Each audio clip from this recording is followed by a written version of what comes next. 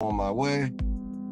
And drop-offs are so close. And this will be $16.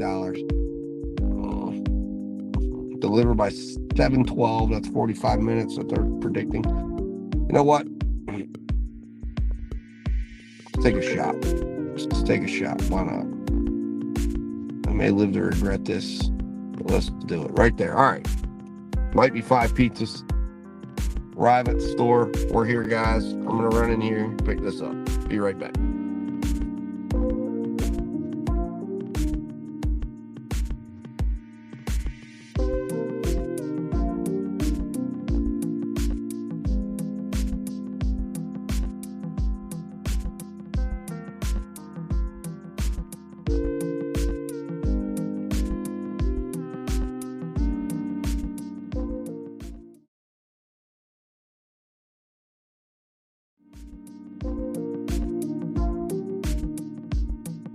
Oh, and guys, I want you to note something here. I just thought of. When this came through, it let me see the item count. It didn't let me do that on the first one. I don't see there.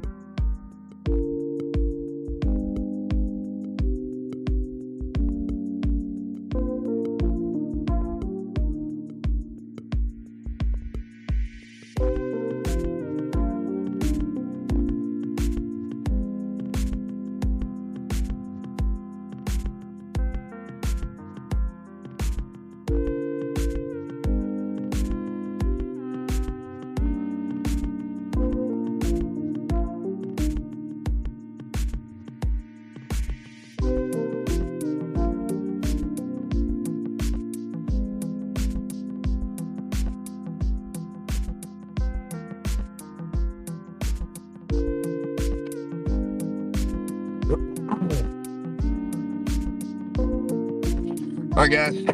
So it was ready. On the Little Caesars we go. We will see if we regret the Little Caesars decision. It might become a regretful decision. Might not. We'll see. Listen, the way I see it is this. The drop off is in a similar area. So we're adding $6 extra. 5 items. On the Little Caesars order, it's a couple of pizzas. It's actually some of their higher value pizzas. There's a Detroit deep dish pizza, the Old World Fanceroni pepperoni pizza, the Crazy Bread, and crazy sauce, and a Pepsi, and a 2-liter of Pepsi, a liter of cola. So, you know, there's some money here. There's probably, I'd say, if I'm estimating DoorDash's prices, because I was in there, I was standing in the Little Caesars the other night by my house, had to wait. I waited on the order because it was one of these deals where I knew, I was pretty certain there was extra money, and there was. It ended up being like $8 extra tip. It was like it went from $6.25 to like 14 something. It was last Sunday. But anyways, I thought, you know what, while I'm waiting here, why don't I see if I can look at the pricing and see how much they added on. And they were adding on, I think it was about $3 to the actual menu that was in the store. And so therefore, I know this is probably, we're sitting on, unless, of course, some of this stuff like Crazy Bread gets added on, I think, to the Old World Fanceroni. And then the crazy sauce isn't going to be anything. So Pepsi, so we're probably talking about, really realistically, honestly, probably about $30 to $40. So if this person leaves a $5 tip, $2.25, you got $7.25 there. And if this other order, now I don't know if this is a large order program order. It's got a lot of items. Certainly wasn't well, it's got a lot of items, but it looks like it's a lot of sushi items, so real small, not a very big bag. And as I look at it, I don't think we have a large order here. I think it's probably 70, 80 bucks, maybe 90 bucks, which means there's still potential. There's still potential there that this thing could be $11, $12 tip. I'm thinking it's a $10 tip, $2.25. Then you got the $5, $2.25. So I'm thinking that we're probably getting the $18 out of the way. But the big deal here for this is going to be whether or not Little Caesars has their act together. Because if they don't, and we can't get in and out of there quickly, which with the time I'm giving them, I'd like to think they would, but you never know, then that could slow things down. Now, the thing is, I have to make a decision how long I'm willing to hang out at Little Caesars. For this order, it tells me that I have 40 minutes on this order total. To which, when I arrive, I started this order at 6:25. So that would tell me that I have until 6. So it's 35 minutes from at 7 o'clock. So I have till 7:10, to get this order delivered and get to that customer's house. And right now, I got to pick up by 6:42 at Little Caesars. So we're heading over there. We should be there soon. And I'm going to take the highway. It was going to have me go through town. I'm going to take the highway, which I think will get me there faster.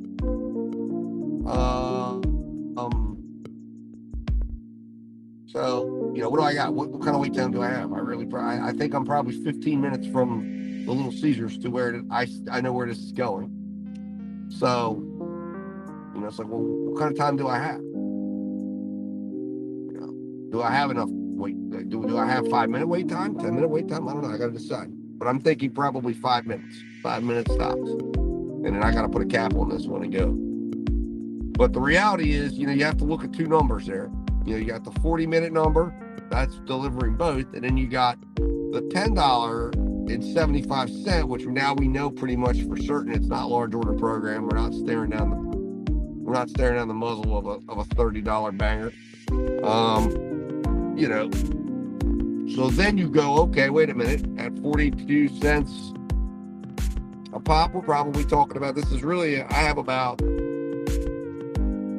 27 minutes to get this order done. So if I eliminate my $6 because the wait's too long at Little Caesars, then I'm going to destroy any chance of getting this in at value. And then I got to get all the way back. So this may be a situation where I'm tied in. I'm attached to the Little Caesars order, and I got to get it delivered and hope, just to ride the value out. I've already got one order in the car that had I got on the highway and ridden straight through to where I got to go, I'd be fine. So, again, this Little Caesars order is one of those orders that could be a very big mistake, or it could be a very nice enhancement because it's adding extra dollars to my path, and helping me to finance more of that time, since I got to go a little bit out of the way, to give me a little extra value going on for the overall shift and give me a little extra cushion to get back. So we'll see, because I would like, the nice part about this is going to end me south of where I want it to be at, but it's going to give me the opportunity to ride north back towards it and be in a position to start hopefully getting pinged with orders. Like I mentioned, we got 6 orders to deliver for Grubhub if we want to hit the 8-order challenge. I haven't seen an Uber Eats order all night, but Uber Eats is running a quest right now in my area. So I don't know why I haven't seen anything from Uber Eats. Again, I'm running the new phone. Maybe there's something with the connectivity. Maybe it's just not working like it's supposed to. I don't know. But, there's really no way for me to really find out, I guess. But we'll see what happens. But the key here is Little Caesars being ready to roll and not making me regret that.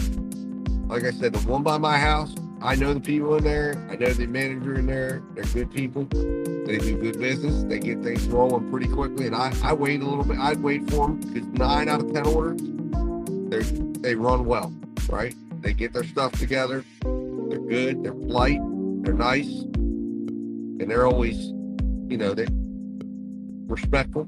This one over here, I have dropped orders several times.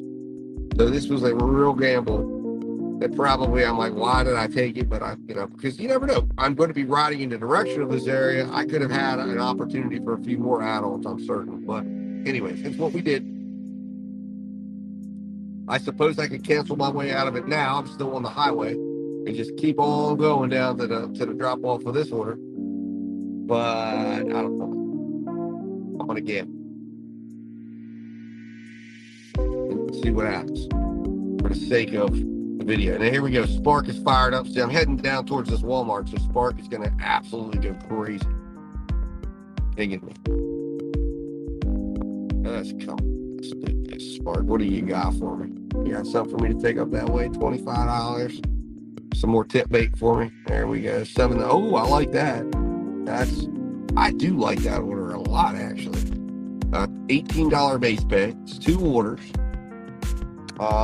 Both of them are classified as small orders, 15 and 16 items.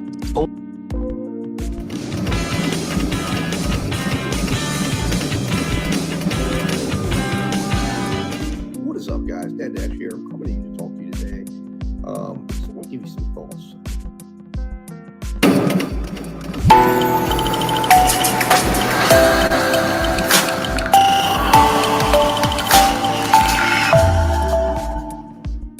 What's going on, guys? Dad Dash back here. Sunday afternoon dash and deliver here. So I'm actually up here, surprisingly enough, in the market that I was in. That was a big disaster. My last time out, but I'm not going to be up here for long. I'm actually up here because I had some personal business to handle that led me back up here.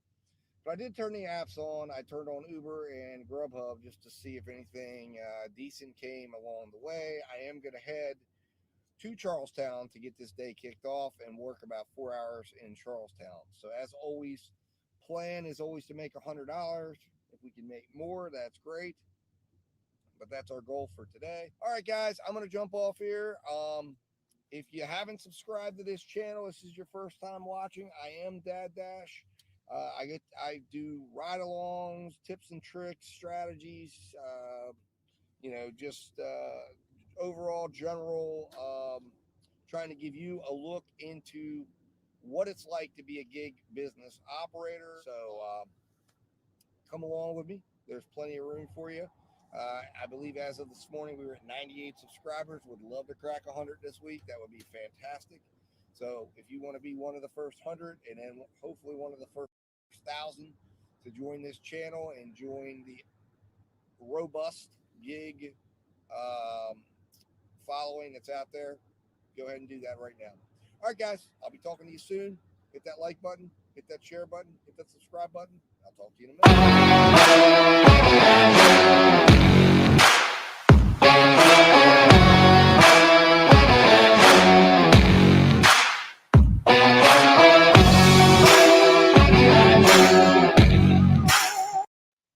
What's going on, guys? Dad Dash here. Want to let you know we did get our first order of the day. Took a little bit, had to turn down a few on the way in, but ended up with a Grubhub order, $16.50. This is all about time to complete. So I'm hopeful that by the time I get there, we're close to getting this order completed, because it's about a 14-minute ride out to the customer's house from the pizza place. So all right, guys, I will be back to report periodically on how this order goes. I just want to jump in here and let you know the good news that we did get an order. Just accepted it, and I'm heading to the pizza place, guys. Talk to you soon.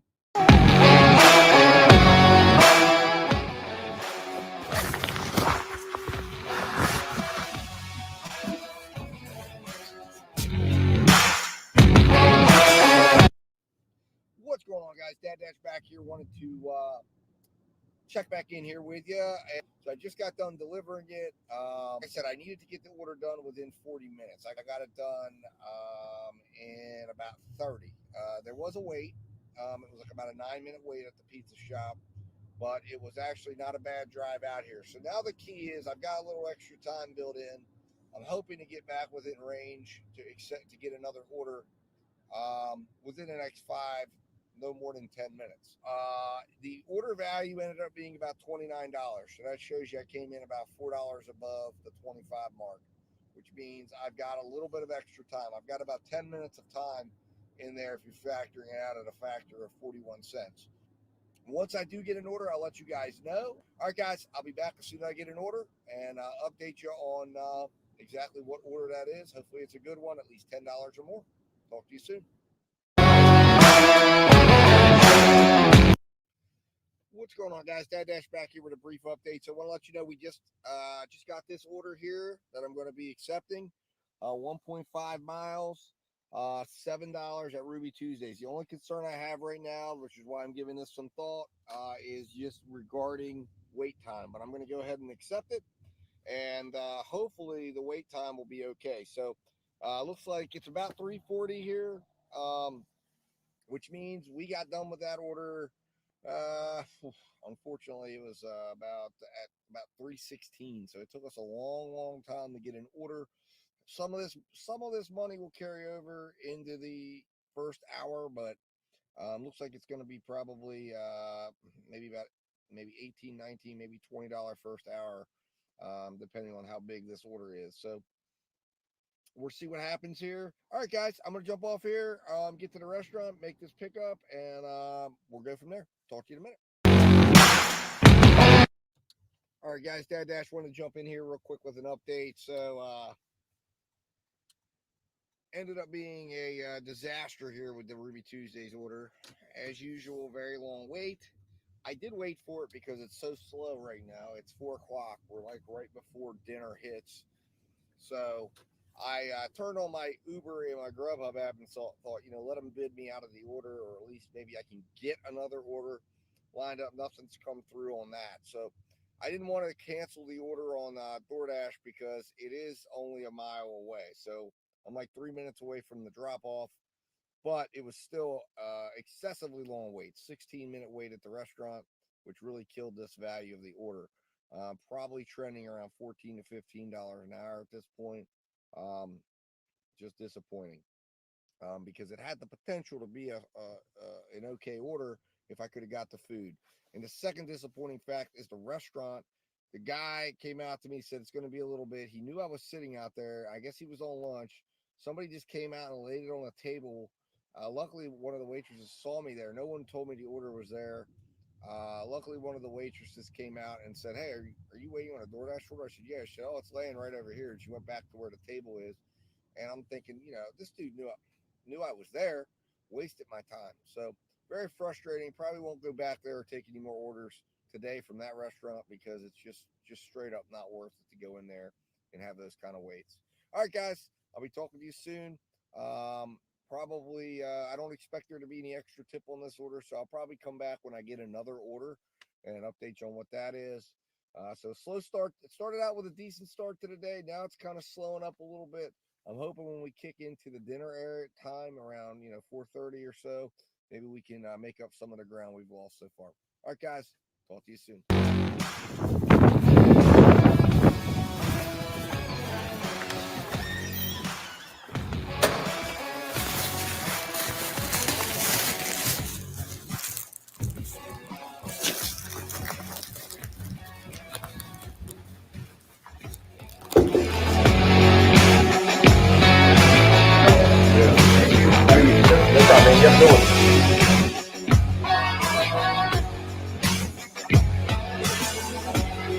What's going on, guys? Dad Dash back, checking in real quick here.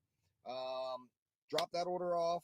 There was no extra tip as I anticipated. It was $3 base, $4 tip. And as soon as I got off the order, I actually got a $5 2-mile McDonald's. I normally don't take $5 orders, but being so slow today right now, there's no action on Uber, Grubhub. Grubhub is no red at all. I took this order because I'm anticipating. I'm right around the corner. and it's 2 miles total. So it's going to be a mile to the McDonald's and um, a mile from the McDonald's to the drop off. I have 12 minutes to get it done.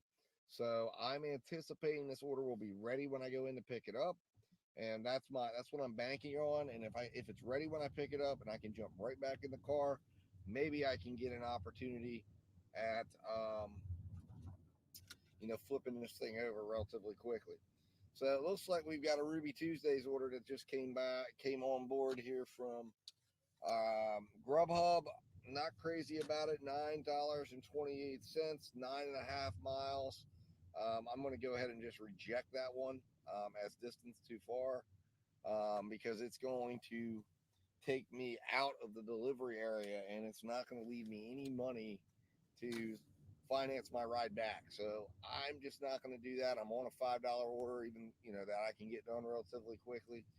So I'm not going to turn off Grubhub or Uber Eats right now because I'm trying to find something that I can maybe get involved with that makes profitable sense, but certainly not that restaurant with the wait times I know that I just came from. And then the drive out there and the drive back, it's not going to be a good scene. All right, guys, I'll be back to update you a little bit later here, let you know how things are going. And let you know if we get this order done within the 12-minute time frame that we need it to be profitable. All right, guys.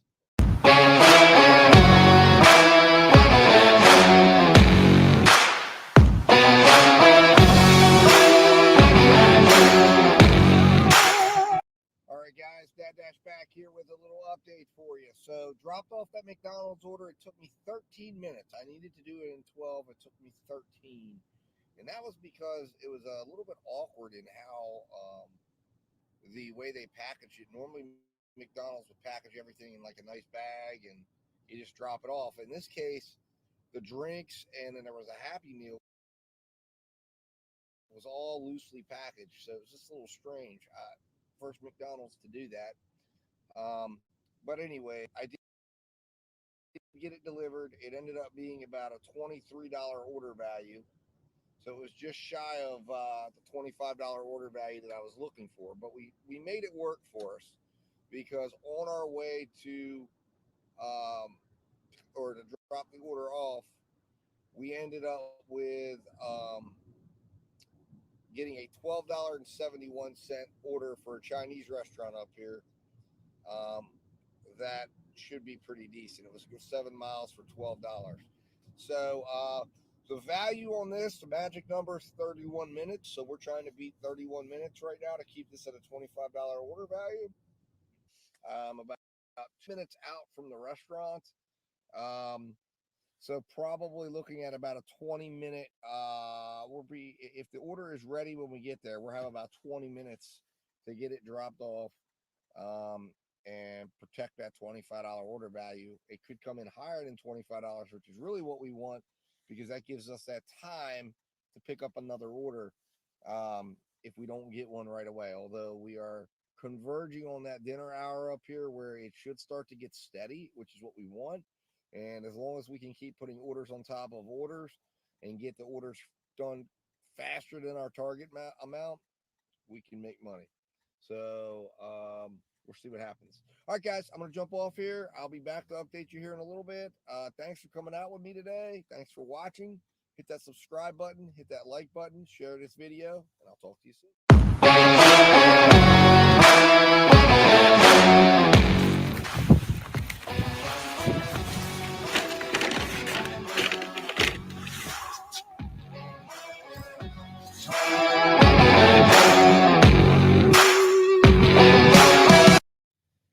All right, guys, Dad Dash back here. So we accomplished our goal. We actually delivered that order in about 25 minutes. We had 31 minutes to deliver it. We did it in 25. Came in at over $30 an hour value, gross revenue value. Now, good news is when we were leaving the restaurant, I got a $17 offer from Grubhub for the same restaurant. The order was not ready. So the app told me to go deliver this order and then return to the restaurant. It is going 12 miles. But I think it's an order. We have 41 minutes to deliver the order. I think it's one that we can definitely make headway on that in delivering it much quicker than the 41 minutes that this order gives us to do so. To come in at $25 gross revenue an hour or more. So this should be a very, very good, solid opportunity for us. So I'm on my way back to the restaurant. I'm going to go pick it up. I've still got DoorDash paused, still got Uber off because I'd gotten that order before I even left. So my hope is that we can continue to pick up orders here. If I don't get an order when I'm leaving the restaurant again from Grubhub, I will turn DoorDash on and Uber Eats on at about 5 minutes from my drop off, which is going to be back where I had dropped off earlier today, going back, over down by the river, as I like to call it. So anyways, guys, I'll be back with an update soon. I'm going to head back to the restaurant, get this picked up, and keep that money flowing and rolling. So we've got probably about an hour and 40 minutes left because I'm planning to get done here about 6:30 this evening. And we'll see how we do, guys. Hopefully we can come close to making that 100, if not make the entire 100 that I set out to make today. All right, guys, talk to you soon. All right, guys, Dad Dash here. So as you can see, we are in the mountain. You're about to get a really nice view here when we get to the end of this road. If I'm correct on this, I do believe. Yes, I am. There you are. You can see that nice mountainous view there, guys. Let me kind of adjust the camera a little bit. Let's see if I can get there. It is. There, as we're coming down here. I'm a little bit off camera, but I thought I'd just show you that really beautiful view there. Wow. All right. So anyways, now you can see us go down the mountain. But anyways, got that order delivered. So it came in at a $33 order value. So that leaves us about 10 minutes or so to get back to where we can get an order. And we are a little bit out here, as you can see. Whoops. Let's see here. I guess we're just going to have to try to pass each other here. There we go. As you can see there, wow. It's a little bit of a narrow road, so bear with me here, guys. But anyways, we've got about 10 minutes or so to get off this mountain and get back to where we can get a decent order. We need about $40 to hit 100, and we're well on our way to doing that. So hopefully, I've got about an hour and 10 minutes left of when I wanted to quit, which was about 6:30. This is crazy, guys. And I thought I'd just take you for this ride. I mean, if you're looking out over here, it's beautiful views, but boy, does it feel just dangerous. It's such a narrow road. Hope, no. All right. So, wow. Note to self, I don't know. I should have probably backtracked the way I came. I feel like the road was a little bit better. I let DoorDash GPS to get me to back this area. Now, as you can see, the road is widened quite significantly. But anyways, back to the discussion. We have 10 minutes to get here. We've obviously burned up about 4 or 5 coming off that mountain. But I'm hoping once we get off this mountain, we should be in a position to hopefully get another order. All right, guys, I'll be talking to you soon. Thanks for watching, and I'll be back.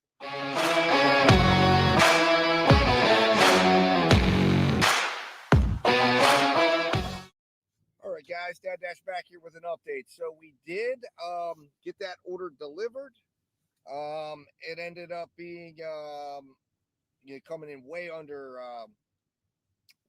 the 49 minutes that order allowed for. So we ended up making it back, although I did have to stop off just for restroom and gas break. So gave a little bit of the time back, but we are now en route back to our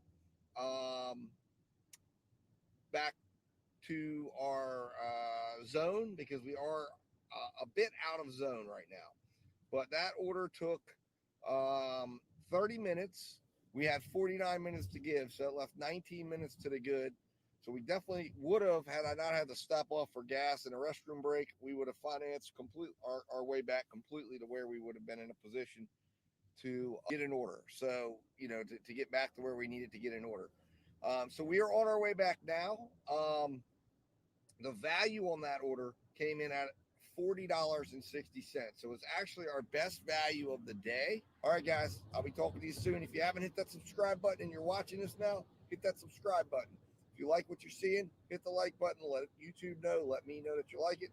And then share this video with anybody you think could gain from watching this video and seeing what it's like to be a gig business operator. All right, guys, talk to you.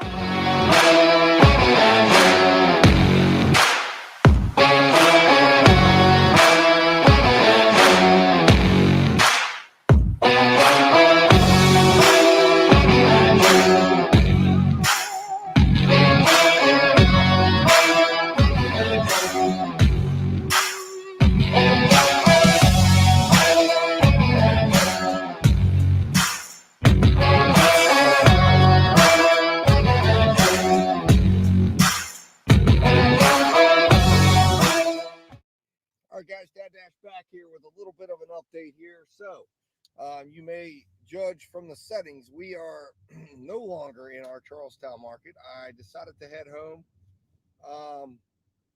and we're headed to my home market, and um,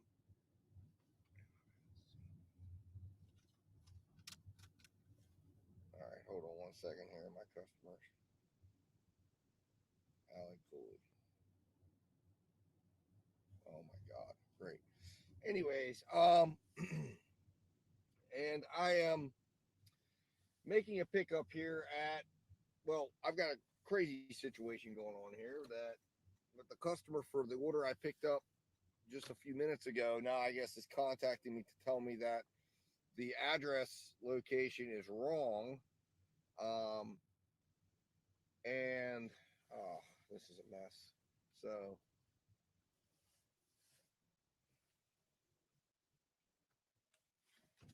I'm gonna have to contact support here.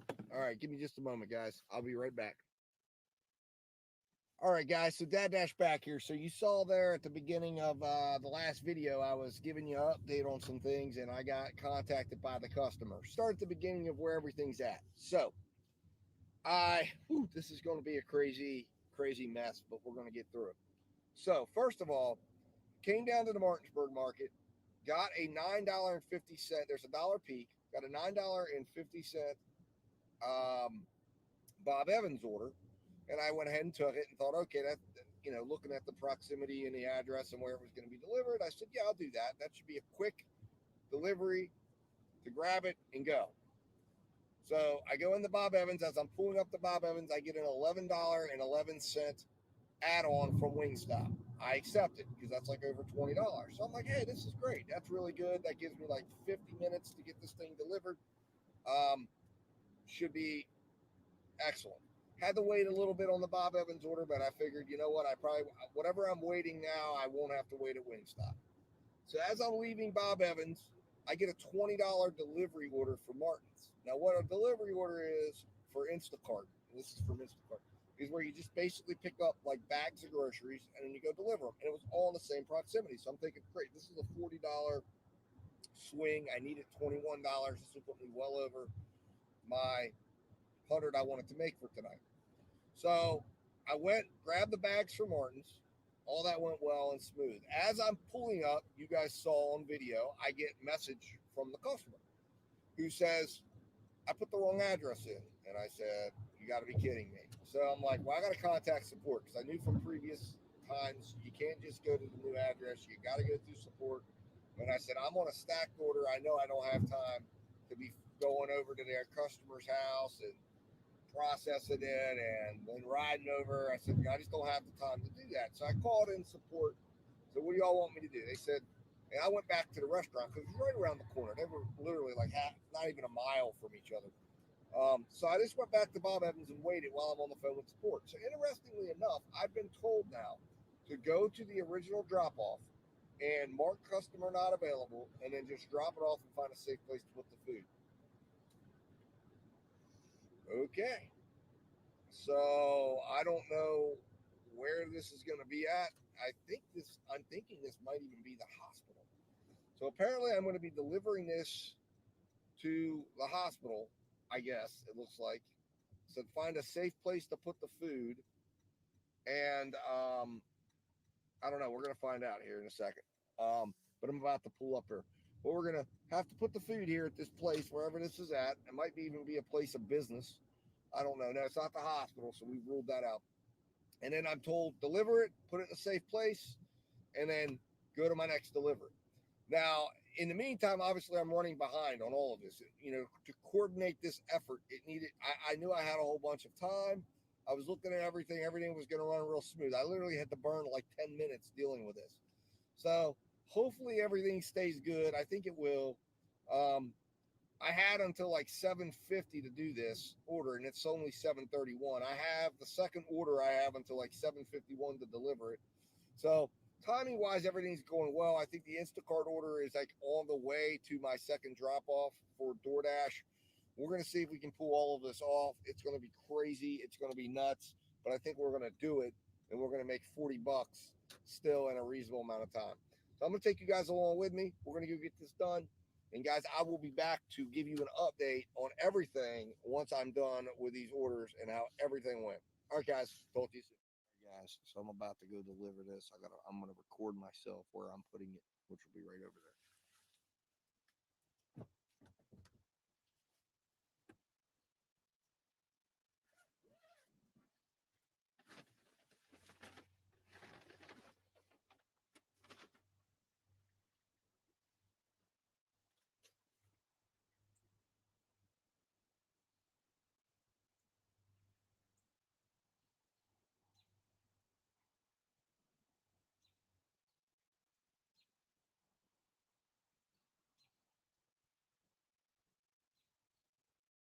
All right, guys. So just delivered that. I don't know if you guys could see in the video there, but I delivered it to the place there. It looks like that was I think, a retirement home.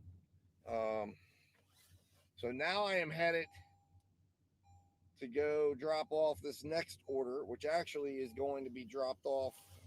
I'm going to drop off the Instacart order first, actually, because that is 9 minutes away. So we're going to go drop that off first.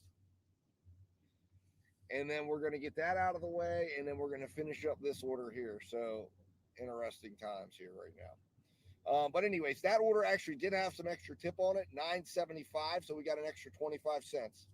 So not too bad, I guess, right? All right, guys, I'm going to jump off here and continue on this mission to make this $40 for these 3 orders, this triple multi-app stack. All right, guys. All right, guys. So just got the second order done, the Instacart order. And now I am heading to the third and final order of this 3 order stack. But of course, a lot of times with these Instacart orders, the customers like, in this case, it was a little older lady. They want you to come in and bring the groceries inside their house. And I always wear my mask and everything. As you can see, I got that on right now. Just to, adhere to protocols. But unfortunately, when I'm trying to create or complete a multi-order stack, I'm like, oh my God, I gotta go in. But I did go in. I put them on her counter like she asked. She's very, very nice lady, and we got that done. So $20 is down. $9.75 is down. So we have $29.75. Now we're gonna go get this $11.11 done and complete the stack. So let's go get this done, guys. I'll be back as soon as I'm done with it, and we'll go over how everything went. Look at all the orders, look at the order values, and then it'll be time to wrap it up because this is the final orders I'm doing tonight, and then we're calling it. All right, guys. I will be talking to you shortly, talking to you soon, and I'll be back in a moment.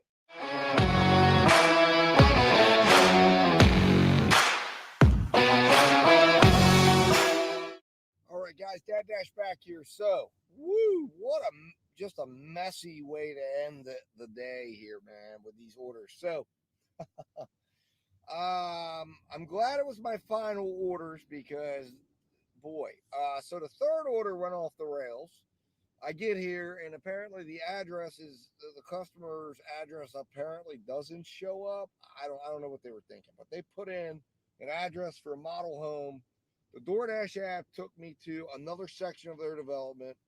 There's written instructions, so I had to reach out to the customer. I was able to finally figure out where it was going. Ended up taking way longer than it should have. So ultimately, the orders themselves, obviously, because of the size of the orders, the first order was the Instacart order. That ended up coming in at $23.08 order value. And then this order, because of how I had the login in my sheet, came in at $69.53 order value. So obviously, there was a blended amount there coming in at close to 40. Well, we earned $40. We started that order at 6. Or sorry, not 6. Yeah, it's 6:53.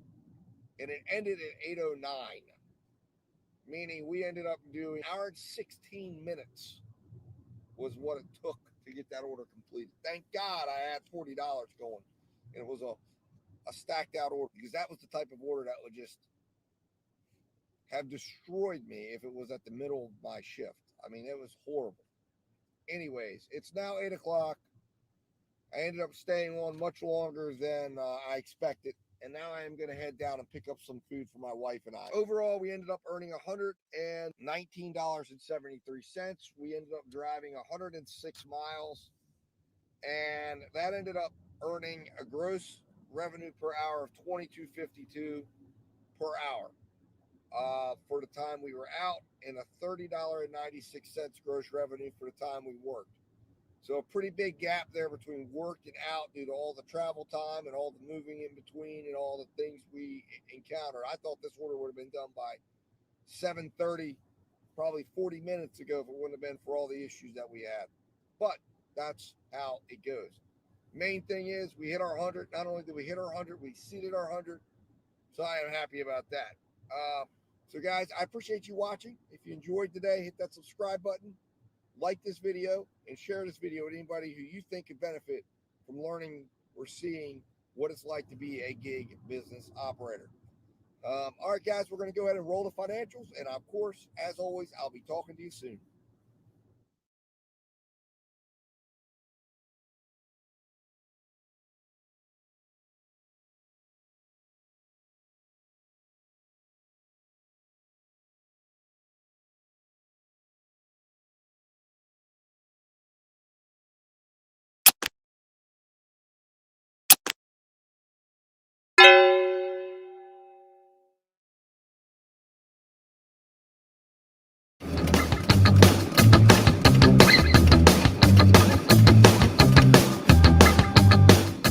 What's up, guys? Dad Dash coming to you with a video today. I wanted to go over an important topic today, important part of the terms of service that just came out.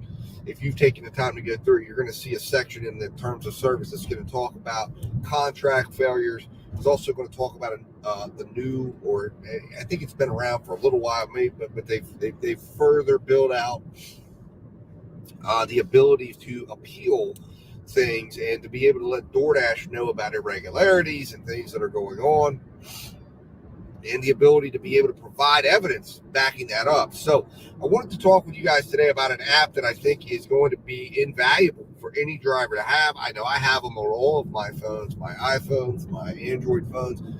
And I'm going to show you, excuse me, I apologize. It's allergy season, and I am here surrounded by nothing but I guess pollen. It has been terrible today.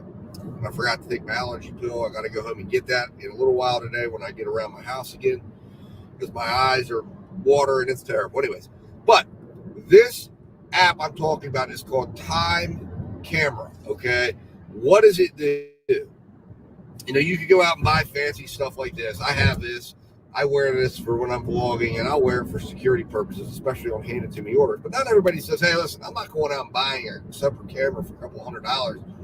You know, I can't afford it, and I understand it. I hear you. If you're not vlogging with it, you know, you're using it for business. I mean, maybe you don't have the money to make that investment right now, and that's understandable. You know, and then you're going to, of course, always have and should have, everybody should have, it's non-negotiable. You shouldn't be going out doing this work without a dash cam. So if you don't have one, get one. But the dash cam doesn't walk with you up to the door. The dash cam isn't with you at that, but it doesn't show what you did. It doesn't show, it might show you walking back empty-handed, but still, you want something showing, hey, I delivered this order, or hey, this interaction happened. What I recommend you do is download Time Camera app. It's I believe it's $1.99 on iPhone to unlock the full features. I think it's $2.99 on Android. Well worth it. This is a feature-rich app that has lots of things that are imperative to your security. What I recommend you do with this is run that, have that up and running on especially on handed to me orders. Always have that app running. Don't be shy about it. Have it running. Let the customer see you have it. And if an interaction starts to go south, just have it there. Then don't put it up in their face and don't do craziness like that, but have it running. And what you can do, if you buy the full featured version, okay, what that allows for you to get, and this is why I highly recommend it, especially for only being $3, and you can write it off. The full feature version will actually allow you to put not just the address, but a GPS time-stamped imprint on the video and on any photos taken within the app. And that is something that's really, really, really good, because that's going to show later on where you're at. And it's also going to show you the address you're at. Sometimes it doesn't get the address exactly right, or sometimes, especially if you're in townhomes or apartments, but it's that GPS stamp's going to show exactly where you're at, what you're doing. And then you can take your picture with it. So even on the non-handed to me orders, you can go up. I always film my walk up. I film walking up with my bag.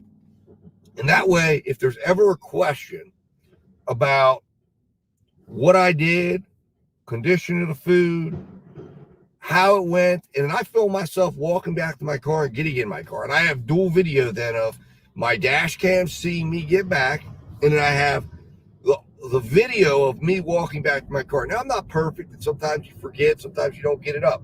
The iPhone is a little, harder, because you got to be in the app the entire time. Now, this is another reason why I like Android phones for gig work, because what you can do is you can run that app in split screen mode. So you can put it in and put it at the bottom of your screen, and in split screen mode, you could be running the camera on every single order. And I have a little folder that when I arrive at the customers, I go out of my screen, I click it, and it's already there. It's already set up. All I got to do is hit record, and then it's running. And then there's a little button there to hit the camera button, and I'll do that. And I'll record in long ways. It's easier to do. And I'll have every interaction I have. And that way, while you can be interacting with the app, you can be looking, you can be doing everything with the app, and you're still recording. And then you can go ahead, once you take the picture, which will be time-stamped, imprinted, you can take that picture and attach it into the app on all the drop-offs. Now, Grubhub doesn't let you do that. It makes you take a picture. Uber makes you take a picture, and that's fine. You can do that. But you can just hit stop on the video and then take a picture with your camera. And then I always take a picture, of course, that has an imprint of my GPS location. So that way, if the app wants verification, if the customer wants verification, I will send it. I can send it to them. And I have every interaction recorded, and then I will keep it for 30 days. And it's easy to do, because again, another reason to use a work phone, because if you're using a work phone, it's not going to get commingled with your personal photos and stuff like that. You're just going to have your day. That's your day. That's everything you did. That's every screenshot I did. It's everything I did on that day is saved on that phone.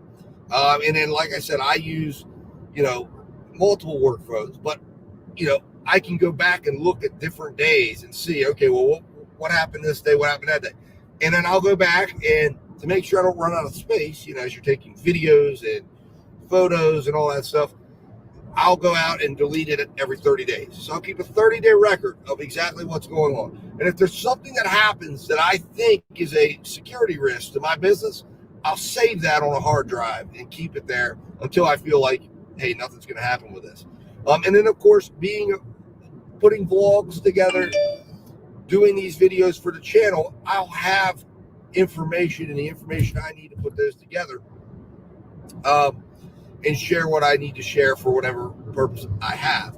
But that is what you need to do, guys. Keep a record. And with the new policies, with the new appeal processes, it is so important that you, as a dasher, have the information you need, screenshots, video. The more you have, the better you are, the more you can protect yourself, the more options you're going to have that if somebody makes a claim against you, and you did everything right, you're going to be able to show and demonstrate and go, hey, no, this is what happened. Because there is now the ability to go onto the DoorDash website under the help section, and they've made it available that you can reach out to them now for further appeals. If you look at the new TOS, you can go in, email DoorDash, start a case, Give them all your documentation and start and get an individual that you can work with through DoorDash, not just through your contract violation on your app, but anything that happens. And if there's anything irregular, if a customer does something that you don't like, makes you feel insecure, you can go right there and send them the information, whatever it is, whatever backup documentation, videotape, whatever it is. So this is something we as Dashers need to take advantage of.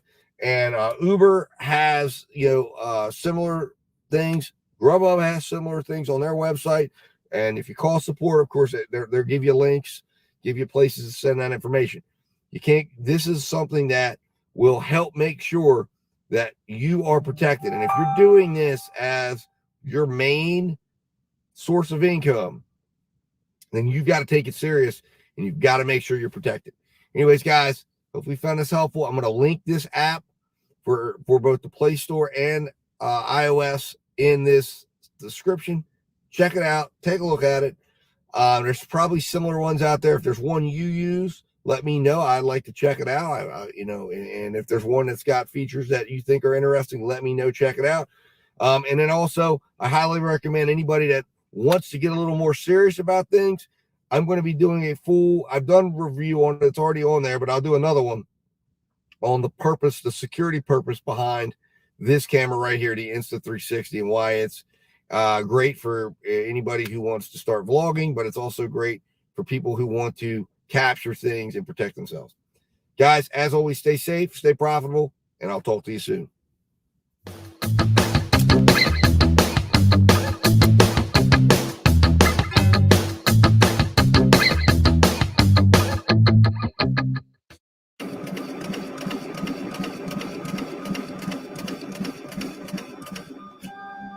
What's up, guys? Dad Dash here. And I thought, you know what? I'm going to come and talk to you guys. Why not? I'm sitting here and I forgot the schedule today. So I'm trying to figure out what my next move is. I did do an Instacart order this morning.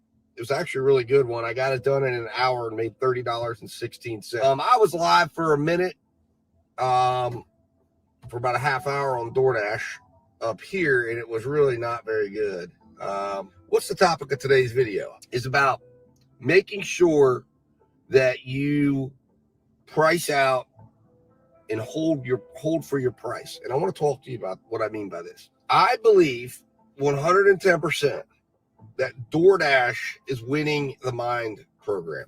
They have literally made everyone believe that if you are waiting on orders, or if you're willing to set your own price, that there's just no point in doing that, because if your acceptance rate drops or whatever, you're never going to be able to get a good order again.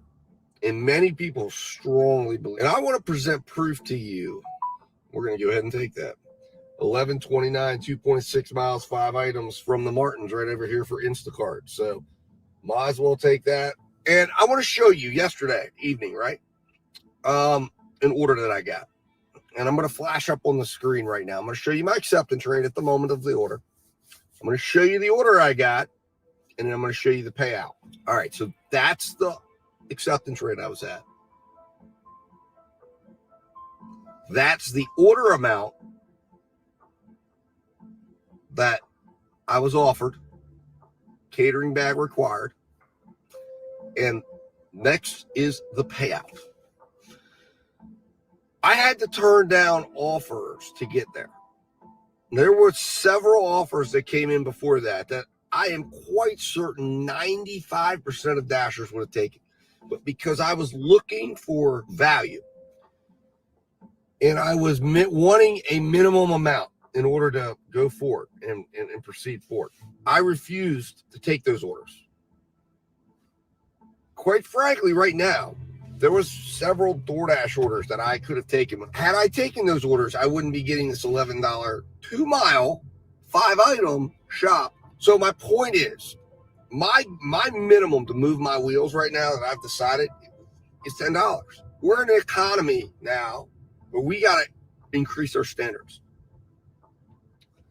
This idea that getting a high acceptance rate and then basically DoorDash manages your business, manages your order amounts, determines what you need, because DoorDash doesn't care about your bottom line, nor does it understand your bottom line, nor does it know what your expenses are. But that's your job to manage. If you want more, ask for more. And I've said this to many people. If you want to hear double talk, double speak, if you want to hear contradictions, go turn on a Gig Workers channel. All of them will tell you, well, you are going to hear the craziest things, because you're going to hear them tell you do X because it's really doing well. And then you're going to hear them complain about how slow it is, how terrible it is. So you can't have both. If the diamonds are so great, if Top Dasher is so great, if high acceptance rates are profitable, then why are you slow? Why is anyone slow? Why is everyone consistently complaining all the time how slow it is, yet telling you, I got to work to get that AR up. I got to work to get that AR up. And then when it gets up, it still stays slow. And then it's, well, it's this. Well, it's that. Look, the bottom line is this. Sometimes it's just slow. Sometimes it's not good. Sometimes DoorDash has too many dashers on the road. That doesn't mean you need to accept more crappy orders. That doesn't mean you need to accept more low-paying orders, like what's coming through right now on my Uber Eats, 641, which that reminds me I need to turn that off. That's not the solution. Never will be, because had you stayed around 3 more minutes, you have no idea what would have come next. The answer is not to take an unprofitable order ever. The answer is to be patient, look for profit, look for profitable orders only, have a standard, and work to your standard at all times. And then you will know that you're never losing money when you're working. And then you will be able to know that all you need to do now is figure out how and where you need to work, take profitable orders only. And there's nothing unique about what we're in right now. The only uniqueness we might have is there might be more of us out there. There's less that know what they're doing. There's more work. There's more drivers on the road. That's it. But other than that, know your value and work to your value. Anyways, guys, I got to go in there, get this shop done, and making sure that I'm not losing too much value on this order while talking to you guys. Do me a favor, hit that subscribe button, hit that like button, and guys, I'll talk to you soon.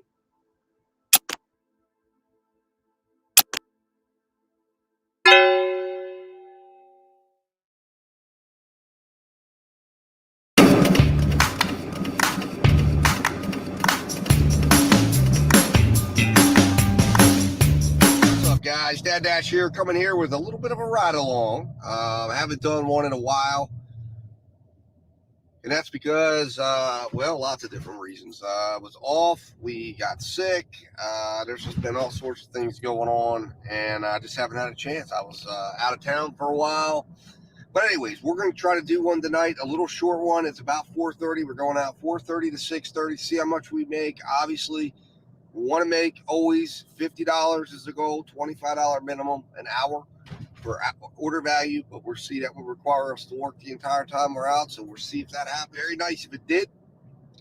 But, as always, when it comes to gig work, you never can say for certain that that's going to be the case. But anyways, that's where we're at. That's what the goal is, guys. We're heading towards the busier area in my zone, and then we will see if we can get anything and just kind of let the orders guide our way, and see if it's worth it to be out here from 4:30 to 6:30 on a Saturday afternoon. So guys, I'll be back to update you. We've got the Z Fold 4 searching for orders right now, and we'll go from there. All right, guys, I will talk to you soon. I'll be back as soon as I get an order. All right, guys, so we have our first order. It's Dairy Queen 1075 going about 7 miles up the road. So I took that order because it's going right into the middle of an area where we can get other orders. So it's really not even any miles at all, because we'll be eligible for orders the entire time on Uber Eats, Grubhub. Heck, we might get something to carry up there and stack on top of this. And we should definitely be in line. We're actually going to be delivering to a CVS, so it should be a pretty easy delivery, and maybe we get a shop from DoorDash to end that. I've done that before several times, so we'll see what happens. See if it ping pongs us back up in the direction I bet we just came from. Or see, sometimes it does that up here because there's a few restaurants I like to deal with up here that I wouldn't mind coming back up here. It's close to my house, but good start. Only took us about 3 minutes to get that first order today, so that's always good. Like I said, we're out till 6:30 today, so we only burned 3 minutes. Hopefully we can get an order relatively quickly and keep working. All right, guys, I will be back with an update soon. All right, guys, so the order has been picked up. We've got a 9-minute ride. Let's see, I got to start the directions. I already know how to get there, though. But we've got a 9-minute ride, and everything was ready. So I've got everything secured. There was a couple of blizzards, a couple of sodas, and then a bag of food. So I've got everything secured. I've got my new cup holders that I use in coordination with my hot bag to hold cold things like ice cream and stuff like that. Recommend everybody get one of those. I've got a few more bags coming that I just invested in because when it gets around time to pay your quarterly taxes, it's a good time to go ahead and buy expenses or things that you need. It'll kind of cut back a little bit, on it's stuff you'd buy anyways. And that way it'll kind of cut down on what your tax bill will be. So I went ahead and bought some bags, some high quality bags, some pizza bags, and I also bought a cup holder which just recently came in. There'll be some other ones coming in soon. I'll go over that equipment and stuff that I bought. So anyways, I highly recommend everybody invest in the equipment because that is something that is going to improve your ratings. It's going to improve the experience of your customers. It's going to help your tips, especially now. Everybody should know there is now a new add a tip functionality in DoorDash, meaning they can add a tip at any time along the way of the dash. I myself personally use DoorDash. I'll do that every month or so just to be up on the customer experience. And I just DoorDashed the other night, ate the expense of, paying extra and all that good stuff, but you got to do it. It's what you should do. Highly recommend everybody do it, and just eat the expense. DoorDash will give you 10% off if you do it at the end of your shift, but then you got to pick it up. I believe that's a delivery. You pick it up yourself, but I do it, just to be a customer because I want to know the experience that my customers are having. But anyways, there's now a add a tip function all the way through, It's very easy for you to add the tip. At the very end, they ask you to rate your dasher, add a little extra tip in. So it makes customer service all the more important because you can enhance your tips now. So keep that in mind, guys. Hot food, good experience. Don't beg for tips. Okay? Don't beg for tips. Just do extra service, and the app will beg for the tip for you. But I really do not like the idea of asking for more. If the customer will give you what they feel you're worth, don't ask for more. Don't be ungrateful. Just do your service, and the app itself will put the place there. If somebody is so inclined or inspired by whatever you've done, they'll give you more. It's there. DoorDash has made some much asked for and needed improvements. So just be aware it's there. Give people their food quick, fast, and hot. Anyways, guys, I will see you at the drop-off, and we're going to get this food dropped off, and then we'll go over to final payout, and hopefully we'll have another order to report as we can get the first order done of what will hopefully be a few more between now and 6:30. Talk to you soon. All right, guys, so we made that drop-off and got paid out $225 base pay, $850 tip, and then immediately got a King's Chicken rotisserie chicken order, 8 items, catering bag order. So we're hoping this is going to be obviously more than $625, but it's only 3 miles. So we'll see what happens. Kept us working. Either way we shake it, puts us at $17 at least. Once we get done with this order, and this order is supposed to be picked up right now, and then it's supposed to be delivered by 5:12, and it's 5:06 right now. So we should definitely be at least at $17 by 5:12.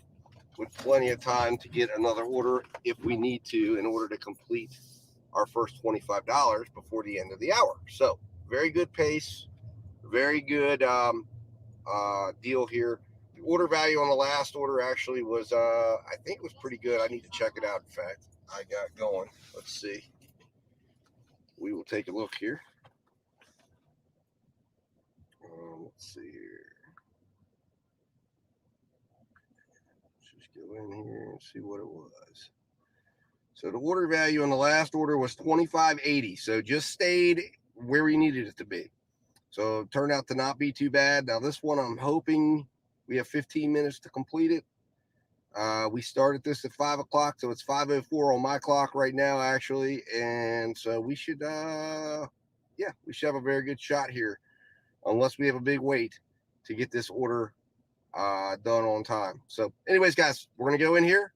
I'll show you where we're at. King's Rotisserie Chicken. We're going to go in here, pick this order up, get on the road, hopefully get it delivered, and I'll be back to update you. All right, guys. So we got the order picked up. You can see right in the back of that blue bag is the order. It's a big order. We've got about an 8-minute drive. It's a handed to me order. So we'll see how this goes. It should go smooth, I think. And we'll see if we get any overpay here on this order. I think we will, but you never know. I have had large order program orders pay me out face value, and obviously this is only $6.25, so that would be a little bit of a disappointment. But anyways, let's get on the road. Let's make sure we maintain our order value regardless of the payout. It's 8-minute ride out to the customer. Let's get on the road there, and I'll see you at the customer. All right, guys, Dad Dash back here. So we just made that delivery. Like I said, it was a handed to me order. Ended up with an overpay. We ended up making, I guess it was $23 and some change. I should be flashing up for you what the actual payoff is. Puts us at $33. It is 5:22. We haven't even been out an hour. So in under an hour, $33 made already, just using DoorDash. So not bad at all, guys. That's a good start, especially at 4:30 in the afternoon. So we are heading now back towards the center of the universe, so to speak. Haven't got flagged for an order yet. Haven't got any offers yet, but I'm hoping that something will pop here as we get a mile or two down the road, because we're still in an area right now that should, if there's orders available, send us orders. All right, guys, I'll talk to you soon. I'll be back when I get my next order. Thanks for riding along with me today, and I'll talk to you in a little bit. All right, guys, so Dad Dash back here. So it took us a little while. I parked up here. And one of the strategies you got to use, guys, when you're out, especially if you're wanting to cut down on your miles, is, commit, especially if you're overpacing yourself, right? Like I was. There's no need to jump on the road and start riding all around your market and trying to find orders, right? Let the order come to you that makes sense. That's going to put you where you want to go. So understand your zone. As you get more experience, you're going to understand your zone. You're going to understand your hot pockets. You're going to understand where you want to be at, which puts you in an area that you can get orders, at. And you understand the apps and what restaurants work with who and where and everything like that. But anyways, I was sitting in one of my spots that I have tagged as a resting spot, that when I, am in an area of the zone, I'll have an area I want to get to, park, and based on how the night's going, flow of the night, et cetera, I'll sit there for a particular period of time. In this case, I had to sit there for, I guess, about 10 minutes. Got a few orders, right? They weren't very good. They were all DoorDash. And then I got a Grubhub order, right? Grubhub order, $8, 7 miles. Now, here's the kicker, right? Here's the deal. So you look at that 7 miles, and you got to analyze it like this. Where is it going? This is ping-ponging me back up to where I want to end. So it's going to send me back up to the other end of my dash. Now, based on, where I started. So this is going to put me at $41. That means I know I need to make about $10 by 6:30. It's 5:47. I'm actually going to be dropping off in my own neighborhood, which is where I want to end. And it's going to give me the opportunity, I know, to be in an area where all the apps are active and where I will have a good opportunity to get an order and hopefully keep the order within a perimeter or a proximity in the heart of dinner that should allow me to reach my goal of $50 or more. Again, it's just a matter of what comes next.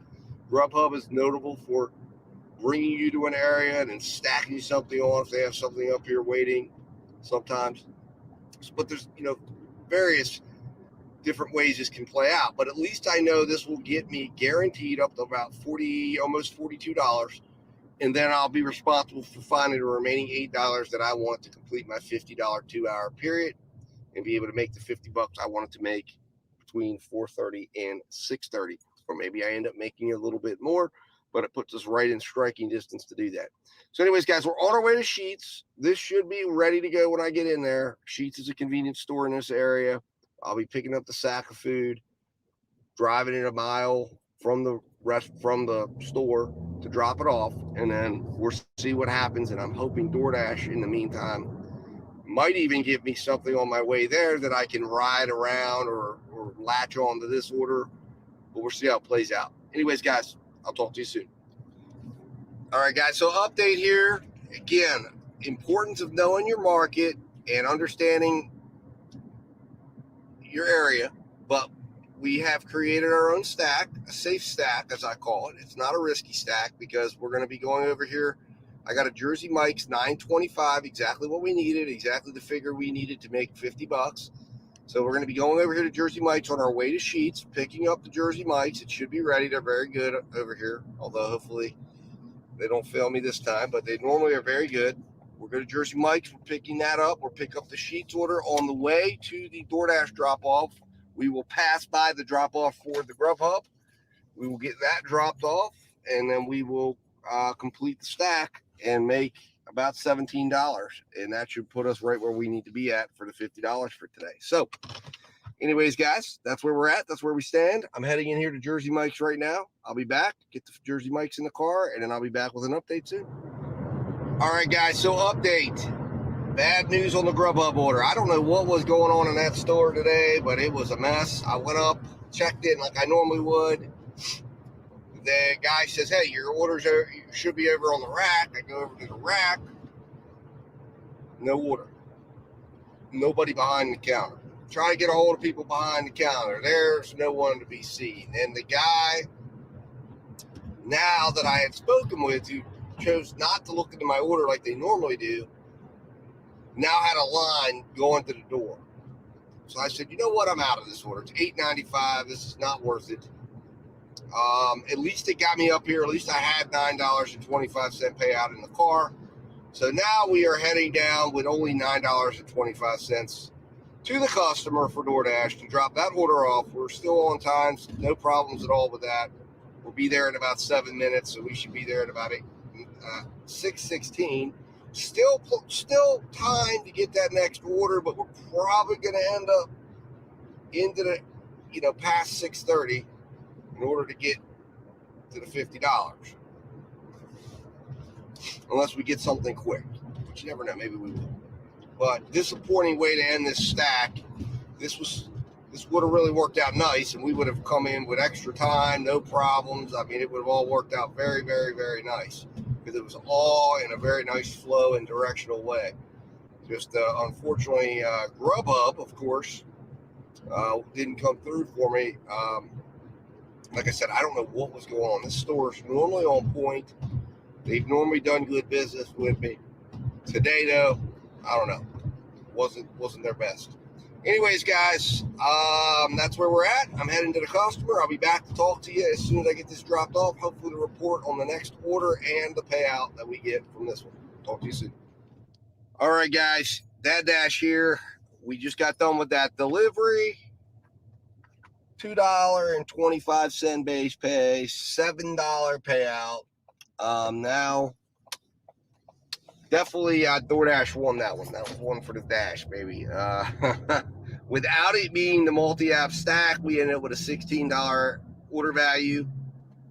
I used the beginning of the Grubhub order because, and maybe I might change that. I don't know, but I didn't have time to go in and do it. I used the beginning of it, transferred it all on my sheet, but technically speaking, that's when I got to work on it, started heading up, ended up grabbing that, figured, you know what, in all fairness, that was the time I was on an order. I ended up only getting the $9.25 instead of the $8 and some change.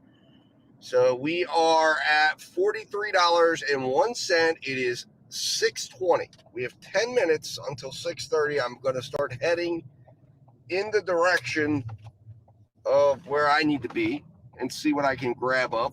I'm going to try to go the areas I know are potentially going to get me an order, see what pops through my phone here, and kind of go from there. Like I said, we're very close. We only need $6.99. So I feel like we can do it. We're going to definitely give it a try to hit that $50 and go from there. We would have definitely done it if we would have been able to have completed the grow up order.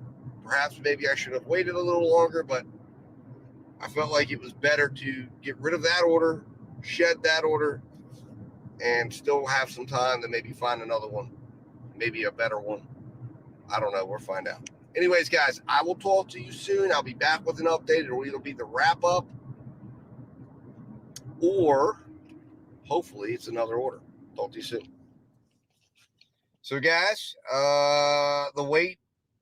giving up that order, I think paid off in my opinion. Put us down here at the right moment at the right time. We're going to end the day with a catering order. Large order program order, $9.25 golden china, 5 items. We'll see what happens. See if it's worth it. And hopefully it's worth the payout. We know the $9.25. I know the $9.25 will get me to $50. The only question is will it be overpaid? And I'll tell you, I've gone to this restaurant before and not gotten overpaid. So I don't know. It's $9.25, 5 miles. I took it. It makes sense, time-wise, all that stuff. It'll be a good order value nonetheless. Let's end the day. Let's find out. Let's go grab this. And guys, I'll be back to talk to you in a little bit. What's up, guys? Dad Dash back here, and want to let you know we did pick the order up. There was about a 10-minute wait, but the restaurant gave me a little bit of information. They actually told me the subtotal. They showed it to me. I had to confirm the receipt, make sure everything was on it. They confirmed the amount. I told them, I said, I can't see the amount, but thank you for the information. I couldn't see the tip. It wasn't on the receipt. Some restaurants have that information if it goes through like their system, but they did not have that info. So we'll see what happens here. If there is extra tip, I think there might be, but then again, you never know. I mean, sometimes these $9.25 orders going 5 miles, 4 or 5 miles, sometimes you're seeing what you get, but we'll find out. So we're about 4 minutes away from finding out what's going on or finding out what this payout's going to be. And I'll be back to update you. Talk to you soon. All right, guys. So Dad Dash here. Dropped off that order. And it was a fantastic payout. Man, well, I'll tell you what a day, man. Well, I mean, two great large order program orders. It was $25 tip, $2.25 base pay. Puts us at $70 for the day, well in excess of the goal. And then here's the deal, guys. I needed to head home from where I'm at, right? Literally, as soon as I drop it off, I get a $14.25 order heading right near my house for another large order program payout. It's for, I believe it's, I think it was 8 items for a Asian restaurant, Chopsticks Cafe. I'll pick it up and then I'll head right up near exactly where I want to go if I'm reading the map right. And I know it's up near my house. I just don't know. I'm pretty certain it's right. It's a place I've dropped off to before, I think. But holy cow, man. I mean, that finances me right back where I want to go. And puts me at least at $84. And it'll be probably by the time I get up there. I mean, I did end up going a little longer than what I expected. But it'll end up putting me up there probably about 7:15 if I'm timing it all out right. So about 45 minutes over. But I'll go over and make money. And you already made my phone call to know that I'm running just a tad bit behind. But everybody's got to understand, man, when you get opportunities to make money, you got to take them. That's just what you got to do. So that's how we're going to do it. It's going to be a great day. Thank you guys for riding along with me. We'll get this next order picked up, and then I'll turn off any further orders to come through because, man, what a night. I hate to even get off line right now because it's just so good. But I've got something I've got to do. So it is what it is. But wow, what a night. What a great day. Just fantastic. All right, guys, talk to you soon.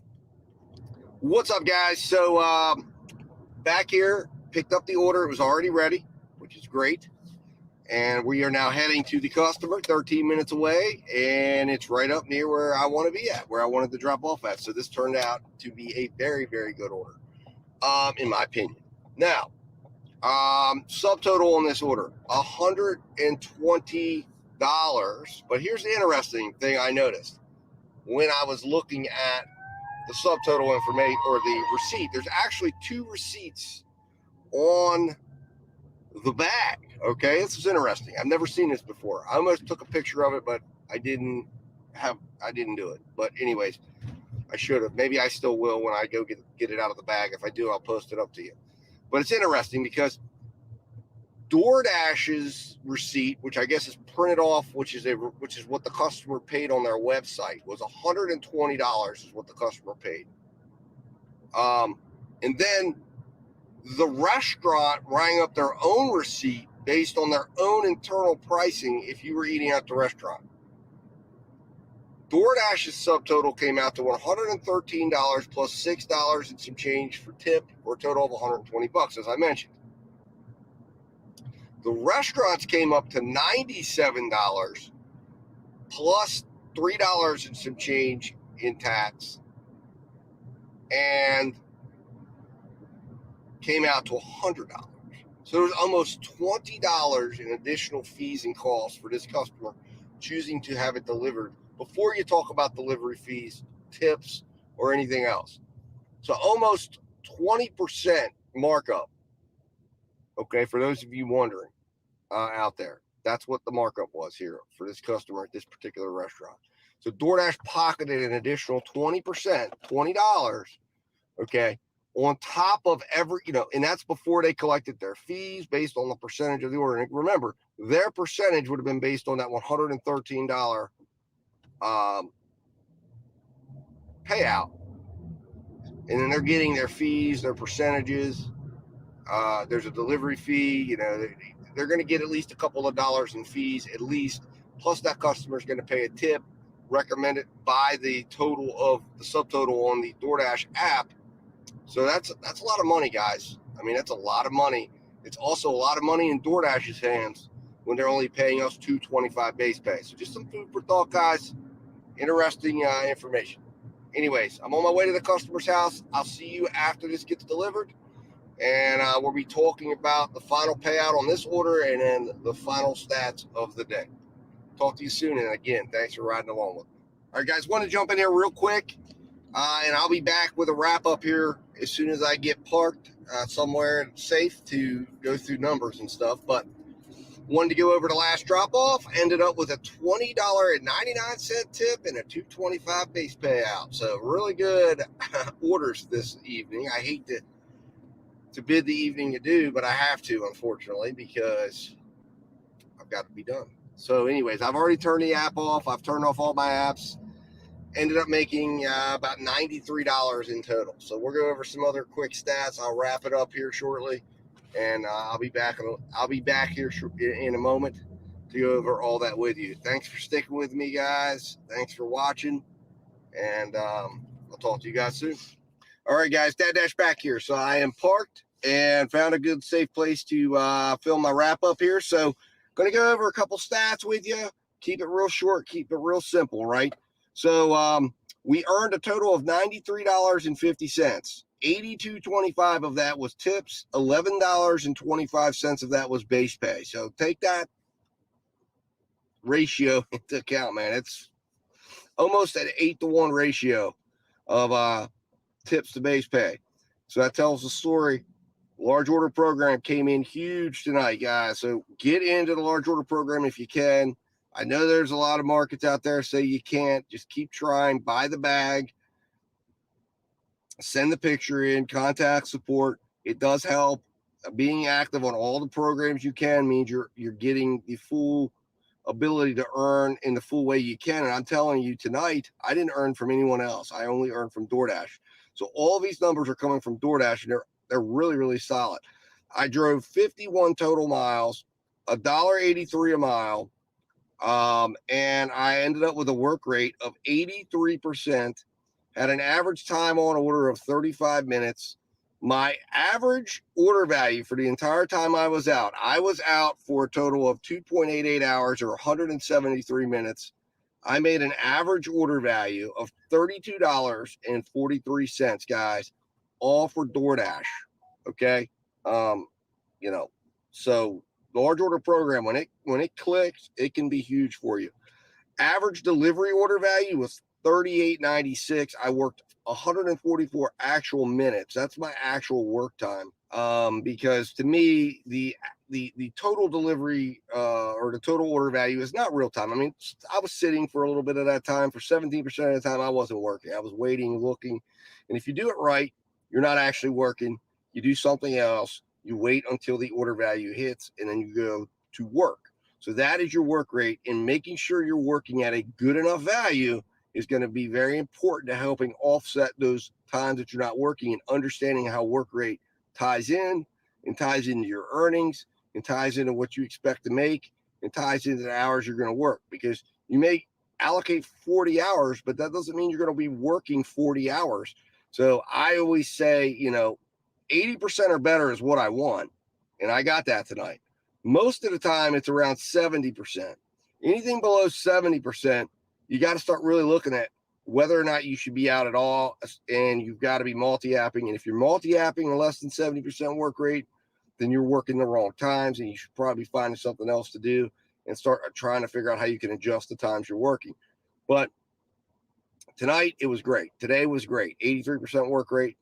And that work ratio, that work rate is very important in understanding, because if you want, let's just say you're doing an 80% work ratio, that means you're going to be doing about 50 hours a week to get in 40 hours of work if you're working at 80%, and you may have to put in more available time.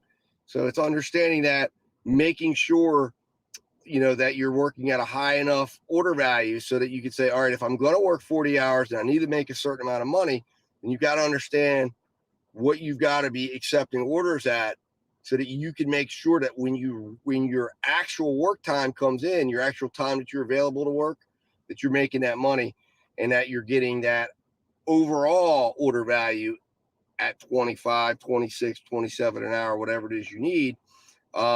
Because if you end up doing, say, 25 an hour, but you only work 35 of 40 hours, and you're trying to make, say, $1,000 a week, you're gonna come in short, and you're gonna end up having to make yourself available to work longer.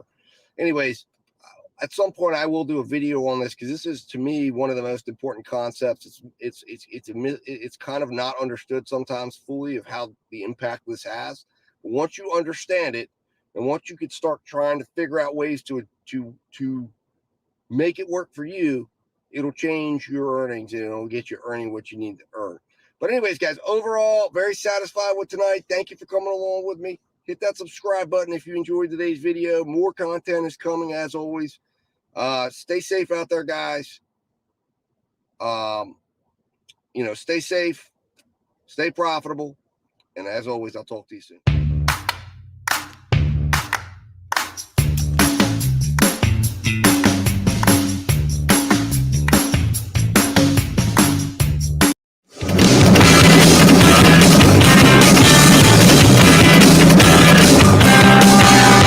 What's up, guys? Dad Dash here, and I want to come to you today with a special presentation today to talk to you about something that is extremely important, and should be extremely important to all gig business operators out there. Anybody working the apps needs to have a plan together for record keeping, and that is important because we are about to enter on the 18th of January. Tax season opens. Now, for gig workers, of course, we're not going to be one of the early filers, most likely because we're going to be waiting on the documents and things that we've got to get from our apps. But in the meantime, it's important that you're getting your records together and having them ready to go for tax filing season. It's also important this time of year that you're starting good habits. And if you haven't started doing some of the things I'm going to talk about today, consider doing them. This is not financial advice. This is just showing you what I do, the process I go through. And if it's something, if you see something you like, uh, reach out. I'll talk more about it. If you want to do, do anything you see me talk about today or do today, I highly recommend you consider doing something similar. But if you do this is you're going to always know where you're at. You're going to always know what your funds are. You're going to always be able to cover any expenses that you need to cover throughout the year, throughout your time as a gig worker. It's important you get an early start on this. The earlier start you get on it, the better off you're going to be. And it's never too late to start any of these practices that I'm going to talk about. So let's jump in here. And the first thing I'm going to talk about here is we'll go over record keeping, which is the topic of the day. But the important thing is you need to keep track of your earnings and financial information. I do this in two ways. I use an app. I use the Hurdler app, and I also use Google Sheets, and I have a tracking sheet that I use where I input information about each and every contract that I fulfill. It goes onto my sheet, and once it goes into the sheet, it spits out a bunch of information for me that I can monitor while I'm working. On top of that, when I get done working, I know exactly where I need to allocate all my funds to for that shift, so that as I'm moving money around, I know what the bill is to myself, and I'll keep track of that, and then I'll pay that bill sometimes daily, sometimes weekly. Just depends on when I send the monies from my apps to my bank account. But I'm going to go over what the process is that I use there, and I'll go over and get into some of the figures that I use for this. But I want to go over the basic framework of everything. The first thing is I keep track of earnings and financial information. So the second thing I do is I've created what I call working accounts. Basically, it's like if you were in a business for yourself, these are business bank accounts that I have set up for myself. I have three accounts that I use for these purposes.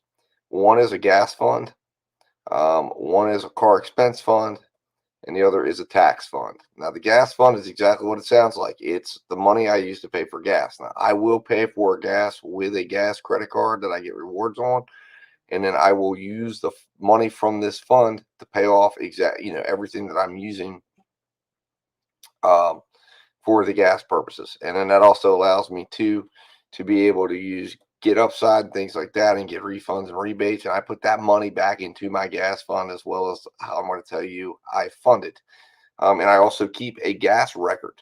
Every time I fill up, I put in the starting miles of the fill up, the ending miles, the amount of gas I put in, and then that helps me keep track of the miles. But most importantly is it gives me an all important value that I need to know while I'm doing my workout here, making decisions, and that is what is the cost per mile that it's costing me out there when using my gas. So I'm able to see that, and I keep a running average, and I change that average on my sheets daily. But I keep a running average, and I use that on my sheets daily. I update my tracker that I'm going to show you daily with those figures. The other the other thing I do is I keep a car expense fund, and what I have calculated out, I've gone out and for my particular vehicle, and I encourage you to do it. You can Google it. You can talk to your mechanic if you have a mechanic. I have a mechanic, and I use Google to kind of try to figure out and estimate cost, to try to get a fair market value on cost, as well as I talked to my mechanic and I have asked and said, hey, what's the cost for this here? What's the cost for this here? Just some estimates. And then I've also got estimates on how many miles each of those items are going to cost. That has given me a combined amount of 10 cents per mile that I set aside every single mile that I drive. I started out doing 50 cents a mile or 50 cents a trip, but I felt like 10 cents was better because it wasn't completely funding everything the way I wanted it to be. But 10 cents a mile, I drive, it's easy, it's quick. I drive 120 miles in a day. I know I'm putting $12 aside. It's that simple. And that goes into my car expense fund. And therefore, every mile I drive for purposes of my business, I am putting aside that 10 cents per mile and using that towards oil changes, using that towards car repairs. And so far, I have been able to fund and pay for everything without any problem. And then the next thing I do is I keep a tax fund. Now, again, I am not a tax professional, so anything I tell you I do here is open for interpretation. It's worked out for me so far. I'll give an update on how it works out when I file my taxes and see if everything is spot on. But between Hurdler and my own calculations that I've been able to go out and talking to and researching accounting information, um, you'll see on my sheet, I'm able to calculate it myself exactly what my taxes should be or would be when I'm working. And I will set aside that amount in it creates a bill for me. And I will set aside the taxes. If in doubt, I'll set aside 25%, but I actually have Hurdler calculating it for me, and I calculate it on a per shift basis, and that money will get set aside into a separate account. So there's 3 accounts I've got working for me. Now, what I do, and you could choose to do this or not, some people would hold that money and then reimburse themselves. I choose to I have gotten a list of things that I know are going to be deductible. So when I am spending on things like my phone bill, a portion of my phone bill, if I'm buying something for the business, a bag or whatever, I will use it out of that account. I will keep the receipt. Well, I scan the receipt. I have a whole folder of receipts for money when I withdraw money from my tax account. And then I make the notation in my records on Hurdler on my spreadsheet, and then I know when I'm going to pay my quarterly taxes, if I pay any quarterly taxes at all, then I will know, exactly what's left in the account should match exactly what I'm going to pay for the quarterly taxes. And then that bill gets sent out. If there is no money left and there's only new money saving towards the next account, or normally what it amounts to is the money spent. So there's either going to be no money in the account because I've spent it all on expenses for the business that are fully deductible, or I'm sending the money to the IRS on a quarterly basis to make sure I stay up on my quarterly taxes. I've been doing that all year long. We'll see how it works out this year. We'll see if my calculations are spot on. I'll report on that. Now, what you do with that tax fund, like I said, it's up to you. It's your level of appetite for risk and how confident you are in what you're calculating. If you want to just hold it, that's fine, and then pay it out for your quarterly taxes. It should match up. I also double check all figures with Hurdler after I've put in all my expenses to make sure I've got everything right based on what Hurdler's telling me. And I go in and I pay those taxes every single quarter, or sometimes I have no taxes to pay, because I bought stuff for the business, et cetera, et cetera. But that's what you need to do there as you're doing. So as I put in here, every shift I allocate these funds. Well, if I don't do it every shift, it'll be weekly, but I do it before I touch the money, before I spend the money on anything else. I allocate the funds. I try to tend to do it every shift. As I'm sending money out, or at least when the money arrives, I'll have a bill already ready to go, and I'll allocate the funds, and then that way the money's coming in and the money's already gone out. It's kind of like I will normally have enough money in my bank account that I can move that money to where I need to move it, and then I will have money coming in to replace out stuff that was sent out. Once you get going with this, it's all flow, and everything is flowing. You just got to get started, and once you get started, it gets pretty easy. And like I said, it also gives you an idea of whether what your profit net income is.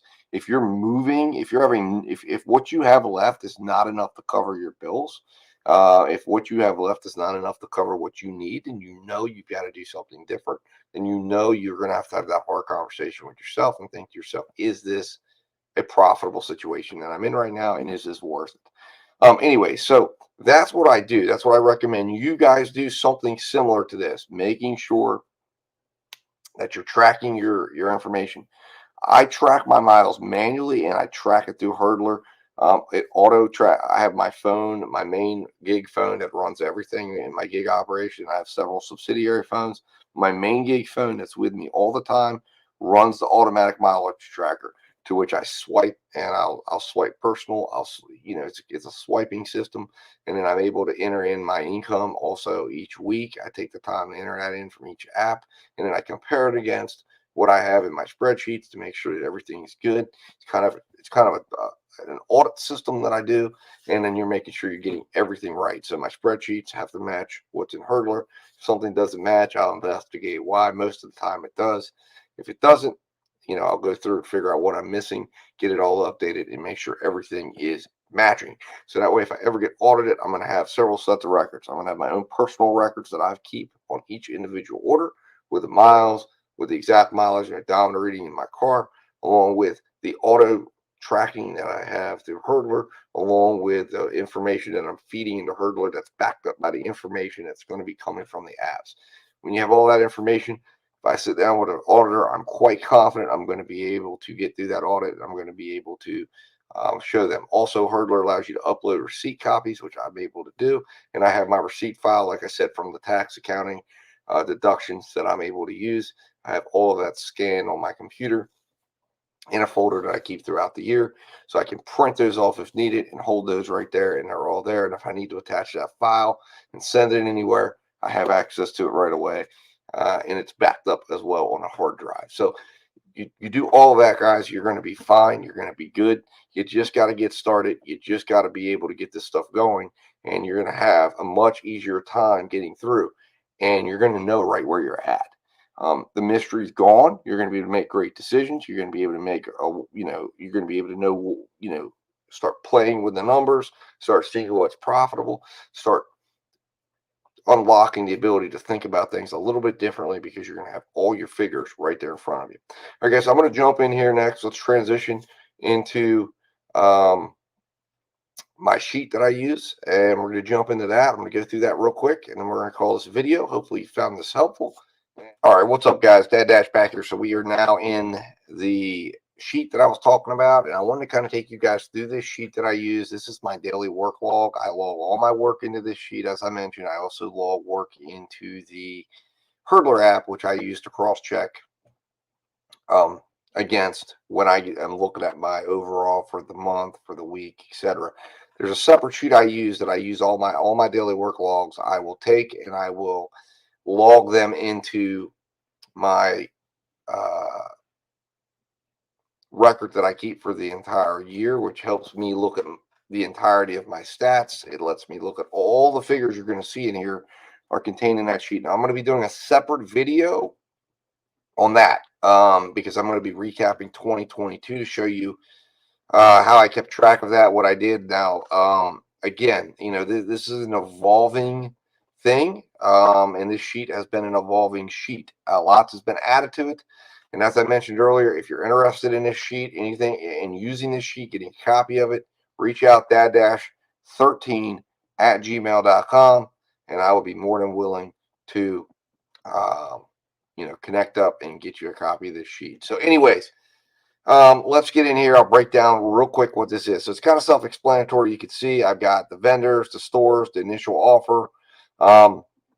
This is information that I record. It shows you, basically I have a drop down, and this is allocated for all the vendors that I work for currently and use on a daily basis. If I sign up a new one, I'll add it in, but these are currently all the ones that I work for or I'm open to work for on any given day. Now, the stores I manually enter in. Anything in yellow you see is a manual entry. Besides this target time, I guess I should change that over to gray, but that's a calculation. But anything yellow signifies that there is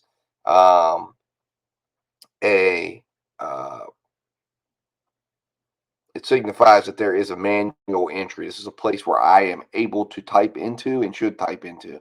Now, initial offer is basically the information the offer off of the offer screen that comes over my phone. So I will enter this in right away, and then when I enter in you see there's a few other figures I enter on here. It will give me a target time. Now, my target time I set to $25 an hour. I always want to know what is the time needed to complete this order in order to have that order represent a $25 or greater order value. And as long as I know I'm doing orders that represent that or higher, I know my day is going to go well as long as I'm working. Now, the other factor that can factor in there is how much work's available, and I'll get into a metric that I use to assess that. But it's real simple. if you're working and you're working at a good value, you know you're going to get your money in that you need to. You know you should be able to earn your money when you need to. And you know that's going to make things a lot easier. Now then I track my base pay. Bonus pay represents basically peak pay, quests, things like that. Then I have my tips, and then this comes out to my total gross pay. Now the green signify that there was extra tips, so that helps me to be able to look real quick and see, hey, how many extra tip orders did I get? Which ones were giving me extra tips? You can see Grubhub, I had a quest going on there, so I got $3 extra on a quest to complete.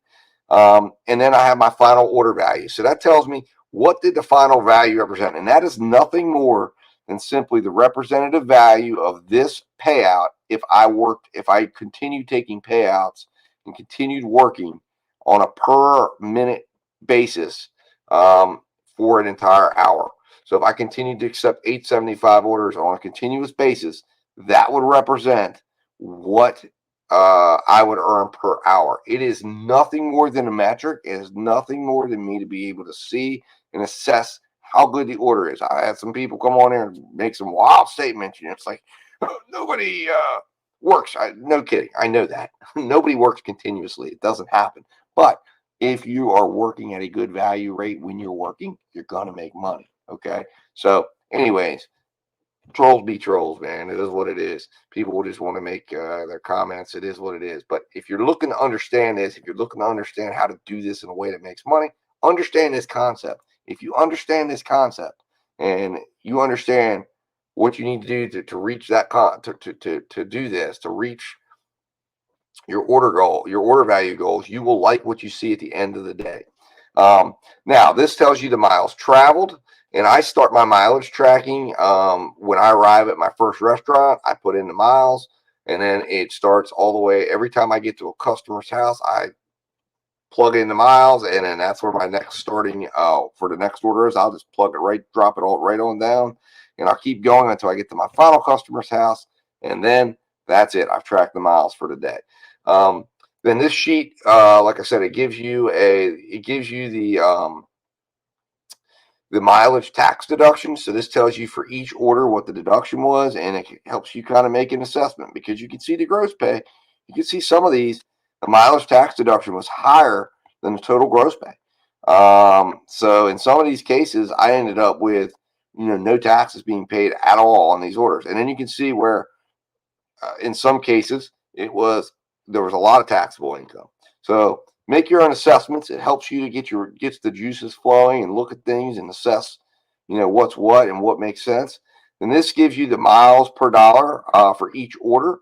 So you can see, what was it? $2 per mile, $1.75. In some cases, I had as low as 45 cents. And it lets me go back and look at those orders and see what the heck was going on. Why did I accept something? And also, it'll allow me to look and assess and think, was I drifting a lot? And a lot of this, you could see, a lot of these were from drifting too much. In other words, I drove back dead miles and drove around or drove back from a customer's house and had to drive all the way to another hotspot zone. So it'll make me look at those screenshots a little closer. I'll go back and find the screenshots, look at the positioning. It allows me to have a very quick reference point to do some analysis really, really quickly. Now, this is where I enter my miles. So I'll enter my starting miles, my ending miles, as I mentioned. And this tells me my gas mileage cost. So what was the actual cost? Because, again, a lot of people don't even know this. They don't even know, first of all, what their cost of their miles are. And they don't even know what, hey, they're looking at, that order, I never do that $15 order. And it's like, how much did it actually cost you? Oh, it cost you $1. And you made $14 after that. Okay, wait a minute. What are you talking about?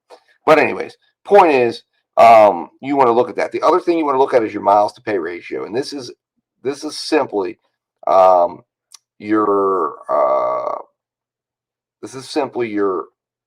actual gas cost, the gas mileage actual cost divided by the payout of the order.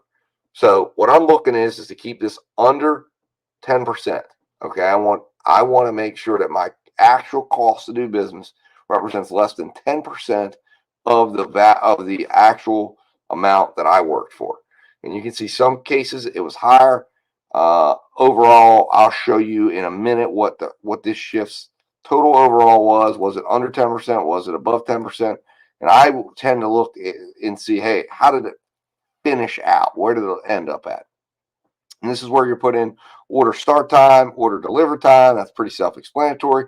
Tells me how much time was spent on each order. And then we have arrived at the store. So when I arrive at the store and then when I get the order in the car secured and I'm getting ready to pull off, I will track that. That tells me how much time I spent at the store so I can see what's going on. And that gives me ready to go information. It also helps me assess restaurants. And if I want to, get rid of them or block them on my driver utility helper app, it lets me do that. And then this is the estimated delivery time based on what the app gives me when I'm offered the order. And then this will tell me the projected hourly value based on when the app offered it to me. So this is what the apps were offering these to me at. These were the order minutes that they were telling me it was going to take. And then this will tell me basically the reds are the times that I spent more time on the order than I was supposed to, potentially ran late. So I'm looking through here to see how late was I, how much, and what was the situation. Lets me snuff out problems right away beforehand, and lets me make sure my on time and everything stays where it needs to be. And most importantly, I want to see myself, my goal is to create value in all of my orders, and this tells me the value I created. Now, if you're wondering here, just as a curiosity, the average offer I had for this particular day was $24 an hour. So not bad at all. Now, or at least that was my average accepted. Okay, so that's also something I want to look at too, is am I accepting strong orders? And that tells me I didn't do bad. I wasn't at the $25 or higher, but I was close enough. And you see where we got to the end to on this day that actually all worked out. Now this tab tells me is my shift stats. This is where I can look at the entirety of my shift really fast. I can analyze the shift, look to see if there's any areas give me a cause for concern. So my dollars per mile, or this area down here are what I call efficiency statistics. Make sure I'm making good use of my time. And I'm basically have it set anything to $1, or if I'm under $1 a mile, then I know I have some real concerns. I like to see $1.35 a mile if I can, or higher. And obviously anything above $2 is great as well. Although sometimes you start to end up costing yourself tax-wise. So I do kind of like to keep it in the pocket, and I want to keep my expenses as far as my vehicle expenses within a reasonable sum. So it all kind of runs hand in hand, and you can look at all these figures right here really very easily. So first thing is miles driven. Then I have my total base pay, my total peak pay, or my total bonus pays, my total tips. And this helps really assess, I'm normally 1.5 to 2 times my base pay in tips. This will help me look at that, look and assess that. Sometimes if I'm working Spark, I want to see if I'm doing a lot of Spark offers, then I'm going to be looking to be the opposite of that. If I'm doing good business on them because of the tip baiting issues and stuff like that. And this gives me my total pay for the day, my total initial offer. So it lets me know how I did as far as extra pay and all that stuff. How many dashes I did, which was 12 dashes in this case. And then let's see here. It will then give me my average order value. Now, this is representative of my daily, of basically the entirety I was out, from the first order I took to the last, or to the time I arrived for delivery or finished the delivery of my last order. And that's what I look at. I don't look at the before, I don't look at the after, I look at that span, because what I'm looking to see is how much did I work in that period of time. Now, if I quit, if I turn, for a while, and I go off for 2 hours, or normally if I'm done, if I have more than an hour or more between an order, I kind of at that point stop tracking that, and I will move on unless and start another tracking area, because normally that means I stepped away, I did something else, I turned off the apps, etc. Now, this tells me my total mileage deduction value for the day, so it was $77.50. Gives me my car expense cost. This is important. You see how this is used later. $12.40. Actual gas mileage cost is here, and then it gives me my actual delivery minutes, and then my average delivery order value. In this case, it was $25.74. This represents how well I did as far as picking orders. And did I, as you can see there, I was offered orders at $24, ended up at $25.74 for my delivery order value. This is the actual hourly that you need to worry about, because this is the actual reflection of the time you were working. So when you were doing labor, the only issue here is how much you were allowed to work during that day. In this case, it was only 340 minutes out of a full 8-hour day. So I ended up with, you know, a work rate issue. So dollars per mile, pretty self-explanatory there. It tells me that right away. My average base pay, my average peak pay or bonus pay per dash, my average tips, my average miles per dash, you know, and my average tips per mile. And this just basically gives me a whole bunch of calculations that I'm able to go through. I'll go through and show you these, but you know, you got your average order size, average wait time, miles to money ratio. I told you I was going to show you that 6.66%, so it ended up under 10%. Minutes work percentage. Now this is the rate. This is the thing I'm looking at. 85% or higher is where I want to fall at. I have found when I work 85% of the time, a $30 or higher delivery value, I'm going to come in well. I'm going to come in at $25 or higher average order value, which means I'm going to be earning money at a very good rate while I'm out, covering that time while I'm out, and earning money and making the most of my time. Now, this is minutes per order. This is basically saying, another way to look at this is like, how many orders was I completing per hour while I was out? It was 40 minutes per order, meaning less than 2 orders an hour, and at $12.16. You can see right while we came in at $18.23 average order value. Had I been at 20 minutes an order, which is what I would like to have been at, and maintained this, it would have been at $36 an hour. And I'd have been out, I'd have been earning money faster, and 8 hours would have been, you know, well over $200, $300 a day. Just wasn't to be for my market.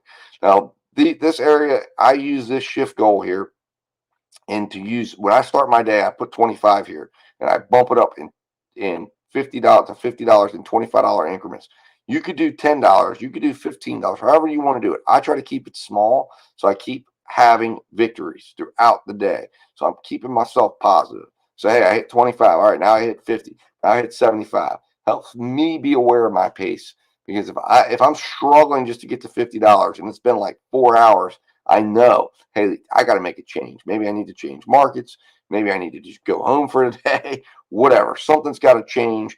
Maybe I need to do, you know, try to turn on another app or two. I need to find something to do. Something's not working for today, and it helps me be involved right away. And then your actual hours work calculator. I have three sessions here on here, and there's a reason for that, because I want to work the top hours of each day. That's my goal if I had everything running to perfection, and most of the time it doesn't. But this is meant to represent the top 2 peak hours of breakfast, 3 peak hours of lunch, 3 peak hours of dinner. And those are the 8 peak hours that I would love to work. And I believe if I could ever accomplish being out during those times, that I would absolutely have a work rate of 85% or higher, and I'd have an earn rate of $25, an average order value at that time of at least $25 an hour, and probably a delivery value of somewhere between $30 and $40 an hour. It's just that I don't always get out there in those times. Most of the time I don't. I can never hit the trifecta, but that's a goal. In this particular day, I worked straight through 12:05 to 8:05, had a lot of dead time in between, and you saw that because I had 29% of the day that I didn't work. So I, you know, that had a tremendous effect on my earnings. And then these are the areas where I put in my gas costs. You can see I keep a gas log of, as I mentioned earlier, that helps me get this number. But I input that number there, and then I use a 10% expense cost, and then that helps make the calculations I need.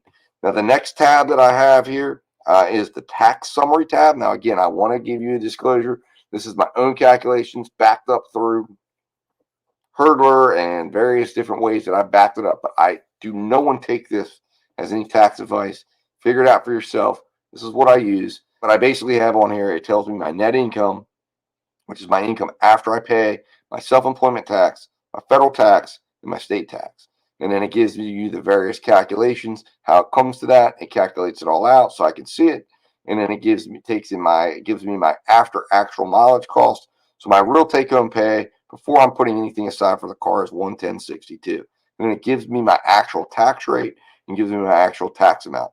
Now, this sheet is nice to see. I like to look at it. I kind of brought it in so I could see visually, kind of like my own pay stub, kind of. But anyways, this is the one that really counts. This is the one I use on a daily basis, and this is because this gives me my bill to myself. So when I get to the end of the shift, my gross revenue is $145.86. That's great, right? Now the bill gets paid. $25.53 for taxes, $12.40 to my car expense fund, $9.71 to my gas cost fund to reimburse myself for the gas I used, and then I get to take home $98.22. This figure right here tells me the story of the day. If this figure isn't enough, and if this figure isn't meeting it, this is the figure I'm working to, because this is the figure that I can use for my bills, savings, vacation, whatever it is you're trying to do, whatever it is I'm trying to do. This is the amount of money that I have to spend. The rest of this is all going towards the expenses of doing business. It's going to give you a great opportunity to see it right up front. And that's where the power of this sheet comes in at, for me at least, in being able to know that and being able to allocate those funds out and make sure I'm covering all the expenses that I need to cover. And it has worked out very, very well for me. So anybody interested in this sheet, let me know. Again, dad-13@gmail.com. Overall, guys, my point of doing this video is simply to say this. It is tax season. It is time.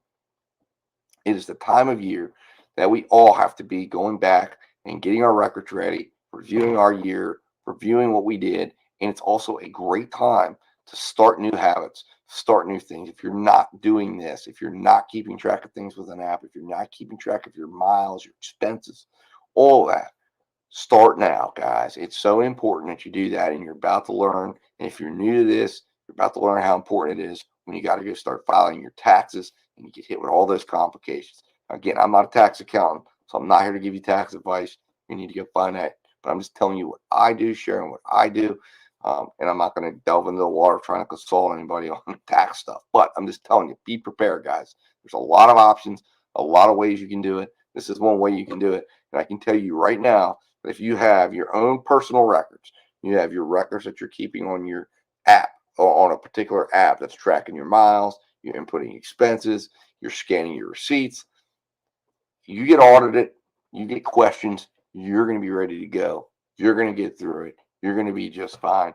On top of that, anybody comes to you and says, hey, what's the story, man? How are you doing as a gig worker? Are you making money? You're going to be able to say, yeah, I am. Here it is. I'm making money. Am I making enough money for myself? Yeah, I can say I am. I'm on top of it. I know what I'm taking home each and every day. And I'm putting money aside. So anyways, guys, that's what it is. Let me know any questions in the comments. I'm sure I'll hopefully get some. Maybe not. But like I said, I want to put this information out there because that's what this channel is about. This channel is about putting out information that's meant to help out other drivers. It's meant to share my thoughts, share your thoughts. Tell me what you do. Tell me the apps you're using. Tell me the spreadsheets you're using. Show it to me. Heck, if this inspires you to do a video to share as well, the more drivers we have sharing this information with other drivers, the better, because this is something that's not about competing with other drivers. It doesn't necessarily give you an edge necessarily, besides just helping out others who might not know what's going on, saving somebody from a tremendous headache at the end of the year. Guys, thanks for watching. Hit that like button, hit that share button, and hit that subscribe button if you're not yet subscribed. As always, guys, I'll talk to you soon. Stay safe, stay profitable, and start tracking that information.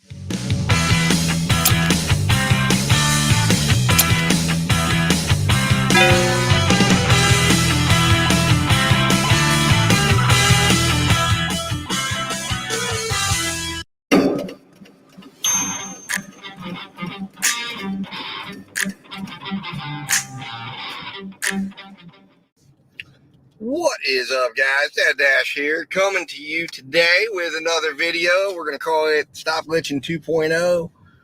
And obviously, the 1.0 obviously upset some people. So I'm going to address that. I'm not going to address anyone personally. Look, I have made that clear in my videos. I am not here for drama. I am not here to call people out. I am not here to address anyone personally.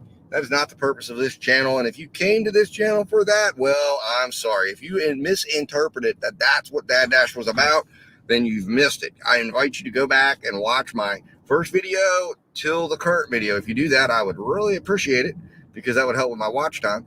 So anyways, if I haven't made my mission clear in what I'm trying to accomplish, I'm going to do that in this video. And I thank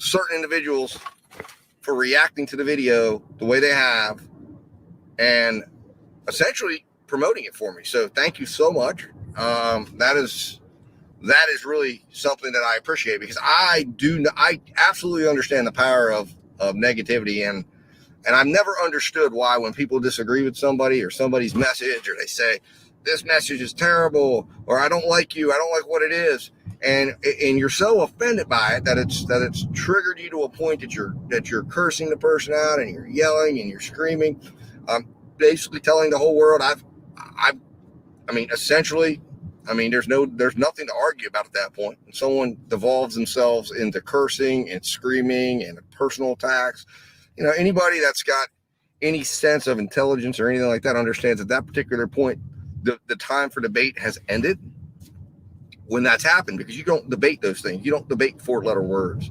You don't debate personal attacks. When no personal attack was ever made, that is just somebody, you just let them get it out, let them get their feelings out. And then if there's something you need to clarify, if there's a misunderstanding that you see that maybe you can add more input to, you can do that. And then after that, you just leave it. Some people like you, some people are not like you on YouTube. They're not liking you. Some people like the message in a video. Some people like what was said in the video, and some people don't. And if you don't understand when you're putting a video out, that is what is going on, that there are going to be detractors. There's going to be people that have a problem. Now, if somebody has a problem personally with me for something, again, that's on you. I have always approached it as, when somebody tells you they have a problem, you focus on the fact that, on the key word there, them. The problem isn't on you, it's on them. So for me, I'm not going to spend a bunch of time trying to figure it out. They can either tell me the problem, but if I have in a way affected them that way personally to a point that they feel like they need to lash out or get angry or throw a curse word my way or attack me in some way, that to me is upsetting to me from the standpoint, not that they said what they said, because they can say whatever they want. Like that's like the symptom of a problem. But it's like, if my intent wasn't to trigger someone or upset someone, and I have done that, I feel bad personally, because I'm like, man, that was not my intent. And listen, we got a lot of things going on out here as gig drivers and gig workers. And for you to be distracted, for me to have caused you that much anger or upset to where you say, to spend time talking about me to the degree that was talked about, and to address something and to get that upset, I'm sorry about that part. I'm sorry that whatever I said triggered you like that.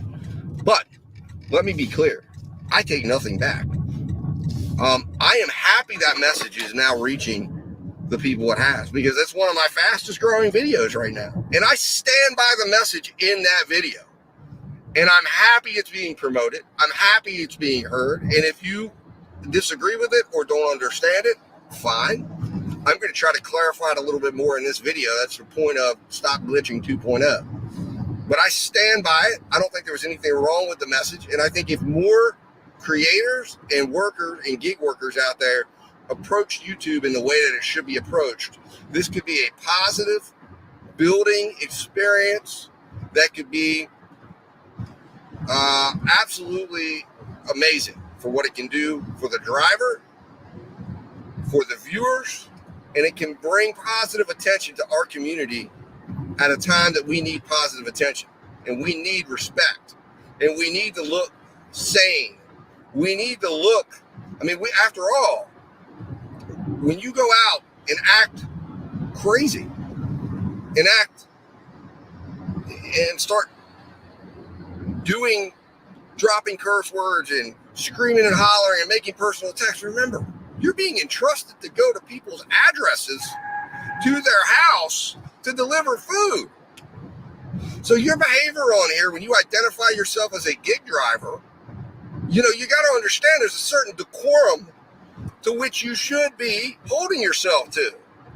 And you are representing, if you have foundationally misunderstood my message in my videos, it is that you, not DoorDash, not Grubhub, not Uber Eats, you are the business, not them. And if you don't believe me, I'm not telling you something that I created. Go read your terms of service. Get them out. Read them. Read them, define them, whatever you need to do. Read them or have someone who can understand legalese read them to you. And you will see that is exactly what it says. You are the business. Go back and watch my video. I break it down in a 30-minute video. You are the business. You, not DoorDash, not Grubhub, not Instacart, not Amazon. So when you come out here and you conduct yourself, you're representing your business. And if you haven't been in a business world, if you haven't been in a position where you're representing a business or you're operating a business, you don't understand the idea that when you're out in public, acting, talking, speaking, you are constantly representing your business and your brand. To your customers, to the world, to your vendors, to the people that are using you. So if you're out here on YouTube acting a fool, you're hurting your brand.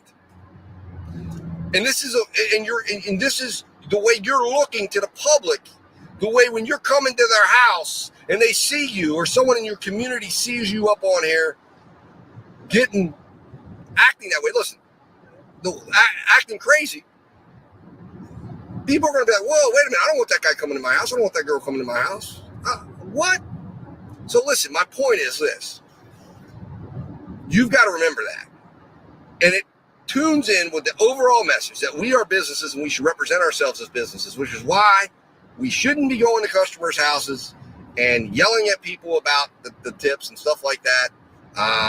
If we are in this for a longer run, if we're not in this for the longer run, if our primary mode of business is something else, then do it. I don't have a problem with it if you're not here for that reason. But I'm telling you that if you're doing that, if your primary mode of business is to run a delivery courier service that is whose vendors and platforms that you're working for and relying on to generate revenue for that business, or these delivery platforms, then you can't act in that way because the customers won't want to deal with you. And eventually the apps, whether we like it or not, are programmed to one way or another prevent you from working if you go out and act that way. So again, cautionary tale. Remember that when you come out here, when you come on YouTube, when you hold yourself in a public place, you are representing you and no one else. So I am always thinking that way, which is why you will never see me come out here and curse somebody out and yell and scream, and never on YouTube. And I wouldn't do it over a YouTube issue because all of this, as I mentioned in Stop Glitching 1.0, it's all fantasy anyway. It's all fantasy anyway. But listen, like I said, whenever there's controversy, it breeds viewership. It gets people to watch. Now, like I said, I stand by the message in that video. Rewatch the video, rewatch it again, and rewatch it again, and rewatch it clearly and succinctly. And I do not understand how anyone could feel like I was talking about anyone, because I will clear this up. I was talking about no one in particular in that video. And if you felt some kind of way out of that video, and I do that specifically, if you've taken communication classes, unfortunately, you can understand that when you're using certain keywords and certain things, yes, it will trigger in people, and that is good communication. If you felt something, if you connected in a way with my video, then that's great. But I want you to understand that when I was speaking, I spoke to no one in particular, and I tag people in my videos. I want to clarify this. I tag people in the videos because I think there's a topic that they might expressed or in that video that they might find interesting. I don't tag to attack. I don't tag to hurt. I don't tag to go after anyone. I tag because I think I'm offering something that might get them to think, or might get them to to just hear a different perspective. In the event that you don't like being tagged in a video, I look at it as just a sign of that it's someone that I think could benefit, or they have a viewership that would benefit, because I hope they might hear the video and share it. If you don't like that, just reach out to me in email, or you can do it in the comments, as has been done before, and just say, hey man, don't tag me in your videos anymore. I don't like being tagged. And cool. If there's a problem, I don't know why there would be a problem. I have no problems with anybody. I haven't personally done anything. I don't hold myself to be in any camp. I'm in one camp. I'm in the driver's camp. I'm in the dead center of the universe, and people might not like that and say it's impossible to be. It's not impossible to be. I am in no camp whatsoever. I will never be in any camp whatsoever. I will never be associated with anyone but Dad Dash and my business, because that is who I represent on here, and that is who I am responsible for. I am responsible for no one else. And if something I have said, you think it's being directed at you, or I've offended you, or I've said something that you thought was directed at you and that was inappropriate, reach out to me. I'm not trying to do that. And I don't come on here to start trouble or drama. So if that has ever been done to somebody, I'm sorry. And again, it's a misunderstanding, and it will be cleared up very quickly, because I am here for one reason. I am here to share my experience. And again, if you found this video because of a negative thing, I'm Dad Dash. Thank you for finding my video. I hope you'll stick around, watch a few of my videos. Hopefully you're subscribed. I hope you will also, if you're not yet a YouTube channel, create a channel today and start posting daily your reflections, your thoughts, your problems, your concerns, and make sure you tag Dad Dash in that video so that we can start interacting and we can start helping each other out. I am about free flowing of information. And while I don't agree with every promoter or channel out here, and I don't agree with 100% of any channel out here, I believe that disagreement is okay. In fact, it is in disagreeing that we grow. It is in this, if people didn't disagree, we would never solve a problem. It's through disagreement. It's through positive disagreements. It's through constructive disagreements. It's through constructive criticisms that we grow as drivers, creators, men, women, parents, brothers, sisters, friends. I am not beyond hearing criticism. I encourage it. I encourage, when I put out a strategy, I am looking for criticism, positive criticism. I'm not looking for hate. I hope you don't hate something that doesn't have anything to do with you, because what I do when I'm out here, whether you believe it or not, whether you like it or not, I cannot affect your pocketbook. I just can't. You are a market of one. You have a profile on the apps, and everything you see, believe it or not, and I have tested it, and I'm not getting into that in this video. I have tested this and know this to be true. And you can speculate on that, and I have put other videos out. If you go back and look, I've talked about it. I can tell you this. You are a market of one. You see the order meant for you. That order will leave your screen. It will go to another driver. It might go up. It might go down. It's going to go based on what they've put into the system. The only data that gives you that order is your location, where you're at in proximity to the restaurant.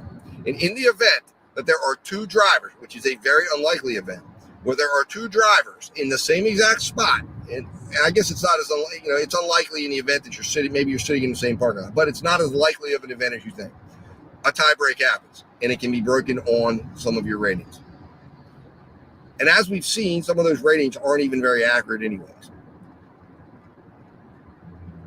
So we can debate all day what benefits are here or there, but the reality is, the only true benefit is giving yourself as many opportunities to work as you can when you're working. And that's what I'm about promoting. Sign up for an app. Sign up for an app today. Continue signing up for all apps until you have no more apps to sign up for. and then continue looking out there, looking at creators who are sharing that information, who are sharing the apps that are out there and available to work, and go sign up for another app and keep signing up and keep trying new things until you have as much volume as you need to support your financial goals and plans and whatever that is. And if you do that, you can win. And there are cases, I acknowledge, where a particular market you're in may not be able to support your financial goals, whatever they may be. And I can't comment on them because I don't know. And if that occurs, then you've got to make other adjustments. You've got to look outside the apps. And if that message offends, well, then I guess that's why maybe you're not reaching your financial goals, because you're not willing to think outside the box. You're not willing to look outside the box. You're not willing to go into a winning mentality to say, I'm going to solve this financial problem I'm having any way I can, which when you leave a controlled environment where your income, your taxes, your benefits are all right there for you, then you have to creatively figure it out, which is what I'm doing, which is what I'm sharing, and the point of what I try to share each and every day. And I'm looking for criticisms of what I'm doing to say, hey, Dad Dash, you could do this better. You could do it this way. I'm looking to say, hey, I'm doing it this way. I don't know if it's better, but try this. Do it this way. Try this out. I've given away. And check it out, guys. You go back to my videos and contact me if you're interested in hearing this. I have trackers that I've created, spent hours testing and creating. They're on Google Sheets. If you use these, I believe they're helpful. They can be and even if you just start using them, you can copy them over and they can become the nucleus of your new sheet, and you can add them as you like. The only thing I ask is you keep them free, because I don't believe they should be charged for, because I want people to be able to see the data that they're creating, and I want them to be able to make positive decisions. And I believe the only way to do that is by tracking your data. And I have discussed in several videos ways you can do it while you're working, or you can create screenshots and create a record of screenshots and then record the data after you're working. I've gotten into that. And if you're interested in doing that, and you're interested in trying to have a level of detail and data that I believe can help you make better decisions, check out my videos, email me, I'll send you the sheets, and you can start using them today. Listen, I'm here to positively contribute. Anybody that has a difference of opinion with me, it's fine. The glitch is a distraction. And yes, you've had to wait 18 minutes for me to talk about anything with the glitch. I'm not going to talk about it anymore. If you thought that that was what I was going to consume myself with, I don't believe the glitch. Okay? The financial advantage of the glitch. And again, it's a debate. I don't expect everyone to disagree with me. And if you disagree with me, great. Hey, we're just disagreeing. We may never agree on it. But I really genuinely have looked at it, and based on my thoughts and based on running it out and based on looking at it, I don't believe the financial edge, besides giving you Top Dasher, if you believe that is an edge in your market. If Dash Now is an edge, that is a potential thing, but there's going to be something you're giving up. And the question always is what you're giving up and what you're gaining. What you're giving up, what you're gaining has to be more than what you're giving up. And for me, I don't think it really is. And again, I haven't sat here and extensively beta tested this. I haven't extensively looked at it. I haven't extensively used it. I just found out about this glitch, a couple weeks ago when it was all breaking. So, this isn't something that I've dealt with. I've heard about it. I've heard murmurs about it. I've heard people talking about it. And listen, if you can find a way to make it work for you and you understand the downside risk of using it, then use it. Fine. I don't have a problem with it. If a creator used it and has made that analysis and says this is the right thing for my business right now, then use it. I have no problem with it. If you choose not to, but what we have to understand, really, truly understand is The only boss we have is our bank accounts. If you're happy where your bank account is and whatever you're doing is getting you where you need to be, then be happy, move forward, and you're good. If you don't like where your bank account balance is at, if you're constantly upset about it, do something different. Figure out what you're going to change. Figure out how you can do that. And that's what I try to talk to you about. I try to talk to you about how I come to those conclusions, how I make adjustments, and I share with you my experience. And I made it very clear. I'm not sharing it with you so you can do it. I'm sharing it with you so you can get ideas on how you can start to adapt those things to your program, your plan, your routine, and hopefully grow your business, grow your revenue, and make your financial goals. Or figure out that maybe this isn't for you. And if that's the case too, that's a win as well. That's a win as well. Anyways, guys, listen, that's all I got to say on this. I'm going to go back to my normal content, and continue talking about the things that are important and the things that are going to get us important. If you just discovered my channel because of all this unexpected promotional activity, I appreciate it. I hope you stick around. I hope you give my videos a watch. I hope you interact. I hope we can grow together. And I hope we can continue to create and build on the robust community that already exists out here of drivers and creators that want to share their experience in a positive way. Talk to you soon, guys. As always, stay safe, stay profitable. Dad Dash will talk to you soon.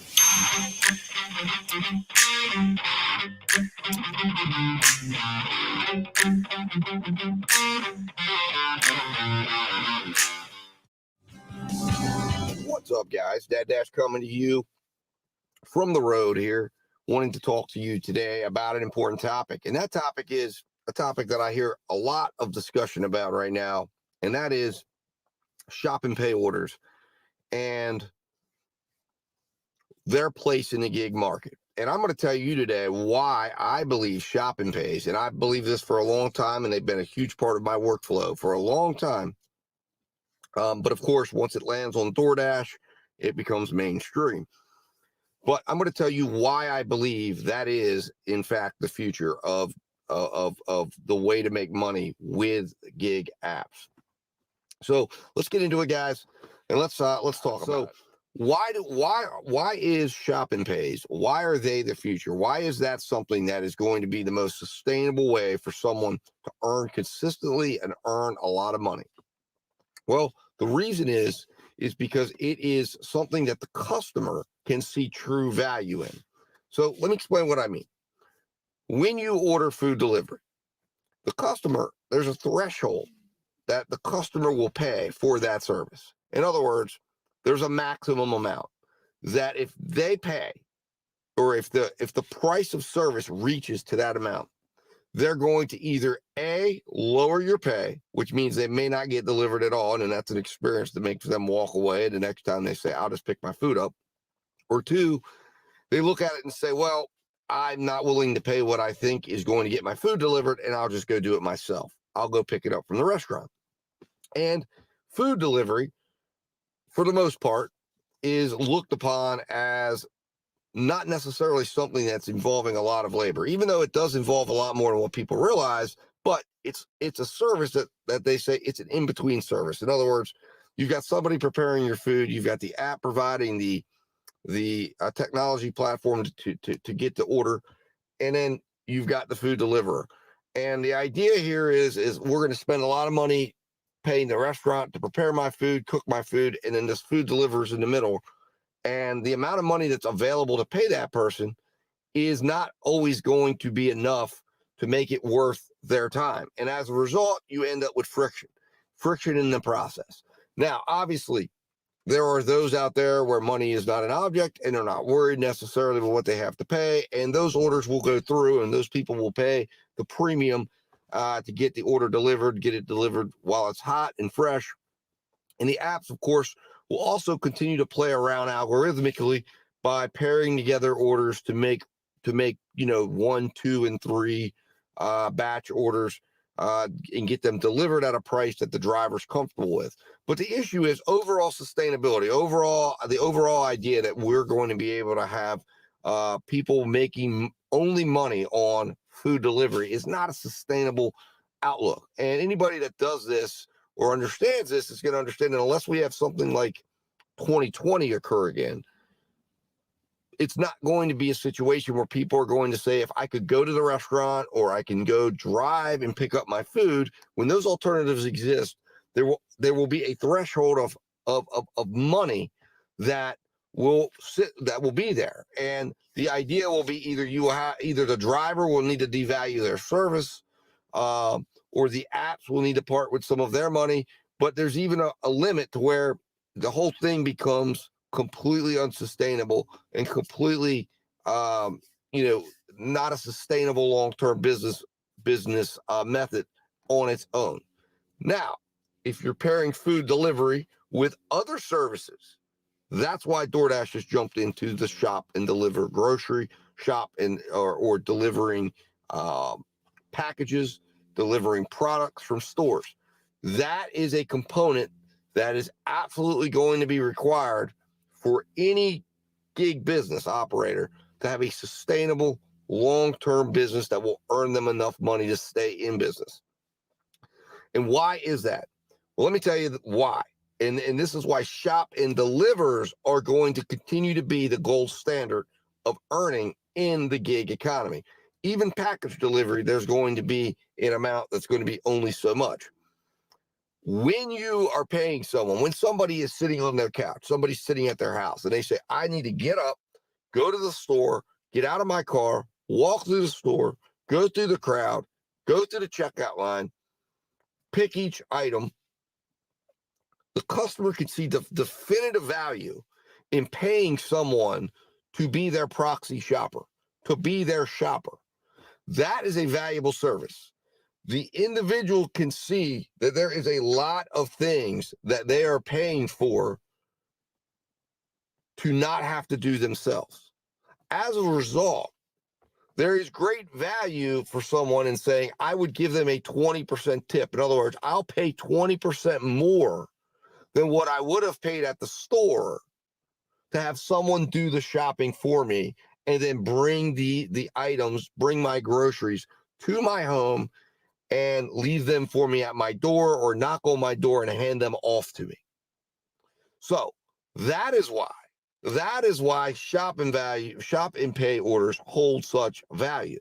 That is why DoorDash can ask for more tips and more base pay for those type of orders, because there isn't a threshold on that. Because yes, somebody may say, well, I'll get off my couch. And maybe if it got to 30, 40, 50% of the order, they would, but it'll never get that high. People can see the value in saying, I'm at work today. I've got my kids' practice today. I've got a whole calendar of events this week, and I still need to go grocery shopping. Or I can take 20% of my grocery bill and pay a little extra to the driver, to the app, to have someone deliver those to my house and take that entire need to show up at the store out. Someone can absolutely see the value in that. So that, as a sustainable method, as a sustainable sale to the customer, will be something that the apps can sell and will be something that people will continue to pay for. And then if you pair that with food delivery, if you say, hey, let this dasher go to the store, shop your groceries, and then, hey, along the way, pick up your dinner too, that is a very, very good sale that the customer will say, yeah, I see value in paying for that. And then they will pay, a majority of the money will go to the dasher for the groceries, which the customer will absolutely see as a valid cost. And then on top of that, for a few extra dollars, they can have a dasher as well stop off and pick up their food. And then on top of that, as this dasher is earning money through shopping pays, picking up packages, doing various different things throughout the day, and dinner time hits, it will not be as vital for that dasher to have to be looking to earn $200 on a dinner. And they will be able to go out and say, okay, let me enhance my earnings a little bit. I'll stay out for a couple of hours at dinner, shuttle around some pizzas. The college kid, the teacher, the part-timer will focus more on the food delivery aspect for those couple hours a night, those 4 hours a month, those 4 hours a week that they might come out, and they can do earn by time. They can do, they can take every order on an earn by order basis.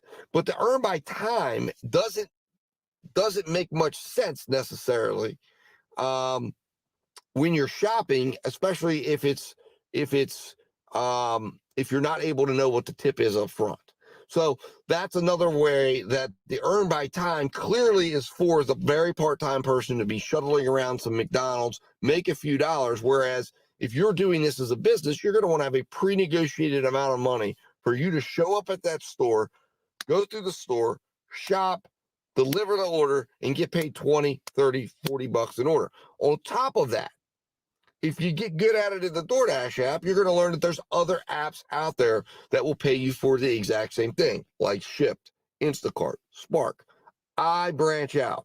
I don't rely on any one app to make my money, but I will tell you, I will do multiple shop and delivers on a daily basis to get my money. Some of my best and biggest days came off of doing multiple, very profitable, very large paying shop and delivers. I have my highest payout ever came on a Instacart shop and deliver order that I was paid $79 for to go 5 miles. I had to shop like 40 items.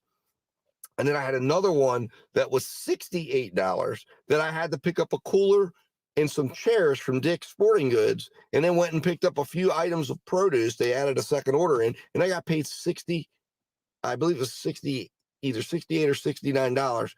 And that made my day. That was tremendous. That was an awesome order, an awesome shop to come in, and it ended up helping me to have an astronomical day because that happened in the middle of the afternoon. I still had dinner to go, and I was able to come out and make close to, I think that day I made $285 and did it in like 6.5 hours. It was a fantastic day. And then if you have programs like the large order program, like the catering program, and if you can get in, if your area, you're in a metropolitan area, and you can get on the schedule for deliver that, and you can get catering program orders where you're delivering to businesses, you can make a sustainable gig business that will earn you money and will allow you to earn money on enough money, well, depending on what your needs are, but it will allow you to earn a solid income by wrapping it all together. But the gold standard, the thing that you're going to need to get good at, absolutely without a doubt, is going to be shop and delivers. And that is because that is the one service,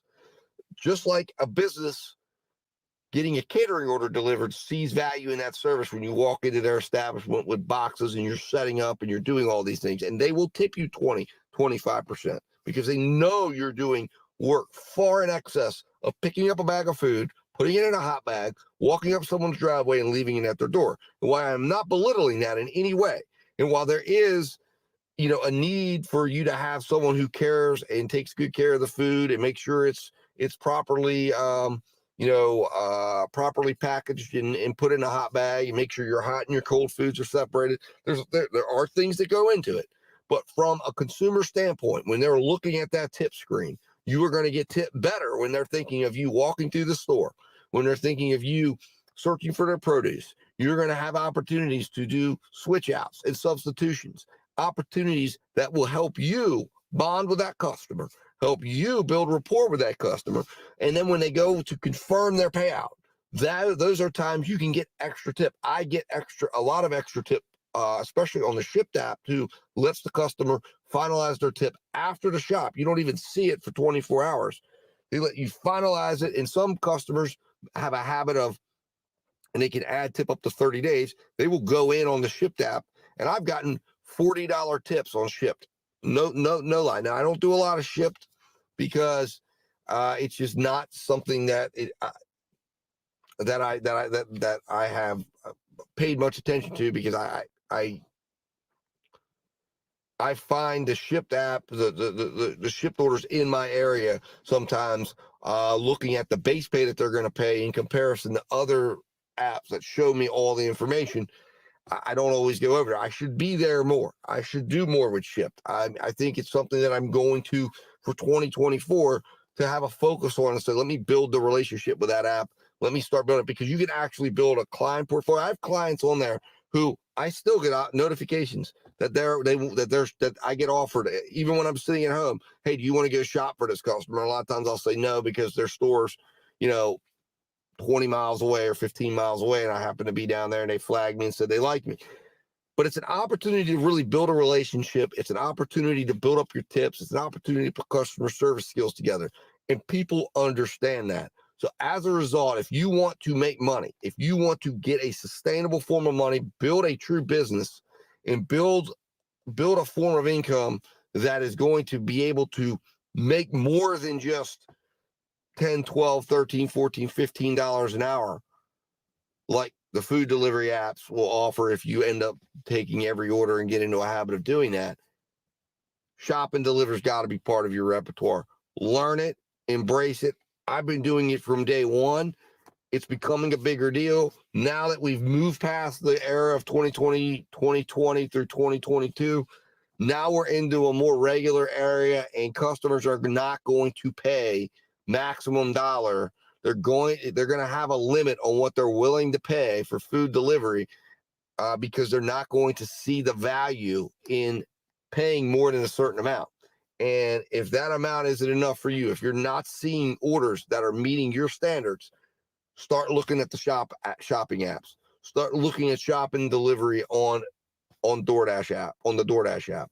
Start looking around for the opportunities in your market, and you may be surprised what you find. Guys, thanks for tuning in today. Hopefully this was helpful. Put in the comments if you do shop and delivers. What's your opinion on shop and delivers? Are you doing them now? What apps are you working? I'd love to hear. And as always, guys, stay safe, stay profitable, and I'll talk to you soon.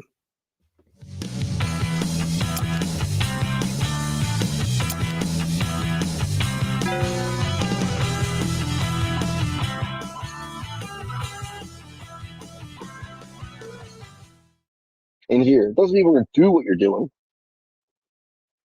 but it does mean that it can be helpful. And to me, that is an absolutely huge part of being successful, is learning from other people's experiences, whether they're successful or whether they're failures. And the biggest lie that will ever be told is that someone is successful all the time, because most of the time, anybody that tells you they're hitting 100 is probably hitting 10% of the time. But to win overall, to hit the big one, doesn't necessarily mean you got to hit 100% of the time. You might only have to do it 1% of the time. But when you hit that 1%, you really hit it out of the park. But the bottom line is, we have to begin to think of ourselves as gig business operators, that we are operating a gig business with the purpose of making profit, with the purpose of working to our bottom line.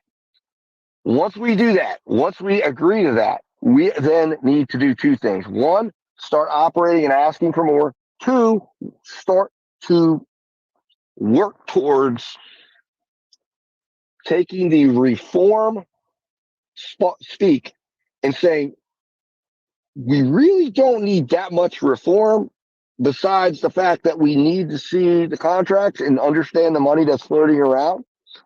And then at the same point, begin to create whatever carve-outs we need to support the ultra small business that we are as gig business operators. In other words, if there is a way that we can get some help that would make benefits, because we don't have the scale of employees to negotiate with health for health insurance. We don't have the scale for those type of things, that we can then somehow get a classification that would allow for us to get some sort of more affordable options for that, if this is something that we have to do. Thank you, Mr. Funkadelic. Appreciate that, man. Everybody can go over to Cherry Pick. Head on over. You too, Mr. Funkadelic. Have a good day. But appreciate you dropping in nonetheless. Thank you. Anyways, Point is, we have to have the discussions around that.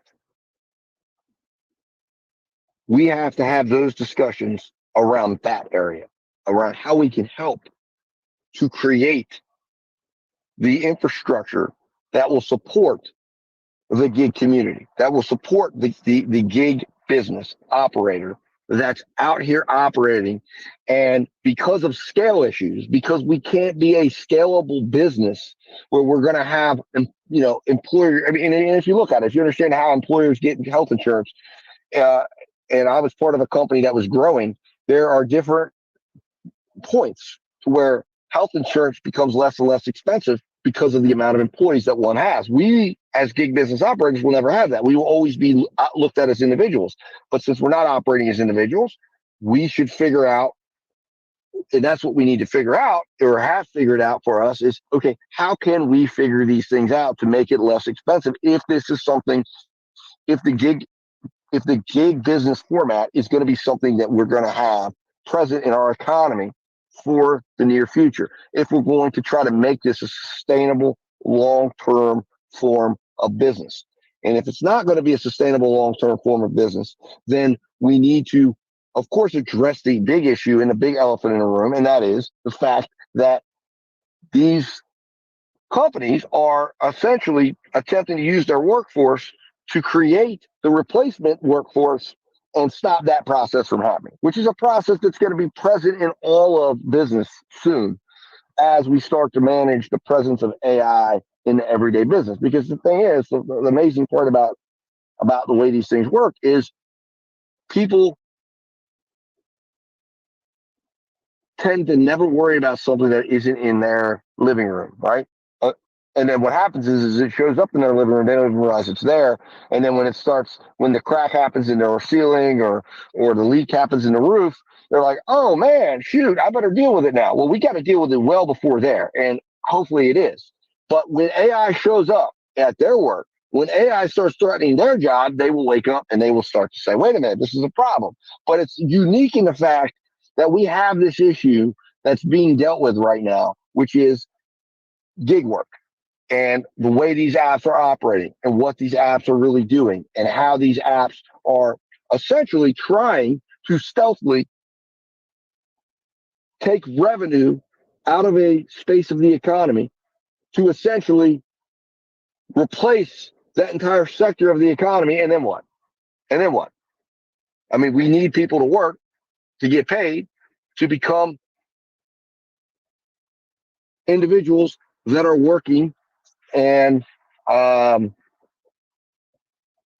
the products, ordering the food, ordering the packages to their house. If we don't have people willing, if the people don't have the money to spend because they're no longer working in the economy will no longer work. And that's an issue that has to be dealt with. And again, that's not what we're going to be talking about and getting deeply into, because what we're talking about today, my purpose of talking today is simply to talk about what you can do right now. And that is get your messaging right. And then on top of that, make sure you're demanding from the apps your value so that you have your bottom line covered.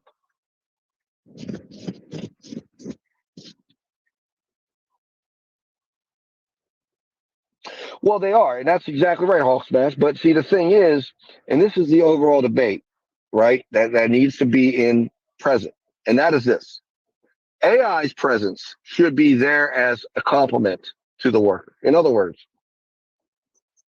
it should be something that enhances the productivity of the human, right? It should not be there to replace the productivity of a human. So it should be harnessed and kept in that box. And again, as long as we have a profit-driven society who values profit over humanity, that's going to be tough to contain. But that's going to be what but humanity will have to deal with that at some stage down the road. Because if you decide to eliminate humans from the equation, then what does that leave? And again, many people will fill in the blanks. Many people will go and fill in the blanks of what that means or what the agenda is behind that or what they're trying to accomplish with that. But the bottom line is that's the question. Where does that leave humanity then? And that's why that is why humanity will eventually wake up. But the issue is, will they wake up too late? And it's kind of the question that gig workers have to have. And again, that I'm saying right now, and again, it's funny, Mr. Funkadelic, whoever that is, whatever troll that is, one of Cherry's trolls comes over. But Cherry likes to say that, hey, none of it matters. Hey, I want to look, it does matter. And you go over and you waste your time giving time besides understanding that that's good, fun entertainment time. But you go over there and waste your time on his channel where he's making fun of other creators and yelling at people and doing all that stuff. While that's fun for entertainment, whatever his agenda is, and we don't know who anybody is on here, so we don't know what the real agendas are. But you got to question somebody who says, why would anyone spend time with someone who openly says, I don't care about the average worker. I want to see you get deactivated. If I had the opportunity and you're operating in my market, I would try to do, underhanded things to get you deactivated. There's no value there. There's not a value that's being offered. What's the purpose besides just listening to the funniness of that person? But there isn't a value there. And the person that's going to try to tell you not to do that, or to tell you not to listen to these things, or to tell you not to be smart, or to continuously attempt, as he tries to do, as he framed it, to lower your delivery IQ, well, you don't belong in this space, and anybody that's looking to,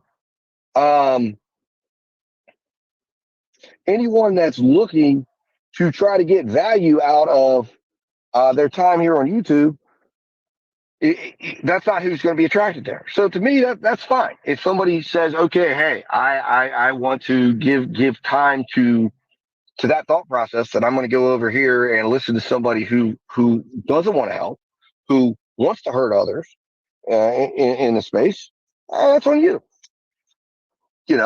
So go be entertained. But isn't that just the way of the way the world's going right now?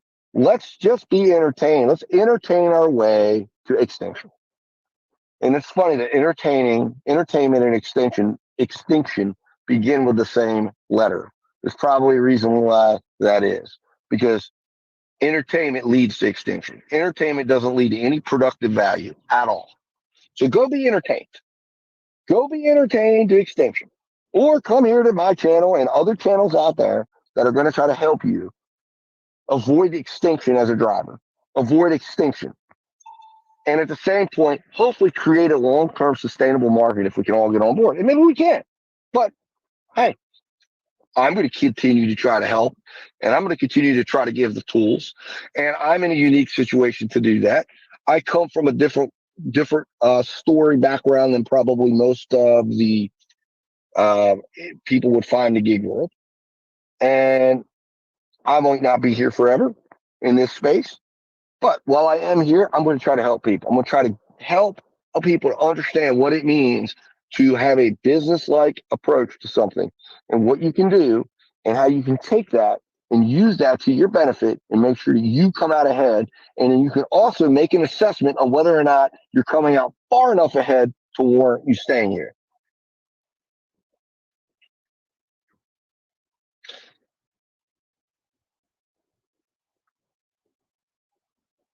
Yep.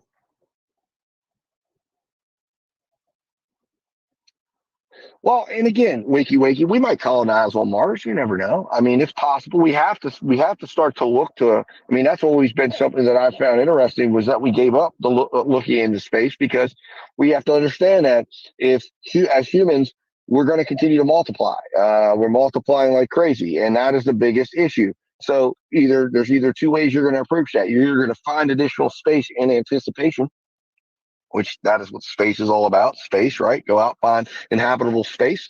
Or you have to start to figure out ways to decline your population and stop your population from multiplying at such a fast rate. Either way isn't going to, that is not going to lead anywhere good.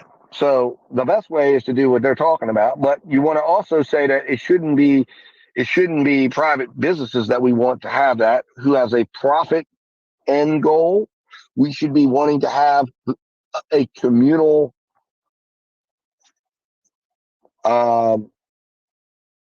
approach to that, because again, and that would be government. Government truly, government has been led to be representative of a negative, but that's only because we've allowed it to be that way, because we have most people are not part of government, right? But what is the government? A government of and for the people. Okay. If you understand that part, then the people need to get more involved. The more involved the people are, the better government operates and the less influence one or a small sector of people will have. So, and again, the same is true for the gig world. Get the people involved, the gig people involved, the humans involved. The humans are us, the drivers. And if anybody wants to discredit the power we have a lot of power. And if you're walking around thinking that you don't, that's foolish, because the driver is the most important piece of all of this. If we don't drive, why do you think so many people try to organize driver walkouts or try to say, hey, let's have a union?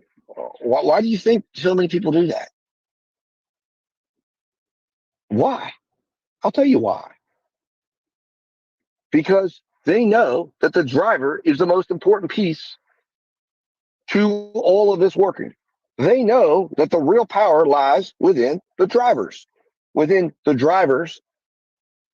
deciding what they're going to accept and decline. That is why they put a program out that says, we want to tell you what to accept and decline. And I mean, here's what I think is hilarious, right? You've got guys out here who say, don't trust the government. Don't trust this. I mean, a lot of these guys out here, that they would say, if you came to them and said, the government's coming to help you, a lot of them, that is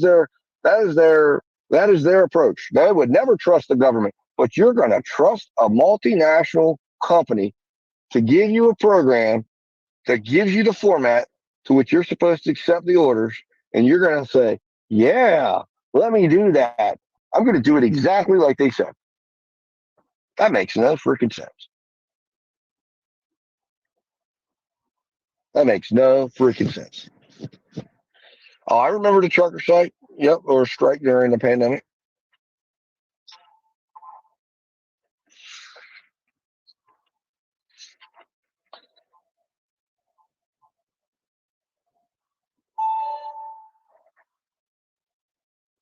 Well, I haven't really followed the whole UPS union thing, so I don't know if WikiWiki's trolling or being serious. So I'm not going to comment on that, but you can let me know if that was a serious comment or not. But I haven't really paid much attention to it, unfortunately.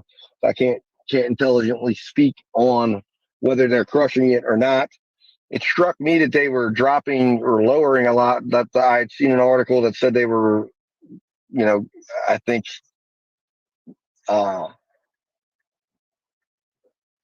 giving into a lot of stuff, but I'm about 100% versed on that. But the point of the matter is that we, as drivers, we don't need to unionize. You can't unionize businesses. I mean, that's the point. Like, you cannot unionize a business. You can't unionize, it doesn't make any sense when you look at how a union works. It's impossible to do these things. But we are a business. And then if you say, well, no, we're employees. Well, who are we employees of? You can't be employees of a service provider. So that's the problem. So we have to recognize the fact we're businesses. And then we have to operate like we're businesses. And then we have to decide, is that a good fit for us or not? Can we make our bottom lines? Can we create enough money on a daily basis to hit our bottom lines? And that's it. But those are the things we need to do. So you need to, if you're talking to somebody, if you're talking to a new driver, you need to tell them to go back and read the TOS. Tell them to be aware of what they are and who they are. Tell them to keep track of their bottom line. Tell them to understand that they need to operate what they're doing like a business, that they need to understand they are not working for any of the apps, that the apps are not their employers, that they work for themselves, and that they need to really, really make sure, take a long, hard look at whether or not this is going to work for them. Is it for them? And that if they do decide it's for them, that they need to begin approaching it like a business. Now, the other things that you need to do, right? We're talking about how you interact with an individual app, right? At the order selection process. The other thing you've got to be doing, in my opinion, is if you're in this for the long term, is even if you only wish for now to work one app, you've got to be signing up other opportunities. You've got to be getting on the wait list. You've got to be building what I call your app folio. And you've got to have the ability that when you're sitting in a parking lot and it's dead on one app, you can turn another app on and then wait a few minutes. And if that app is dead, turn another one on and another one and another one and another one. Okay, till you have your however many apps you have that you have available. Until you see orders starting to come through that you can try to look and see. And eventually you would find an order that would fit, hopefully, your amount that you need to work. And that's how you conquer the gig economy. You don't conquer it using the programs of a company whose bottom line doesn't align with yours, whose goal is to volumize you in a negative way. In other words, to get you to deliver more orders to make the same amount of money that you want. That it's trying to learn that from you. See, that's one of the things you guys have to understand too is, see, it's going to learn, if it's going to notice, like if you're especially if you're working one app, it's going to really very easily be able to notice the fact that, all right, you make 200, you quit. You make 200, you quit. You make 200, you quit. It's going to start to know over time, this driver likes to make $200 and then they're done. Once it understands your goal and your outcome, it could start working back and reversing that. I have an app that can help anyone in any area that can find other opportunities for you. What app is that? Hulk Smash. What is that? What is that? I mean, there's a lot. I have a boatload of apps on my phone that, I mean, I have all sorts of opportunities from secret shops to going out and taking pictures and taking insurance pictures. I mean, I have boatloads.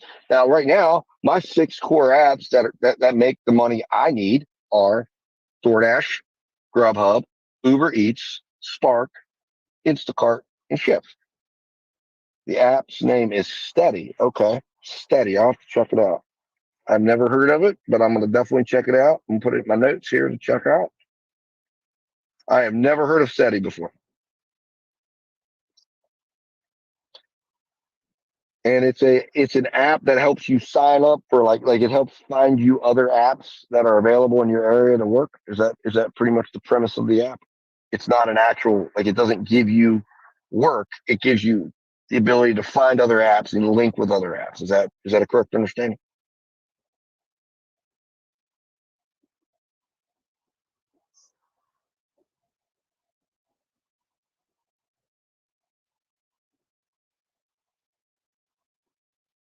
Okay, gotcha.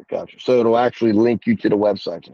I'm going to check it out because listen, that is the third prong, right? That is the third thing. That is the thing you should be doing. But you need to be keeping your stats. You need to be making sure you're accepting orders that are well-informed decisions, and you need to be building your app folio. You need to be building your revenue sources, and you need to be then using the information as you start to use those additional revenue sources and trying them out and learning them. You need to be also trying to figure out where they are in your playbook. When do they come to play? Yes, it also helps with W-2 jobs or home businesses as well as gig apps. Oh, okay, cool. Yeah, I know. I've also got a couple apps on my phone too that will give you actually shift work, where you can go in and work like an 8-hour shift somewhere, and it will give you a pre-negotiated amount, and you go in. It's pretty much the old temp format, but they've taken it and put it into a gig format, which temp agencies, I guess, in a way, kind of are similar to the way gig works. Gig apps work in a sense, but gig apps are just like a less official version of that process. But we used to use temps in the business I was in when we would have shortages or different times of year, or somebody need to come in and do a file audit for us. They give us the option to get a temp or two that we'd bring in and have them doing different tasks that were not of any type of major gravity, but they would be there.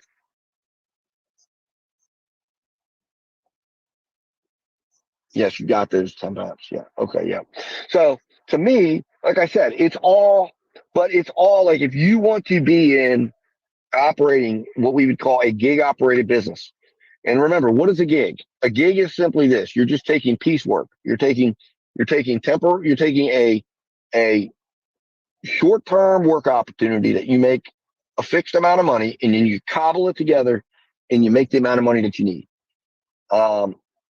Wanaloo and InstaWork. I actually have both of those. I don't have much on. I've not done much with either of them, but they're on my phone. I think I've registered for them, but I've never used them or really done much with them because they're not really active in my area. Again, a lot of these apps give me access because I'm close to the city, and it would require me to go down to the city to take advantage of any of the work opportunities they have. But I have them on there. I checked them out.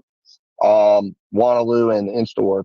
But I'm going to definitely check out Steady because I'd like, I like to check them all out. I like to be aware of them, just in case you need something. I mean, you've got to be prepared at all times. Let's see here, 6 stops. Oh, we're in the wrong daggone market. No wonder. Just realized my zone was not in the correct zone for Spark. That's why I haven't been getting any orders. Wow.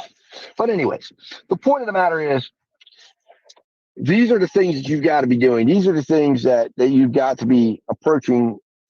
You've got to be approaching your business this way, that you're building a business. You're building revenue sources. You're preparing for the rainy day. See, that's why if you're a truly business-minded individual, then you will know that risk is part of the equation, right? You're never afraid of risk. You prepare for risk. You prepare for the risks and you mitigate your risks. And you mitigate your risks by accounting for the risks in everything that you do. That is a business minded. That's how business works, right? Now, unfortunately, you're never going to account for all of your risks. And there's always going to be something that comes up maybe that you're unprepared for. But you're going to be prepared to learn from that. But you're going to hopefully have made it so that you haven't received a catastrophic outcome that puts you out of business. And for that, you can, most of the time, if you're approaching things from that vein, that you're looking at your risks from the standpoint of how do I mitigate my risks and how do I account for my risks and how do I prepare for my risks, while at the same time moving forward and not allowing any fear and not ever operating from a position of fear, but a position of preparation. There is a difference. And what I hear a lot of on the gig world, and again, some of it is probably people creating the fear in other people because they think of some outcome that they're going to have that's going to be in some way beneficial to them. Or they're just fearful of the risk and they don't know how to deal with it, right? Because they don't really know how to mitigate risks. They don't really have the ideas. They're not certain how to deal with it. So it scares them. And then they live in fear of the risks. And that fear of risk is what will drive them. Correct.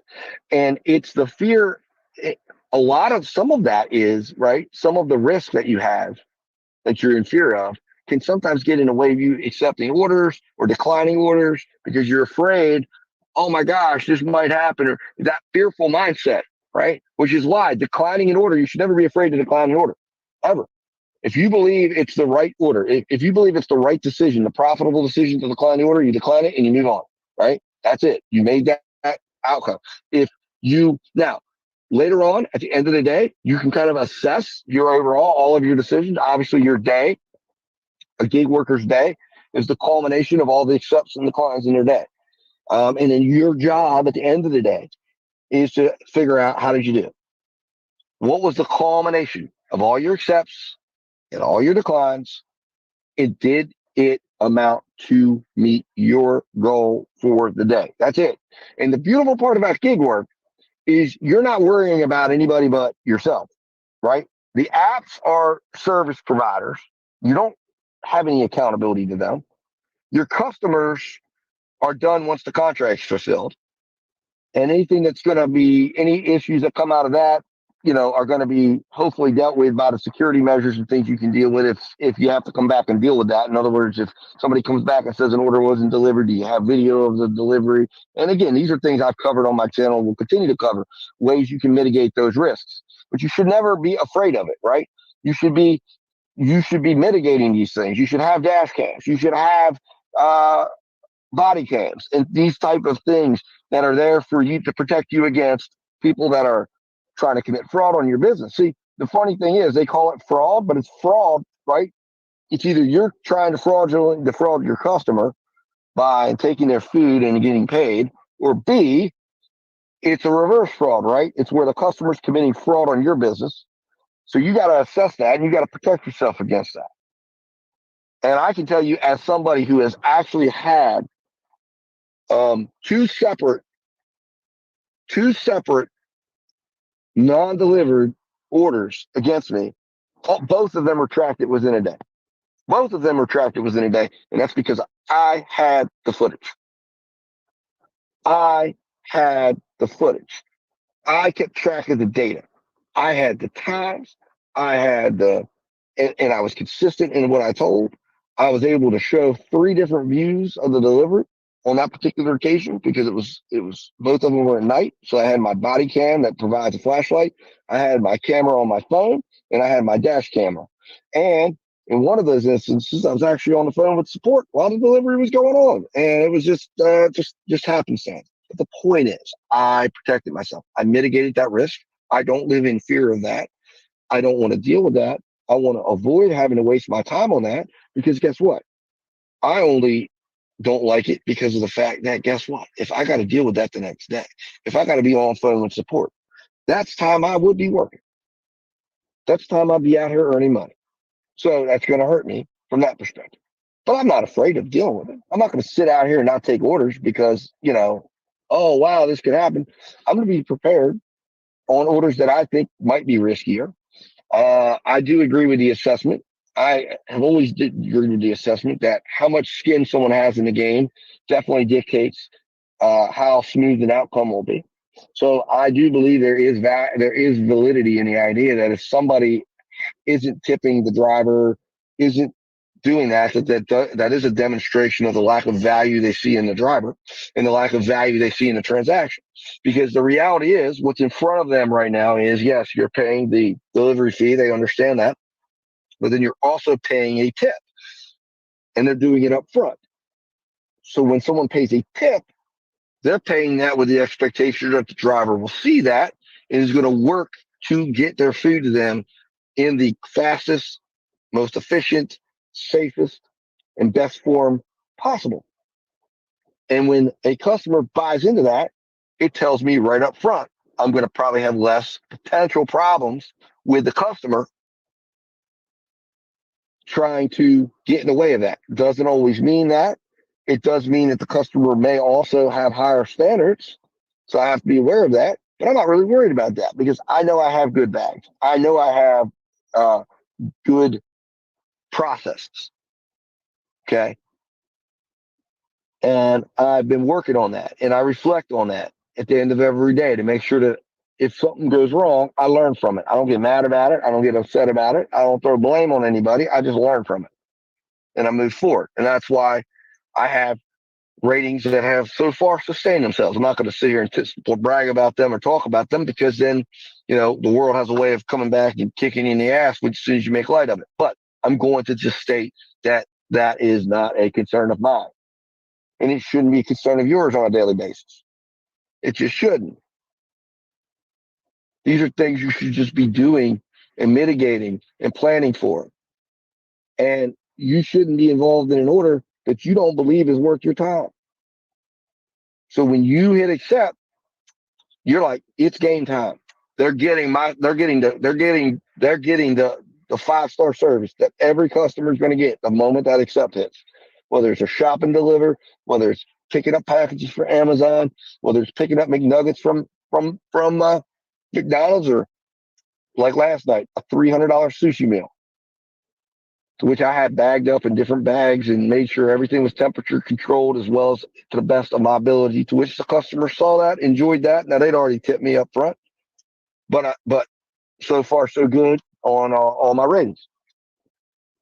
And they obviously felt like they got their $53 value out of that. And that's it. It's simple. It can be very simple. You can make your money as long as the money you need to make is within reason to what you're working with. As long as you pay attention to your metrics, as long as you pay attention to your expenses. Oh, appearance is absolutely a concern. Listen, I'm going to tell you something that I learned a long time ago, right? You dress for success. And you remember that. And I was told that by an elder of mine who was passing that on as I was entering into the workforce. Said, listen, you dress for success. And especially if you're going to be in sales, which I was in sales before, people will buy your product when they see a successful appearance, when you exude success. They don't want to buy from somebody who doesn't look successful, right? And people are not going to, you walk into a merchant and you look like, I'm not going to sit here and make fun of anybody or anything like that. But I saw an individual in a merchant the other day that I was like, are you kidding me? They looked like they were straight up in their pajamas, picking up for DoorDash. And why did I know? Because they were in front of me and I could see their phone and they identified themselves. And I thought, that is ridiculous. That person clearly is clueless. And that person is probably not making the money they want to make. They have no mindset of success. They've given up before they've even started. They didn't even take the time to get out of their pajamas this morning. They didn't even take the time to show that they cared. And the customer that's going to get that food, if they see that person walk up to their door, they have to hand it to them, they're probably going to end up, that person's going to already be framing everything in a negative light.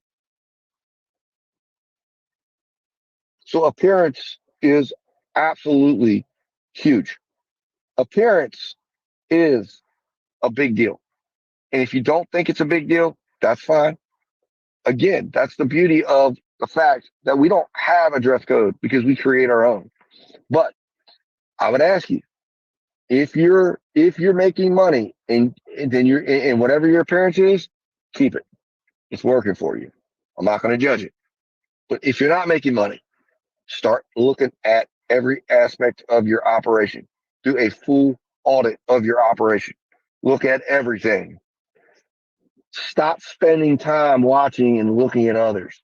Stop spending time breaking down other people who are successful or trying to figure out why they're not successful. You are putting energy that could be going towards your own success outwardly to someone else. You are wasting time. You are wasting energy. And you don't need to be doing it. And you're holding yourself back. You are holding yourself back. What's going on, Shane, man? Welcome.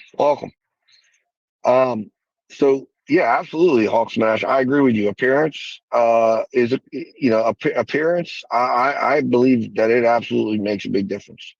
But again, that ties into what I'm talking about today.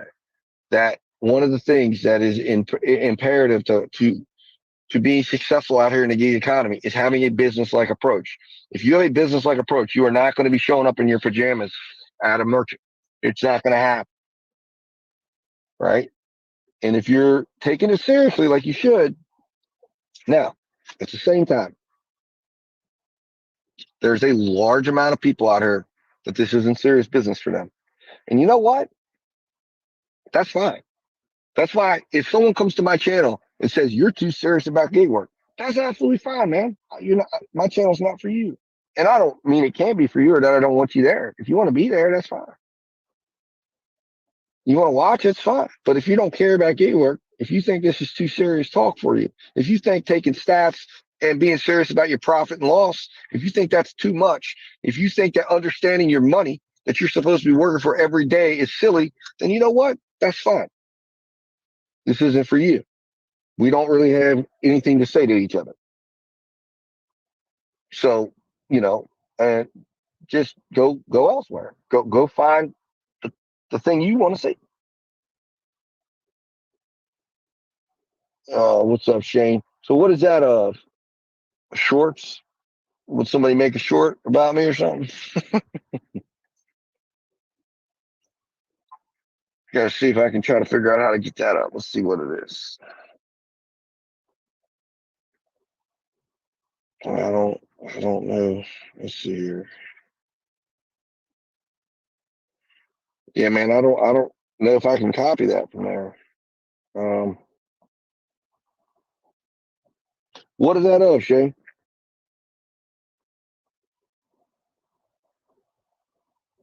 Oh, your racing videos. Oh, okay, gotcha. Cool. Yeah, I went over to your channel. I was checking it out actually. I saw the racing videos and they're pretty cool, man. I was checking those out the other night. I was actually showing my sons. Oh, and you see, it looks like we lost the sub. I just noticed that when I was going in there, but that's okay. You know, to me, like I said, this is about more than to me. This is about um, this is about connecting with the right people, right? So if somebody says, I don't like what Dad Dash is saying because he's talking about business, that's fine. That's okay. And if you don't find value in the content, that's fine. But that's that is what the purpose of this space is for, is to talk about gig business. And also, like I said, and in other people's stuff, you know, communicate with other drivers and things like that. The newest one that I just did. Oh, okay. So you have a new one up this weekend. Okay, let me go over there and check it out.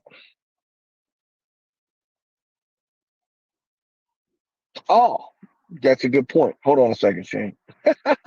You're right on that. Hold on. Let me I think I gotta do that on my YouTube side.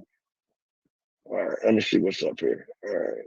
And add as a moderator. There we go. Thank you.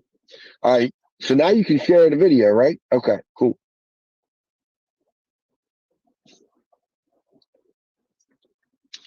So go ahead and put that back in. Because I don't think it's gonna.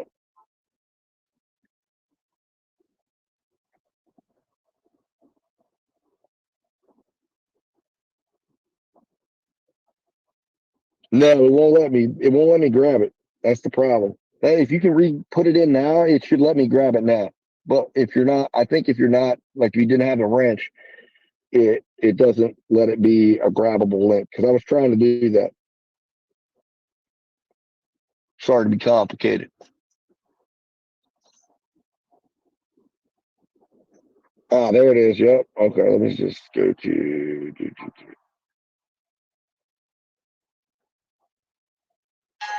There it is. Nice. You should probably be able to hear it right now. Awesome.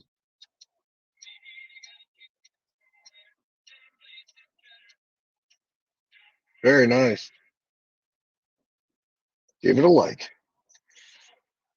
Hulk Smash, which video are you talking about? You talking about this video here, or you talking about another video you want to share with us?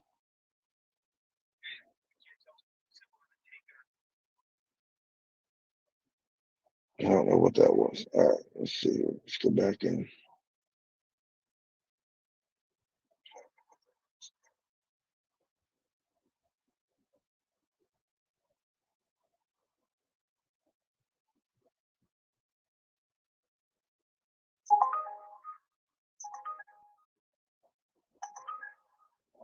All right. You know what? We're going to take that order.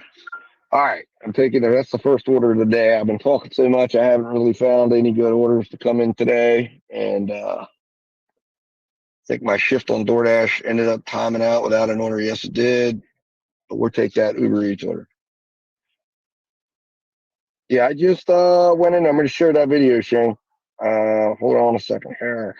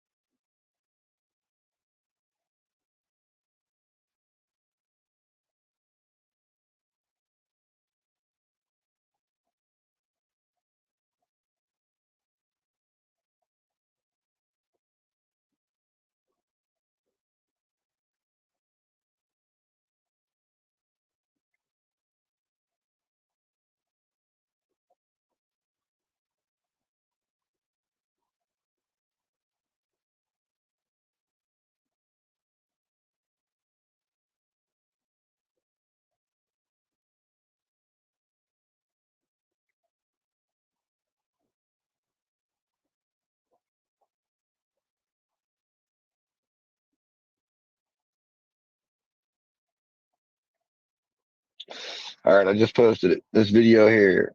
All right. Hulk smash. And what is the video? Make sure, of course, you're not trying to. Oh, you mean this video here is in the video we're on right now? I got you. Okay. I got you. Gotcha. I think everybody left, but I appreciate y'all that's been in today.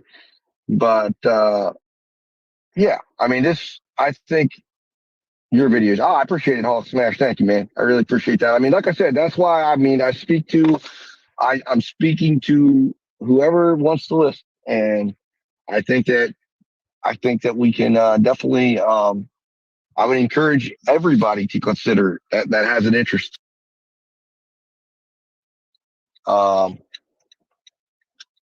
Everyone that has an interest in trying to be successful with gig work, post up videos, start some lives, start some conversations, share your stuff, share your thoughts. Oh, you didn't leave. Oh, I don't know. It had said 0. I don't know. I think my StreamYard gets weird or something. It drops out because I've seen like Hawk Smash has been talking to me and he'll sometimes say 0. So I thought everybody left, but I appreciate everybody that's here and listening. But we're going to go do an order. I figure what I'll do is before I end the live, we'll do a successful order together. By the way, this is a $10.02 5-mile Chipotle order. So the Chipotle up here normally does a pretty decent job of getting the orders out. I hope it does and continues that. But $10 for 5 miles is in my opinion, that is a good order. Now I know I've got some runoff. I know in this area I've got probably anywhere from 30 to 65 cents a dead mile runoff. So I've got to accept at $2 or more an order. I mean, or at least try to. There are times I don't hit that, but it will even out over time because I'm going to be looking towards that metric, and I'm going to be looking for higher value orders, which tend to be the ones that come in. Like last night's order was very, very helpful when I got the $53 for 6 miles. That was huge. Then I got a Spark Shot, which was $29 for 4 miles. That was helpful. And yeah, I'm a big fan of Chipotle as far as food. Certain Chipotles, though, have problems with their order flow. This particular one does a pretty good job. And then they do a good job, even if it is busy. They do a really good job of keeping you posted and keeping you aware of like what's going on when you walk in the door, and then they keep updating you.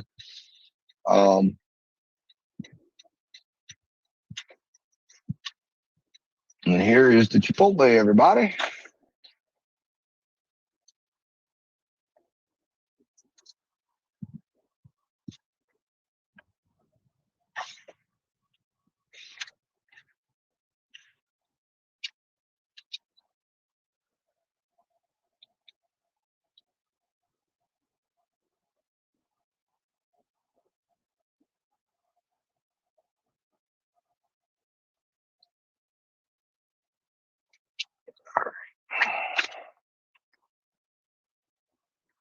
see what we're picking up. We're picking up a burrito bowl.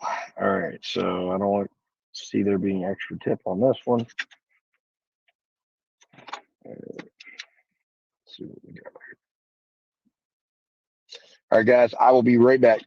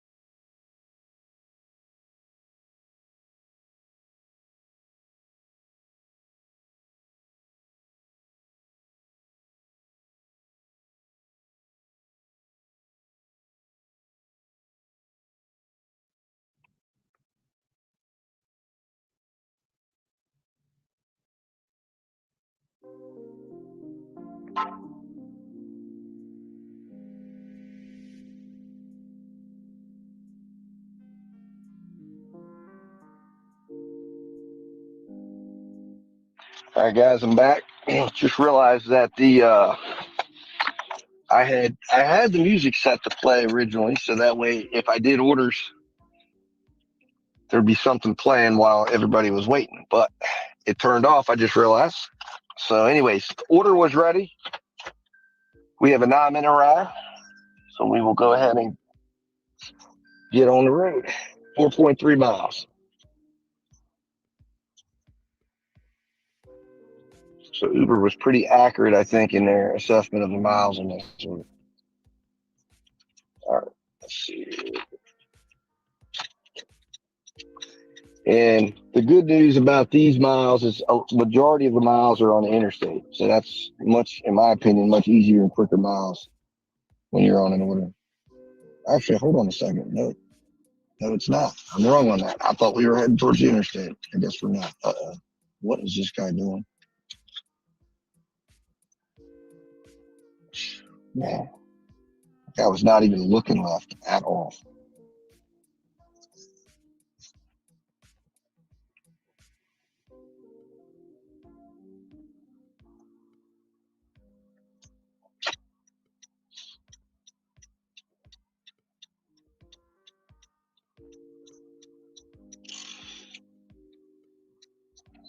Get a better view of the road there.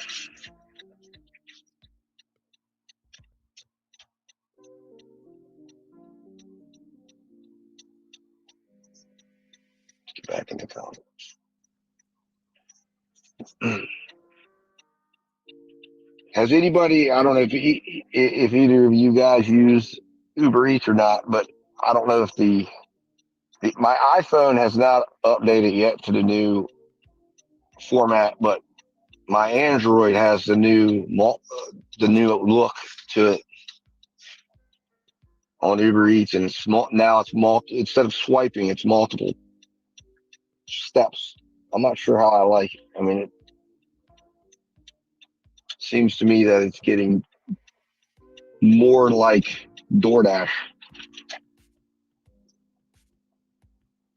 You have it? Yeah, I'm mixed on how I feel about it. I mean, I think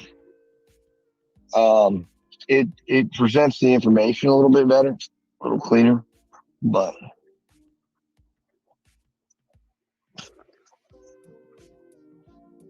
yeah, we just look, 3 things what we talked about today. Making sure that you are always approaching things from a business-like approach, collecting data, and improving your decision making.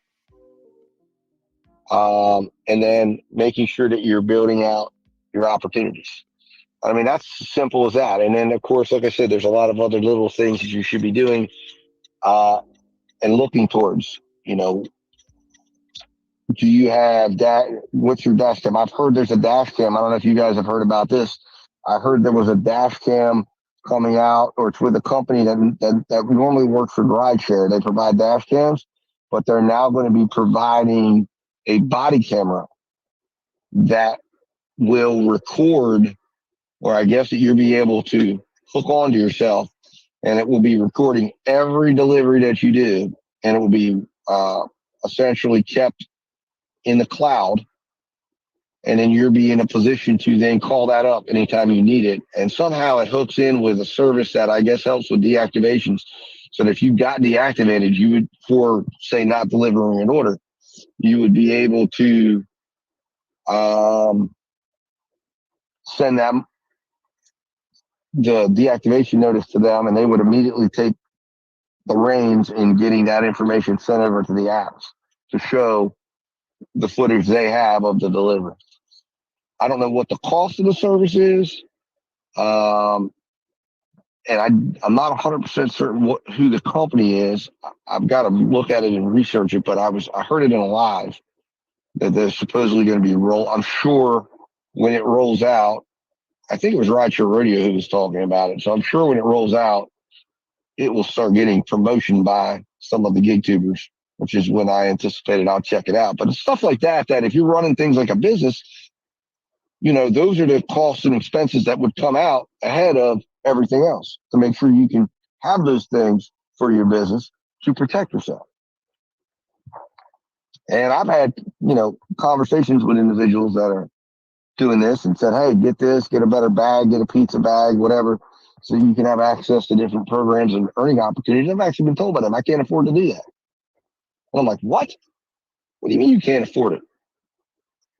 You know, you've got the money coming in every single day. So invest in your business, take whatever little bit you have left after and put it towards your personal stuff.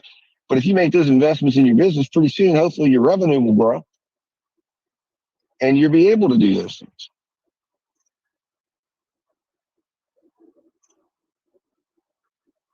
It just, you know, it's just a matter of the mindset. And that's what I mean by having that business like mindset. You've got to have, you know, the right approach. And if you have the right approach, you're going to take care of everything. There, you know, I think a lot of times we confuse risk awareness and awareness of risk with like, well, that's a reason to not do something. That's not a reason to not do something. It's a reason to prepare for it. And you can't, if you're not taking any, you know, when we start talking about deactivations and people having all these things happen, it's like, we talk about it like, well, we've got to have an appeal process. Well, you can have an appeal process, but if you don't have a body cam, you're not taking footage of your orders, you don't have the evidence to back up that you actually delivered the order, then what good is having an appeal process? So you've got to talk about all the processes. And those are just the little things you can do. Make sure you have a dash cam. Make sure you have a body cam. Make sure you have, there's also, if you're using an Android phone, you can very easily have a GPS camera running in the background. I paid $199 for that app and wrote it off the month that I did. And now I run it every single order. Every single order will have me walking up. Now there are, like, for Uber's app, for whatever reason, it won't let me run it in the background because I have to take a picture with the app connected or the camera connected to the app. So it will say, it will make me stop filming or stop recording. And then I'll stop recording, take the picture, start recording my way back to the car, getting footage of that food right by the door with the GPS timestamp right there. That way there is zero debate whether or not I delivered that order. And then you've got my dash cam that records me getting out of the car and walking up with the phone in my hand. You got, well, right now, today I'm not running my body cam, but at night I run my body cam. I figure if I have my camera on my phone and the camera on my dash cam, that's normally enough during the daytime. But at night I run the body cam because I want to have that flashlight when I'm walking up to a dark space. And it's also recording. So I can also provide my body cam, 3 different cameras at night, which to me is normally the highest risk, I think, for things like that to happen. But it can also be during the day. And then I'll also make sure, hey, if I'm doing a shopping pay, I want to get a shot with everything I can have. On Instacart, I got an attempt to say something wasn't delivered. And guess what? I took a picture of the bags and the batteries are sitting right there in the bag at the door. And Instacart removed it. Their situation's slightly different, but you can appeal all of it. And again, I had my stuff, I had my cameras, I had my pictures. Not only that, but I mean, I was prepared to go in and I definitely could prove I was there delivering, but they just said I didn't have the item. So why she did that, I have no idea, but she did it, and I proved it was not correct, and I got it removed as something that counted against me.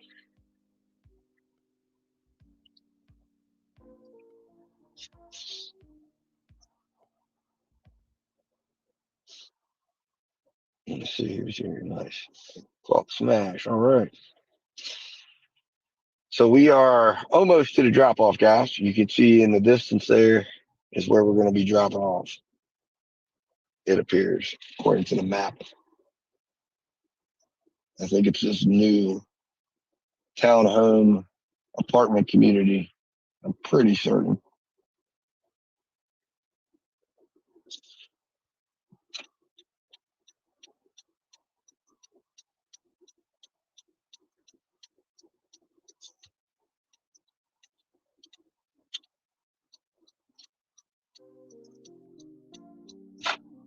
Oh, that's why it keeps going off. My music was going off because I didn't have the loop set on it. Okay, there's why.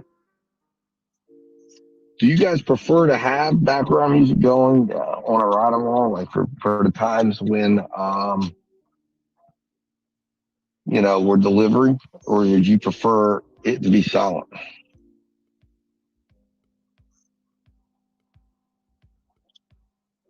All right, let's see what we got here.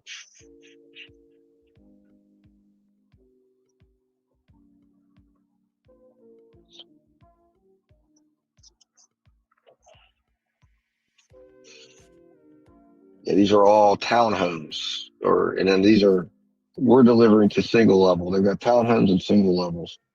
It's kind of a unique way to do apartments.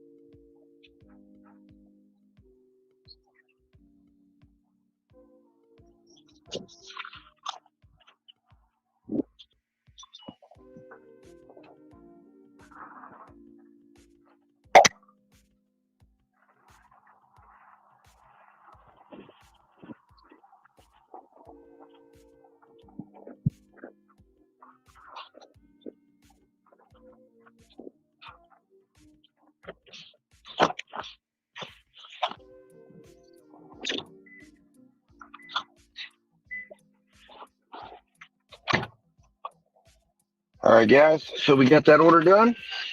So now I'm waiting for, I don't know why this seems to be a pattern, but Uber, it seems nowadays it takes several minutes to update what the base pay is going to end up being for the order payout. It seems to take 2 or 3 minutes. I guess the customer has to confirm something, I think, on their end or something. It's been a long time since I've done a customer order. I probably should do that. I haven't done that in a long time on Uber Eats. Let's see here.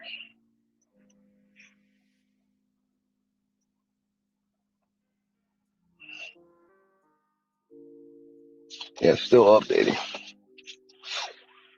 I don't think shouldn't be a self signal issue or anything. Oh, $4.89. Okay, so we got paid $4.89, which means the tip will be, let's see here, $4.89 base pay, and let me confirm. Sorry, it was 10.02. I thought it was 10.07, but it's 10.02. So that means the tip will be $5.13. Not a bad tip on that size of an order. So we'll get 10.02 for that. What it took us, I don't know, 15, 16 minutes to do that or something like that. Not bad at all. Now, the only thing I don't understand is why it didn't take me the interstate. It took me up you guys saw, I think it must have taken me the smaller mile one. But anyways, guys, so with that, we've delivered an order. We've talked about business. I think I'm going to end the live. I appreciate everybody that's tuned in. Hulk Smash, Shane Appley, appreciate you guys jumping in. Anybody else that watch, anyone that does watch this on the replay, hopefully you've enjoyed it as well. And guys, I will talk to you soon. Have a good day.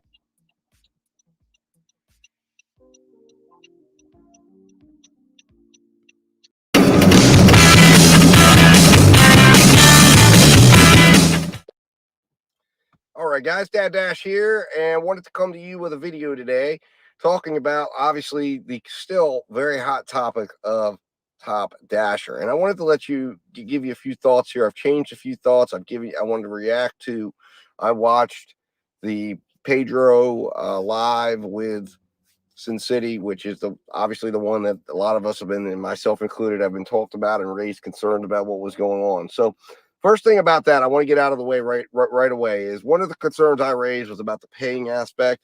And I think he really go back and watch that. Anybody concerned about that should watch that, because I myself am no longer worried about it if everything he said is accurate and correct as far as what he's charging, why he's doing it, and everything. And just to summarize what he said, he is charging a fee for his time to talk to and share his thoughts, strategies, and methods.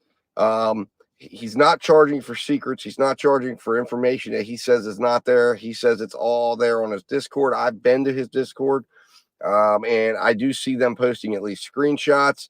I haven't seen the charts and things that he has, but again, those are not necessarily secrets. Those are just information that he says helps you to find hidden tips. But essentially what he's saying is it's a quick way for someone to say, hey, I'm giving you $40 for your time for a week, have access to you for a week to help me learn all about DoorDash in a very quick way. And if that's what's going on, I have no problem with it. And I wanted to just clarify that right away, that I'm changing my position there, that, he has a right, obviously, if he is spending time with somebody who wants to who's asking him as a teacher to teach them what he does, there's nothing wrong with that. So I think that, it's something that we all have to kind of, if that's what's going on. I was under the impression this was like a $40 a week subscription and he was giving you tricks and things in claiming to people that he knew things and strategies and stuff about the algorithm. And that's not, it does not seem to be what it is. At least that's not what he said. If it is that, I have no problem with it. But, so I wanted to just clarify that right away, right out of the gate. I don't have a problem with that aspect anymore after hearing him. And again, I was given some bad information, or not really given, but I was hearing information. It was good that I think that he went public and talked about it, because I think it really did clarify some things. So I'm happy he did that. So number two, the most important part of this video that I want to get into is really about Top Dasher, and whether or not it's something that something that is truly sustainable, and what the truth is about this whole Top Dasher business is, and what I want you to think about. And again, my purpose here, and I think the purpose of any YouTube channel, should be to get people to think. So I want you to think about this, right? I want you to think about what DoorDash is doing here and why they're doing it. And here's the thing. I'm going to say this right out of the gate. Here's the issue right now. I believe, and this is the math of the situation. Okay. I want you to think of like an hourglass. Okay. And when you're thinking of the situation in the landscape of DoorDash right now, we have a scenario where the predominant strategy that's been spoken about on YouTube, or anybody who has experience with gig apps, specifically DoorDash, will speak about and say that the right way to make money is to cherry pick, and that you are to develop your own standards, and then wait for those in order to meet those standards, decline, because DoorDash, of course, has said that they, well, not DoorDash, but they can't legally terminate you from being available to get orders as an independent contractor for simply saying, I'm not going to take that contract. They can't require you to take a contract because you are not an employee. So thereby, people have said you should not take an order until it meets the criteria that works for you, whatever that is. And there's lots of creators and people out there who have told you for their market what that criteria is, or for their personal needs what that criteria is. So that's where we stand right now. And DoorDash, of course, is trying to do everything in their power to try to figure out how they can, without having to make people employees and go through having the expense of employing people, to try to make people feel like they're employees and feel obligated to take whatever order at whatever price they want to offer, how they can get somebody to take those orders and do so on a more regular basis, thereby making it seem, without being considered being deceptive, that you need to take a certain amount of the orders that they're offering you. And that's where that's where the fight is right now, and has been. And for the most part, the public perception when the cherry pickers were winning. DoorDash was looking bad. DoorDash was looking greedy. So DoorDash has said, you know what, we've got to figure something out. And what they figured out is that they understand that a lot of people that are coming to DoorDash, especially if they're coming full time or they've lost their job and they're trying to supplement income, number one, they have a very employee based mentality. So they know that they want to tap into that. And they also know that people naturally will always want to feel like they're not missing out on something. So what they've created is they said, you know what? We have larger orders. And while we can't deny people the right to take an order or look at an order, we certainly have control over what order somebody sees. So they decided, well, what we can do is decide that we will show people larger orders first based on their acceptance rate. And we can program the algorithm to do so.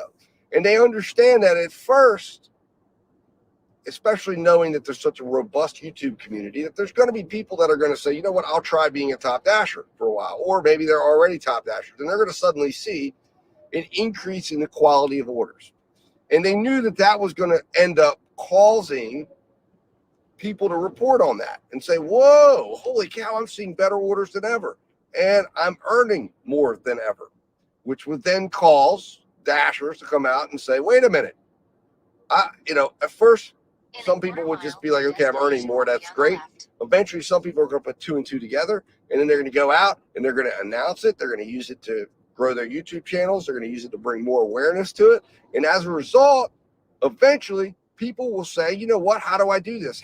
How do I get to see the orders you're seeing? And they're going to explain, I'm Top Dasher. Well, what's Top Dasher? Top Dasher 70%. Also, there's a high paying order program now. Keep your acceptance rate at 50 and 70%. And people are going to go there, do it, and report results. They knew this. The issue at hand is not right now, right? Right now, if you understand that, eyes open going forward, that right now, this is what DoorDash is trying to do. And that in the event that DoorDash is successful in getting, in flipping the hourglass, so to speak, and flipping things on its head. Like right now, we have probably 15% of people, maybe less than 15%, who are Top Dasher, who have a high acceptance rate. And if DoorDash is successful, they want to flip it around and have it 70 to 80% are competing for Top Dasher with an over 50% acceptance rate. And then have the majority, and then have the 10 to 15% be the people with lower than a 50% acceptance rate. But when that happens, because DoorDash has done nothing to, at this point, increase large orders or encourage customers to take larger orders, nor do they really have any influence over how large the orders are. They will simply have influence over what you see when you see it. Then eventually they know that once they flip that hourglass and once they've got people believing that they're missing out on something by allowing their acceptance rate to drop, they will then have effectively won, because that people will be taking more and more orders against their own value judgment, and they will be go from making more to making less. And that's what's going to end up happening in the end. And I want you all to think about the math. I want you all to think of it just like I just said. It's the hourglass. When they flip the hourglass and everything has effectively fallen down, and they've not increased the large order program, they've not done anything to increase the volume of large orders. All they're doing right now is wanting to get more people there, and they're wanting to create the idea that you're missing out on something if you're not keeping your acceptance rate at 50% or better. And then that's going to keep people there. And inevitably, people will end up having to take more low ball orders that do not make a value sense. Then you may say, Steve, why do you care about what other people are doing? And it's not that obviously I care about what's going on with my business and with my money. So it does have an effect, and it doesn't. This could have a very bad effect. Not right now, but maybe a year from now, if people really do buy into this, and you could actually probably see the cherry pickers end up having a problem, because there will be no big orders and we will end up having to move over to other apps or other things. But we will do that, because if you're a cherry picker, you're probably a multi-apper. And if you're a multi-apper, then you're going to move around to where the money's at. And if it's not at DoorDash, I'll move over to Grubhub. I'll move over to Uber Eats. I'll move over to Spark. I'll move over to Amazon Flex. I'll move over to Instacart. I'll go where the money's at that makes sense for my time. And I have a firm belief there will always be an app that will be there that will be able to pay me what I need to go out and work. So, I'm not loyal to DoorDash. I don't care if I work for DoorDash. I don't care if I get another DoorDash order. If DoorDash can't send me an order that meets my value, I won't go work for DoorDash anymore for the rest of my time. So I'm not really worried about that. But what I am worried about is to me, the YouTube is about sharing information and sharing thoughts. And I want people to think about this, because I want them to think about that I don't want somebody to be doing things. My job, my hope is that we help each other. So if I'm doing something, I want someone out there to put a video out that makes me think, and I want to put out a video to make you think. And that's the point of this video. It's not meant to be calling people out or say you're stupid for doing this or dumb for doing this, because whatever works for you, if you're making your money and you're making your goals, okay, fine, great, do what you do. But I want you to think about this for a minute, because you've got to make sure that you're thinking independently. And that is something that's key. You cannot be thinking like DoorDash wants you to think. You have to independently think about what's independently good for you and make sure you're constantly changing. And right now, it might be a good thing. Right now, it might be great to ride out the Top Dasher bubble, so to speak, because the faster you get there, and if your market is one that's really benefiting from it, you're going to probably make more money for the time being. But the moment you start to see the income dip, the moment you start to see where it seems like, all right, we were at highs, now we're going to mid, now we're starting to drop. You need to go back and readjust your strategy, because that's going to be the sign that you're probably oversaturated and that DoorDash has succeeded in what they're trying to do, which is to oversaturate the 50% and above acceptance rate category. And if they achieve that, and I'm not saying they will, because I'm hopeful that a lot of people are accustomed to cherry picking. And I think when they get up there, if they're not seeing a significant difference, that's going to cause people to go right back to what they were doing. And hopefully we start getting that pressure to go back, that puts pressure to go back to what works. And DoorDash doesn't succeed here. And the people that are there right now, yes, they will make a lot of money. They will make good money, and that's great for them. But if you're not learning the skills of multi-apping, cherry picking, and figuring out how to select orders, you're going to be behind the 8 ball, I think, in the end. But anyways, guys, I hope this video was helpful. If it was, hit that subscribe button, hit that like button, share this video with at least one person. And guys, I'll be talking to you soon. I've got to go in here and grab this order. Talk to you in a little bit.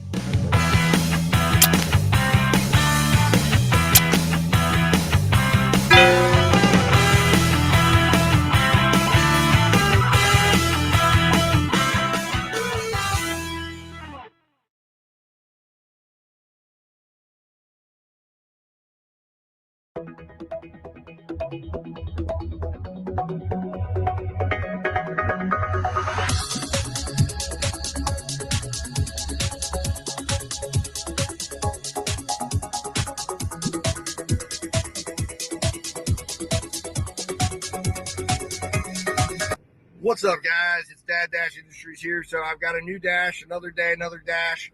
I'm out here on a lunch shift. I'm going to do about 11:30 to about 1:30. Then I've got to go pick my son up from school, so I'm doing 2 hours.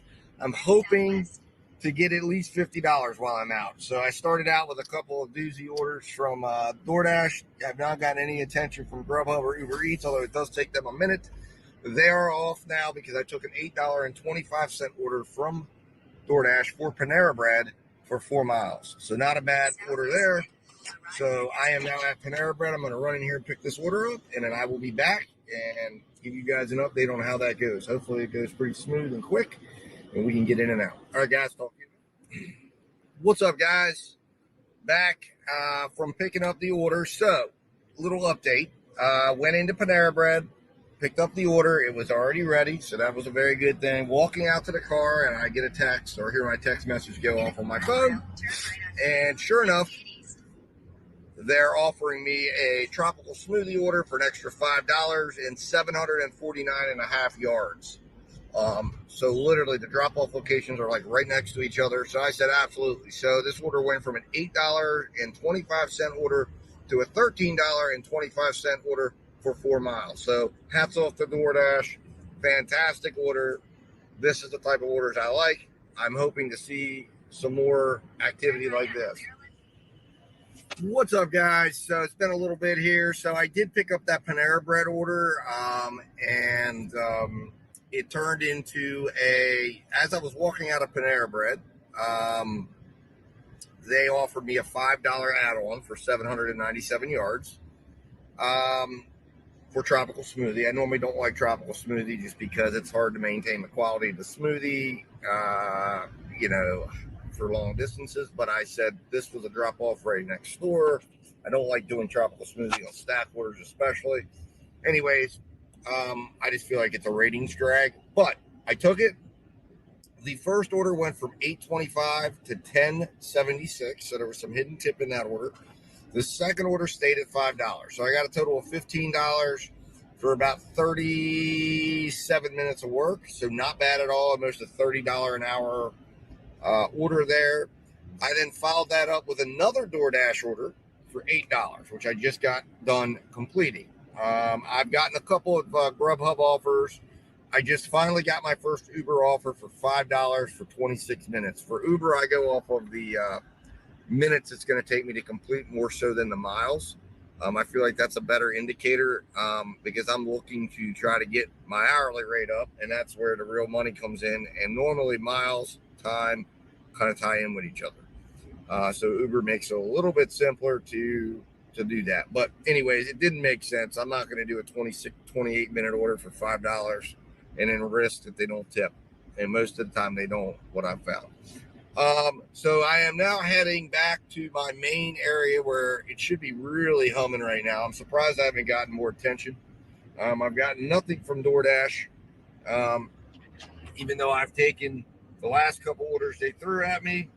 And I am now rising to 88% completion rate. I was down to 86.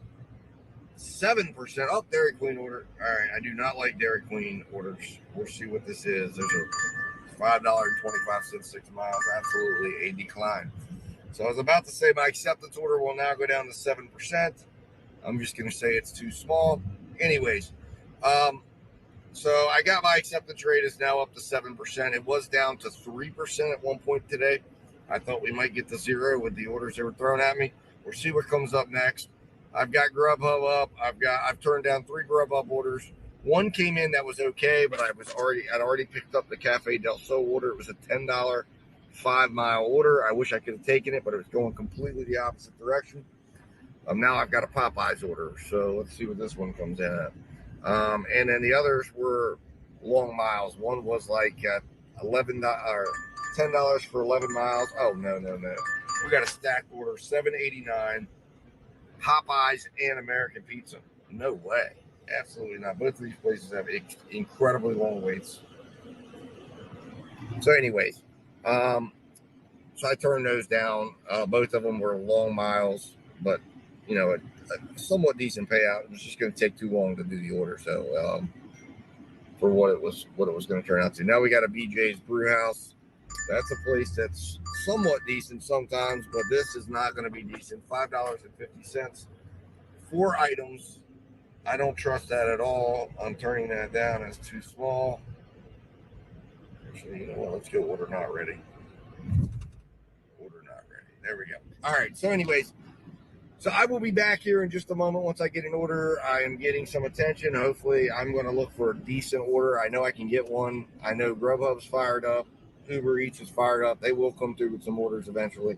I'm not going to take something small here at lunchtime in the heart of the lunch. Here we go. Chick-fil-A. Let's see what we got here before I end this session here. $4.75. It just keeps getting worse. All right, guys. I will be back in a little bit. Talk to you in a minute. What's up, guys? I'm back here. I know I just got off, but I am back because I wanted to just kind of go show you guys. You know, this channel is about tips and tricks and about showing you guys how to, you know, things that I see and find. And here it is, right? I made a prediction right as I was coming off the last video.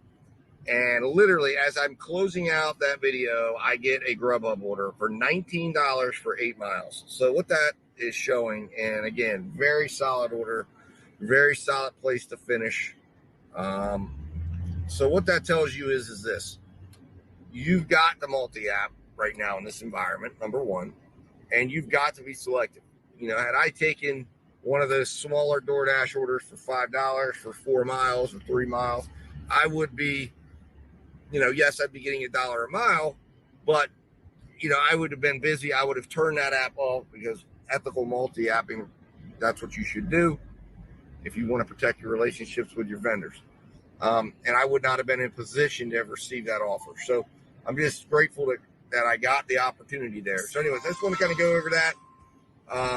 And I'm going to jump in here. I'm almost to BJ's now to pick it up. And I will see you guys in a moment. What's up, guys? So I am back here. Did complete the order there for Grubhub. Ended up getting $19.34 for the order. Like a $40 an hour equivalent order. Only problem is DoorDash cut me off because I had them on hold. I was able to get back on, but I'm sitting here. I've only got probably about 10 minutes of available time. I've got to get an order within the next 5 to 10 minutes. I got a Taco Bell order for DoorDash for $10.25 going 14 miles and totally the wrong direction. There's no way I could do that order. So I'm over here at a shopping plaza that's kind of sitting in the direction of home, hoping that I can get attract an order here. It's where I was at earlier today to start my shift. So we'll see if that happens. I may not, if I can't get something here in the next few minutes, I may just call it and go get some lunch. At this point, It's not been an incredibly lucrative day, but it's not been absolutely terrible. So far, I've made $42.70 for 4 dashes. I started at 11:30, and my last delivery ended at 1:13. So if I put that in here and ended at 1:13,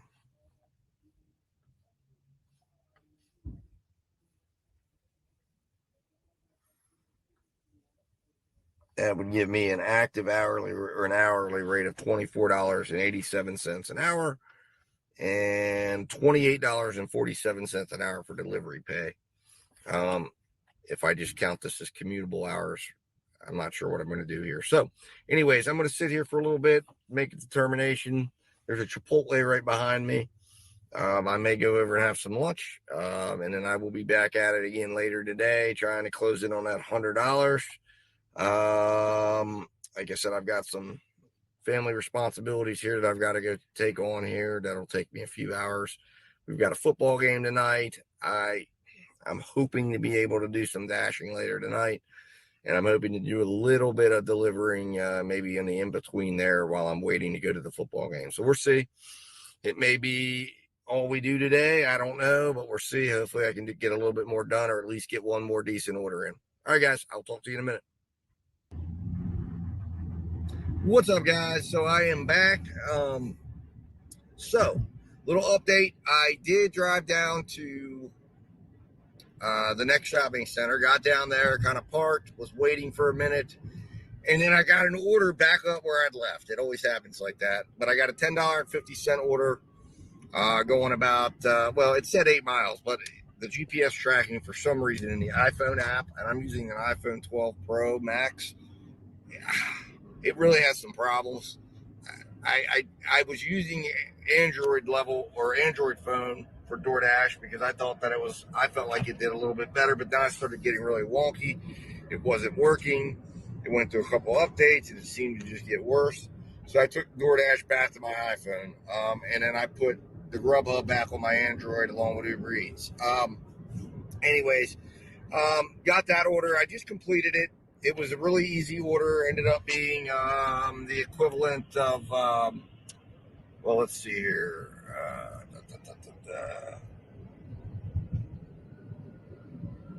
So it ended up being an equivalence of, let's see here, $25.20 an hour.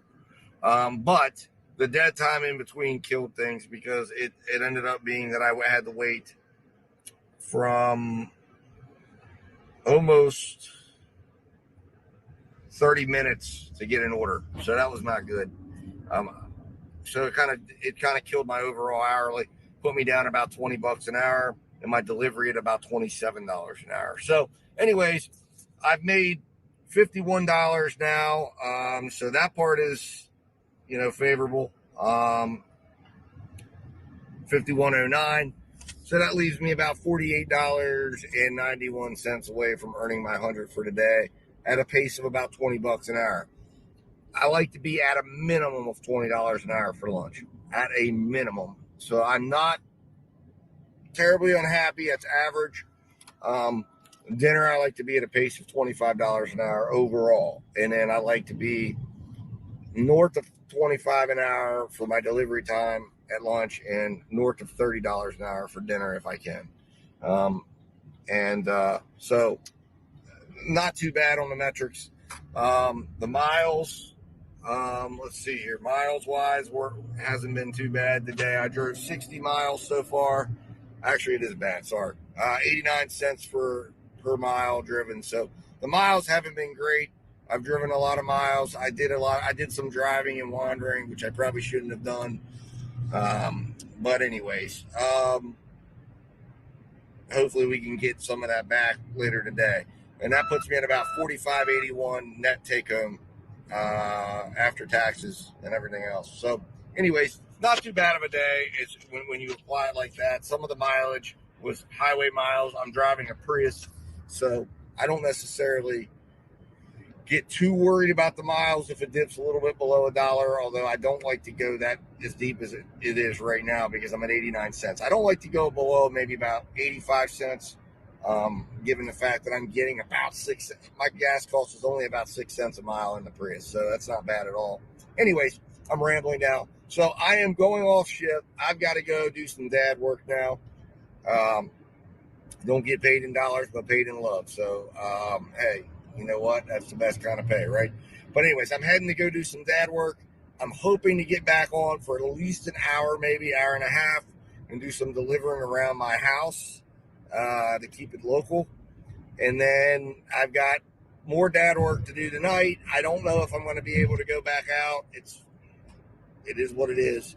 My wife's working today, so this is just what it is. It's how it's gonna go. So, anyways, if this is it, then I will be coming on with a recap and breaking down all the numbers, breaking down each delivery, taking you through it. If I have more, I'll come on with more. So, signing off, guys. Thanks for watching today, and I'll talk to you in a little bit. Bye-bye. What's up, guys? So, just to kind of fill you in on what happened there, after I went off shift there, I never got back on shift. Dad work took over the rest of the evening. Things did not go as planned, and I ended up pretty much filled up with some things I had to take care of before the football game, and then we got to the football game, and there was a big rainstorm. It was just a whole bunch of stuff. But so that was it. That what you saw there was it. And I want to kind of take you through today there. It's a short little recap here, but I want to show you the stats, show you what I look at here, and kind of go over it with you. So you're going to see I actually had a pretty DoorDash centric day. You know, I had four out of 5 were DoorDash deliveries. So it's actually kind of let DoorDash get some of their groove back, so to speak. It did help with my acceptance rate, got my completion rate back up where I like it to be. And I know a lot of people say, hey, you got 80%. I like my completion rate at 90%. That's a metric that can cost you. So if you're new, acceptance rate, I don't care where it goes. I will strategically take it as low as it needs to go to make sure it makes sense for my business. Completion rate, however, I want to have a cushion. I will take it under 90%. I do not go under 85% under any circumstances because 80% is where you get cut off. I want to have a margin. And there are times I've been at restaurants. There's been times I've had to strategically turn down orders. You want to have that flexibility. I like to be north of 90 if I can. And if I'm making the right decisions and I'm being selective and I'm making, good business decisions, then normally I don't have to utilize, cancellations that much or that often. So anyway, so the first order today was a Panera Bread, as you heard in the video there. It was an $8.25 offer. As you're going to see here, if you're doing the adding up there along with us, I got $2.50 base pay, $7.86 tip. And what does that mean? That means, yes, there was overpay. So it's the only overpay. I have this spreadsheet, so it lets me know if there's any overpays. It turns green. The only overpay of the day. But it was overpaid by like $2 and I think $2.86. Now I traveled 18 miles because that covered my initial time that I turn on my apps when I'm leaving my house, because I can get Grubhub orders and Uber Eats orders on my way into my market. I can even do them right around my little area that I live in. And I have done that before. So you come back over here, you look at this. It was a 58 cent per mile amount there, so that was not great. Actual gas mileage cost on that order was $1.26. So now you may see this here. I like to look at the dollars to pay ratio, miles to pay ratio, because to me that tells me a lot about what's going on here. And I like to keep it, under 2% at all times. That tells me if I'm way over. And you can see this was not a good shift. I knew that right away. You can look at the metrics, and they'll tell you right away. My hourly on this one was $18.84. And the order began at 11:30, ended at 12:03. Now, this was a stacked order, and I divide them up because I like to look at the restaurant times, how long the wait times were. And you can see here I had some strong wait times today. I only had one that went into the red, and red is anything over 5 minutes. So there's only one in there that went over, and it was one that I fully expected and understood that that would probably happen, but it was one that I was willing to do because that was my big BJ's order. BJ's tends to have a wait time, but for $19 at lunch, I'm going to wait every single time. So anyways, so that stacked order, I began the next order right at, literally right after I dropped that one off at 12:03, and I was able to drop it off 3 minutes later. So you're seeing that $5. That one was $2 and $3. There was no overpay there, but it ended up being $5 for 1 mile traveled, and it ended up being an excellent projected hourly because of how quickly I dropped it off, $100. So you cannot argue with that at all. Now, I think the story of the day, once again, was how quick I turned orders over. And you see where everything was flowing really, really well. And then, boom, I ran into a wall, which tends to happen as we near the 1 o'clock hour at lunchtime. Strong time to be out, I've noticed, is really between about 10:30. You get into the market around 10:30, you're going to have a little lull at the beginning. About 10:45 to 11, it's going to start heating up. And it's going to go strong from like 10:45 to about 12:30. You can kind of utilize whether you want to look for big orders or you want to slam out 3 or 4 or 5 orders or an hour, whatever, however you want to do it. But then right as you crest over that 12:30 going into 1, it starts to slow down, and then you're not going to make money. You're going to need to be more selective and try to make larger orders at that time. And then by 1:30 to 2 o'clock, it's going to die off, and you're going to make an average of probably, if you're doing well, maybe $15 to $18 an hour during that time. So we had the next order that we had was another DoorDash order. It was an $8 order, and it was for Del Sol Cafe, and it was for DoorDash. So there was no overpay in this order there, as you can see. And the miles on this was not great. It was 73 cents per mile, so it was not a great mileage situation there. Drove 11 miles for the order on an $8 deal there, and that's because if you notice here when you're looking at this and you're breaking it down, you see that I had that extra time right here from the end to the beginning, and it was about 16 minutes. And unfortunately, I have a very bad habit, like I said, and this is where I have really tried to hone in and work to cut these gaps off by focusing on the end point. And that's how you can do it too. You need to focus on where you're ending that delivery at. It can make a huge difference here and a huge difference on what type of orders you're going to get, knowing that area, what type of restaurants and what type of opportunities. Because I tend to sometimes say, I'll get the offers, but they're just not strong offers.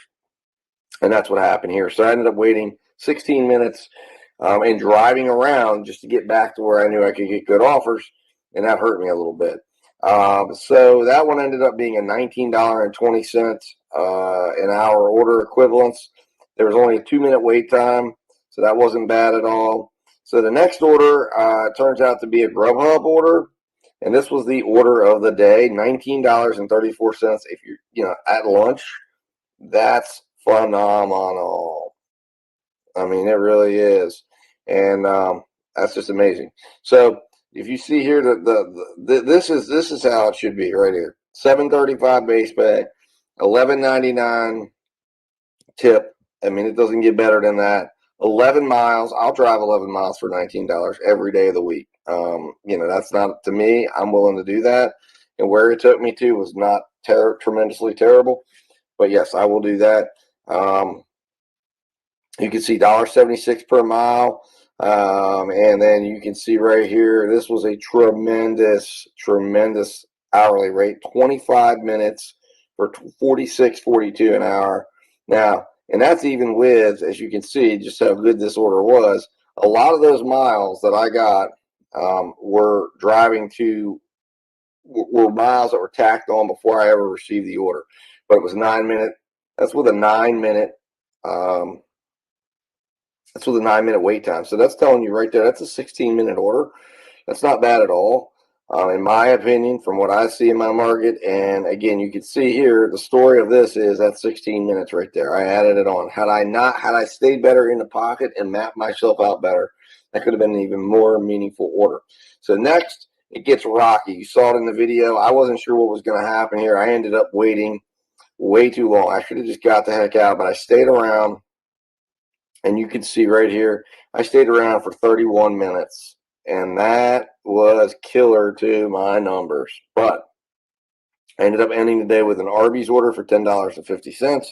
I did a lot of driving, and you're going to see it here in the miles. Because why?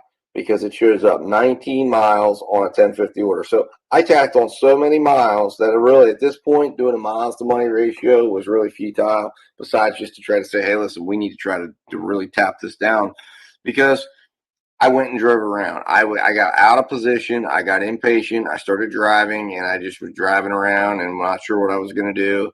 And then they threw me that offer, and it was going in the direction I wanted to go. So I went ahead and I took it.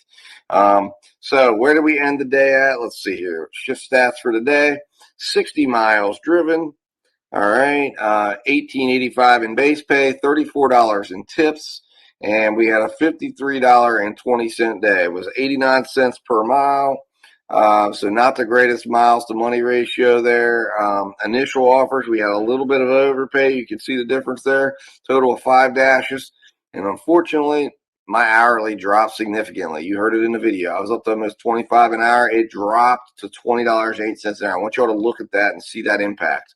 That waiting around in the market and not just saying, hey, you know what, let's get out of here. This is the focus. That's what your focus has to be. I had a good average per order, $10.64. Anything over 10 is, my opinion, great, and that's what I'm looking for. My gas cost, I drive a Prius, $4.19 for the shift. And my average hourly delivery rate for lunch, I want to be north of $25, and I was way north. I was north by $3.76. So that was excellent, and that is where I want it to be. So excellent, excellent, excellent. I did 111 minutes of actual delivery time.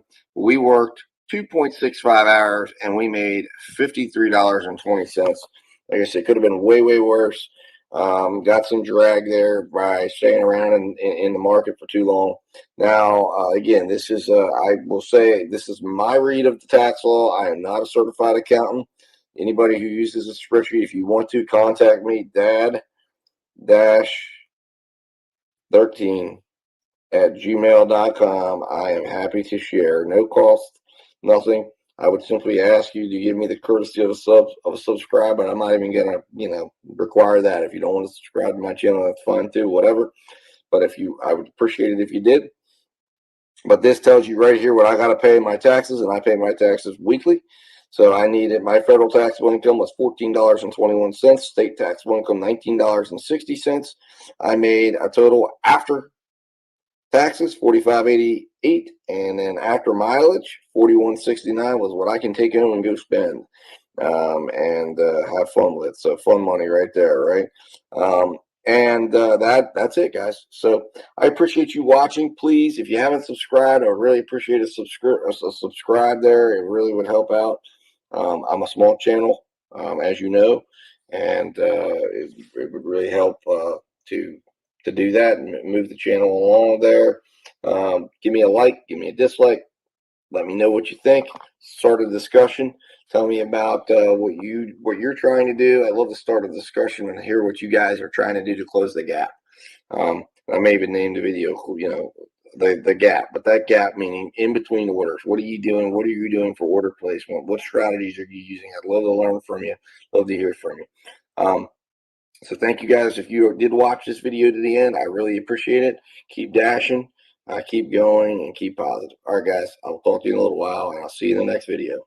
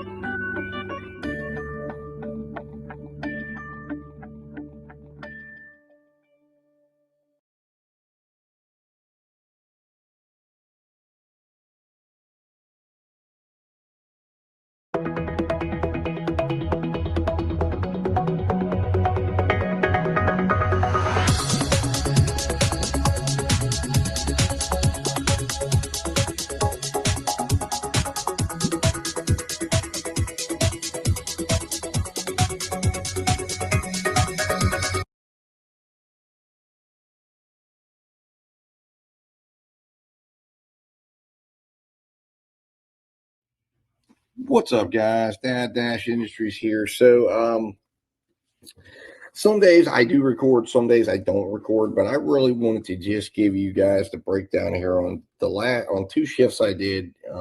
They were a couple days apart, and this is before I went on a little bit of a break.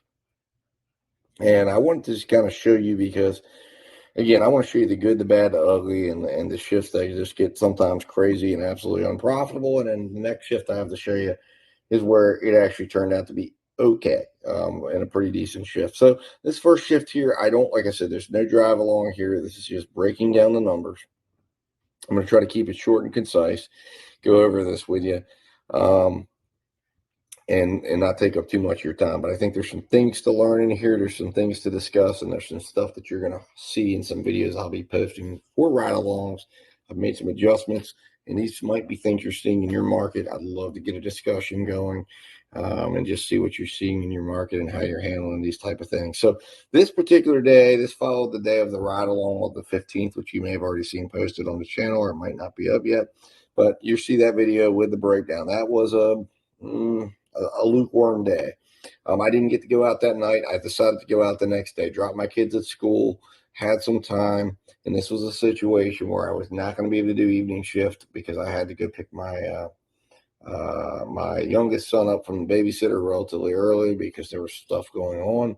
So I only had the morning, and this is just kind of how I've had mornings that were extremely successful where I made $100 in 2 hours. And then I've had mornings like this that just absolutely were terrible. And it really was a terrible, terrible shift. But, it was some challenging times that I've had, but I've kept positive because the very next shift turned into a nice one. So we started out here. You see here, I did a Grubhub for sheets. Now, the significance of this is because, again, this was kind of impatience where I took this order way too soon. It took me in a direction that I regret it later on and kind of defined the rest of my shift. It's a $9 order, and going 16 miles. And again, once again, some of those miles was kind of pre-trip miles, but that was because I had driven with my apps on. I was kind of driving around and I didn't really have a direction. So one thing you want to always do is always have a plan, always have a direction. In this case here, I wasn't certain I was going to get out that morning, so I did not schedule myself with DoorDash. I wasn't sure what was going on. I should have just headed into the market I knew and just gone straight there. I didn't do that. I wandered, and I got 16 miles on the clock before I knew it. So mileage to money ratio on this was 56 cents. Absolutely terrible. Gas mileage cost $1.12. That's actual gas mileage cost. And it took me 25 minutes. Now, the only thing that was good in this order was $21.60 projected hourly. That wasn't bad at all. I ended up completing that order at 8:03. Now, you're going to see a trend here, 20 minutes until my next order. So you can see right there was 20 minutes until the next order happened. Not good. That was terrible. But that was because literally I ended up smack dab between 2 markets. So I made a decision to go to a market I normally don't go to. Went into that market, got on the DoorDash schedule there, and immediately picked up a DoorDash Chick-fil-A offer going 15 miles. 15 miles, why? Because I had to drive into that new market. I got one order there, which was this order right here. It was $8, $3 base pay, $5 $5 tip, and it cost me 15 miles. Got to the customer's house. There was no wait times were not a problem at all on this shift. So I go in, 18 minutes. Projected hourly on this order was actually very strong, right? Now, here comes the real problem, right? So now I get done with that. I can't get any more orders. So I make the decision to go ahead and make the drive to my market. But Grubhub and Uber Eats is kind of wide open. I'm like, well, maybe I'll get an order in the in-between. I then went in astounding, nearly, what was it? 1 hour and 22 minutes. 1 hour, 22 minutes with no order. 1 hour, 22 minutes, no order. Terrible. All right. Now, you're going to see 36 miles was traveled. I took an order from McDonald's for $6.50. It ended up into an $8.25. I got extra, right? So then now it looked like the day was starting to get better, because as I'm leaving the McDonald's, or as I'm getting ready to leave the McDonald's, I get this Wendy's order, which was literally across the street, and the drop off for this McDonald's was just down the street from there. So, and I knew Wendy's sometimes took a little while. So I drop off the McDonald's order, I go back, and sure enough, what happens? I get to Wendy's. It was a very nice order. And again, I thought this was the day it was going to start to take off. It was a $13.59 offer, and Wendy's ended up closed. So I had to report them closed and got $1.90 from Grubhub. All right. Now, next I got another McDonald's order for $6.75, and it stayed $6.79. But because I was driving around, sort of, because I literally left that Wendy's and it kind of started to drive, and I got down the way and then got pulled back to the McDonald's I'd been at, and ended up having to come all the way back. It cost me some miles. Ended up being a nine-mile order. Okay. And you see here that I ended up having to wait 8 minutes in between the order. So you can see there, I got done with that order at 10:33. Now, here comes problem number 2, 10:33. Notice 11:40, 1 hour, 7 minutes until my next order. Notice what happens here. And these are the mistakes I'm making, so you don't have to make them. But notice what blows up here, my miles. Why? Because I didn't go settle down in one area. I was kind of driving all over, trying to find an order, deeply frustrated with the day, and just not wanting to sit in any particular place. I would have been better off just going and finding a place and saving myself the miles and waiting till lunch to cook up, but not costing myself the money that I did, because it ended up costing me that order $1.75, and that was only a $7.50 order. Okay. So my actual miles to pay ratio was terrible in that order. 23.27. You can see this 30.46, 19.74. Look, that is a huge expense. Pay attention to these. 12.4. This needs to be, okay, this should never be, this miles to pay ratio should never be more if you're running well. It needs to stay under 5% if you're going to really run a clean shop. Between 5 to 10%, and ideally under 5 is excellent. And this is just my opinion. So you see this right here, that's excellent. Okay. That's where you want it to be at, because if you look at this was a textbook order right here. Red Lobster, DoorDash. Okay. $5.75. It tells you there wasn't 2 miles. All right. And, you see where it all come in. $2.88 per mile, 14 cents. It only took 7 minutes. Now, what this also tells you is this was a stacked order. Okay. So, those numbers are a little bit deceiving, but that's what you want to, some of this is a little bit, I guess you could look at it as totality, but I separate my stacks. Same thing happened here, because, Uber Eats, I got a 5 Guys and Noodle Company. It was a stacked order, $4.95 and $6.19. This was just a terrible order to have taken. I took it. I shouldn't have taken it. Once again, the story of what's going on here. And if you look, it'll tell you right in the numbers of exactly what happens. 12:23, 12:48. All right. And I will tell you what I did. I drove around, and there was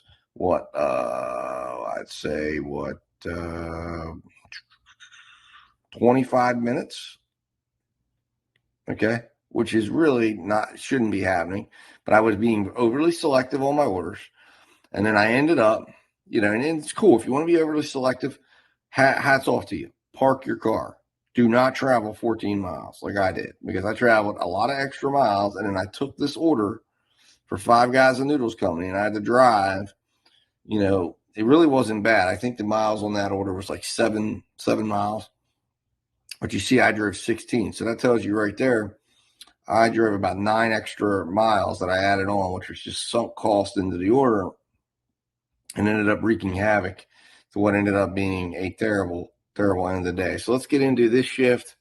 The really terrible stats, almost embarrassingly terrible, but I'm going to share it with you. I worked 338 minutes for a total of 5.63 hours that were invested in that shift. That's total investment. That's from the beginning to the end. My delivery hours was 151 minutes. So that's time actually spent on deliveries. And you can tell this tells the story. I didn't do a great job selecting orders either, because my delivery time, I want north of $25, right? So this is a subpar day. Tells me a lot about my selection, my selectivity. It was not a good day. I did not select very profitable orders. You can see right here, 17 cents a minute. Terrible. Average wait time was really good. The average order, okay, average dollars per order was not good at all. $6.48. So it was really, really weak. I just made terrible decisions. I did 9 orders, all right, for a total of $10.35 per hour while I was out. That's $10.35 covering my money that while I was out. And I only made an embarrassing $58.29. Now, albeit I had to leave early. I had to end it much quicker than I normally would have. My base pay was $28.59. My tips were just barely above base pay. That tells you another thing about the day too. When the tips are just barely above base pay, I want a 2-to-1 ratio here.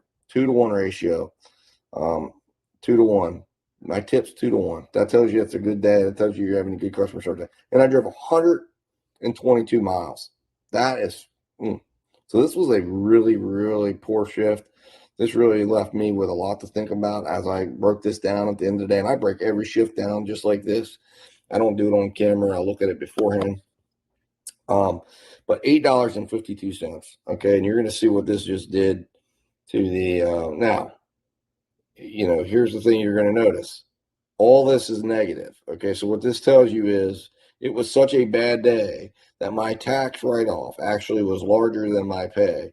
So I actually would be getting a refund back from the government. But obviously that's not what's going to happen. So it was a tax-free day. All right. Tax-free day because of how bad it was. So I made $58.29 and technically did not have to set anything aside for taxes. Technically, doesn't, I will always set something aside, but technically I didn't need to set anything aside. $58.29. That's how bad of a day it was. So that's the 16th. Now on the 18th, I did a dinner shift. Now, again, this is contrasting between dinner and lunch. Now, my day, I'm always trying to make $100, but I also keep that in the framework of $100 is normally my goal is to work 4 hours a day and make $100. So that's $25 an hour. So if I'm working less, my pace is $25 an hour or more. That's what I'm looking for. You're going to see right here, I did not hit $100 this day. Okay, there are some days I've done it, but this particular day I didn't. But it still was not necessarily a bad shift. So I began my shift at taking my first order at 6:40. So you can see I started the dinner shift late.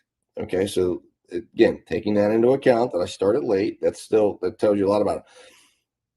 7:21. Now I want you to look at this here and see that what you're going to see here is the wait times were way down. The longest wait time I had was this first order from 7:21 to 7:35, 14 minutes. My second longest wait, okay, was 7 minutes. So 7 minutes was my second longest wait. So that's not bad at all. That really is not bad at all. That's very, very good. And that's part of why this shift ended up going very well. So I started it out with Satarva India. It's an Indian food restaurant. It was Grubhub. And you're going to see here, Grubhub really does a great job of paying their drivers. But I also utilized Outback here. So that was good as well. And, it really wasn't bad at all. It was not a bad shift at all. And there was only one overtip. So a lot of this was orders I found by being patient, by making the right decisions. I did not videotape this because I don't always videotape every order, and so I'm trying to get through and just focus and move through it. And that's pretty much what this story was here today on this particular day, because we're getting ready to go out of town the next day. So I had a lot on my mind, so I just was not videotaping. But we started out with a Sitar of India. It ended up being $13.10. Now there was 19 miles traveled. Okay, you're going to see there was 2 big miles traveled in here, and again, you see the wait time plays a factor in here. So I still didn't learn my lesson, although I'm trying to solve that problem, and I'm implementing strategies to try to take care of it. And you can see I kind of solved it down through here, right? I kind of made up for it, but it ended up being 19 miles coming in 69 cents. I always expect the first order to be like that. Actual gas mileage is $1.33. Miles to pay ratio. Now you're going to see right here, these fell in the pocket. I had 1, 2, and 3 orders that were right in there, and this one was under 10%, and this one was under 10%. So you see, this was the only order. Even this one got a little out of control, but I still had enough money made on this order that it kept me in the pocket. But here I was a little bit high, but that's because those were initial orders. This order took 41 minutes. Okay, and that place does have a history. You know, when you take an order from there, you got to be very careful when you're doing it. And there was no bad wait times. 4 minutes, 4 minutes, 2 minutes, 1 minute, 1 minute. So it wasn't wait time. Actually, I guess I can really blame it on here. It was just the distance and the time it took to get out to where I had to go. But anyways, so it ended up being a $13.10 order. And my hourly rate for that was $19.17. Now you're going to see I really clean it up. There were 2 week orders here, $19 and $15. We're getting to that here in a minute. And those are the ones you want to pay attention to and say, okay, what can we do to make that a little bit different? And one of them is I took too small of an order here, too small of an order and too long of miles, and spent too much time on it for a place like Outback, and I was expecting there to be potentially some hidden tip, and there was not. So that's what ended up happening there. But anyways, next order is Outback. Like I said, I had to drive around a little bit to get back into the area. So that was more of the idea that I went out and I slingshot it back and ended up running up some miles. But I got a $13.50 order, $10 tip, $3.50 base pay. Again, this is a $16, $17, $18, $19 order on Grubhub. Same on Uber Eats.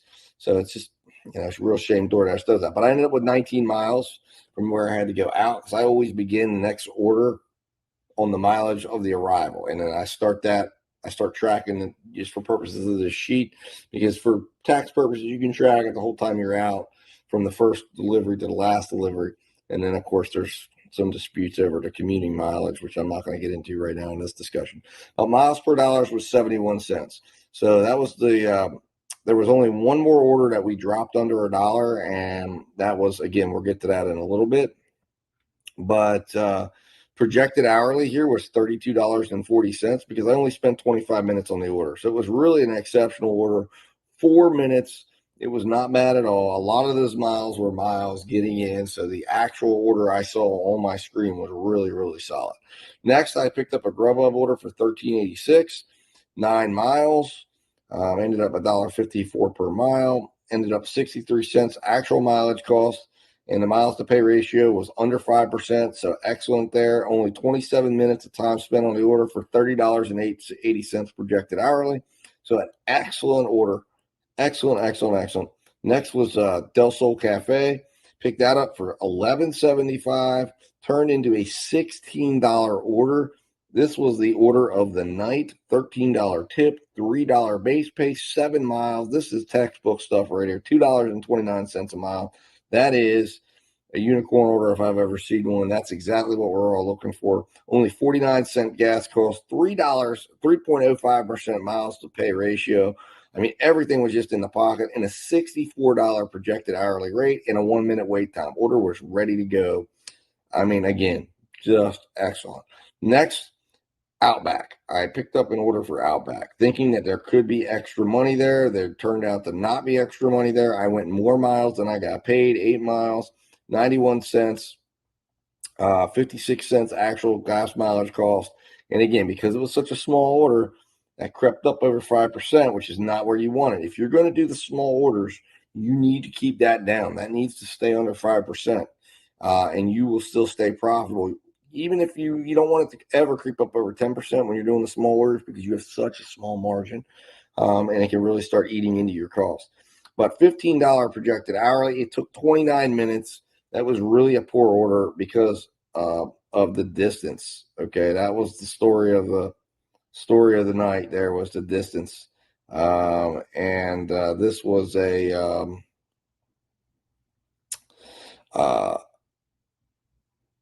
this was a mess of an order right here too. Buffalo Wild Wings. So essentially, you're going to see I only got $5.62. So this ended up being a real big mess because this was actually a stacked order. So it was $7.25 and $9.75. You see right there was the offers that were made. I got the Outback offer, and that's why there's no wait times here. But basically, I arrived at the store. I got it. I got the Buffalo Wild Wings. They didn't actually have the order in the computer. They couldn't find it. So I left. I went and I dropped off the Outback order. All right. And part of the reason why this turned out to be such a bad order was because DoorDash laid an egg on me. So technically you can throw that $5 into there, and that's going to really help with the miles per dollars and stuff like that.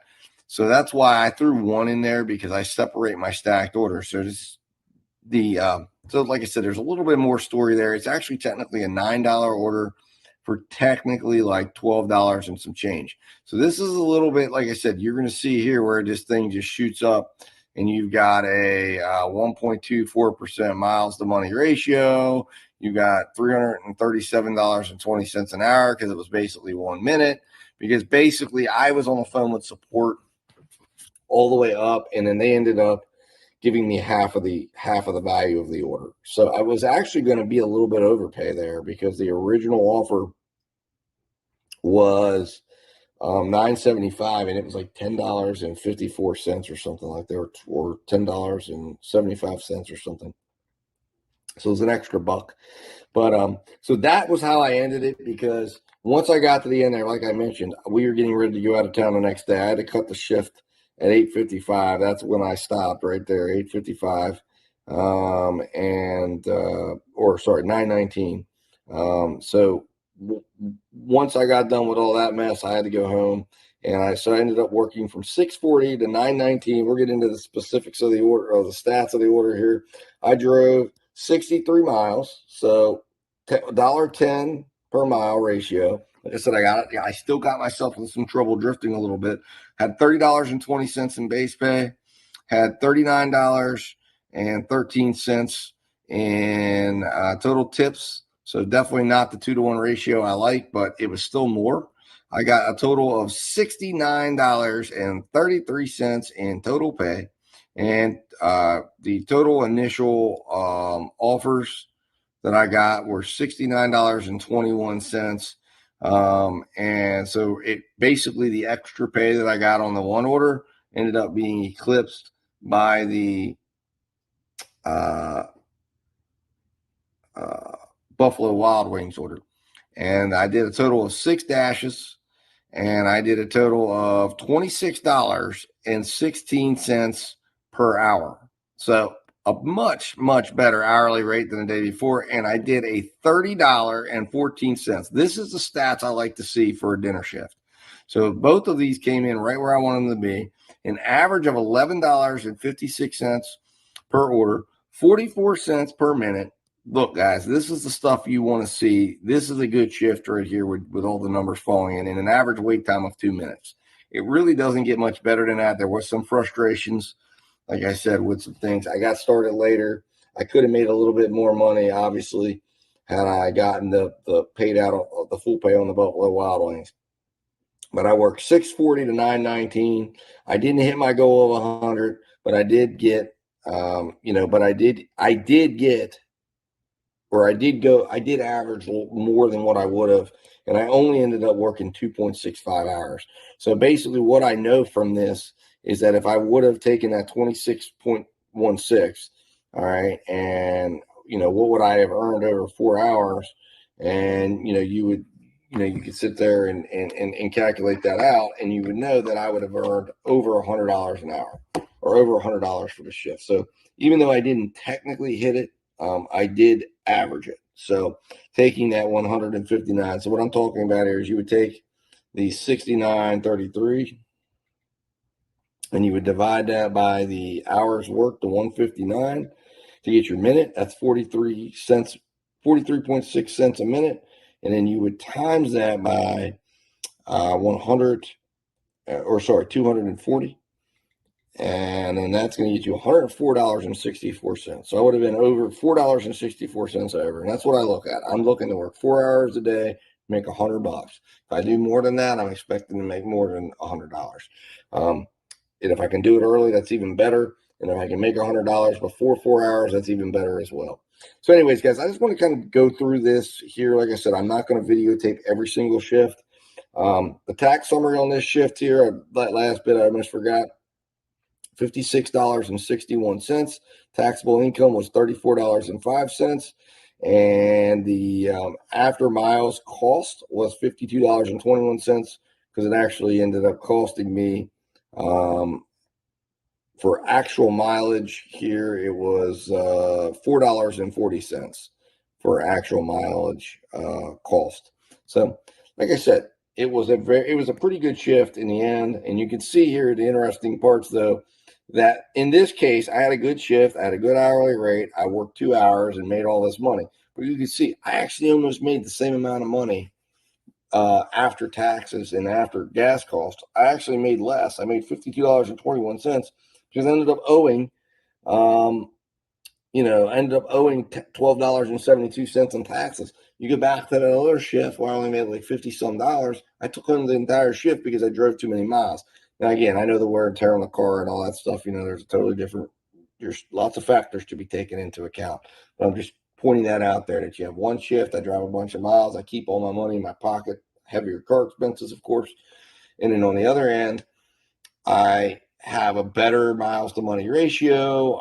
I earn more money for the shift, and I end up coming in at almost the same exact money because I have to pay more to taxes.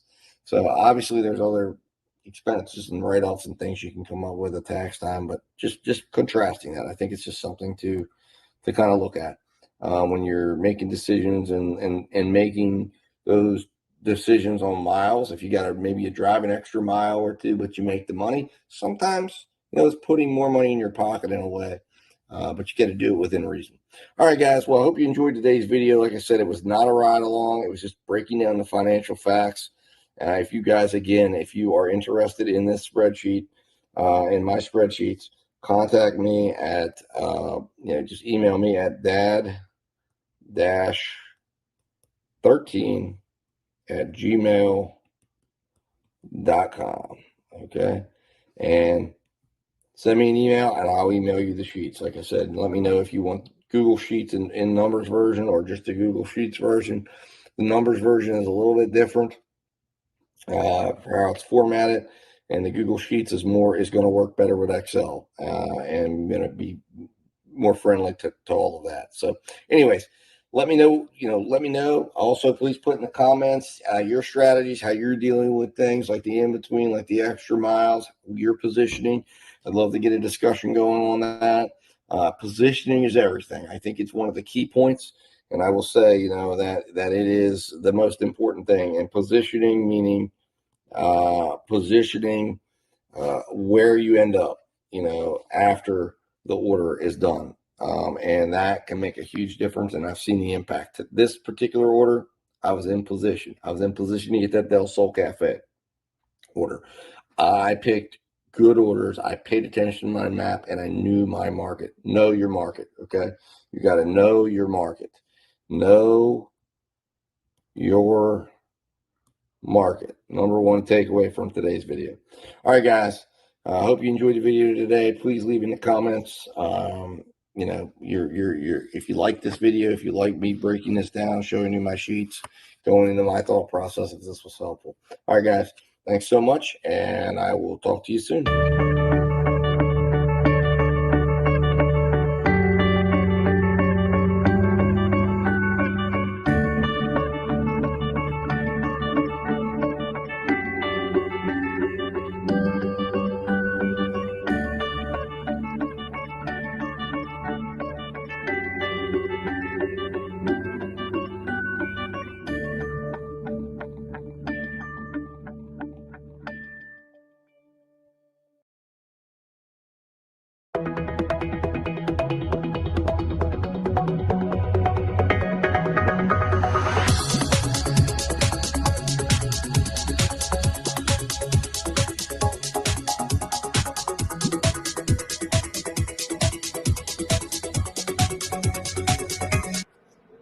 What's up, guys? It's Dad Dash Industries back with another vlog. We're going out today. It's about 12:10, so we're a little bit late into the lunch shift, but we're going to go out for 2 hours today for lunch, and then we're going to call it for lunch shift, and then we're going to go out again for dinner for 3 hours. So we're going out for a total of 5 hours today with a goal to make $125, or at least a minimum of $100, which I have not been able to do for a long time. So I'm hoping that changes today. I also wanted to do a little something different here for you guys. I want to show you my setup that I have in the vehicle, just to show you the tech that I have going on that assists me. So I'm going to flip it around here. So this is my Samsung Galaxy Z Fold. This I run 2 apps at a time. It lets me run, I normally run the Grubhub app because it shows me the miles on the Android app. It's not doing that yet on the iPhone. And then I'll run either the Uber or DoorDash app. I have found the DoorDash app has had some problems on Android, so I've been running my DoorDash app off of this. Now, sometimes I have also switched over and run the Uber app on here, so I may switch it up today. I don't know. I'm going to see how it goes. The other day it was so terrible running the DoorDash app on here that I think I may try running that off this phone and put Uber back on here. And then I also have a new piece of tech to show you guys. I normally run with my iPad Pro, which is where I keep all my documentation. I've got the new iPad Mini out. The Pro still exists. It's in the house, but this I'm testing out here because I want to see how well it does, see if it's something I keep around or not. But I'm looking forward. This will be the first time I've had it to go out. So I use Google Sheets, Apple Numbers, but mainly Google Sheets, and then I transfer it over into Apple Numbers for storage purposes, so that I have it on my main storage files and keep it in the iCloud and the Google Cloud and have multiple places to store it.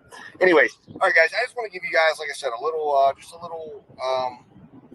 idea there of what my tech looks like. Flip the camera back around here.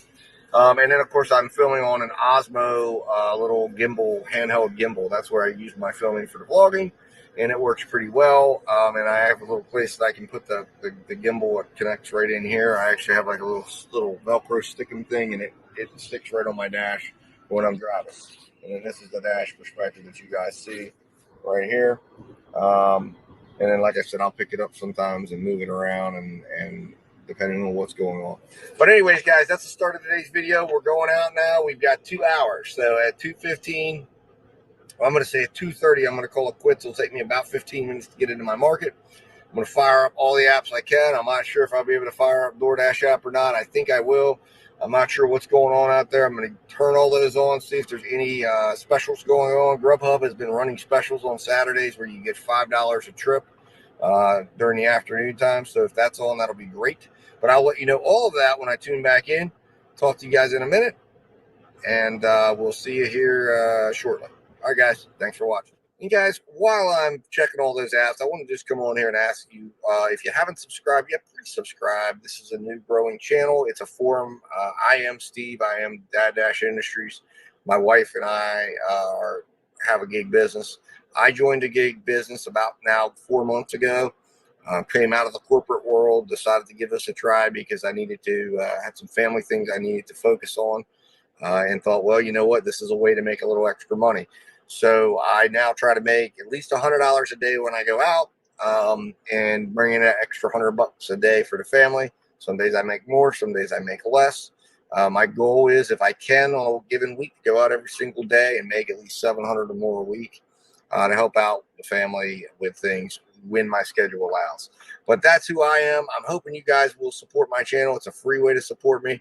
I'm trying to create, like I said, an environment for new people in the gig economy, people that are already in the gig economy, a positive place to come, share tips, tricks, and strategies. Also, for those who are unsure and have never seen a gig economy before, I want to show you what it's like, a true entryway for somebody who's come from the business world and said, hey, you know what, I want to make a little bit of extra money here. What's it like? What's its viability? What can you expect? And this channel is about that. So anyways, guys, please hit that subscribe button, hit that like button, hit that dislike button. Either way, it helps me. Put a comment in there, please, what you'd like to see. If there's a topic you want to see, if there's a question you have, if there's something I can answer. I have now done over 1,000 deliveries. So I have a lot of experience, which I've done over the last 4 months. So I've got some experience to share. I can answer a lot of questions about getting set up, stuff like that. Email me at dad-13@gmail.com with any questions you have. I'm here. I will help you out to get you started.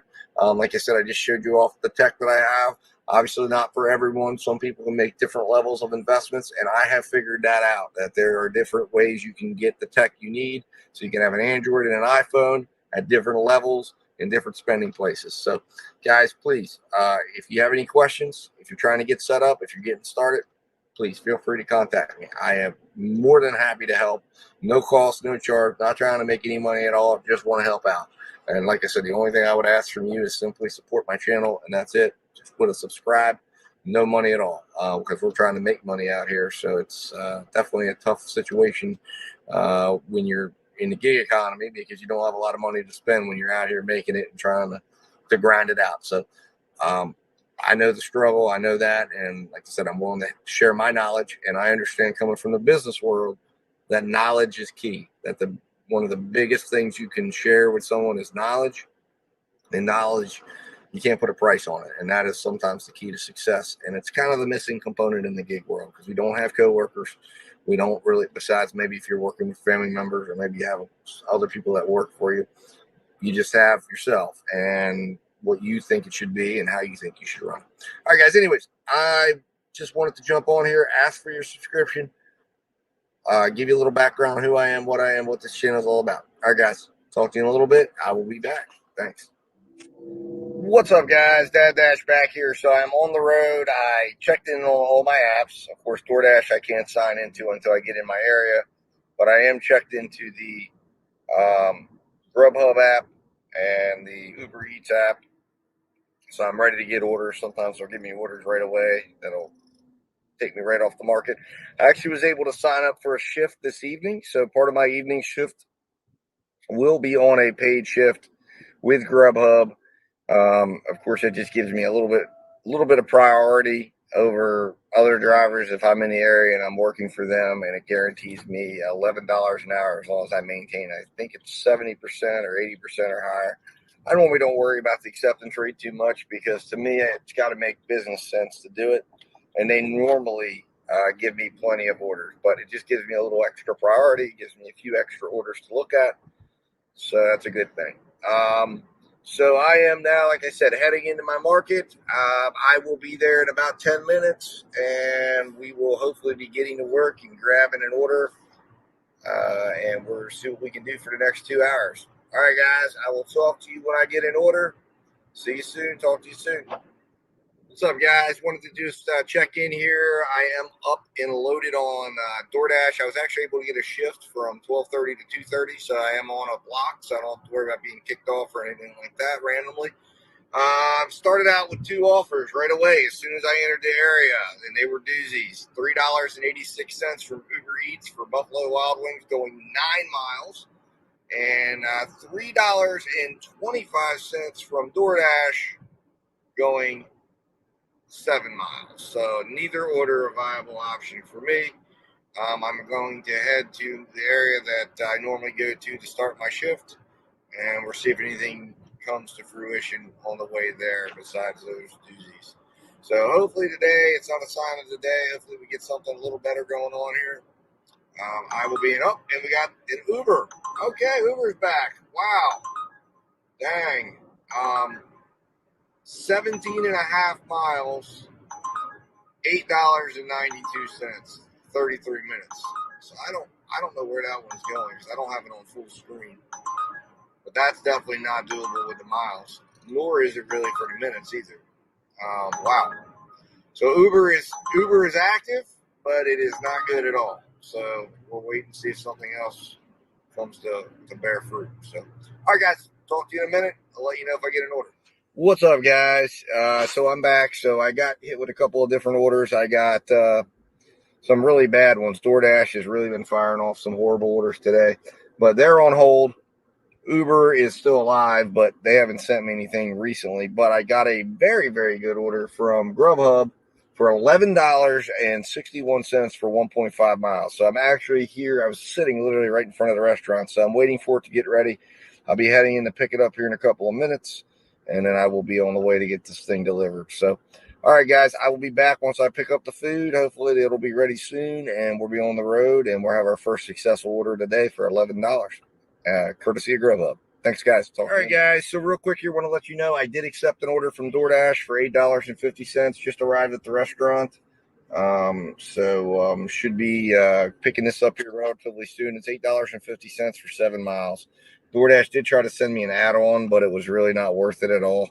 It was $3 for an additional 4 miles. I don't know what DoorDash is thinking half the time, but I am going to keep this $8.50 order. I have turned off both Uber and Grubhub for the time being.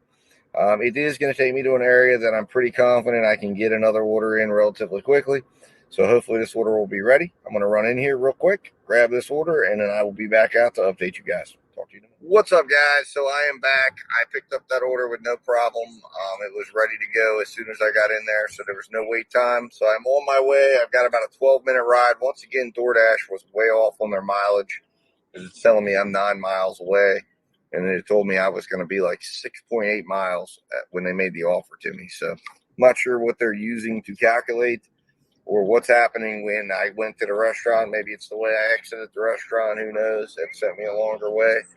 But regardless, I should be there in about 11 minutes. I do have my Grubhub app back on. I'm going to see what they're offering me right now. Something that I can maybe do after I get done with this DoorDash order, if it makes sense. Ooh, $19.01.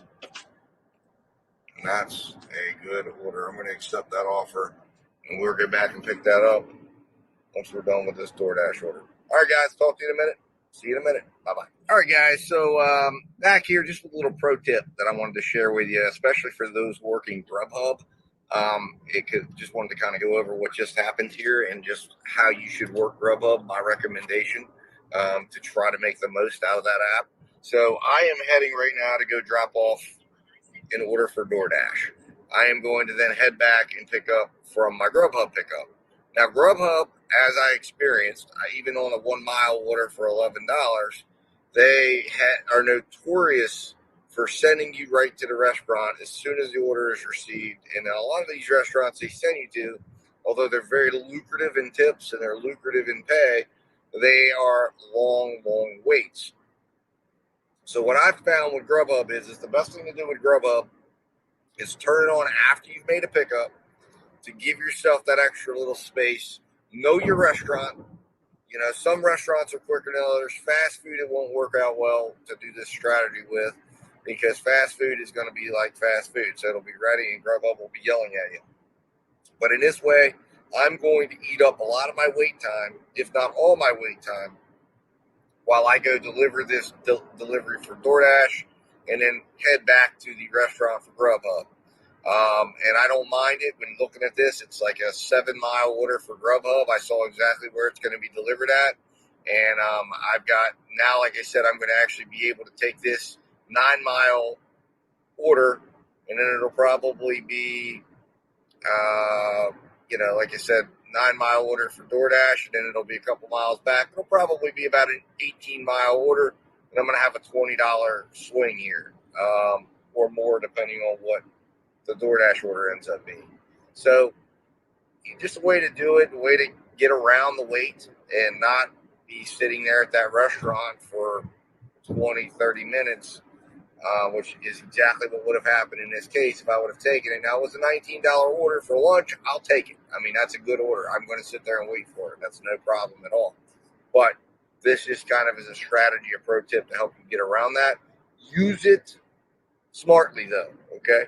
Because you got to be careful. You don't want to end up in a situation where you end up having to cancel an order or cancel too many orders, or you end up being extremely late for the Grubhub order. So make sure you know your restaurant, make sure you know it's late, make sure you know how it's going to go, because Grubhub will update the order time based on the merchant's time. And if you know that merchant's going to take a while, you know you're going to have some space there. And then there's always a built-in on time, with all the apps, which is normally about 5 minutes. So anyways, just know your merchant, know how they act, know how they perform, and make your decisions accordingly. All right, guys. What's up, guys? I am back. So I just made it over to pick up the order that I had accepted from the pizza place that I told you about for the Grubhub order. So I have that in the car. We're about 7 minutes away. That order turned out to be, it was $19.01. My DoorDash order ended up being $8.50. Now, interestingly enough, it was a $5 base pay order with a $3.50 tip. So it was really a poor tip. But that's going to put me at about $27.51 for the day once I get done with this order. So total time when I accepted the order for the DoorDash order, the first order I actually accepted, to this, my first hour is going to be a $27 hour, my first hour delivering. Now, I've been out since 12:30. Normally, I start my clock from when I start the first order, but you know, in all fairness, I may dial it back just a little bit. But we're coming on to my first technical hour because I believe it was around 12:52 when I accepted that order, and it's now almost 2 o'clock. So, anyways, I'm hoping that I can find another order or two before I end my shift at around 2:30. We'll see. I don't know. While I was at the pizza place, I actually got a DoorDash offer for $7 for 12.9 miles, and that came in right at the store. So they were going to have me drive 12.9 miles for $7, leaving the store and going directly. It was actually going to go into another state. I mean, it was just terrible. Anyways, I am going to make this delivery, and then we'll see where everything goes after that. I think I'm going to start heading out of my market and see if I can pick something up that heads me out of my market. And then I will be back for dinner at 5:30. And like I said, my plan is to work 3 hours at dinner, 5:30 to 8:30.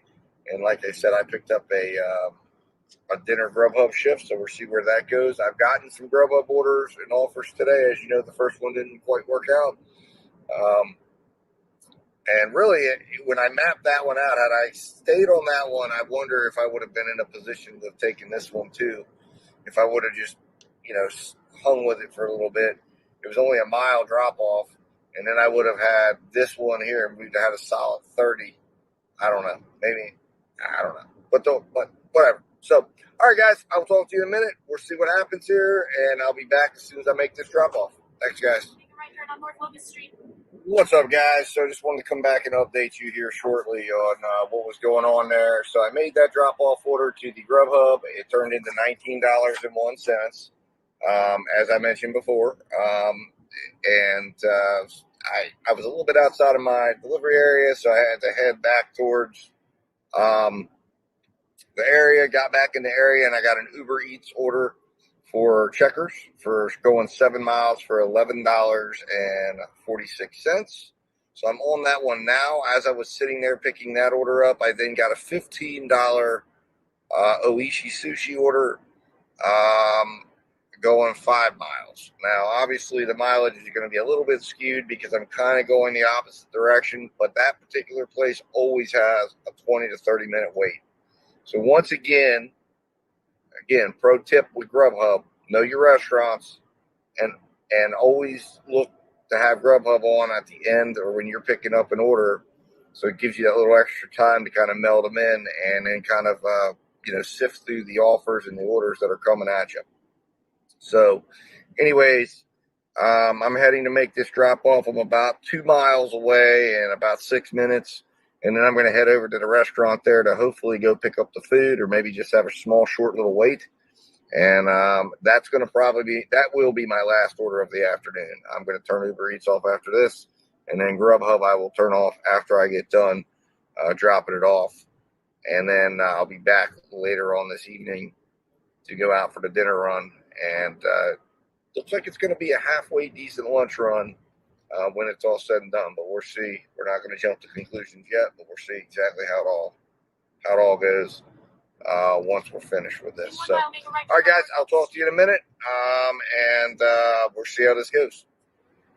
What's up, guys? So I want to come back here and update you guys after that drop off. I made the drop off. Everything went smooth. This one processed like it should. So the order has been dropped off. We will wait and see if I get a tip. Hopefully I do. Hopefully maybe they make up for the tip I missed out on the one that malfunctioned. I am now heading to pick up the last order of lunch shift, the $15 Grubhub order. I'm about 10 minutes from the restaurant. It kind of took me a little bit outside the pocket there. But like I said, this restaurant, I have waited 20 to 30 minutes and, you know, long wait times at this restaurant. And for short miles, I'll do it. But this way it gave me something to do. So I wasn't just sitting there twiddling my fingers. Anyways, all right, guys, I will be back as soon as I get to the restaurant and make the pickup, go over how that went. And then, like I said, we'll get this final one dropped off, and then that will conclude the lunch shift. And I'll go over how everything went there once I make the final drop off. All right, guys, talk to you in a minute.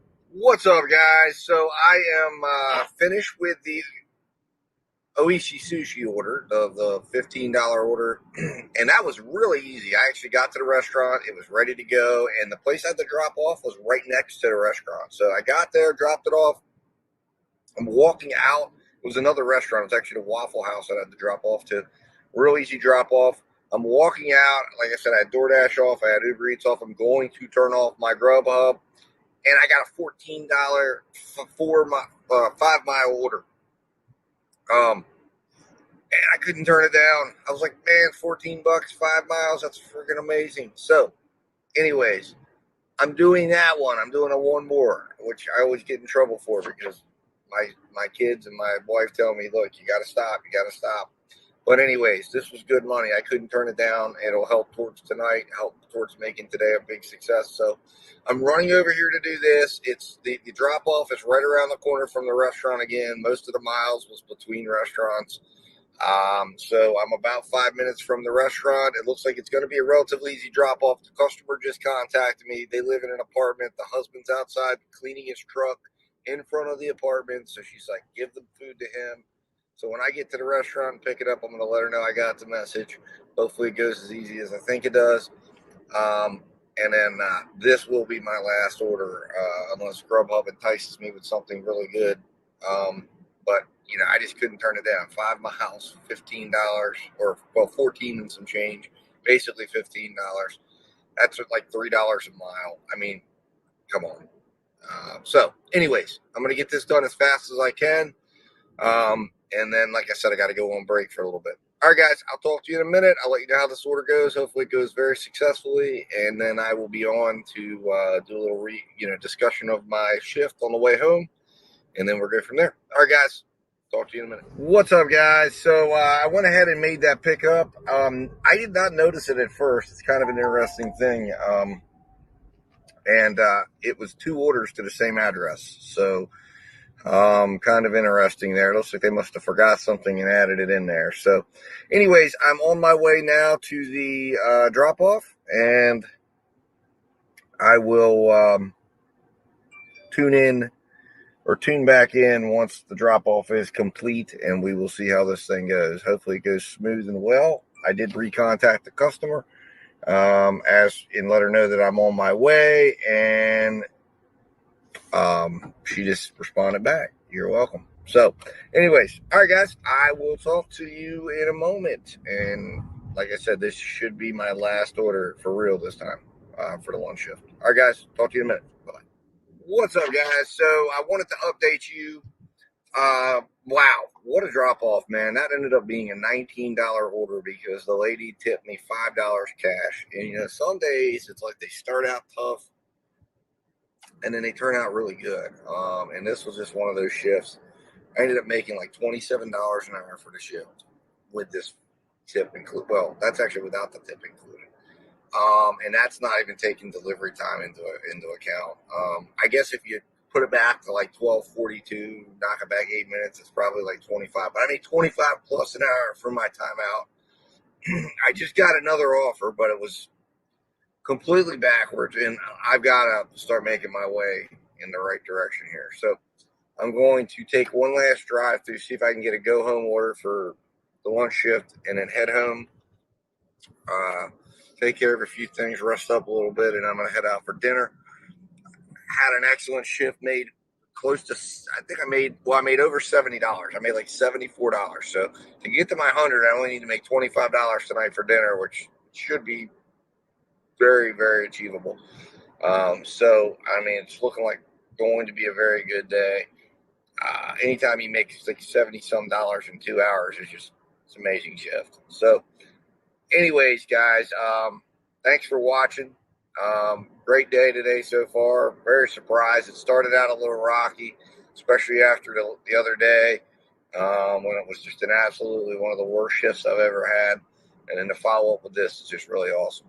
So, a lot of good stuff going on. I will be back with a recap, obviously, of the entire day once I get to the end of the day, and I'll break down each and every order again and showing you the stats, showing you exactly how it all sheeted out as far as miles and all that stuff. But so far, just today was a great lunch. So we'll see if dinner continues that trend. All right, guys, I will talk to you in a little while, and see you at dinner.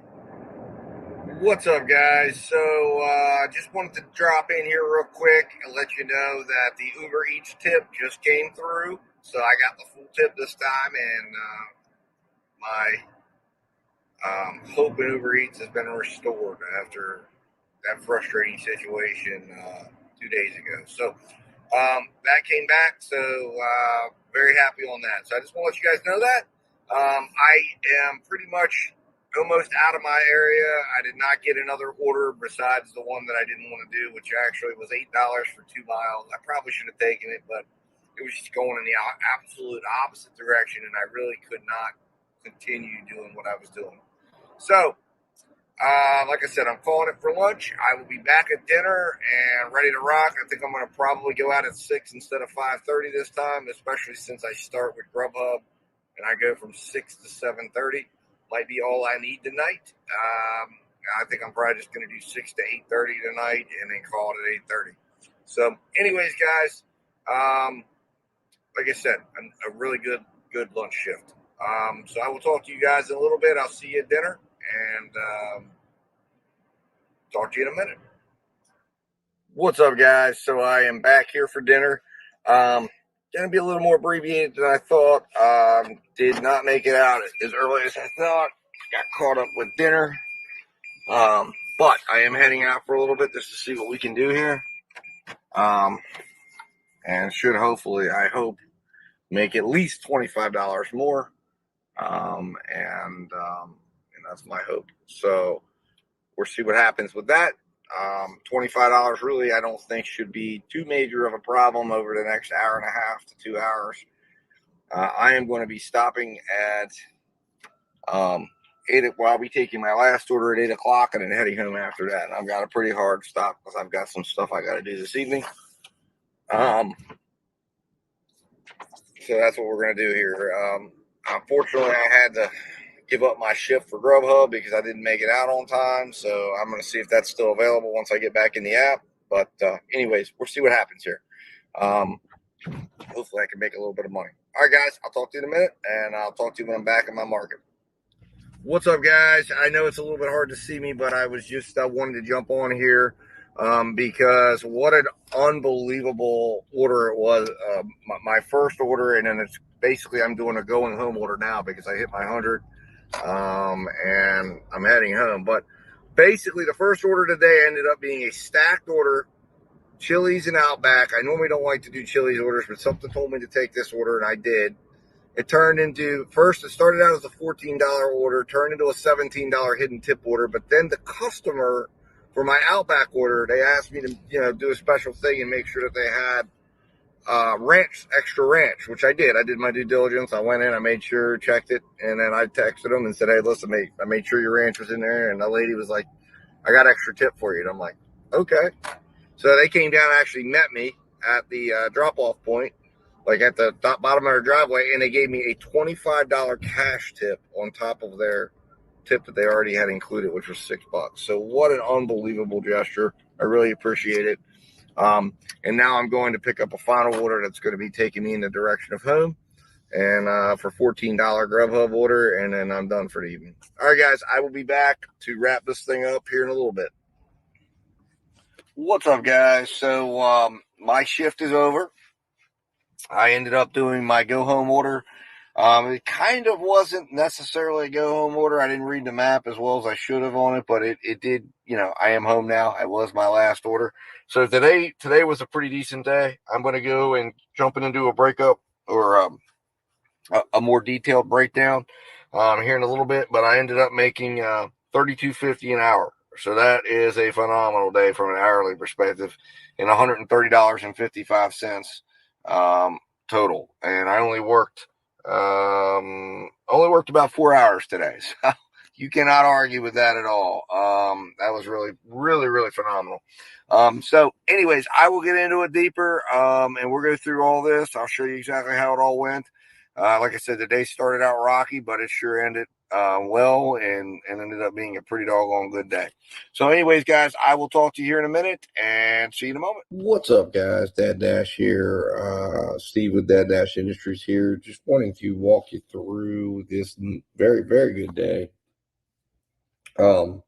Whereas you can see, the first observation is we did hit our goal. We were $30.55 over goal. And this was one of those days that just had a lot of surprises going on.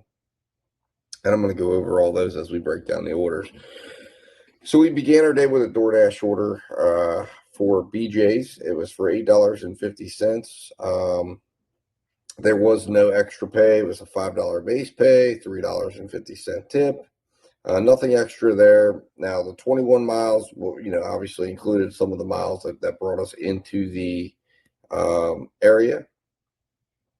So, because I do turn my apps on as I'm, you know, leaving my house, I'm able to do Uber Eats and Grubhub from there. So, you know, and I'm able to accept orders if they were to send them to me. So it ended up making that order 40 cents on the dollar. Actual gas mileage cost us $1.47.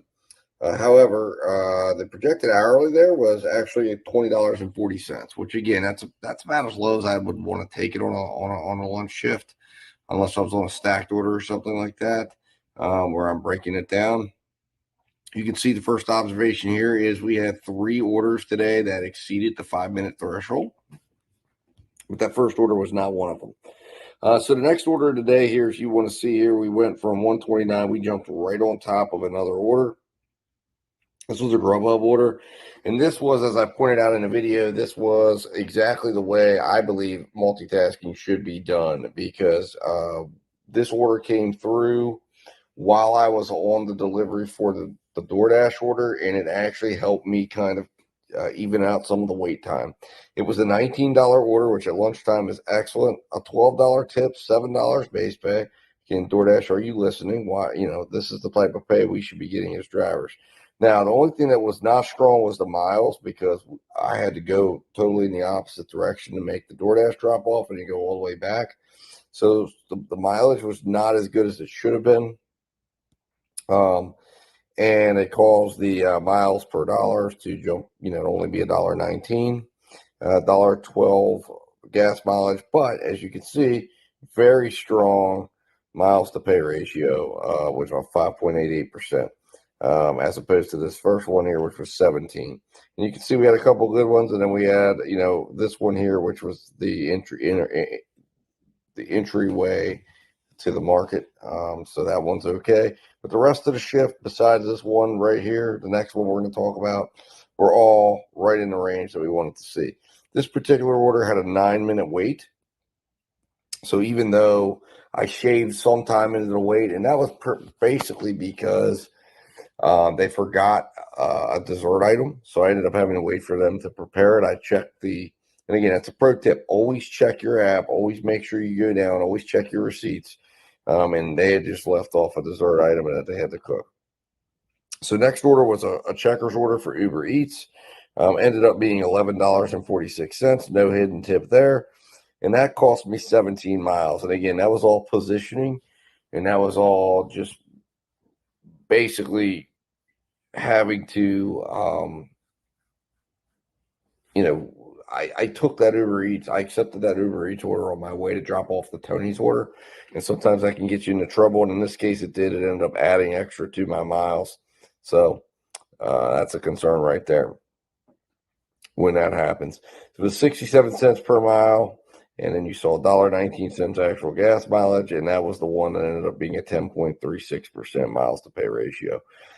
Ended up being a projected rate of $25.47. The order before that was $30.83. So that's really strong, but there was an 8-minute wait at Checkers, and Checkers has the tendency to do that.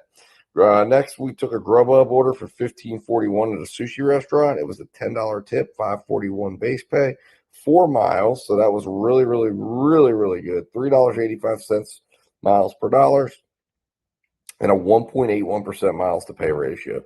That is about as perfect as it gets. $44.03 projected hourly, and only a 2-minute wait time, which is really good for that restaurant. Next, we had a Taco Bell order for $14.47, and it was $7.85 for base pay and $5. And it was actually it was for that was for actually. Uber Eats there. I apologize. I had that marked wrong. But that was an Uber Eats. This was a Taco Bell order. Came through for $14.47, $7.85 for the base pay, and $6.62 for the tip in the app. And you see here I have this bonus here. This is where I was reflecting a cash tip. I got a $5 cash tip. It was the first of several crazy cash tips that I got over the next 2 days. It was just insane. But that ended up being a cash tip for a total gross pay of $19.47 for 9 miles, $2.16 per mile. 63-cent mileage cost, 3.23% miles to pay ratio, and there was a 2-minute wait on this order. It was a really, really good order. So that ended my afternoon shift.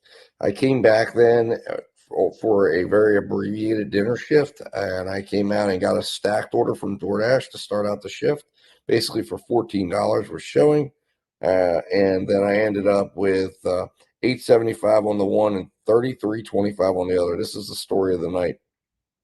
This Outback order, the customer asked me to make sure they got extra lemon for her and ranch, extra lemon and ranch.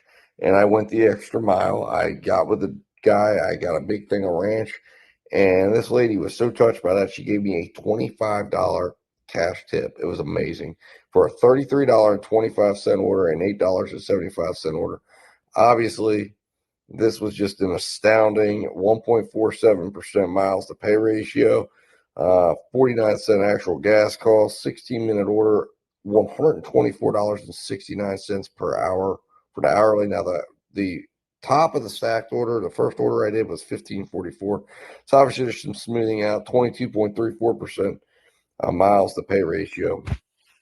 And to be fair about that, I mean, obviously that Chili's order, when you put it all together, the order was excellent. But I reflected each order to see how it was. Chili's calls the biggest wait of the night, 10-minute wait time. So that was really, really unfortunate. So I ended the night with a Grubhub order for $14.70. It was kind of a going home order. It was going in the direction of home. And it ended up with a base pay of $8.05, $6.65 tip, 15 miles driven, because that did include some miles going towards my house. I took it to capture those miles and make them count. 98-cent miles per dollar, $1.05 actual gas cost, and it was a 22-minute order for a $40.09 projected hourly and a 1-minute wait. So very, very solid orders, very, very solid night. Jumping into the shift stats, I drove 117 miles. I made $130.55. I made $41.94 base pay, $58.61 tip in tips. Actually, sorry, $88.61 tip, because that's cash right there. All right. And then ended up going over, and I need to change that to stop going red, but that should be green because we went over by $30.55. The average base pay per order was $5.24. Average cash tip was $3.75 per order, and average tip was $7.33. So really over $10 average tip. There's the 2-to-1 ratio, exactly what I told you we want. If you can combine those two together. Average miles driven. Now this is a week stat: 14 miles per delivery.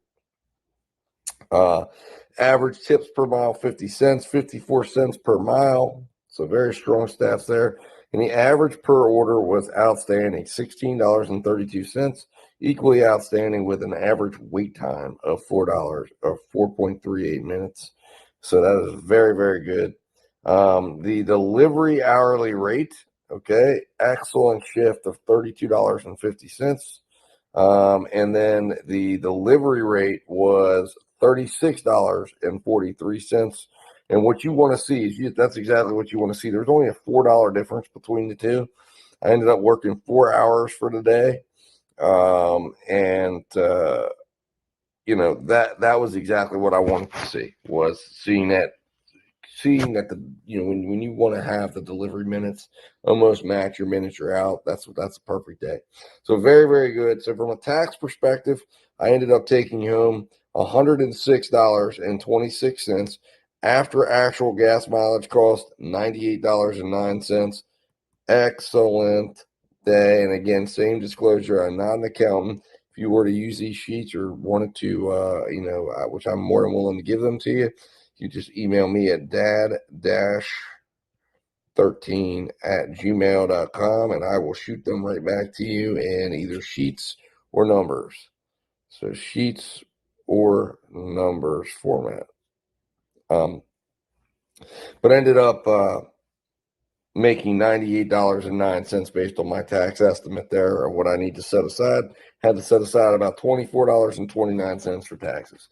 So guys, it was an excellent shift. It really was. I have no complaints whatsoever about it. There were some minor frustrations, but overall this was a very, very solid shift. So I thank you for watching. Appreciate it, and I will talk to you guys soon on another video. Please remember to like, share, and subscribe to the video. But most importantly, subscribe, please. I need the subs. We are a small but growing channel, and I'm trying to get the channel built up here. So please, please, please subscribe.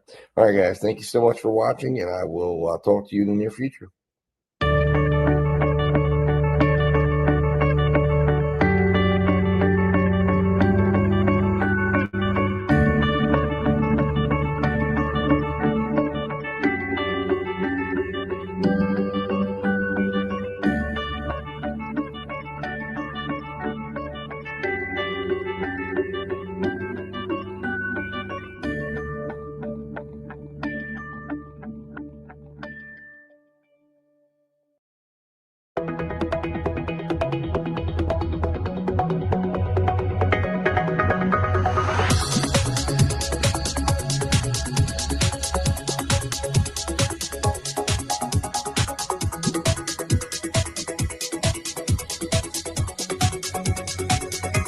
What's up, guys? Dad Dash Industries back here again. We're doing a dinner time vlog slash ride along. We're going to go 5:30 to 7:30 tonight, 2 hours. See if we can make at least $50 or more. Of course, I'd ideally love to make $100. That would be awesome.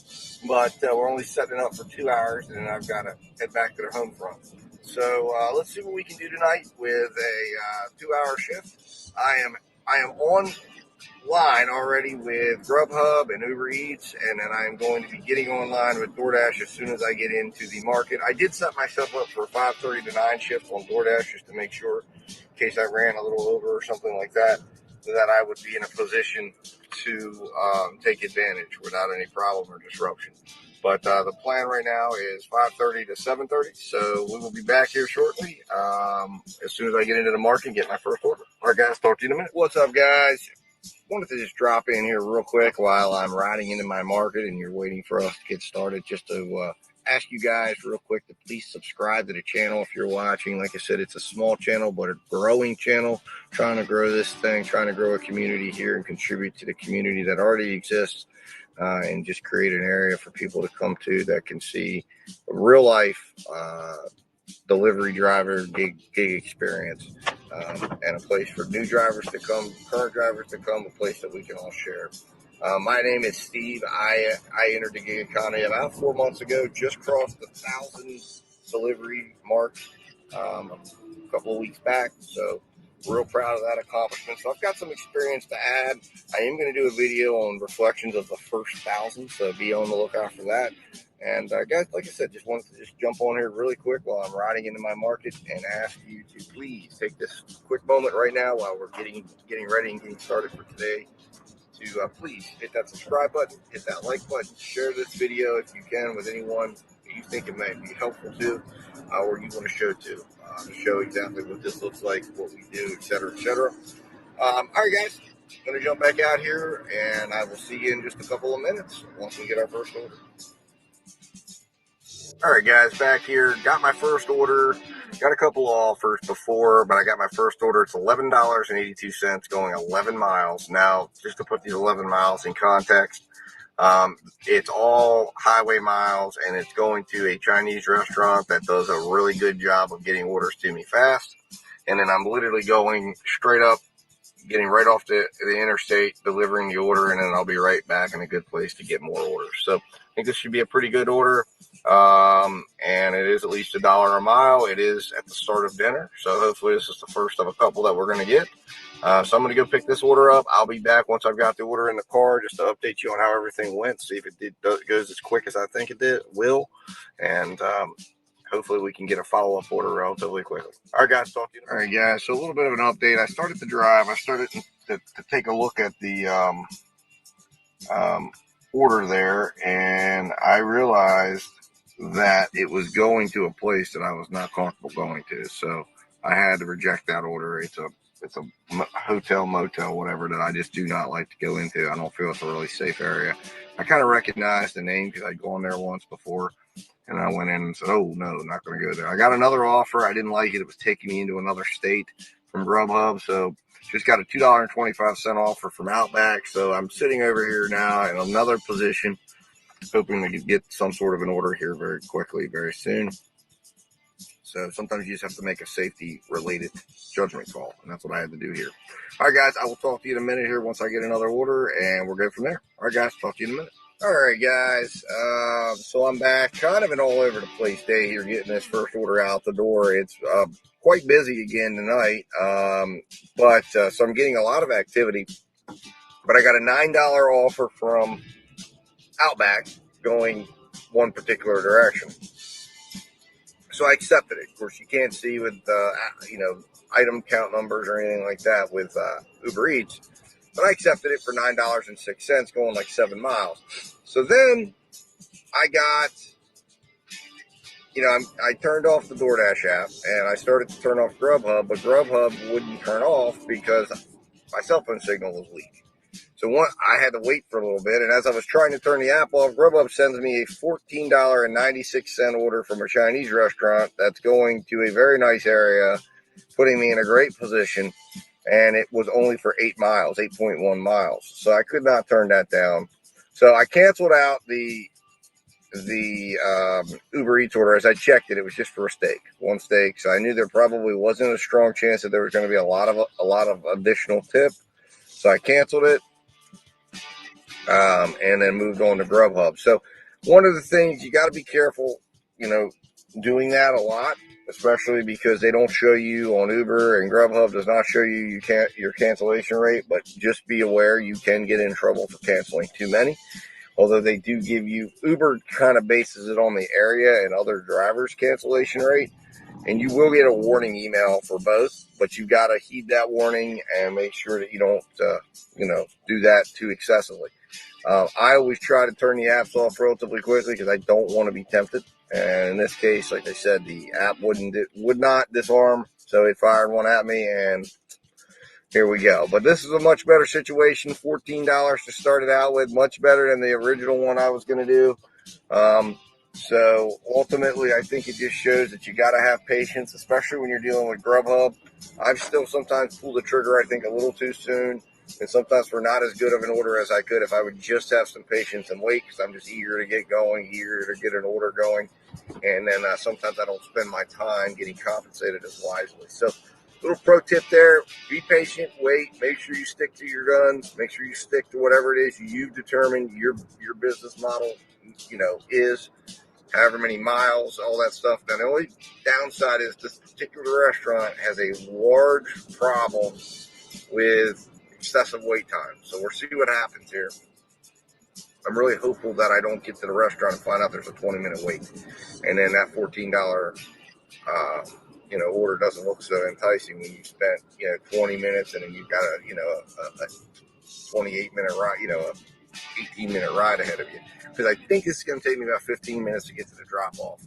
So we're set. All right, guys, I will talk to you in a minute once I get the food. This time I am going to stick with this order. I've got Uber turned off. I've got DoorDash turned off. There's no chance I'll get another order. I've already vetted the drop-off, so we should be good to go on this one. All right, guys, talk to you in a minute. All right, guys, so I got the order. I did have a little bit of a wait. I had to wait probably about 5 minutes or so. And the order is now secured in my vehicle. And just as I suspected, it's about a 16-minute ride out to the customer's house. So I should be done with this order probably about 6:21, just about 20 minutes shy of my first hour. So I'm hoping to get an order right away. That's going to be key right now to the success of this evening, I think. I am in a position that there are going to be orders available. The only question will be whether or not they'll be worth their time. Now, I am working for Grubhub right now. So Grubhub has been known when it gets busy, especially at dinner time, to stack on another order relatively quickly right after the drop-off. I'm going to fire up Uber. I'm going to fire up DoorDash right as I'm about a minute or so away from the drop-off to give those an opportunity to start shooting some offers at me. So hopefully we will find an offer quickly. That's going to be key, and we're going to take it from there. So, all right, guys, I will be back once I get this drop-off done. Hopefully when I'm back, I'll be telling you about the next order and recapping how everything went on this order. So that's what we can hope for. So I will see you guys in a little bit.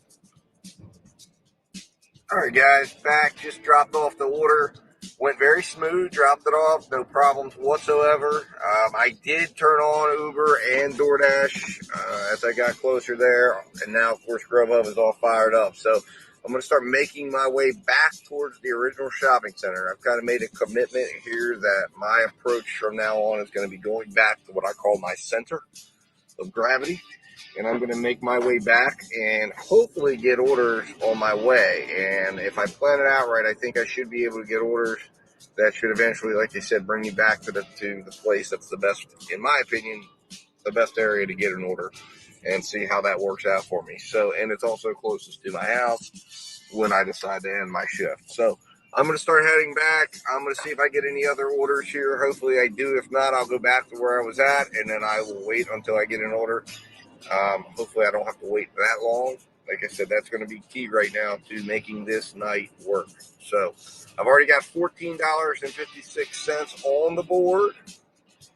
That means we need about $85 or so in order to hit our 100. Or like I said, I'd like to make at least $50 or more for the 2 hours that I'm out. So at a minimum, $50 since we're going to be out for 2 hours. So we'll see what happens. All right, guys, I will talk to you in a moment, and I'll be back if I get an order. All right, guys, I'm back here. Got an order for $10, and I believe $10.62 going 6 miles. I did end up making it all the way back to my original starting spot, and this should actually take me kind of dead center of the town where I should be in a relatively okay position to get some orders. But if it goes like it's been, then the orders that have been coming in have not been very strong. So I did turn down quite a few orders on my way here. I had a couple that looked okay, but really, honestly, they were just if it wasn't too small for the miles, that it was the ending position, even though they looked okay miles wise, where it was going to end me at was going to require me to drive like, another 6 or 8 miles to get back in. Just wasn't going to make sense. So anyways, I'm going to go up here. Hopefully the restaurant that I'm picking up from here, this restaurant notoriously has weights, so we'll see what happens with that. Hopefully it won't be too bad. So I'm going to jump in here, see what's going on with my order. I have not gotten the confirmation text yet, so that's never a good sign. So we'll see what happens here. All right, guys, I'll be back in a moment, and I will update you once I get my food. Hey guys, I'm back, and unfortunately it got dark, so when it's dark I don't have the proper lighting to continue filming, so I kind of have to then resort to giving you guys a summary afterwards. So when I left you, we were picking up an order for a Japanese restaurant, and I went and drove and did that order. It was like a $10 order. On my way there, I got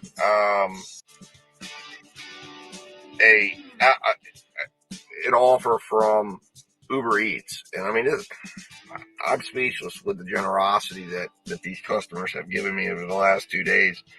I just can't even believe it. But this lady asked me to make sure I got extra lemon for her. I went the extra mile. I talked to the restaurant. I got extra lemon. I showed up with it in a container because they couldn't put it in the box. I said, hey, ma'am, and I had to drop off at a truck stop. I pulled up. She didn't make me get out. I handed her the bag. I handed her the extra lemon. And she went and said, hold on a minute. I said, okay, sure. I was on the phone with my wife because we were trying to work some things out for dinner and what was going to be going on with the rest of the evening. And she come back with a $10 bill and handed it to me. I was just like, thank you, ma'am, so much. I wasn't certain if I was going to get it. There was an $8 tip calculated on it. She ended up going and giving me a $16.32 tip. On top of the $10, I got a $28 tip. I'm not sure how much this meal was because it was like shrimp on the Barbie, lobster tail, like 3 add-ons. I would say maybe $40, maybe $50, and she added a $20-some tip. I couldn't believe it. What an extremely generous person. So I really thank her so much. I sent her a thanks for the tip and everything. And then after that, I got an offer for a order right near my home for Grubhub, and I took that for $17. And I'm not going to get. I will do a wrap up here of where I'll get into more stats. But I ended up making $72.13 on $53 worth of offers. I mean, I'm just astounded. Like I said, just unbelievable generosity. I made $32.79 an hour and $37.31 an hour for delivery hours. I mean, that's just unbelievably amazing on 4 orders. And I ended up doing $1.29 per mile. So I like to do at least $1.20 or more per mile for the whole shift. And I only did 4 orders. I mean, just unbelievable. I was out for 2 hours tonight. So just amazing, guys. Like I said, I had one of my worst days on Thursday that I've ever had. And, I came back out, positive attitude. And, you just got to keep going and keep having keep setting your standards, and just keep plugging along. So anyways, guys, I'm signing off here. When I come back up, I'm going to be going through doing a deep dive into the numbers for you, and we're concluded. So anyways, thanks for watching. Don't forget to subscribe, and I will talk to you soon. What's up, guys? I'm back here with the shift wrap up here. So not too many orders to go through, but it was a really, really outstanding shift, and you're going to see some really outstanding numbers in here. And I would say the theme of this shift was positioning. And it's something that I've talked about in previous videos, and it is just key to, I think, the success. So you've got to position yourself well when you're picking an order. So looking at the miles, looking at the, the money is one thing, but you've also got to look at where are you ending up and what is that putting you near, and, how well is that going to get you in position to not just get orders, but get quality orders. So anyways, the first order, as you know from watching the video, it started out really crazy with me accepting and then turning down, accepting and then turning down. Finally, I settled in on a Grubhub order for a place called Faux Viet. It's a Vietnamese place. It's really good. I like it myself. I've tried it, but it's really excellent. But it started out with a $14.56 order, $7.28 base pay, $7.28 tip. Not bad at all. Now the miles, of course, remember that stacks on some of the miles that that were coming in from the commute in. So on this particular order, just to get right down to it, it's not that impressive when you're looking at miles per dollars. It's not that impressive when you're looking at the miles to pay ratio. It's over 10%, and I'm always trying to get, like I said, your ideal order falls, under 5, but an acceptable range is 5 to 10 if you got to do it just to get aggressive, just to get things going. But my first order is always a little bit high. Now that started at 5:58. That ended at 6:25 for a 27-minute order, and you can see my projected hourly was extremely strong, $32.36. Now, as I knew at the outset of this order, I was going to have to wait a little while, and I did, unfortunately. And that's just part of the the situation with this particular restaurant. Now, the next order I got, as you're going to see, did not come through for 25 minutes. Why? Because, again, positioning. Okay, so when I dropped this order off, I was in position. It took me to an area where I thought I was going to get good orders. But what I made a decision to do was I said, I'm going back in the opposite direction. Some of you may disagree with that, and I understand why you would disagree with that because, look, the numbers tell you to disagree with it. 10.35% miles to pay ratio on my next order, $1.12 cost, actual mileage cost on that order, and a 67-cent miles to pay ratio. But I needed to get back to where I knew I could get decent orders, so I took it on. And then you're going to see I kind of smoothed it out down here because I ended up with some exceptional numbers on my final 2 orders. I mean, it really was exceptional. And I ended up being in a position to end my shift a lot earlier than I expected. Well, not really a lot earlier than I expected. I made more than I expected in my 2-hour shift that I ended up doing. So once on this particular order, I picked it up. It was a Grubhub order for Sakura, another Japanese restaurant, sushi place, $6.79 base pay. Not that strong of a tip, but it was okay. It was a $10.79 order. Unfortunately, it did take 16 miles. Now, I will say when I got this order in the shopping plaza. So I want to say that this was not reflective. I had to travel about 9 miles back. So this was a $10 order for about 6 miles. So it really wasn't a terrible order when it's showing up on your screen. It's just to get in position to get that order, I had to travel mileage and I had to take on some dead mileage. Now we're going to see how that affects as an overall picture at the end. But it took 26 minutes. And unfortunately, there was a little bit of a wait time that was beyond the 5 minutes that I like to see them come in at. It was 8 minutes. It was my worst wait of the day. And actually, I believe it ended up being my lowest order of the day as well, because I believe, no, it was not. No, it was. Yes, it was. It did end up being my lowest order of the day. I apologize. So after that, I got done with that order at 7:16. It booked in at $24.90, so just under $25, where I like to see my orders project out to. I like to see them project at $25 or more at dinner time. That's just what I like to see. That's what I'm shooting for. And I think that's if you do that, like I said, in this case here, I took on a few extra minutes because of the wait time. I would have seen this coming in right at $25 an hour or more, really. It was just unfortunately, the restaurant wasn't ready, and that's a common occurrence at this particular place. Now, after that, here's the nice part. You're going to see right here, and this is the sign that I had apps on. I turned my apps on, and again, I believe there's an ethical way to multi-app, and the ethical multi-apping. Okay, and what do I mean by that? What I mean is you are not stacking up orders in your car for multiple orders and going around in multiple directions. You're turning the apps off once you're on your way to the pickup, so you can focus on picking up the order and getting it to the customer. What I do I will drop off the order as I'm going to the drop off. Normally when I'm within about 2 to 3 minutes, I will fire up the apps, and I'll start out with Uber or Grubhub first, because they kind of tend to give you a little bit extra time. Plus, I know that Uber and Grubhub tend to send the orders earlier, so you're going to have a little bit of wait time built in. And Grubhub auto updates. So if you know it's a restaurant with a wait, they're going to start updating, and you know you're getting in trouble because Grubhub will start sending you the warning text. But most of the time, Grubhub is very, very good for doing multi-apping this way. And then if I'm not on DoorDash 1 minute before drop off. 1 minute before. And I do that because DoorDash, you got to stay out of trouble and stay out of contract violations. And I got burned a couple times, and you got to make adjustments. All right. So anyways, so you see here, I made this was a order that I was multi-apping on, and you see I accepted that order while I was on the way to deliver, or just about to deliver the other order.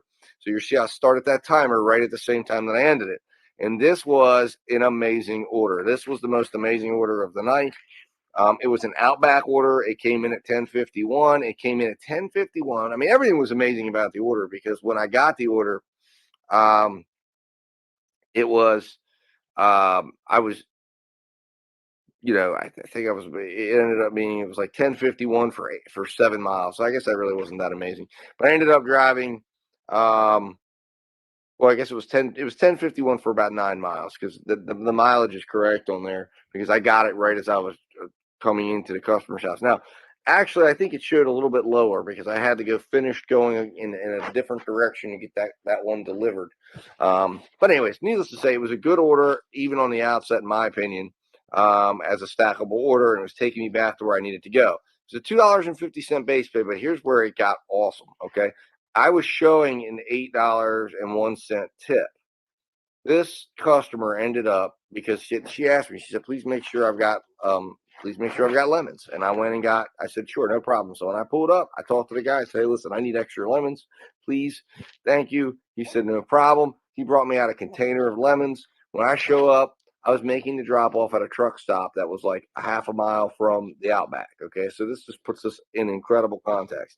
I get to the truck stop, I pull up, she comes over, she's standing out front, and I wait and have a conversation. Hey, how you doing? She's like, don't worry about getting out of the car. I open the car door, I give her food. I said, here's your lemons. I want to, I made sure to get those for her. She said, oh, thank you so much. She said, you know what? Hold up.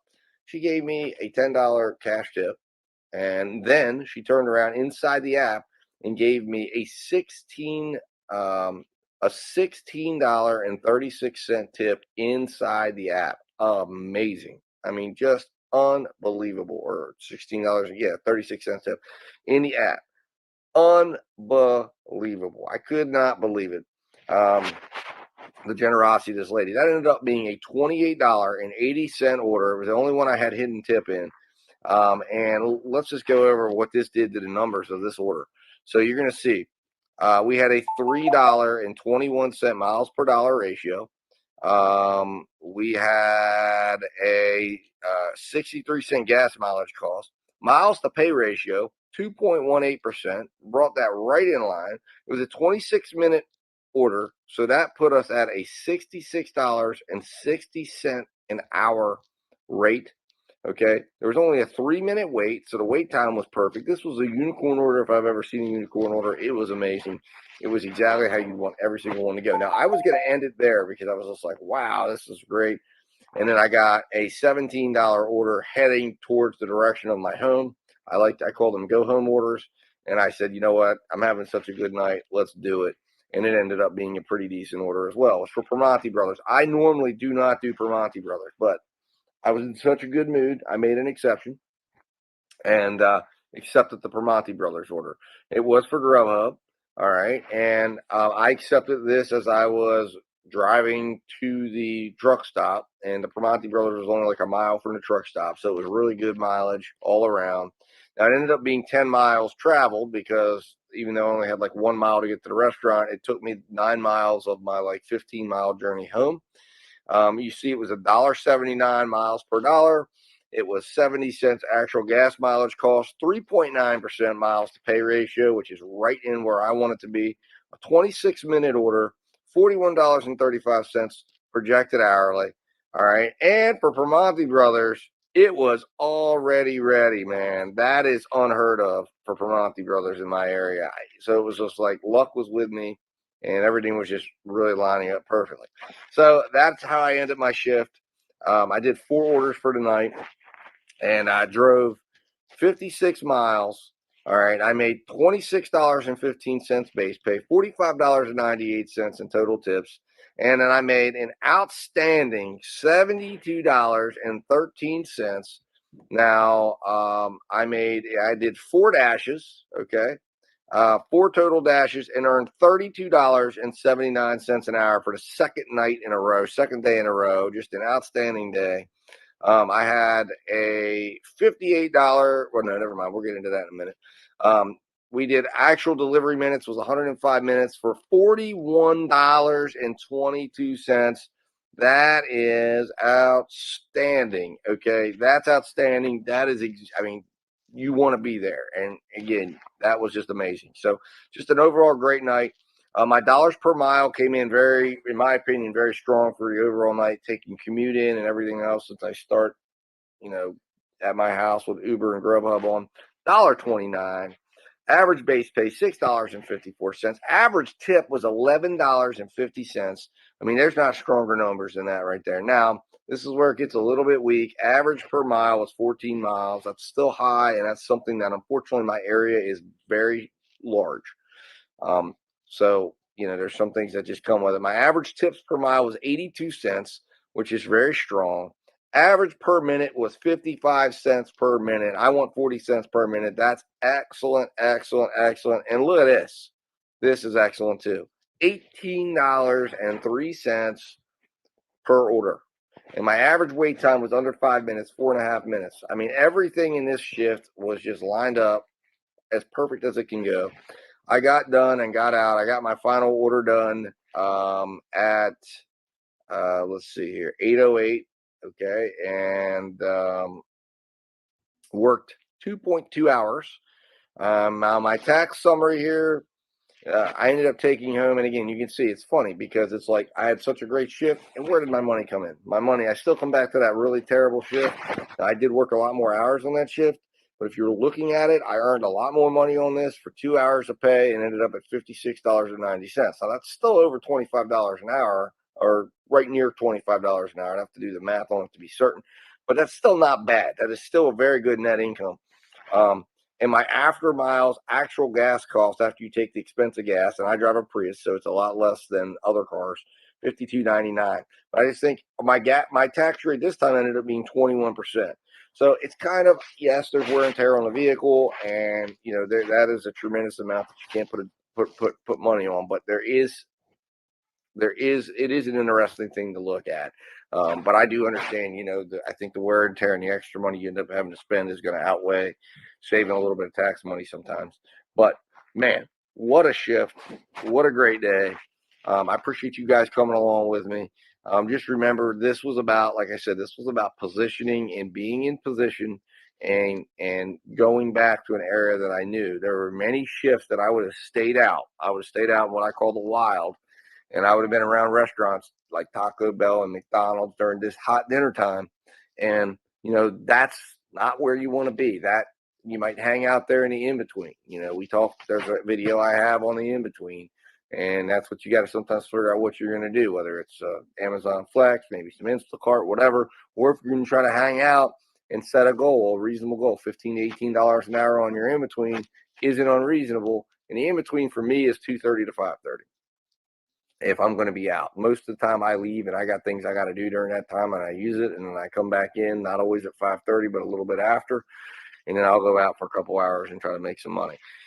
Anyways, guys, I'm rambling now, so I'm going to jump off here. But look, thank you so much for watching. Please subscribe. Okay, subscribe, please. I need subscribers here. I want to build a community. I want to continue building the community, contributing to the community, giving back, because YouTube helped me so much, and I want to help others and be here to give a real look at how it goes out on the road, what's going on, things I'm seeing, tips that I can add, real things that are working for me. Also, if you're interested in any sheets, as always, dad-sales gmail.com. Send me an email. I will send you the sheets. I would ask you to sub, but you don't even really have to sub. If you don't want to subscribe to my channel, that's fine. Whatever. Take the sheets. Like I said, I'm here to help out. I'm willing to share. These will really work well for me. These have helped me to hone in on what I need to do and to make more money. So I'm willing to share them because that's what this is about. And in business, we don't have coworkers, right? We have each other on YouTube, and I can tell you right now, the networking aspect is so important, and that's what this is all about.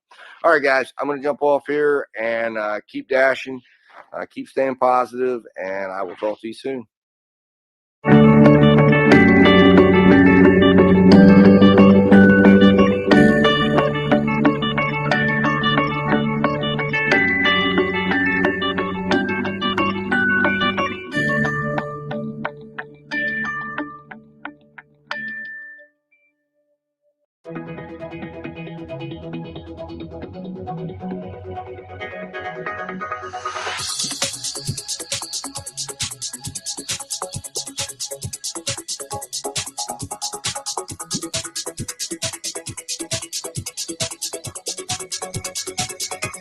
What's up, guys? Dad Dash Industries here. I am back here with another daily vlog. We're going out for 2 hours today for the lunch shift.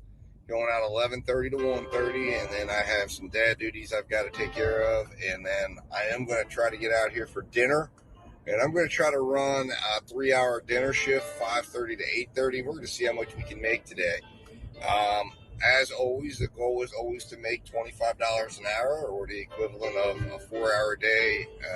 $25 an hour is $100. So we'll see how that goes. That's the metric we'll be testing against this shift. I am heading into my market here. I do have Grubhub and DoorDash already on, or not DoorDash, sorry, Grubhub and Uber Eats already on the Galaxy phone here. And I'm waiting to get close enough to the market that I can turn my DoorDash phone on. Now, DoorDash, I'm only on the schedule for an hour. So I'm hoping it gets busy enough that I can stretch it to that next hour. But here of recent, I've used Grubhub and Uber Eats more than I have DoorDash. So it may not be that big of a factor. So I will be back here in a little bit. Once I get an order, I just wanted to kind of do the introduction. And as I get into the market, once I get that first order, I will be back. All right, guys. While we're waiting to get into the market, I just want to talk to you here for a minute and let you know to please subscribe to the channel. I'm a small channel, but I'm a growing channel. I'm trying to grow this thing, trying to create a community here that we can all come to and add to the already robust community that exists out there on YouTube, but also trying to add to that community here as a place that we can all come to and network and share ideas and discuss strategies, tips, and tricks that work for us and help make our life and our work days a little easier. With us being independent contractors and small business owners, we don't have co-workers or employees or places we could go if we would if we were in the corporate world like I used to have. So YouTube has been an awesome tool that I've used for that purpose and getting to listen to other drivers and what they're doing, their strategies. And I'm hoping I can add and get back a little bit to that and also gain some feedback and ideas and things through YouTube as well, through my channel here. So please subscribe if you can. Again, I entered the gig economy 4 months ago, came out of the corporate world. I had to step away for some family reasons and decided, you know what, this could be a possible potential way to bring in some extra money for over the next year. So I did just recently do over 1,000, did my 1,000th delivery.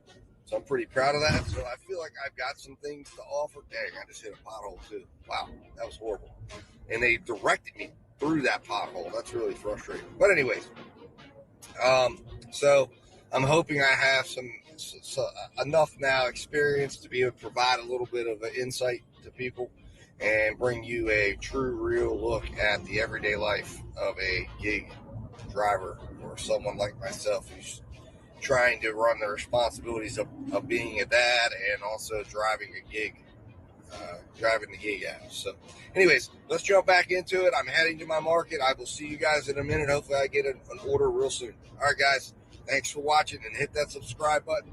Like, dislike, and please share as well. Get the word out. Thank you, guys. Talk to you in a minute. All right, guys, so I'm back here. I got to the shopping center, and right now it is a little bit slow. I did get a few DoorDash offers. They were really long. I got an $11.50 for 11 miles. There's no way I was doing that one. That was just too many miles, and where it was going to drop me off was not going to be a great spot either. I got another $11, straight up $11 order for 13 miles. Then I got a couple of $2.25 orders for like 2 miles and one for 5. I got a $6.50 for 7 miles. Like I said, not been anything really, really great. So I'm sitting here. I'm going to wait. I'm going to see what comes in. I know it's going to heat up here in a little bit. It's 11:30 right now on the dot. So I know we're going to start getting some orders through. And we're gonna focus on positioning today and seeing, making sure we're taking the best offers that make the most sense to help make sure that the miles and the money makes sense. So fired up here, as you can see. I've got the Uber Eats and Grubhub on my Galaxy Fold, and then we're about to get an order here, so it's going to come through live. Oh wow, $5.50 for 4.6 miles. Let's see, positioning wise, and guess what? Terrible positioning. It's going to take me all the way down the road, which will not be good. So, well, you know, not good, not good. So, we will continue to wait and see. I'm turning that order down. Order too small. Boom. Not going to do it. All right. So we're going to get it right. We're going to get it right. We're going to get an order here. I believe in it, and I will be back as soon as that order comes through. We'll see what happens here. I've gotten, like I said, no attention yet from Grubhub or Uber Eats. So I want to make sure my phone and everything's operating right. I'm only on 4G right now on this phone, so it might be a bad cell phone area. I may move to position right over to the other end of this parking lot that gives me better phone service, and that might be part of the issue. All right, guys, I will be back as soon as I get an order or to give you an update if it's been a little while. All right, guys, so I just got an offer finally that I'm going to go ahead and take. It's from Uber Eats, and it was for $17.57 for 15 miles. Now you may go, oh wow, 15 miles. I can't see the positioning on this. I can see the positioning of the first order. I know there's going to be some mileage to get to Panera. Then I'm going to Arby's. It's a stacked order, and I've got to go to 2 different places. So we're going to see how this plays out. I know that, you know, Uber Eats, I've had some success with extra tips.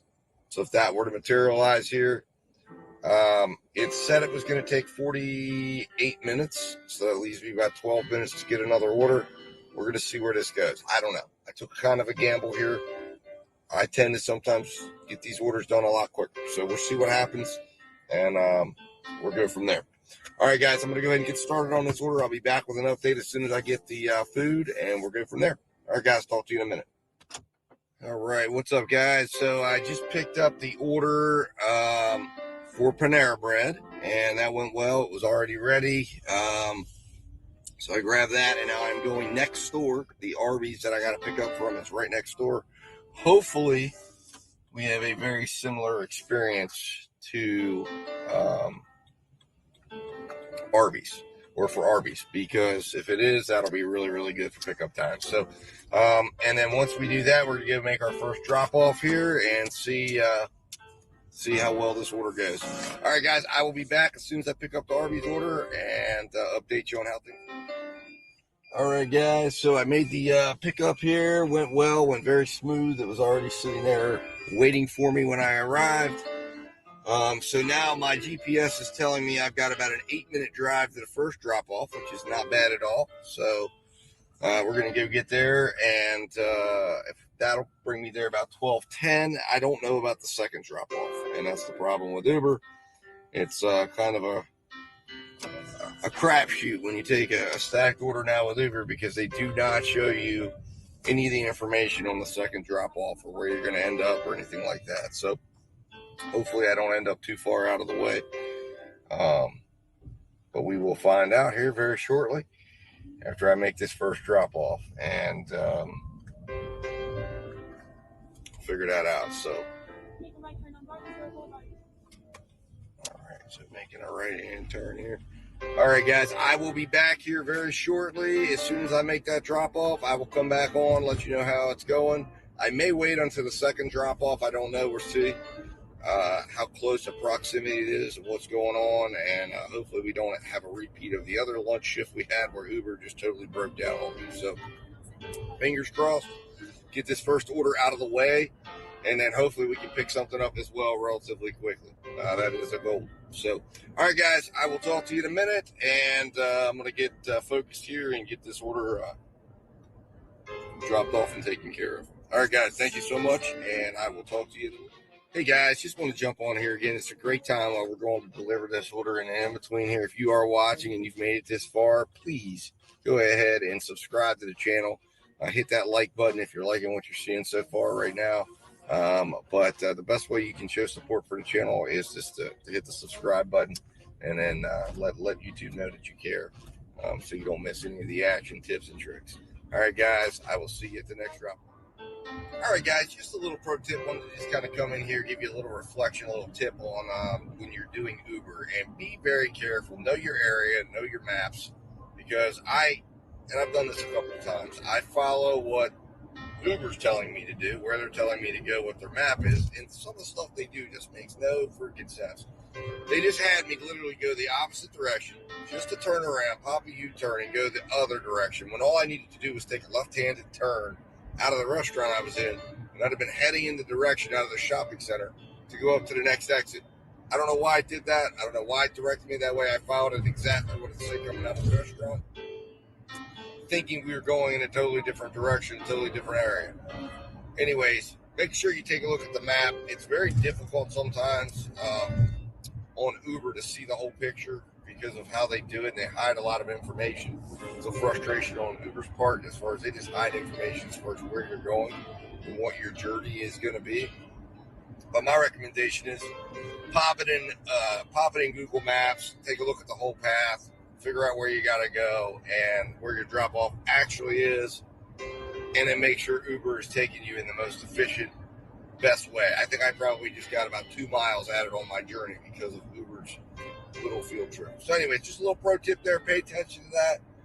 Do not trust Uber's mapping. I don't know where they get it from. I think it might be Google, but whatever. It really has taken me on some really inefficient trips at times. All right, guys, I will talk to you guys in a minute. I am about 3 minutes away from my drop off. Hopefully it goes smooth, and I'll be talking to you soon.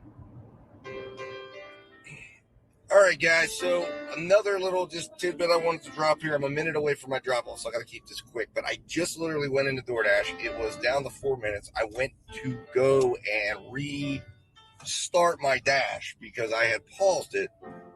And when I hit restart, and I don't know if anyone's seen this yet or had this happen, when I hit restart, it went through the process of restarting. Then it kicked me out. And now, of course, my area is not in red. So now they're telling me I got to schedule again. So DoorDash is catching on, I guess, to multi-appers and stuff. So just be aware of that. I mean, it is what it is. DoorDash wasn't giving me anything decent. So, I mean, you know, I'll see where things stand when I get done with this order and see, hopefully, maybe Grubhub and Uber Eats will support me. And they always have for the most part.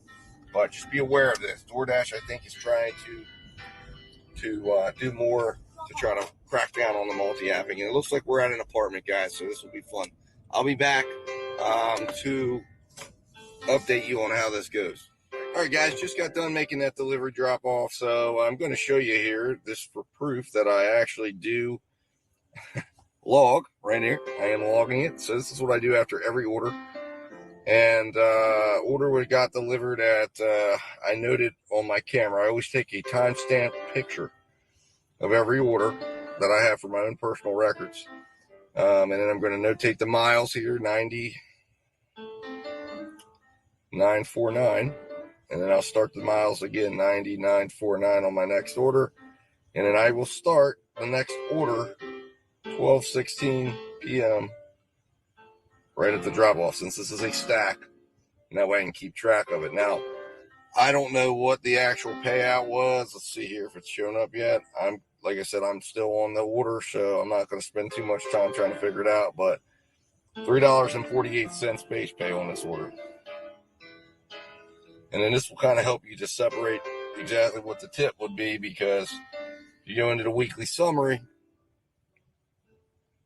earnings activity, click on that. Now it's just going to show you what that tip was. So it was $7.33 was the actual amount. And I'm just going to keep it at the amount I had it at for the purposes of right now. So it kind of gives you an idea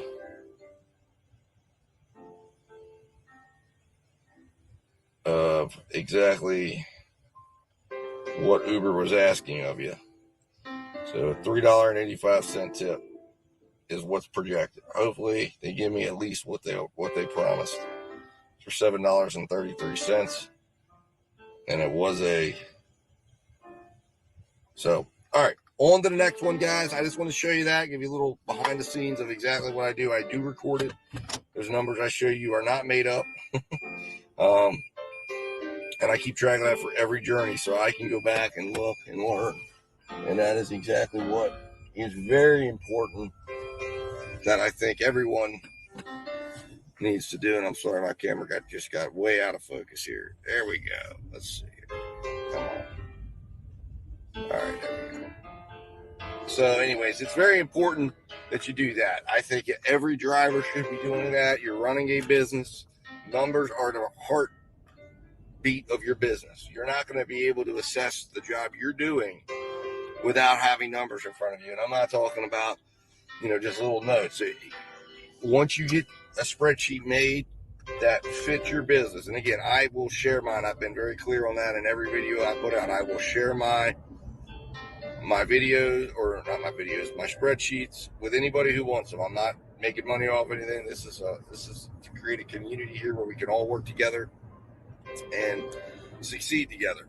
There's plenty of orders out there for everyone, but you've got to be able to assess yourself. And that's the only way you're going to be able to assess yourself, is to be able to be in a position to look at your numbers, look at what you're doing, look at where you're at, what your activities are generating, and be able to make adjustments. Like to know if this order was worth it or not. I'm going to be able to look at the actual raw data of this order when I get done with it. What was the real miles? What did it look like? I had to drive from the last, I didn't drive from the last delivery. I drove in. It's my first order of the day. But I had like 8 miles driving in. So, when you look at the totality of the entire order, I know this is going to be, I expect this order to come in at 75 cents a mile or better. If it's less than that, then I kind of start to think, well, maybe I was a little aggressive. But anyways, I've got an 11-minute drive, guys. I am going to focus here on trying to get there and get this done. So far, not bad at all, because we took this order at, I believe it was 11:44 when we did it, and it was 11:44. So if all goes well, we should end this order with 10 minutes to spare to try to get another order in and bump this up to at least over $20 an hour for the first hour that we were actually out delivering. We'll see. I don't know. Like I said, this may turn out to be a regretful order when we look at the actual money that comes out of it and where everything's at. So anyways, all right, guys, I will talk to you in a little bit. I will be back once I make this drop off and delivery, unless something else occurs or there's something else I feel like I want to add in. I'm going to try to see if I can get back online with DoorDash, so I have the third option available. If not, we're going to be working Grubhub and Uber Eats until 1:30, which is about another hour. So it may not be as successful and lucrative lunch as I want it. It means we're going to have a lot riding on dinner to get to our $100 for the day, which is what my goal always is to make at least a minimum of $100. I'd like to make more today. My goal today, technically, with 2 hours on for lunch and 3 hours on for dinner, would be 125. But if I make 100, I'm happy. So that's what we're shooting for. Normally, I always come in right where I need to be, or more. So let's see what happens. All right, guys, I will talk to you in a little bit. On the way now to make this drop off, and then of course I'll be updating you as I find out about the tips as well. Hopefully maybe somebody adds a little something in there. Again, that's where the Uber orders, again, you got to look at the end. You're taking a gamble kind of. I don't like the way they make you gamble in these apps, but sometimes, you got to do what you got to do to make the money, right? All right, guys, I'll talk to you in a minute. I will be coming back and talking to you soon. Thanks for watching, guys. Stay tuned for part 2. That will be coming soon. In the meantime, please subscribe. Make sure your notifications are turned on. And thanks for watching.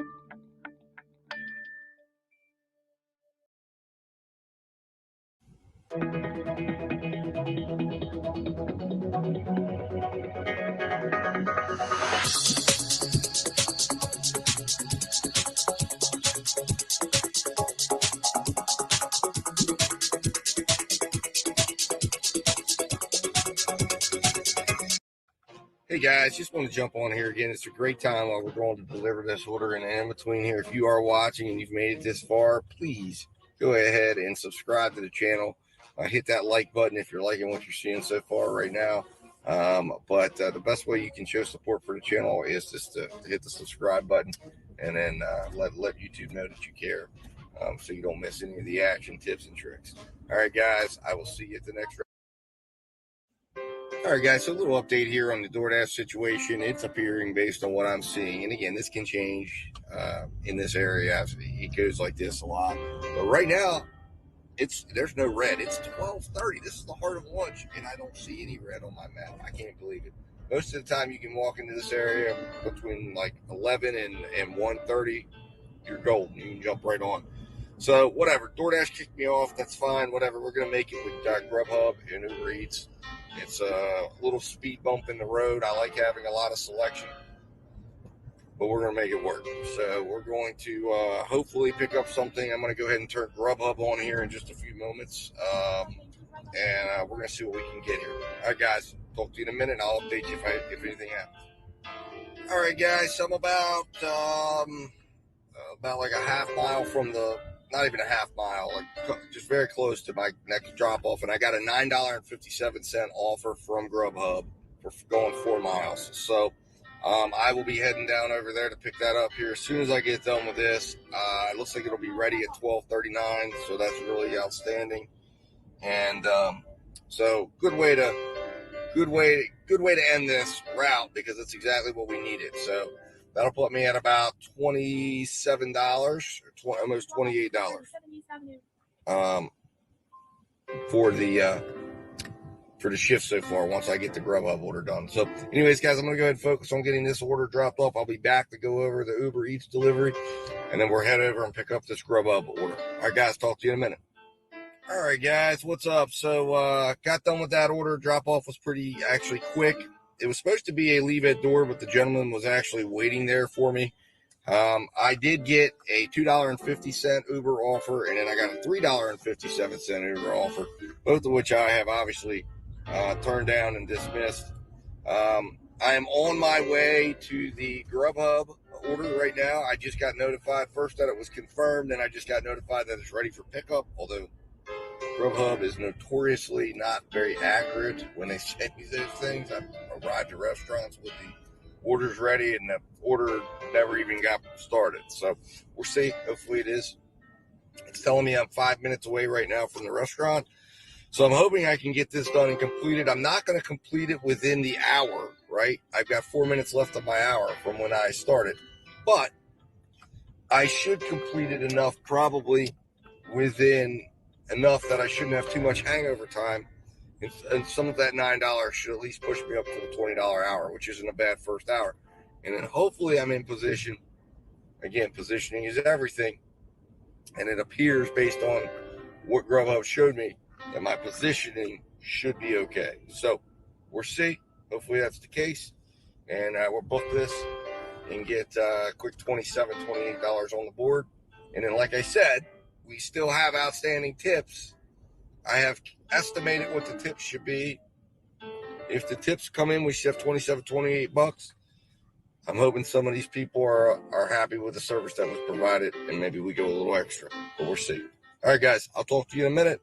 As soon as I get this order, and I'm still continuing to monitor the DoorDash situation. So far, no red. I'll check it one more time while I have you guys on the line here, and it's still no red. So interesting, very, very interesting. Oh, and I just got another Uber offer for $3.76 for 8 miles. So Uber is certainly sending out the trash. I mean, and that's the thing. Uber, when I first started in this area, and I'm sorry, I know since I was getting off, but I wanted to just kind of add this in. But when I first started in this area, Uber was excellent. And I found, in my opinion, that Uber is doing exactly what I've always heard they would do. They come into an area, hit everybody up with really phenomenal offers, get drivers to sign up with them. And then as soon as they started to get more market share, just take everything down. Because I'm telling you, I mean, you know, you got to vet them. And I'm not saying there's not good offers. I got an excellent Uber offer the other night. But it seems like you're dealing with a lot of garbage, $2 and $3 orders, which are just not non-starters for me right out of the gate. But anyways, guys, I will talk to you in a minute. I am going to jump off here for real. Focus on the road here. I'm 2 minutes away. Go get this order, and I'll be back with an update. All right, guys. So I went ahead and made that pickup. The one thing about that particular place, the order was already ready, so it was actually ready. But the one drawback is it's like a little deli type convenience store, one of the old time corner stores. If you've ever lived in Maryland or ever been to Baltimore or whatever, it's very similar to what you find down there.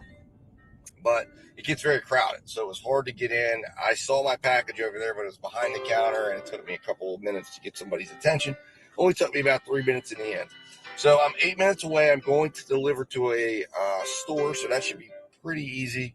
I just have to go in and drop it off to the lady, and hopefully it should be a relatively quick and easy drop off. Looks like I'm about 8 minutes away, so I'll finish this order up probably about 12:59.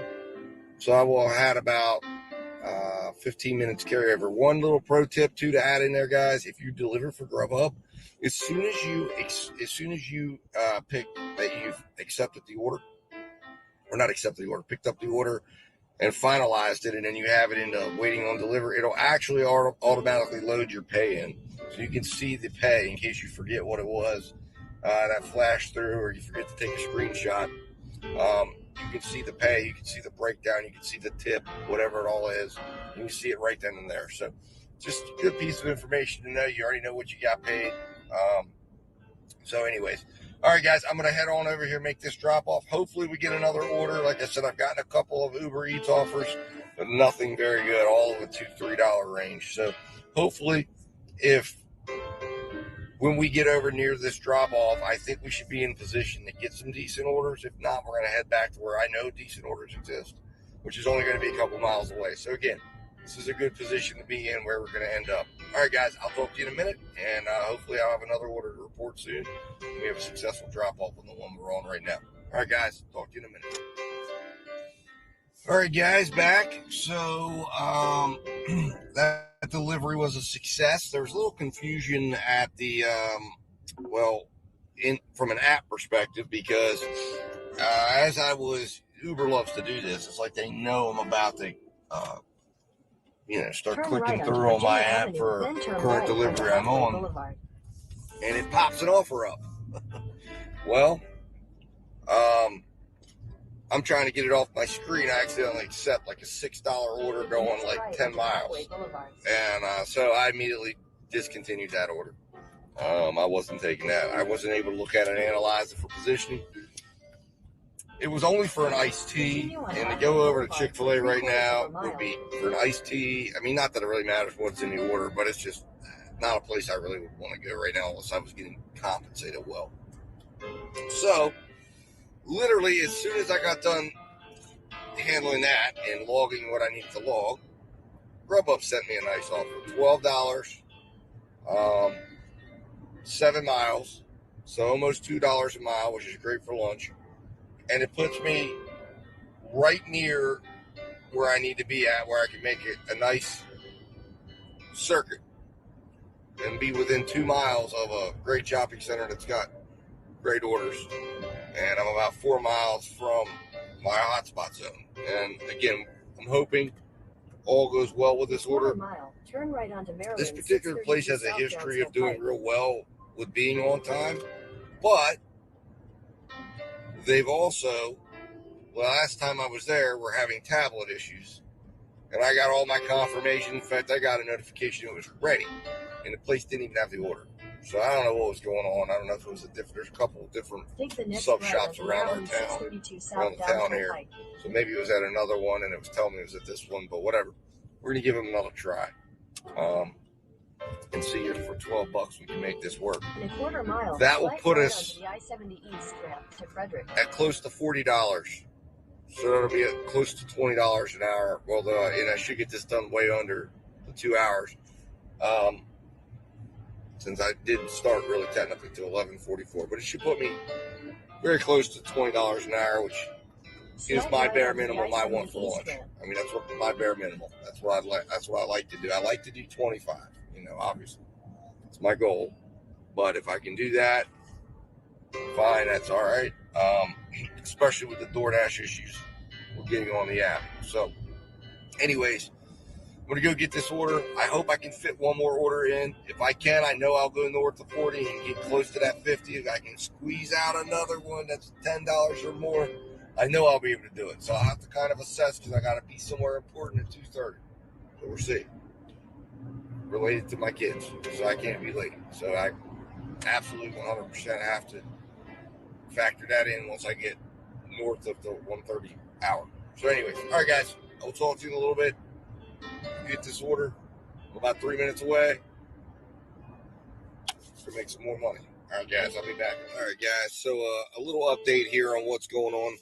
Went in, and they just started the order. And it's kind of a big order, like steak and cheese, stuff like that. A lot of cooked stuff. So they told me it's going to be about 15 minutes. So, look, if I was on live with DoorDash, I'd probably, oh, wait a minute, and DoorDash is live. So what I'm going to do, my strategy here is going to be to see if I can get something else that is enough to pull me away from this $12 order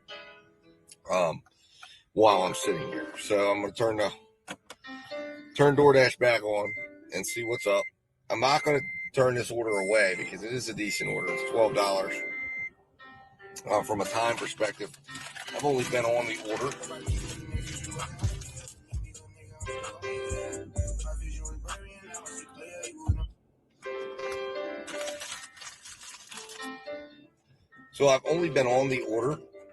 for, probably about 10 minutes, I think. Let's see. Oh, and we got our first order for Arby's right over here. So we'll see what it comes out to. Because if it's decent, I can go do it. If it's reasonable miles, I do one of two things. It gets 4.2 miles. So I would pick up here.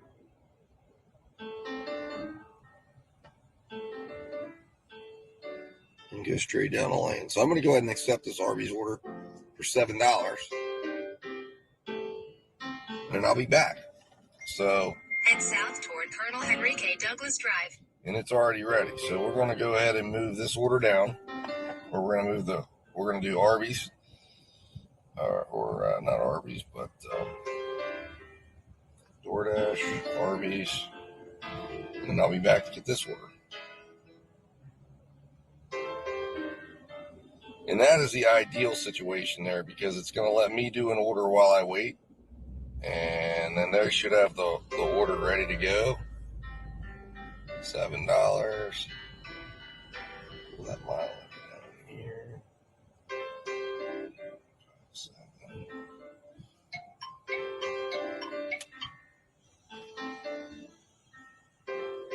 All right. Then we're going to go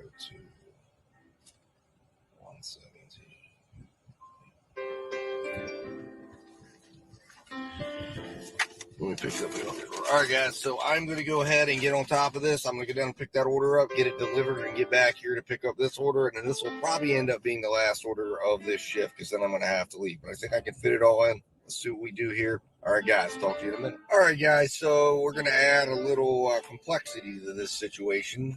I arrived at the Arby's thinking it would be a quick drop in, drop out, pick up. It's not. This is one of the stores that's closed. The lobby's closed. So I'm in the drive-thru contemplating whether or not I'm going to have to drop the order or not. I hate to have to utilize a cancellation in this case. But,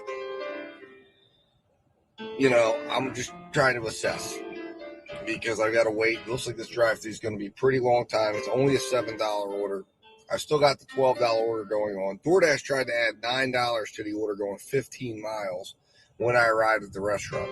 So I'm not really sure what I'm going to do here. I still have an exit point. I'm 2 cars away from where I'm at a point of no return.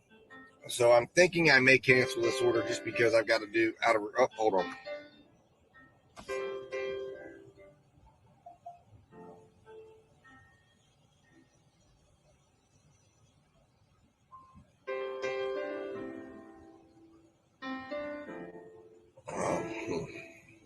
So I don't know. We might be able to do it. I may have to pick up the Grubhub order because they are all heading in the same direction. So I may have to roll the dice here and try to, I don't know. You're just flirting with contract violations and stuff like that. It's already a late order. It might be best just to exit the order, utilize a cancellation, which I think is what I'm going to do. That's the ethical thing to do. And I hope it'll let me. Oh, wait a minute. No, it'll let me. There it is.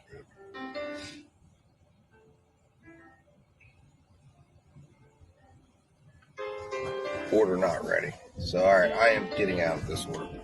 So, I got to do the right thing by the customers and who I'm working for, and that's an example right there. So, I just got out of the order. It is going to negatively affect my cancellation rate, which is a shame. And I just got out of the order. I don't think I can do what I was expecting to do when I took the order, and that's a shame, but no time was wasted besides time I would have already wasted sitting there at the store. So that's why you don't drop the order yet, and you do exactly what I just did there, and you see if it can be worked out, especially when there's restaurants around you. So anyways, I'm going to head back to the store, check on the status of my order.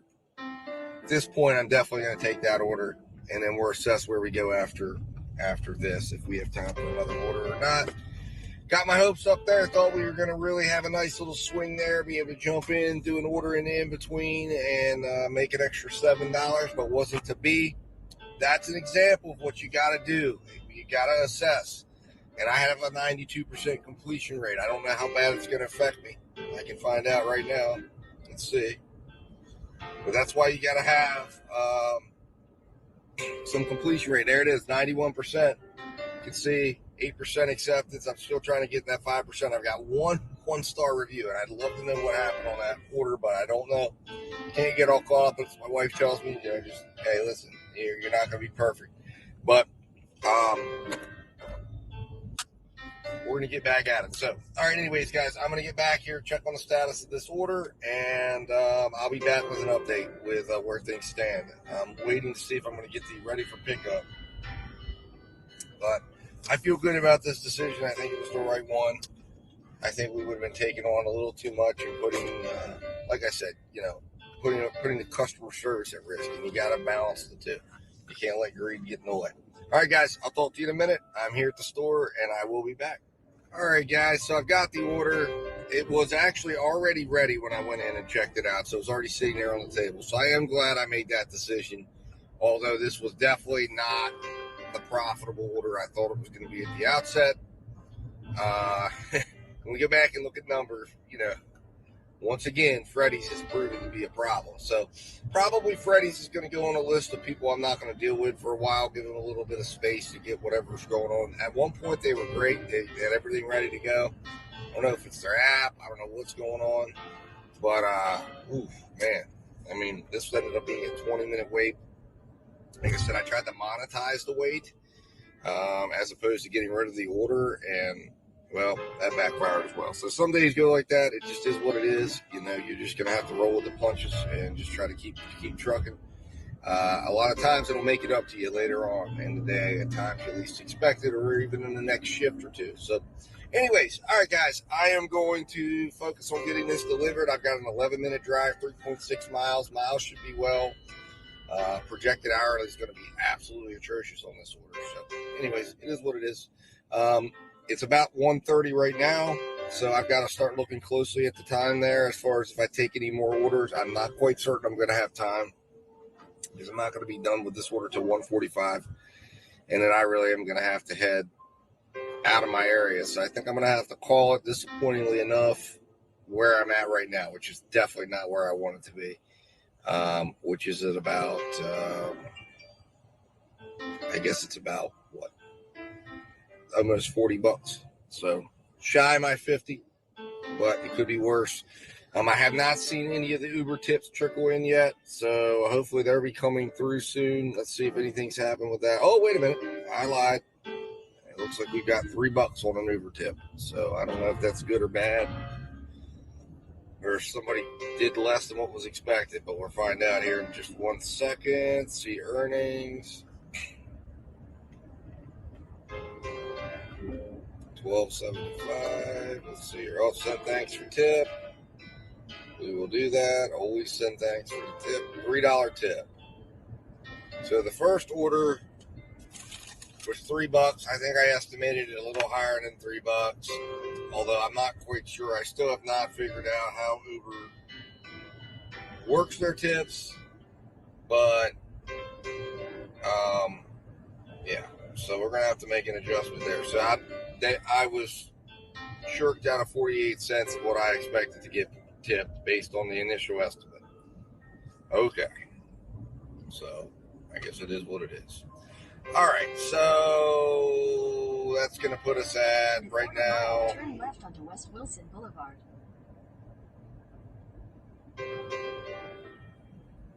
At $38.66. So we'll see what happens here. Hopefully the second tip will go well. It is what it is, right? I mean, I don't know why somebody would change 48 cents, but you know, I don't quite understand how Uber does their stuff. So I'm not going to say it was the customer in this point. I don't know why they would do that. Maybe they had a problem with the order. Oh, yeah, I guess maybe that's what I should check and see if somehow my ratings were affected. I'll do that live. Let's see my absolutely pissed off reaction if they say something wrong. I think I did pretty good on these orders. No problems. In fact, I got an extra thumbs up. So who knows? I don't know. I don't know how they do it. I don't know how it all works specifically. I just know they can add in afterwards. I know as a customer of Uber, they do a pretty good job of trying to hype the increase. You know, hey, you did good. Hey, you were early. I don't know. I know also that you can get, obviously sometimes customers will take out problems or stuff that the restaurant created, even though it's a sealed bag, whatever. So anyways, all right, guys, I am going to jump off here now for real. Sorry, I got a little detoured there on the Uber stuff. We'll see what happens. Hopefully my second delivery makes good on a full tip at least or more.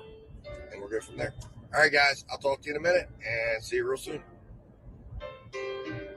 All right, guys, back here. So sorry, I am filming this. You'll notice on the timestamp code in the video that it is a little bit later than what I expected because my camera died. So I'm actually filming this. I had to charge it a little bit, get a little juice in the camera, and then I'll let you guys know what happened there with that last order. So successful drop-off, no major issues. And then while I was processing that order out, I noticed that Uber finalized all my tips. And it turns out I got the full tip. So I don't know what's going on there. I know with staff orders, it's a little bit weird sometimes with the way they show things. But it looks like I got the full tip that they were promising from the beginning. So, hey, no arguments there. Would love to have gotten a little bit more, but it is what it is. So I left my apps on to see if I can get a going home order. That did not work, really. I am now back in the heart of my hometown district, whatever you want to call it. And I've gotten nothing. I'm going to go ahead and end this here now. I've got to go take care of some dad duties. So I'm working the full-time job now, my dad job. And I'll be back later today about 5:30 or so to go out and do some more deliveries. Hey guys, thanks for watching. Stay tuned for part 3, the dinner shift, as we finish up today's dash. Thanks for watching, and please subscribe.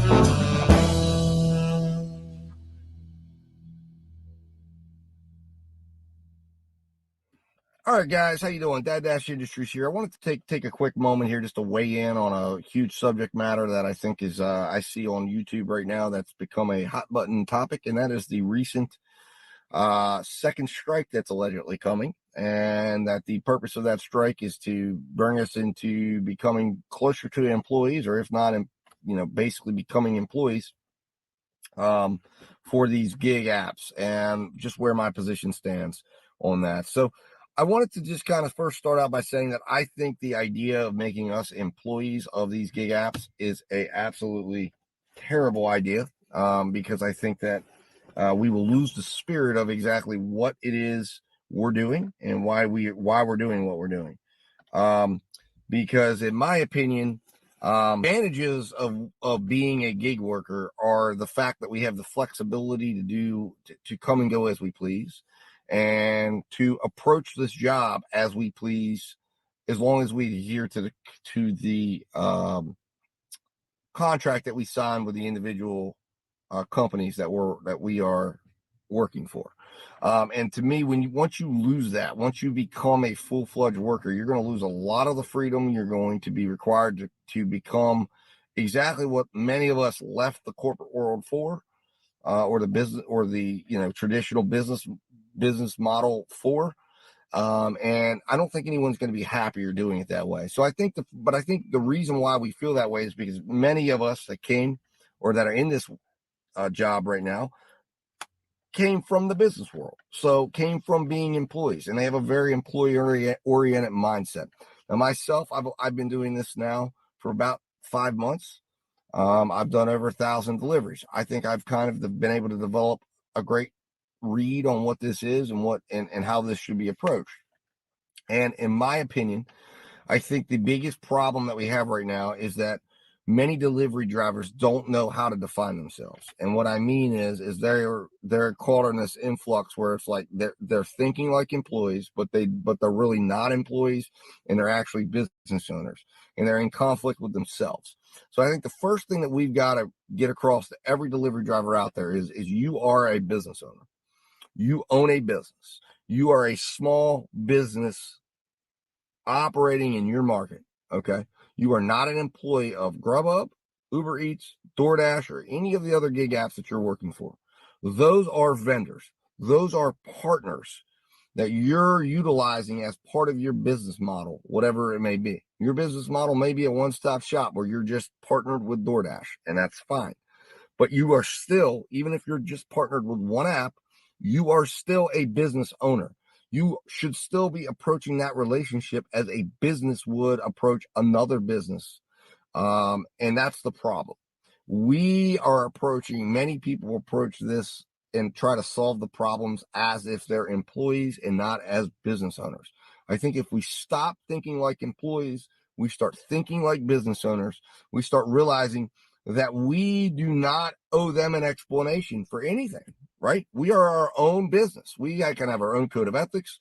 If we were big enough, we could have our own HR departments. We could have our own payroll departments, but we're not that big. That's not who we are. We're one person operations. Maybe we have family members that might help us out occasionally from time to time when we don't have any paid employees. But we are, at the end of the day, we are business owners.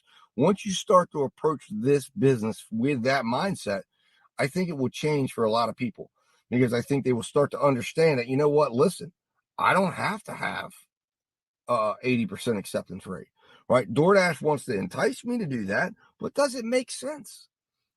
Does it make sense to do that? And it's as a business owner comes a lot of responsibility. And this is where I believe that I think that in the end, the real question that should be being asked is by a lot of these people that are upset or calling for us to become employees is like, are you in the right industry? Is this the right thing for you? Because what I'm hearing is it's not. And I think the real hard conversation that should be had is, listen, if you're not happy with where you're at right now, if this isn't working for you, if you're not making money, then go ahead and find something else. Find another business that you can run. Go back and become an employee, but becoming an employee here, turning essentially allowing all, and what would happen here is essentially, and be clear on this, we are all business owners right now. We all have a value. Our business is generating revenue, and we could all come up and put in earning and income statements down and say, look, this is the value of my business. This is what it generates. This is what I'm doing. These are my expenses. This is my revenue. This is my profit for the year. And in a sense, you could sell, in theory, you could sell your business to somebody. But essentially what would happen is DoorDash would essentially, or Grubhub or any of these apps would essentially be buying, when they would turn us into employees, buying for free millions of businesses. They could pick the ones they wanted, and then the rest will be put out to pasture. And if you don't believe that's what's going to happen, then you're foolish, because it's going to put a lot of drivers, a lot of gig apps, a lot of gig drivers across the board are going to be out of business. And we're going to be sitting here going, wow, what happened here? Because we're all going to have to apply. You're not just going to go in your app and go, okay, all right, now work for DoorDash. This is great. No, DoorDash is going to have to hire in who they want to hire in. You're going to have to formally interview for your position. You're going to agree upon a wage. You're going to show up every day at work. You're going to go drive wherever they want you to drive. You're going to be able to make tips, much like a waiter or waitress does. And you're going to get those tips paid to you at a certain point. You're not going to have any freedom whatsoever. If you don't show up on time, if you're not here, if this isn't happening, you're going to get an employee review at the end of the year. All the things that make working in the corporate world untenable for some people are going to come right into this. And what's going to happen is you're not going to have the access to this work it's going to go away. And then you're going to have to wait until DoorDash is hiring or Grubhub is hiring. You're not going to be able to work for 2 or 3 people at a time. When I worked in my previous industry, I had to let my company know if I was working for someone else, if I was doing another job. And that's a requirement. They would say, hey, listen, you can't work for anyone else. They'll fire you if they find out. They're going to have a lot more dominion over you when you become an employee of their business than you do right now. So that is, to me, not the answer. But I think what is the answer is that we all need to recognize that we are small business owners, that we all need to go to work with that frame of mind, that we all need to die. If we're unhappy with the relationships we have, it's our obligation as owners of our business to go seek other relationships that work better for us. And if our business isn't making money, then you are out of business. If you are not profitable, you are out of business. Then that means you either need to figure out how you can get profitable. And that comes from going to, places like YouTube, where you can seek and see how some business owners are doing it and what they're doing. One of the biggest challenges we have is that we don't have a lot of resources when we begin this. And YouTube is a fantastic resource. And that's one of the reasons why I started my channel, is because I am a tremendous believer in networking. But I think that it would be absolutely helpful for us to create networks and places for gig workers to come that want to better themselves, for seminars and things like what Pedro DoorDash Santiago is doing, where he was wanting to do a gig conference next year. The spirit of all of that is absolutely on point, because those are things that we need. As we come together and learn how to work this, what other business owners are doing, we can become better ourselves in how we approach things. Secondarily, you need to go and figure out your method of creating and collecting data. This is a data-driven job. All businesses are data-driven. And what I hear and what I see is that there is not a lot of drivers out there necessarily taking collecting all the data they should be collecting when they're out there, so they can make decisions and make better decisions and improve day in and day out with their decision making and how they're approaching their business and the relationships they have. Because you need to be able to assess the relationships you're having with these apps. Because if one app is no longer being profitable for you, if you're driving all these miles and not and costing yourself an expense side, and it's dragging down your business and dragging down your ability to earn, you need to be able to see that. You're not going to be able to see that in the data that the apps give you, but you can collect it as you're going, and you can be able to see it for yourself and go, wow, look at this. Okay. Which is what I do in my videos and why I try to show that, because, and that's, that type of knowledge comes from being in the business world, which is what you can apply. So I think that, the answer here that we're looking for is not in becoming employees, but I think the answer is two-pronged. One, the drivers themselves need to change the way they're thinking about things. They need to go after education and educating themselves through the different avenues, YouTube, other drivers that are out. I think we need to create forums, Facebook, whatever groups they have that you can go out to and talk to other drivers and say, how are you doing? How are you running your business? What are you doing? And two, I think that every single delivery app should be required to provide some education at the very beginning of the relationship, to educate you on who you are, what you're doing, what type of business that you're in, and educate yourself on, provide that education so that the drivers understand who they are and what they are and how this is working. That once, if they do that, if they provide that education at the onset, delivery drivers will better understand that they're running their own business. I think that some of the money that's being put towards promotions and things, it would be better off for these apps to provide resources for their drivers to run their business with, to help collect the data and analytics that the drivers need to better themselves and to make better decisions and things while they're out. Now, I don't know if they will do that, but I think that would be awesome. But I think the other thing that we need to do as drivers is what we need to be asking for is, instead of asking for to become employees, I think we as business owners would owe it to ourselves to come together, and create,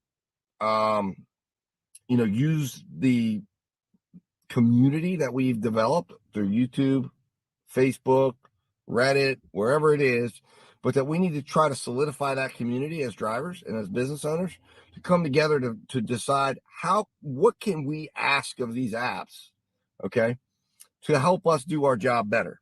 And I have several ideas of that. One of them being more transparent screen to show us and make it a requirement for us to show us the order information that we need. Two, if they're not going to show us the information on the screen, that they should be obligated and mandated, just out of a fairness and to promote competitiveness,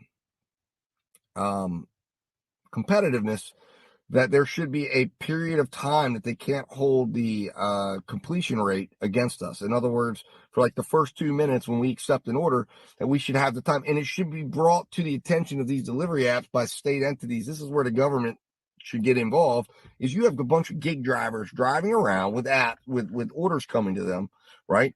And they have 32 seconds to look at the order, and they're supposed to do it. How can they pull their car over and have time to look at the order? They can't. So if they hit accept, right, pull the car over, pull it up, and look at the ins and outs of the order. I understand you can't keep the order for 5 minutes or 10 minutes because you're talking about an impact on the customer in the restaurant, and it needs to get back out if that driver's not interested. But for a safety purpose, to keep people from driving off the road and wrecking and hurting other people out there while they're trying to look at their stuff, give us time to be able to look at the order, vet it, see if it fits our business model, see if it fits what we're looking to do right now at the given moment. And if we don't like it, send it back within a reasonable amount of time and let another driver take it. That should be something that should just come in and say, if you guys want to operate on our highways, on our roads, then you need to make sure that you're ensuring the safety of the other drivers on the road by making sure your drivers are having the time they need to be able to make the business decisions that they need to make. And I think the apps should require that when you hit accept, or you should be able to put it in queue and hit okay, accept, and you shouldn't be able to see the order specifics, okay? until you're pulled over. And I know they have that technology because Uber Eats doesn't let you take a picture until you're pulled over. So that can happen. And then that will solve a lot of problems and will help drivers make much better decisions. And they can determine what they want. Transparency is the key. I think that's what we need to fight for, not to become employees, but we need to require them to become transparent business partners. I think that from a competitive standpoint, they should be required to share everything, and they should not be allowed to hide any of the business stuff. It would be like a mortgage company being able to hide and say, well, you're not going to find out until you pay your mortgage off exactly how much it costs. No one in their right mind would allow that. The government would not allow that. They shouldn't be allowed to do that when we're talking about food delivery or we're talking about any type of gig work. It should be required that you see the exact amount and all the financials so you can make a business decision, just as a vendor of Walmart would be able to see the full transparent business deal. And if they didn't see it and there was information being withheld from even one party, that would be considered fraudulent, and there would be recourse from one business to another. And there should be recourse from one business to another, because there's 3 million businesses that are operating for and working with as business partners of DoorDash right now, not employees, business partners. And the one reason why DoorDash and all these companies don't want us to see ourselves that way is they don't want us to see ourselves as employees, but they don't want us to see ourselves as business owners. They want us to think we're in some in between, and we're not. Because once you start to look at things in that light, you start to realize that, look, this whole relationship that I have right now with DoorDash and Grubhub and the whole way I'm going to treat it is totally different. And I think it would solve so many problems. So anyways, I've been going on long enough on this subject. My position is the strikes we're not employees. I don't think we need to strike. I don't think a strike is going to be effective. Okay. I think the only thing that's going to be effective is requiring these apps to make sure that they're educating the drivers on exactly what the relationship is that they have with them, is making sure that it's completely transparent. And then making sure that when they are making offers, when we go to work for them, that it is completely clear that what they're offering us every time an offer comes through on our phones is a legally binding contract. And that as a result, they have a legal responsibility to disclose all financial terms of that contract.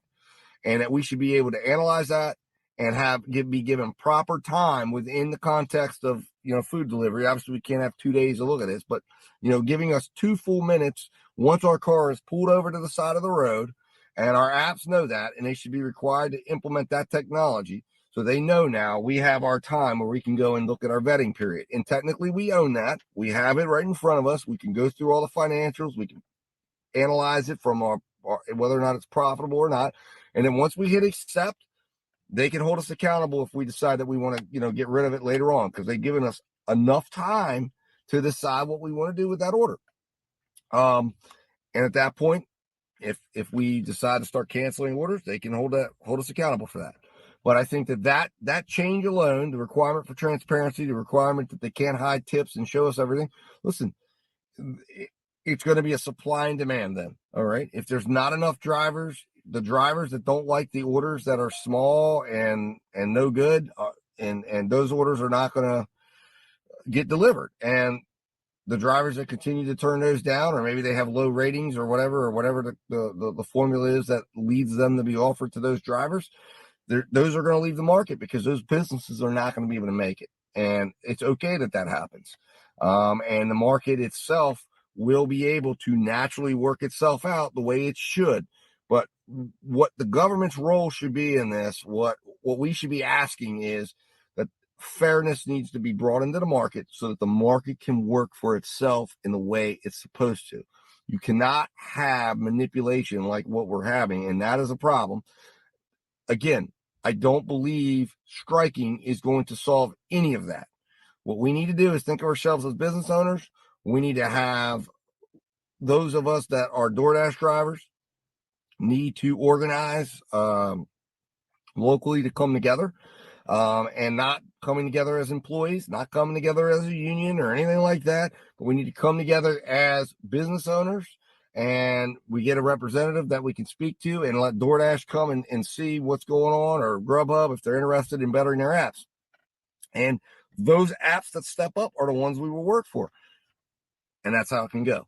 But I think that we need to, first of all, begin thinking of ourselves as business owners and not employees. That is the first step.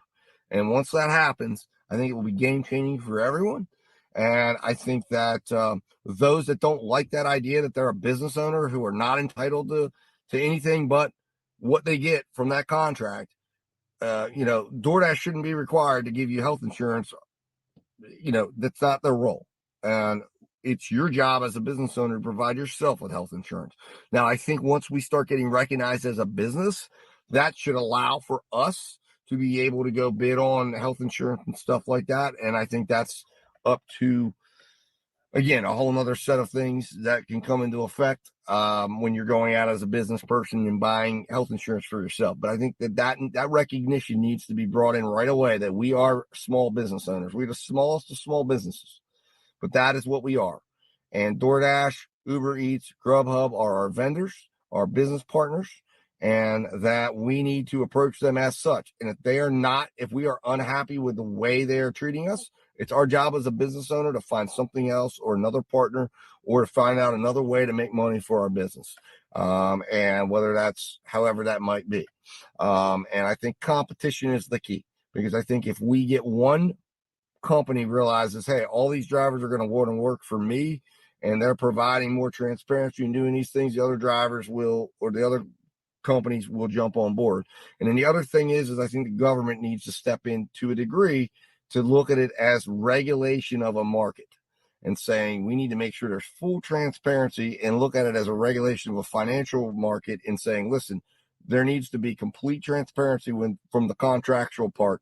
And that contractual part is every time DoorDash, Grubhub, Uber Eats, Instacart, Shipt, Roadie, whoever it is, sends out a contract, you are obligated to allow that person to lock it in. So when it comes out, I can lock it in, and for 2 minutes, I have the ability to pull my vehicle over, take a look at it, and either release it or accept it. Once I accept it fully, then you can punish me for getting rid of it and whatever impact that might cause between the customer, the restaurant, and everything else. But if I don't and I release it, there should be no impact to me, and there should be no reason that I can't be given the appropriate time to make a good financial, safe decision for my business. And as a delivery driver, they have to acknowledge the fact that most of us are on the road when these orders come through, and that they should give us adequate time, and they should know that our car is pulled over and that we're in a safe setting, so we're protecting ourselves and other drivers on the road.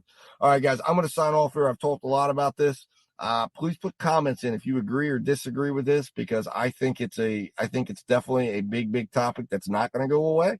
I think we all need to weigh in, but I think that it's something that we all need to figure out our approach, and figure out the secret that they're hiding from us. And that is, we are small business owners. We are not employees. And I don't think we should not be advocating to take that away from ourselves. And we should not be allowing DoorDash, Grubhub to make a free purchase of millions of small businesses, which is what they would be doing, and being able to purchase them all, bring them in, and profit off of our labor and hard work. And I think that's a wrong approach. I think that's a terrible approach. And I think that maybe in a way, if you look at it in a certain way, that might be what they're angling at all along, is they're going to end up the winners of this whole thing, because they're going to get the cheap labor and the ability to treat us as employees, which is more of a win for them than it would be for us, in my opinion. All right, guys, signing off. If you got anything out of this video, please like, share, subscribe. Really would appreciate that.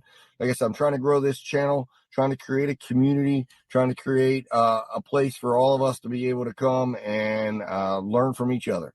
All right, guys, thanks for watching, and I will talk to you soon.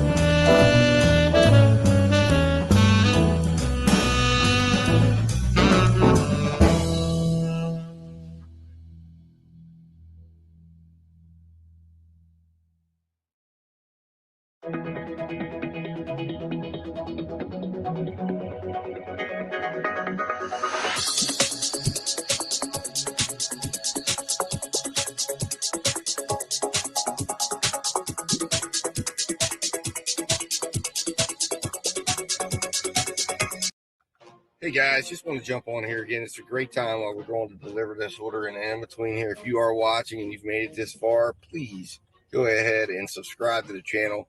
Hit that like button if you're liking what you're seeing so far right now. But the best way you can show support for the channel is just to hit the subscribe button, and then let YouTube know that you care, so you don't miss any of the action, tips, and tricks. All right, guys, I will see you today. What's up, guys? Dad Dash back here for the evening shift. So getting a tad bit of a late start here. It's about 6 o'clock, so I'm going to run to about 8:30. It looks like it's probably more likely what's going to happen here. So I am getting on the road here. I'm tuned into all the major apps here, well, Uber and Grubhub. But I'm going to be tuned into DoorDash here in a little bit. So we're getting on the road here now, and we will get rolling and get going. So lunch was not the success I wanted. It was like we made about just under $39 in 2 hours out. So it turned out to be like $19 an hour or something like that. So we're hoping for improvement with dinner. We certainly have the opportunity to improve because dinner is normally better and better opportunities. But we're going to see what we can do here. We've got 2.5 hours to try to make basically about $62. I'm going to go ahead and get focused on getting back into the market, and then hopefully I'll have a first order here very soon. This may end up being a 2-part video because I was looking back at the video amount that I collected from lunch and cutting through it while I was on break, and it's looking like we may have to go 2 parts on this. It'll be the first 2-part video I've ever had to put out for a dash. But I think there's a lot of good stuff in it. We'll see how it goes and see how it ends up. Maybe we'll cut some stuff out. I don't know. Maybe I'll cut this part out. I don't know. Anyway, all right, guys. If you haven't subscribed yet, by the way, please hit that subscribe button. I'm trying to build this channel. Talk to you guys real soon. What's up, guys? Just want to give you a little update as I'm riding into the market here. I'm getting close, but I was actually able to get on for an 1.5-hour shift for Grubhub, so that's a good thing. So I will be on shift with them. That normally helps to get some orders. Like I said, I'm live with them already, but it'll help make me a little bit of a more of a priority than the other drivers that are out there who aren't on shift. So that's a good thing. It also means I have to give them precedence as well, in a sense, because I've agreed to work for them for an 1.5 hours. But here's the issue, and this is a little tip. All right. So today you have to have a 70% or higher acceptance rate with them. So I am at 100% right now, and I have not turned anything down. But remember, if you have, now that is throughout the entire day. So that means me having worked with them earlier, okay, if I would have turned down, say I was at 50%, they would count that against me because it's got to be for the entire day. Hence why they calculate that at the end of the day. So keep that in mind. If you start a shift, and with them, now I know they have those impacts on your ability to schedule and stuff like that. I'm not really one that's really worried about scheduling too much. If I can, I can. If I can, I can. I do pretty good even without scheduling. But if you are scheduled with them and your guarantee only pays out if you're at, I believe it's 70% acceptance rate for the entire day. So if you've already dropped below that and you get an order that you don't like and you're feeling that pressure, like, well, I better take it because I want to make sure I get my guarantee, they're going to look at it as how much have you earned. The other thing you need to do is make sure, be aware. Let's say you've already earned $40 for the day and you only sign up for an 1.5-hour shift. They're only going to guarantee you, your guarantee is only $17.50. If you've already earned $25, guess what? You're not getting the additional money because you earned the minimum amount they had to pay you for the time you were on shift with them, even though it was outside of the shift. So just a little pro tip there, that I don't get too worried about the guarantee. I just like the idea that I believe there's a little bit of a priority that's given when you are and I'm getting ready to go live on DoorDash right now as we speak. So I just like the fact that it does give you a little bit of a priority, in my opinion. The guarantee is not quite what it seems. So in other words, unless you're taking an entire day and you're looking to get that, $11 an hour, which is the guarantee in our area, and you're on, say, schedule for 8 hours, that's $88. So then if you're there the whole day, work for them the whole day, see if you get there. But if you've already made the money, let's say you just pick up an hour or 2 hours, and you've already made $11 with them for the day, my point is the guarantee becomes null and void. You've already made your guarantee, even if it wasn't at the time you worked for them. They're only guaranteeing you the amount of $11 an hour times the amount you pledged to them. And if you've already done it, or if you've already turned orders down and you're below the acceptance rate, you're not going to get the guarantee either unless you go and accept a whole bunch of orders. And again, you're not an employee. This is your business. So, anyways, just a little tip there. I'm going to jump off here. I haven't got any attention yet. I'm hoping that changes here in a minute. Also, I don't know how long I'll be able to film because when it gets dark, it's tough. So, I may have to resort to less filming. Oh, and I got an offer. Grubhub. $21.32. All right. This is a tough one. 18 miles. All right. I'm going to accept it, and then I'm going to take a look at it. All right, guys. I'm going to analyze this order. $21.32. It's a good order, I think. I think they've added some miles in because they don't know where I'm at. So, anyways, we're going to figure this out. All right, guys. I'll be back to tell you about it.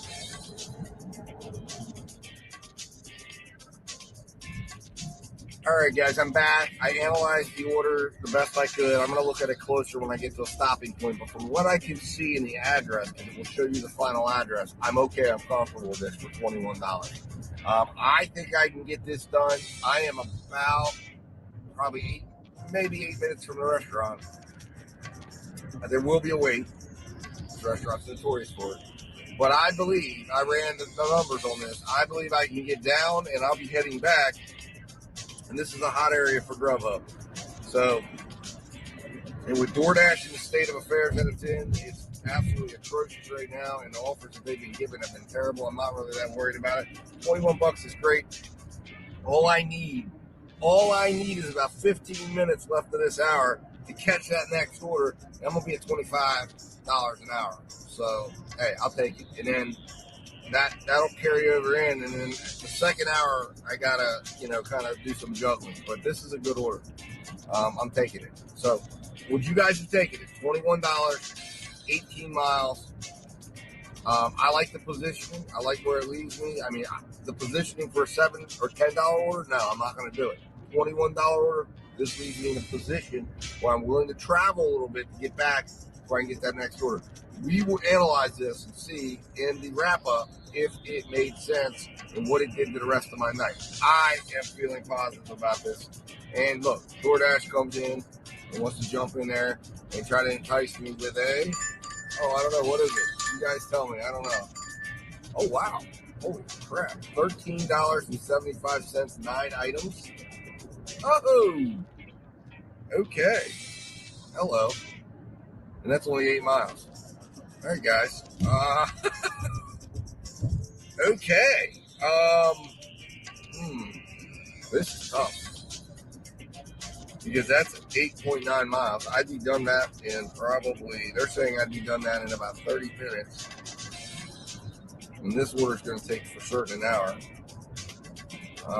Too late. I let it expire. That might have been a better order, guys. I'm joking around about DoorDash being terrible. And I did not. You guys saw it live. I don't know, man. That's going to be one I'm going to come back to. I'm going to continue going forward with this order, but that's going to really bother me. 9 items, $13.75. DoorDash, that's right in the wheelhouse where DoorDash could add extra in there. Although I'm thinking, based on the miles and how I would break that down, $3.75 for the 8 miles. That's about where they go, what I've seen. And then $10 for the tip. But if I get that done in 30 minutes, that's a guaranteed $26 an hour. Boy, I don't know, man.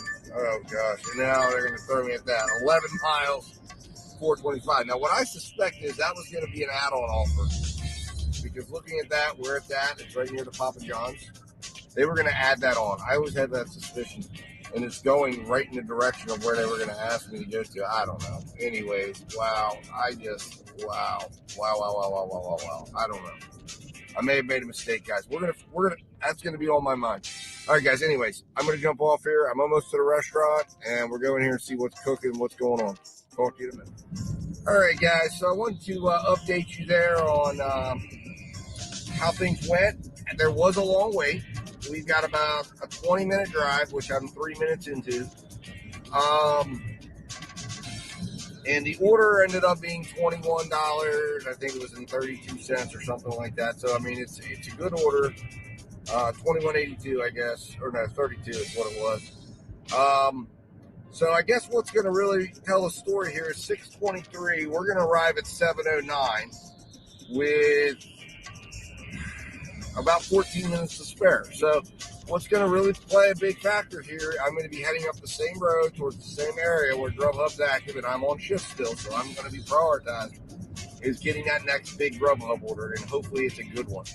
And if I do, and then I can parlay that one in and use some of that hour towards the finish of this hour, and then I'll have some on the other end and make sure that it positions me right to get an order relatively quickly. DoorDash, I mean, I don't know what's going on. You guys can tell me if you've seen any of this, but this is very interesting. I paused the order, right? I hit pause, and then next thing you know, instead of pausing the order, DoorDash just ended my shift. I don't know what's going on with DoorDash right now with this. So, second time today it happened. Now, luckily, I'm on schedule with them to go back on at 7 to 7:30. Well, no, 7 to 8:30. But the problem is, this is going to take me out. I should be able to get back in range before 7:30 to be able to go live with DoorDash. But something's weird with this pause situation because they've done something with it to cut you off. So, anyways, it's not a big deal because, like I said, DoorDash. I mean, that one order, I'm going to be thinking about it. I'm going to be wondering, but I always find there's a point in my shifts where I can kind of look at it, and that's one of the ones right there where that order, that decision, whether to take that order or this order, I think is going to make a huge impact on the direction of the evening because that would have taken me in a totally different direction. The miles were good. The amount was good. There could have been overpay. Would it have been 20 up to the amount I'm getting on this one? I don't know. Probably not. But the question is, would I have been able to collect a second order? How big would that order have been? What impact would it have had on finishing out the hour? And where would it have put me? But position-wise, this order actually puts me in a better position, position-wise, I think, to get a better follow-up order than that one, because that was going to take me all the way down in the opposite direction, it looked like about 8 miles, about probably 6 to 7 miles down towards an area where it was going to be dead zone. And then I got to trust that DoorDash doesn't start sending me trash, because that's what's happened the last few times I've been out on DoorDash is they've sent me the trash orders, and those kind of things have blown up in my face. And then next thing you know, I sit dead for 20 minutes after I complete that order, and I don't get anything else, and I end up with $13. In this case, if I sit dead, I've got a $21 hour. I've got a $21 hour guaranteed. And hence why I'm hedging on that. And then if I can get one quick before the next hour, I'm going to be able to utilize some of that money into this hour, and possibly, I need to get about $4 or $5 to hedge it up. So anyways, we'll see what happens. All right, guys, I'm talking way too long. I'm running this video up way too long. So I will see you guys in a minute. I'll come back on and tell you what's going on after I make this drop off. Thanks, guys. All right, what's up, guys? So I just made that drop off. So definitely a bit further down, out of the way than I thought it would be. But we'll see how fast we can get back within range. Hoping it's relatively quickly. But this may end up being the last video of the night because we are definitely in a spot here where it's starting to get a little dark, as you can see. So I'm going to probably be limiting it to when I get to parking lots. I might turn it on, turn the interior lights on, and see how the lighting goes. I got a ride now all the way back in the direction where I came from, which I have set my GPS on. Technically, it takes me 20 minutes to get back to the restaurant. That's where I'm going to emerge at. But I'm hoping that in the interim, I can get an order on my way. So we're seeing, and like I said, I'll be able to get back in and hopefully get back in time to fire DoorDash up. I don't know. It's going to be tight. But we'll see. So, anyways, guys, I will be back. This order might have been a bit regretful. I don't know. We will see. It definitely is going to have a good projected hourly. Okay. But the problem with this order, and this is how you have to analyze it, the ultimate problem becomes with, can we swing another order in time to make the projected hourly actually mean something? Because we ended with, this order only took probably I guess it took about 49 minutes. So that's going to tell you $21. It's going to put it at 25 or more an hour, I believe, or close to it. It's just a matter of, like I said, can we actually make that materialize, or are we too far out of the pocket to do that? Because this ended up being a $26.65 projected hourly rate. That projected hourly don't mean jack, though, if you can't get another order real quick. And that might be the situation here. But here's the thing. Oh, what do we got here? Thank you. Oh, I'm getting warned by DoorDash.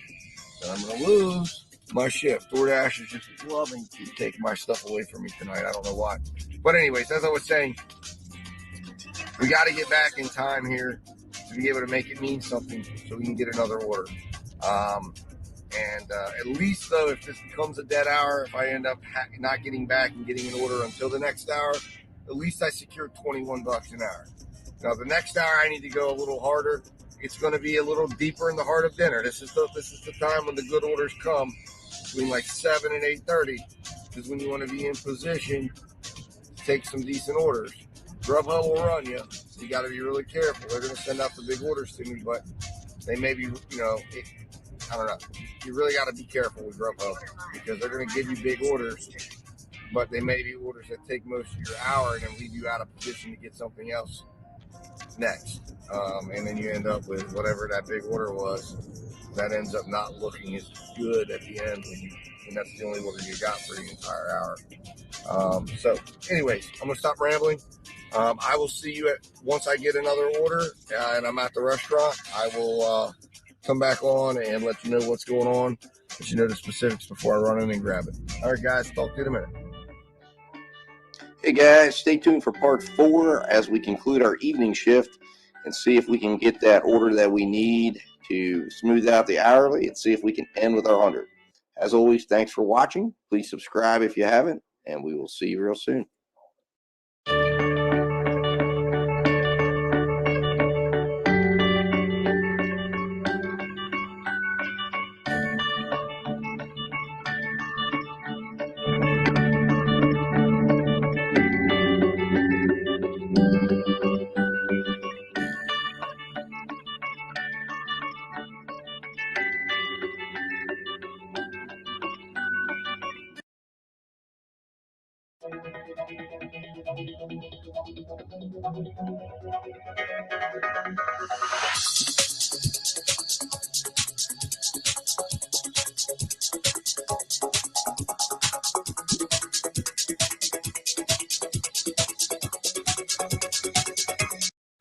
Hey guys, just want to jump on here again. It's a great time while we're going to deliver this order, and in between here, if you are watching and you've made it this far, please go ahead and subscribe to the channel.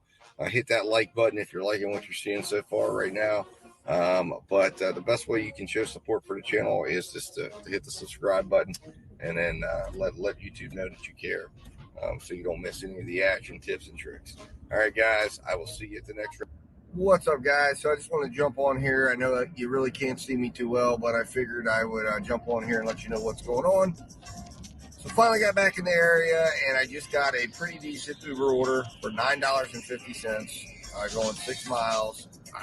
And I think it's going to be pretty good because I know Uber Eats, when you go to a sit-down restaurant, Red Lobster, Outback, there's really a strong chance you're going to get a pretty decent tip if you handle it well.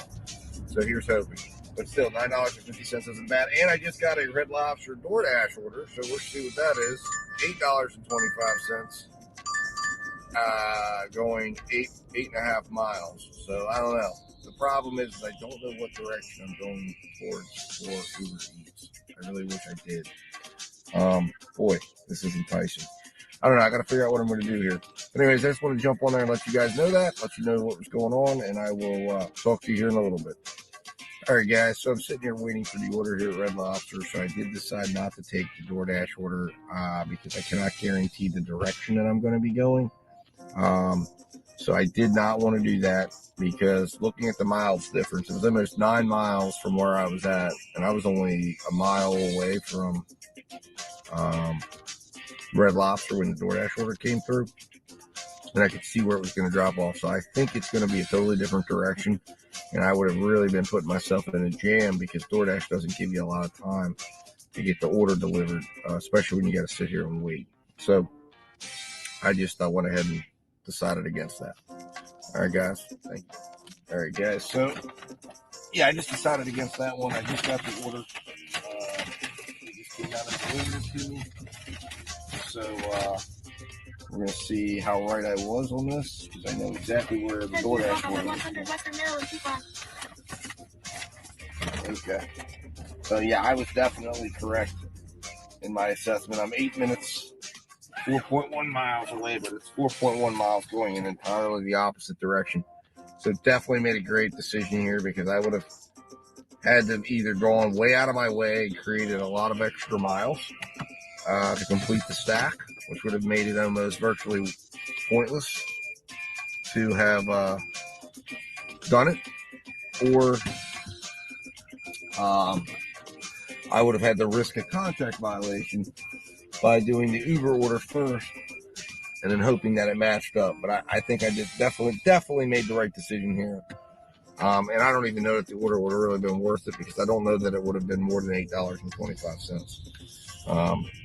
So anyways, all right, guys, signing off here.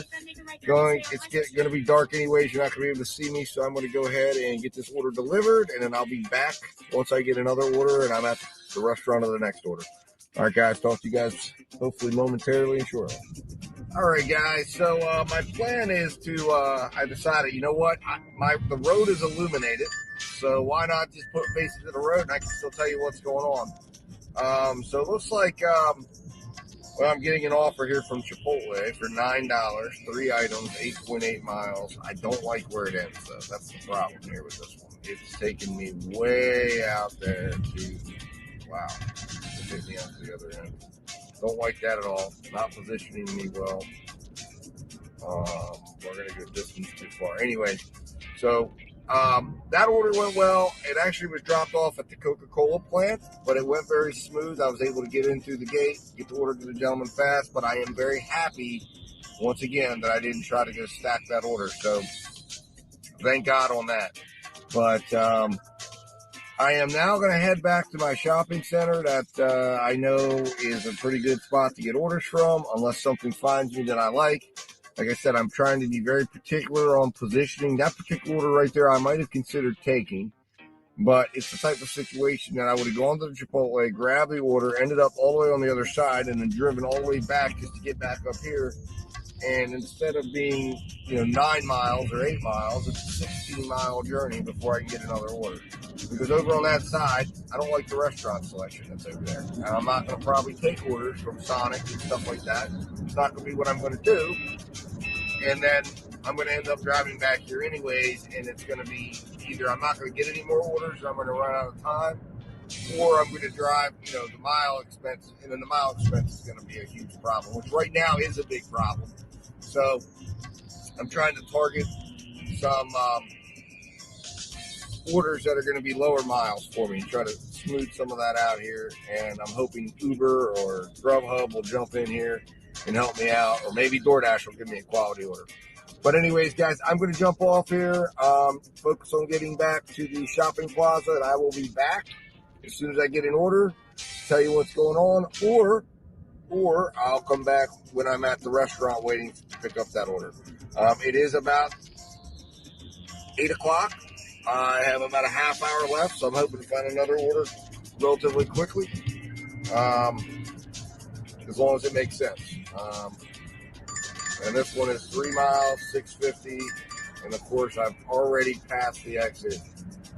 2 items, and where was it going to go to? Oh man. Oh. Only thing is at McDonald's, I don't know. All right, guys, I'm going to consider this order. I'll be back. I'll let you know what I decide. Talk to you in a minute. All right, guys, so I made it back to the shopping center, and I am just sorting through the garbage. I just got an offer, a stacked offer for $12. I turned it down. It was going 7 miles. Positioning was a huge thing. It was taking me downtown.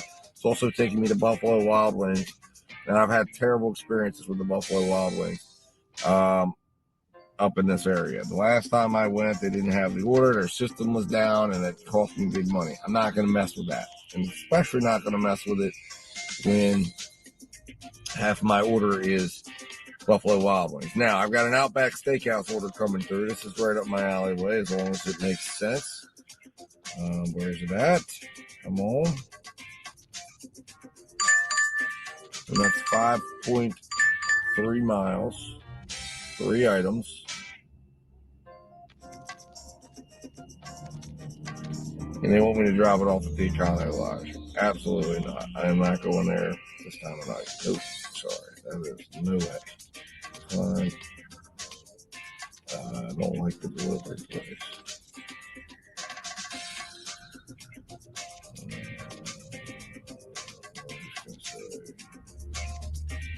Order not ready. Sure enough. The reason's not there, but I'm not going to the Econo Lodge. Yeah. Wow. Yeah, that one, guys, that's another hotel establishment. That's like a weekly rental hotel. It's not safe at all, in my opinion, to go in there. I don't like it. I've been in there before and delivered, and I've done deliveries in there during the day. At night, I don't really feel that safe going over there, so I'm not going to do it. And it's kind of going a little bit out of the way because where I'm at is positioned nicely to get home.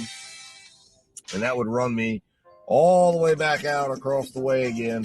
So I'm looking to get something because it's getting close to 8:30 when I need to quit. I'm now looking for something that's going to bring me closer to home. So that's what's going on right now. So anyways, guys, I'm not going to keep you here with me going through all these orders. I'm getting some orders, as you can see, some activity.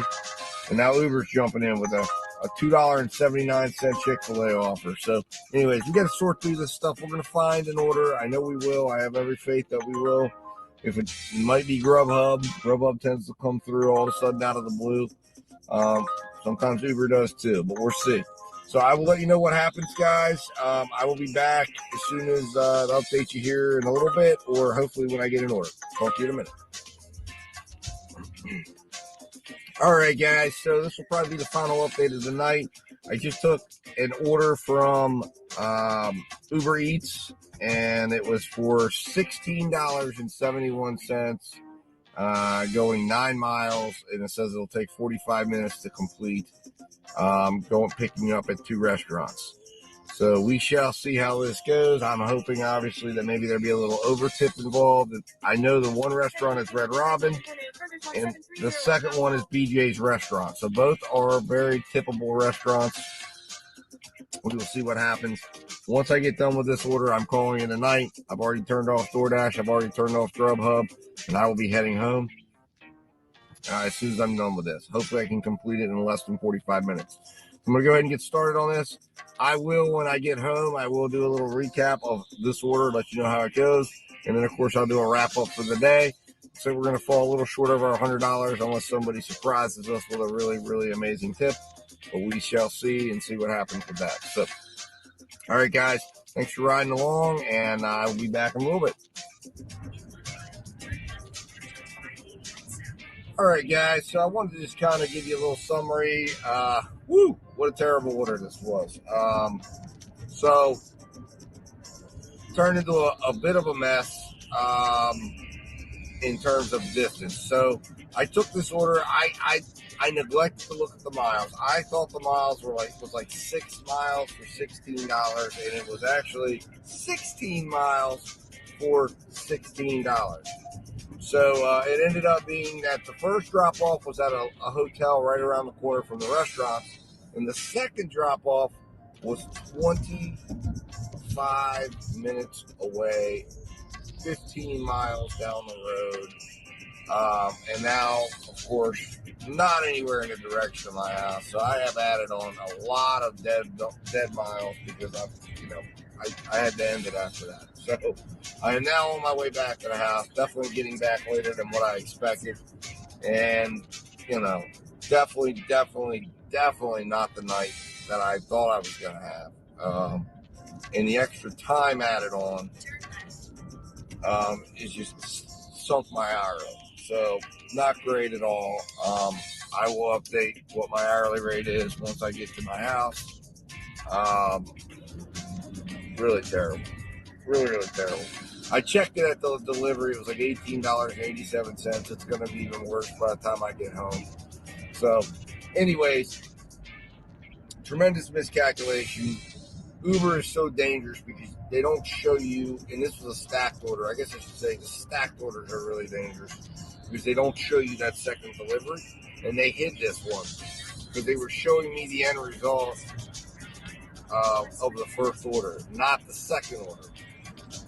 And to me, that's just hideous, and it led to this issue. So definitely going to lead to me being a little bit more conservative in whether or not I decide to deal with Uber in the future. But anyways, when I get to my house, I'll give a final wrap up here, and then, like I said, we're doing a deep dive into the numbers for today and dig into what worked and what didn't. And yeah, one can only wonder if I would have maybe changed things up and taken that Papa John's order at the beginning of the evening at $13.75. I don't know. Maybe it would have changed things up a little bit. We might have been in a totally different scenario because I think the orders I did take, although they look nice in size, distance, location, everything, I think ended up halting me. I think I'm going to see a lot of dead time in there because I really only did, for all practical purposes, I believe I only did 3 orders tonight, and that, 4 if you count the fact that the last one was a stack. Or I might have done 5. I don't know. I'll break it down. Anyways, guys, jump off here. I just wanted to jump in and let you guys know what was up, what was going on. I'm about 8 minutes from my house, so I'll, like I said, I'll jump back on there when I get there and give a little bit more thoughts, and then we're in the night, and then we'll do a deep dive into the numbers. Once I get inside, I will dig into those and analyze them. All right, guys, talk to you soon. Thanks for watching, and please, as always, give me a subscription if you can. That would be wonderful if you're enjoying what you're watching, especially if you made it this far into the video. Thanks, guys. All right, guys. So just give a couple quick reflections here on the shifts today. Definitely didn't end up where we want to. When we dive into these numbers, you're going to see a shift today that was not the shift I wanted overall. And just I got to dig into the numbers and really kind of give some thought to what I think the problem was. But I know one of the problems was definitely the last order. I should have paid closer attention I should have paid closer attention to the miles, and I misread it. I was reading it fast, so that was a mistake. But number 2, shame on Uber for the way they do business. But I'm not quite certain what I'm going to do here, about stacked orders with Uber because it's a complicated thing. So I think I'm just going to have to try to pay attention really strongly to the miles. And if it looks like something could be wacky, I'm going to have to stay away from them because this cost me big time.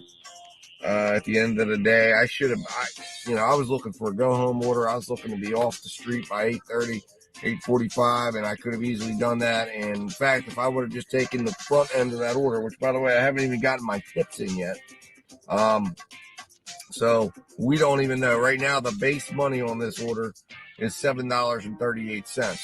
I hope I get tipped. I don't know. Who knows? It's crazy like that. I'm hoping they're going to tip me.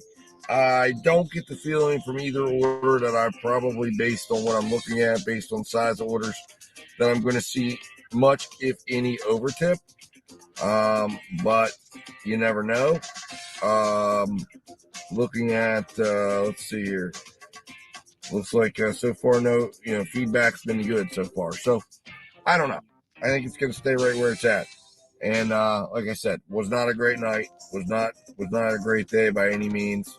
I mean, it could have been worse. I've had worse, but I think that I've just got to be more careful with the miles. And then also there were some DoorDash orders that came through, and I didn't do any DoorDash today. Interestingly enough, I did not one DoorDash today, and it's quite interesting. This is probably the first time I've never done a DoorDash at all. There might have been one shift early on. I could go back and look at my sheets, but this could be the first one. And I think it's quite interesting where things ended up. And without DoorDash, without leveraging DoorDash, I didn't get where I wanted to be. So DoorDash is a piece. There were definitely some orders I let go,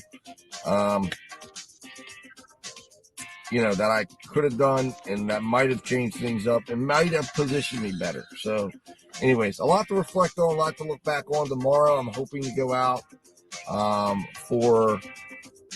it'll be kind of a middle of the day to the first part of dinner, because I have to go handle some business in the morning.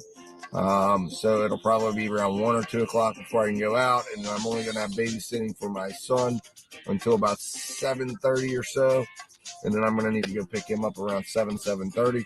So I'm going to miss most of dinner, but I'm going to try to pick up the first part of dinner. So anyways, I'm going to jump off here. I'll do a deep dive into the numbers. We will review them. I think it's kind of interesting, see what we can learn from it.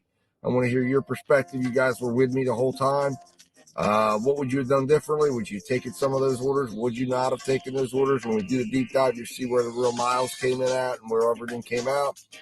Of course, my market, without knowing the market, it's kind of tough, I guess, really to kind of Monday morning quarterback those things. But, be interesting to see. So you guys put it in the comments. Subscribe if you can, please. I really would appreciate it. Trying to build this channel, trying to be, build this as a part of the already robust YouTube community that's there as a resource for drivers to come to and see what's going on, see how it works, see what I'm seeing, and share tips, tricks, and strategies that can help us become better drivers and make more money. All right, guys, I will talk to you real soon. Thanks for watching, and I'll see you real soon. Hey guys, stay tuned for a deep dive into the numbers as we take on and go through exactly where everything ended up for the shift in part 5. Also, please subscribe, and as always, thanks for watching.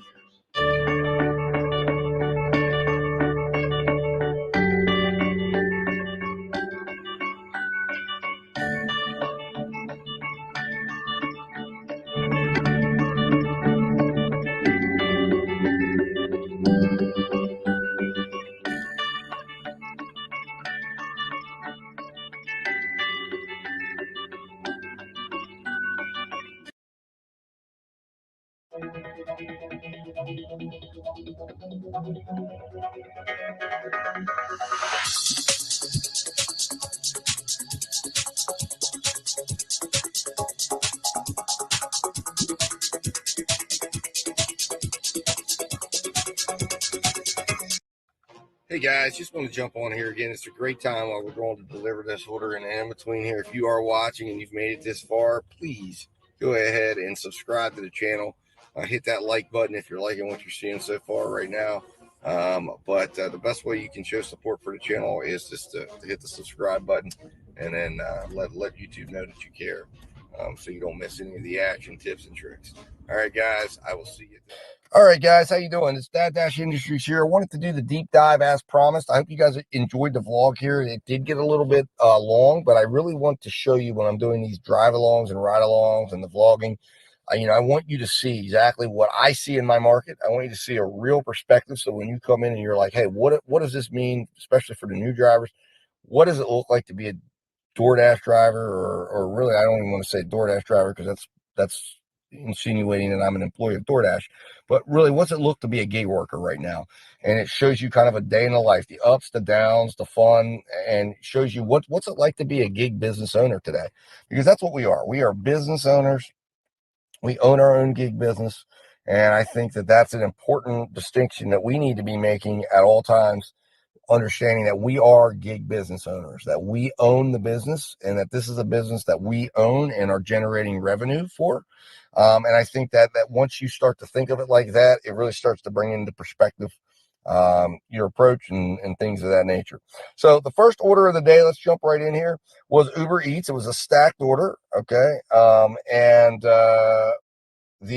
Now I just split it up to make it equal the original. Okay. And in fairness to Uber Eats here, it ended up equaling the amount that I saw on my screen. So I wanted to make sure that I was fair to Uber Eats when I was making that distinction, because it would appear here that the first order was less than offered, and then the Arby's order was more. That was not necessarily how it went down, but I wanted to make that distinction.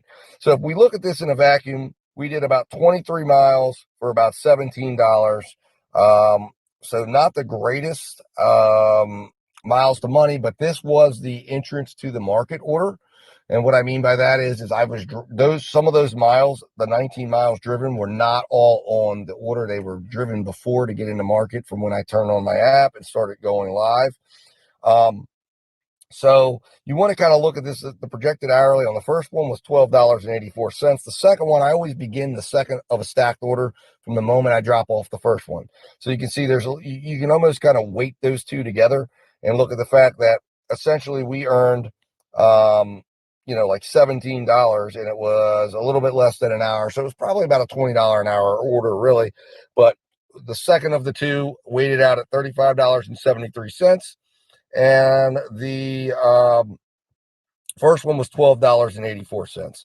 Now, one of the things I want to look at here is you can see that I immediately got an order right away for Grubhub. And that was because as I was dropping off the order, I got immediately Grubhub made an offer, which was very, very nice. And they made an offer of $9.57. Now, the reason why I like working for Grubhub is they tell you everything at the beginning. Their transparency is A+. They show you the miles. They show you the money. They are, in my opinion, the driver's app. And it's the one that everybody should strive to work for, because they make your life a lot easier. They give you as a business owner all the information you need to make a strong, sound business decision for your business and decide if that's somebody you want to partner up and make money for that day. So they made an offer to me, extended that offer for $9.57. Ended up being 4 miles traveled, $2.39 per mile for that offer. It was a great one. And a 2.92% miles to pay ratio. So it was an excellent miles to pay ratio. And I ended up with a projected hourly rate of $20.51. It did take 28 minutes, and some of that was because I had to wait a little bit at the pickup point, because that is a very busy little market and the line gets long, so you can't get back to where you need to access, and they keep all the orders behind the counter. So it's just something you got to be aware of. And those are the little tidbits. I knew that going in, but I kind of was like, hey, I've already made like $17. This is going to give me a great shot of getting like a 20, close to $25 hour by picking this up right at the end of the last hour. So I went ahead and took it. And also it was just a great miles to money ratio as well. Now, Freddy's Sub was the next one I got for $12.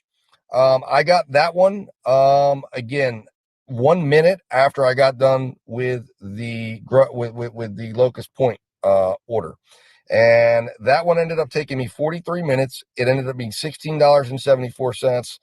And the issue at hand, as you're going to see in the video of that one, was it wasn't ready. I attempted to get an Arby's order. I had to make an ethical business decision to not take that Arby's order. So I was not able to monetize my weight. And as a result, I absorbed the full amount of that weight. So it really was not a very profitable order. It was not the right order. It ended up being 9 miles traveled as well. So it wasn't the greatest order all around. At least it was over $1. So I got $1.33 per mile. So that ended my lunch shift. I left after that. I wasn't very pleased with how the day went, but I that Freddy's order was a killer. And again, I have since attempted to make some amendments to how I approach these orders now, and that's the type of information I like to take when I dig into these numbers. And I'm like, okay, we got to know our restaurants. And I should have never taken a $12 order necessarily for Freddy's, or I should have considered dropping the order and trying to find something else. But it was kind of a slower day. I tried to monetize. Things just didn't work out. One of those things. So we came back on for dinner, got into the market and took our first order at 6:23. It was a $21.32 order. Obviously, $21 order looks great. It turned out to absolutely position us terribly for the rest of the shift, and it really was a drag on the earnings for the shift at the end of the day. So ended up being that we drove 28 miles. Now, some of those miles were coming into the market, okay? But the real issue at hand was it took us 48 minutes to complete the order, and then we didn't get another order until 7:33, which was almost 22 minutes after we dropped that off, and that was the problem. And by that time, it was the middle of the market. We were kind of in an end of the market that didn't necessarily position us. Well, let's put it this way. We didn't get the next offer we took was not from a restaurant that was positioned at the end of the market that I was hoping to get an order from, but I didn't get anything from it. I think the next order I took too soon and should have waited a little bit to see if something came that was closer and maybe a little bit bigger. And I was taking a gamble because it was a Red Lobster order and it was an Uber Eats order that maybe there was some extra tip that I wasn't seeing. Turned out there was not. So this order really turned out to be a really, really, really unprofitable order. It was $9.50, 21 miles, and those were all travel. That was the return and then to the restaurant. So it ended up being a 45-cent per mile. I mean, again, that's terrible. It really was a absolutely terrible decision to take that order. I thought there could be more money or more, maybe a big tip in there that was going to balance it out. It wasn't. You can see it right here in the miles to pay ratio is 15%. You're not going to make money doing that. And that was a terrible, terrible, terrible, terrible, terrible, terrible order. It only took 20 minutes. Okay. And the projected hourly wasn't bad. Okay. So that tells you, it wasn't necessarily bad from the perspective of when I took the order, but because I'd had all that time, right, that took me to get back in there, I really needed to go with a beefed up order that made sense, that was low miles, and this was not it, right? And those are some of the things you got to be able to see as you're going. And I didn't necessarily pay attention to that, and it ended up biting me in the end. Wait time wasn't bad. So then I got off that order, all right, and let's see, how did we do next? Well, it got even worse because the positioning on that order, clearly, what does it tell us about the positioning? Well, you can see that in these numbers right here. That's all you need to know. It took us 41 minutes to get another order. Okay. That right here, the time between orders, and if you're active and you weren't doing something else or turning off the app, that right there tells you this was a terribly positioned order. Learn from it. Go back, reflect on it. If you're taking screenshots of the map, which I recommend you do, I don't always catch them every single time. I'm terrible at doing screenshots. That's why they don't end up in my video, because I'll forget all the time doing it. Plus, it's just a lot to do when you're driving and I'm trying to analyze orders. But I recommend the best thing to do is if you can take some screenshots, especially if you know it's going to be a questionable order, take a look and recognize. Also, utilize, if you can, if you're using an external mapping app, flag that order for later. But in this case, I really didn't have much to look back at except just to say that I remember taking it. I remember all of the information. I know it took me way out to the corner of the market that was problematic and way far away from my shopping center, or too far out from my shopping center to be. And we just didn't recover from that because we ended up back at that shopping center with a Red Robin order. And again, this was one that we were hoping was going to generate a little bit of extra, and it didn't. There was nothing extra generated. It was exactly what was shown. And it ended up being a stacked order again. Again, be leery of those stacked orders because we ended up traveling 35 miles. And that was because I drove around afterwards. Because when I got done with that order, I ended up way out, farther out than I intended, drove back, took a longer route back thinking I could go get orders. It was just a mess. You saw it in the videos. You're seeing it in the videos. You guys have already seen it. You already know the disaster that this shift became. And for me, it was a learning. It was, I'm always learning, even now, just the mistakes not to make. And these orders were definitely ones, because it ended up being a 24-cent per mile ratio. On this particular order ended up being a $19.20 projected hourly. And you can see right here that you can see that this first order, um, the real issue here that came into play, actually, and actually, because of it was a stacked, the last order here is the one that was the best order to take, and Uber sent me on a lemon of an order on this last one, which took me 26 minutes to go after I dropped off the first order. So let's go back here and show you what I'm talking about. So I picked up the orders. You can see here, picked up at 8:19, picked up at 8:21, whatever. Pickup was fine. But this order right here was actually the first one that needed to be delivered. So the BJ's order right here only was a 6-mile order. So I went to go drop that off, right? And this one was great, $27 an hour. But then the second order drove my miles up. This is actually, I was saying that this was miles traveled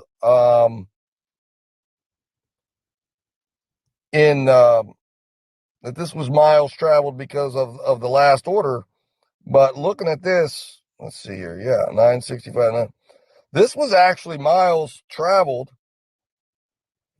to the location and of the order. As you see right here, yeah, we drove about 6 miles total. That was to go pick up the order, make the first drop off, and then we ended up way down the road, man. I mean, again, this was a terrible order, and this is what Uber Eats does. They hide the orders. I saw the BJ's order. I did not see the Red Robin order, or I saw, the BJ's order, which was the better of the two. And it was all the way down, way down the street, way out of my zone. And it was a terrible order. So anyways, let's dig into the numbers here, where everything ended up. That's a breakdown showing you the financials of these orders and how you can look at it. And again, these are things you should be taking a moment and looking at during the shift. Had I looked at some of these things closer and paid attention to them, although I was filming, so sometimes that gets distracting, I could have maybe made some changes on the fly, but I didn't do that. And what we ended up with was an absolutely one of the worst days I've had in a very, very, very long time in terms of just metrics and numbers. First off, 126 miles driven, $39 in base pay, $46.56 in total tips. While those are not terrible numbers, the total for the day is absolutely atrocious. $86.38. All right. That was really, really poor. $18.58 an hour, 8 dashes. We come down here and we dig a little bit deeper into these numbers. Dollars per mile ended up 69 cents. Average average miles per dash was 15 miles per dash or per delivery.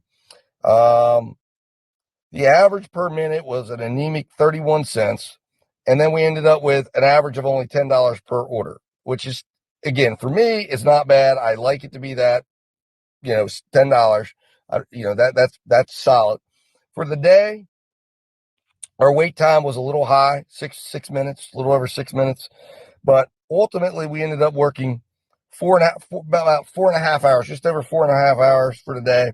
Our delivery hourly, and that tells you a lot too about just even the delivery minutes. If this isn't north of $25, I've made a lot of bad and poor decisions. And in this case, I did not make good decisions on this shift. There was a lot to learn from. I worked 233 minutes or just under 4 hours delivering, and it was $22.24 an hour for delivery time. So not great at all. Now, driving those large high miles, okay, As you know, I told you, we made $86.38 in gross revenue. We were able to keep, after expenses, $80.47. Now, our gas expense, and again, I drive a Prius, so this is really, really high for a shift we only made $84 in. After you took out the gas miles, the actual cost of the gas miles, we ended up with a $74.67 profit for the day, so to speak. And that's not good at all when you're taking into account, because that tells you just how heavy the expense side was, and it was heavy that day, that the actual gas mileage cost was $8.80. So lots to take home and learn, guys, from that. That's a deep dive into the numbers. We didn't hit our 100th that day. Had we worked a full 8-hour shift, we absolutely would have. Had I put more time in, we absolutely would have hit those numbers, but we didn't. And it was a disappointing day. But it's those type of days that you want to look back and say, hey, listen, what mistakes did I make? It wasn't a highly profitable day for the business. Let's look at the relationships we took on. If you're going to notice one thing that was missing, which is kind of interesting, it was all Grubhub and Uber Eats. And that's where, again, having the proper mix. DoorDash has its place. And one of the things DoorDash can do is it can kind of help you keep your miles down, because DoorDash actually does the best job out of all of them in keeping your distance reasonable. Grubhub will send you all over the place if you're not careful. And in this case, I wasn't careful. And Uber Eats, they are normally on individualized orders. They're normally pretty good. But this new way of presenting stacked orders is an absolutely terrible way of doing it. And it's made me even consider possibly not taking stacked orders any longer from Uber Eats. But we'll have to see. Going forward, I'm going to continue to evaluate that as I'm breaking down these shifts myself and on camera on whether or not stacked orders will be a part. And you're finding that there was a upcoming shift that you're going to see where I think that issue is going to be further explored about what my position is and what we're going to do as far as stacked orders and things of that nature on Uber Eats. But that's for another day. Guys, I really appreciate you watching. If you're interested in any of these sheets, as always, please contact me at dad-13@gmail.com. I'm happy to share with any other business owners out there, so that you can help your business and help become as profitable as you possibly can. Guys, keep dashing, keep doing it, keep working your business, keep focusing on the numbers, and you will be profitable. Just keep working your process, develop your process, make sure you're doing something to collect data so that you can continue to assess yourself and continue to assess the business relationships that you have for your business, and keep the ones that make sense, get rid of the ones that don't. Make the changes to how you're to the contracts you're willing to accept and the ones you're not. Keep moving forward with the goal to make a profit every day. All right, guys, I will be talking to you soon. I really appreciate all of you watching. Please like the video if you got something, dislike if you didn't. Either one helps with the algorithms. Also make a comment if you can. Share with me what you're doing for your business. Share with me business ideas you have, ways you're trying to make your business profitable. And most importantly, if you can subscribe, I would really, really, really appreciate it, guys. I'm trying to grow this channel, and I really appreciate if you hit that subscribe button if you haven't. And I know about probably 99.9995% have not. So, guys, appreciate it. Wrapping it up. I appreciate it if you made it this far and you watched this entire series. There's going to be more vlogs coming, more days coming, more videos coming, more discussions coming. I hope we can grow this channel. And guys, I look forward to interacting with you and talking with you, in the near future. All right, guys, thank you so much. And have a good evening. Have a good day. And I will talk to you soon.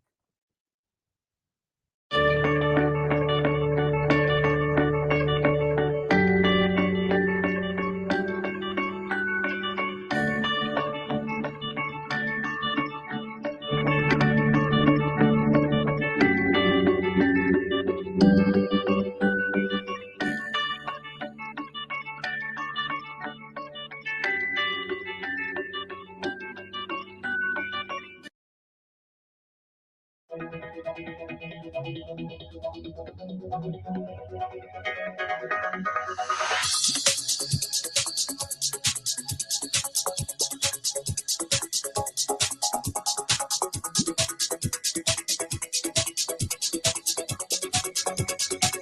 up, guys? Dad Dash here. And as you can hear, I've got a special guest here who's definitely a little ornery tonight, but I'm taking my son, my middle son, and my youngest son along with me tonight. So we're going to go out and do a little delivery. I'm going to take you guys along. I'm not going to probably do as much filming tonight because I have them in the car, so it's a little bit different when they're around, but we are going to try to check in every now and again, let you guys know how it's going. Hoping to, we're doing a dinner shift. It's Friday, so I have high hopes that we can at least get 100 or more tonight alone on this shift. We are actually on a block for Grubhub for almost the entire shift. We're scheduled in for DoorDash as well. And of course, we'll be live with Uber, trying to pick the best possible orders that we can get. So, of course, guys, also remember, if you're watching, like, share, and subscribe. We are trying to build this channel. I am Steve. I'm Dad Dash Industries, and I'm a relatively new driver. Just did my 1,000th drive or delivery a few days ago, a few weeks ago, and just started in April. And I'm just, had to leave the corporate world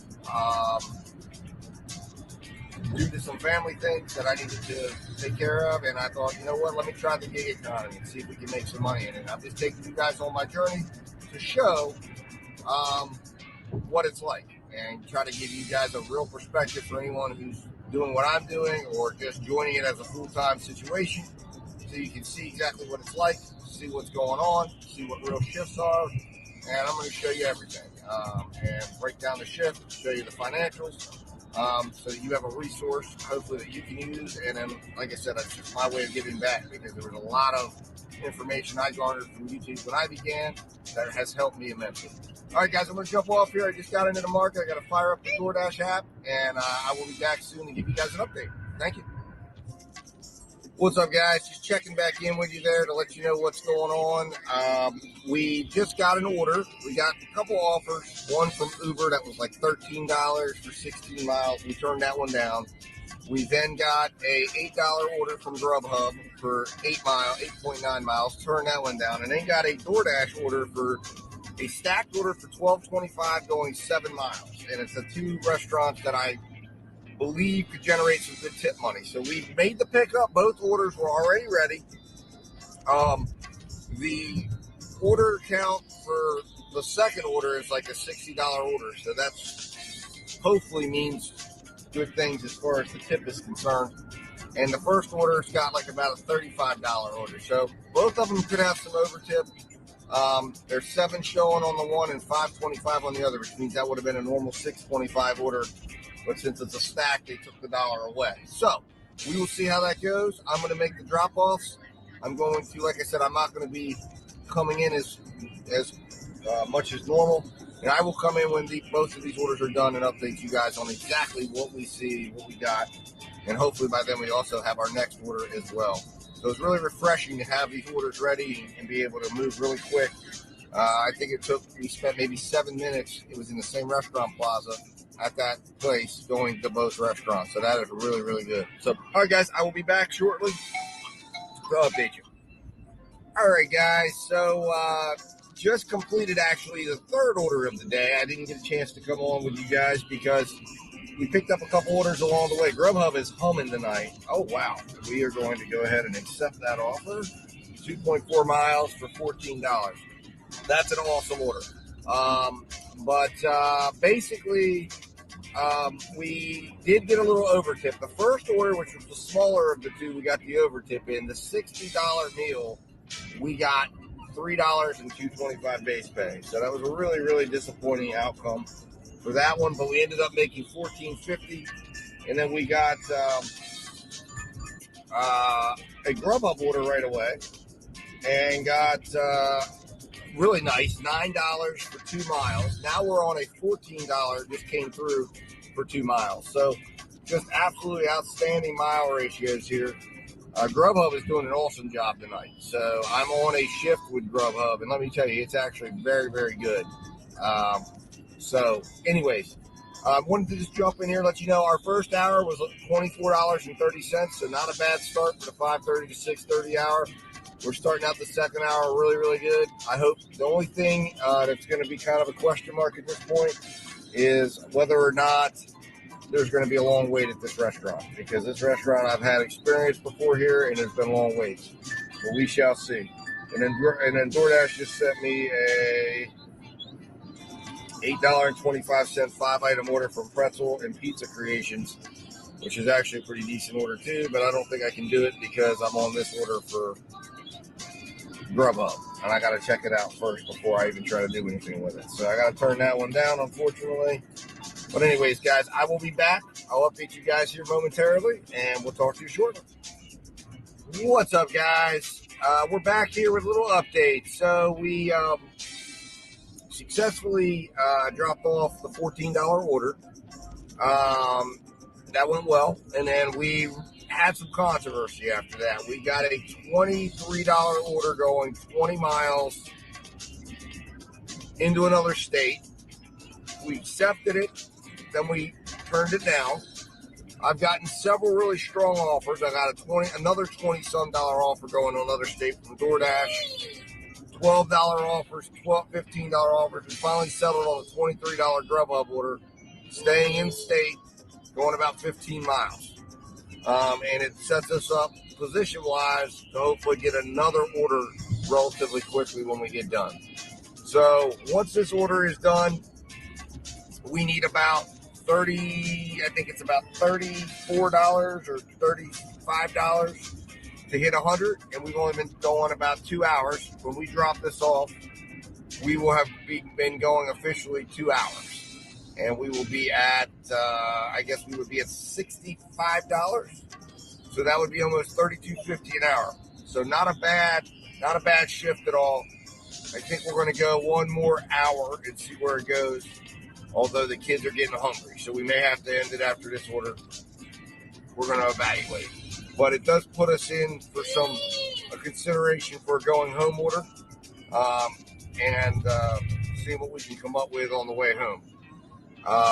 So anyways, guys, I will be back with an update as soon as we get done with this order, and we'll go from there. All right, guys, talk to you in a little bit. All right, guys, so we are back. We actually ended up taking a couple more orders. So we did a order or a stack. We created our own stack with Grubhub and DoorDash. That ended up being a $25 order. In both, the combined time it took was I think about 38 minutes, maybe 40 minutes. I got to look at the time later. I'll break it down. So we are sitting at we need about $14.14 to get to our $100 for tonight. So we are now on an order at Chili's for $16. It's a stacked order for DoorDash, going about 8 miles. So it's $2 a mile. So we're here, of course. Unfortunately, Chili's always has a wait. So we should hopefully be done here shortly. So I'll be back here with an update as soon as we're done.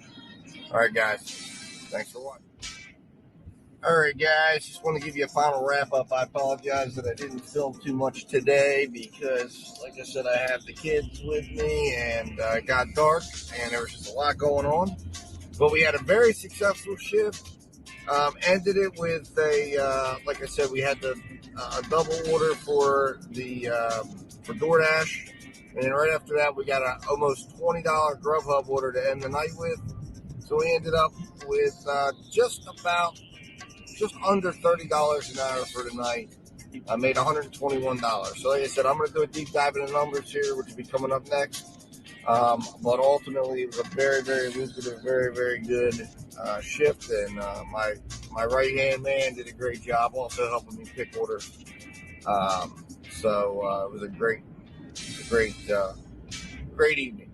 But I'm going to dig deep into the numbers, take a look at things. I think we positioned things well. We made a lot of good choices, and definitely just shows that you got to make, positioning and looking and analyzing your orders is absolutely imperative to making sure you don't end up off on a wild goose chase that just absolutely destroys and sinks your shift. So anyways, guys, thanks for watching today. And like I said, next up, I'll be coming on with a deep dive into the numbers. All right, guys, and I will talk to you soon. Dad Dash Industries here, wanting to do a deep dive into the shift here. Go into some of the numbers here real quick at the end. Thanks for watching the video. If you haven't subscribed yet, please subscribe.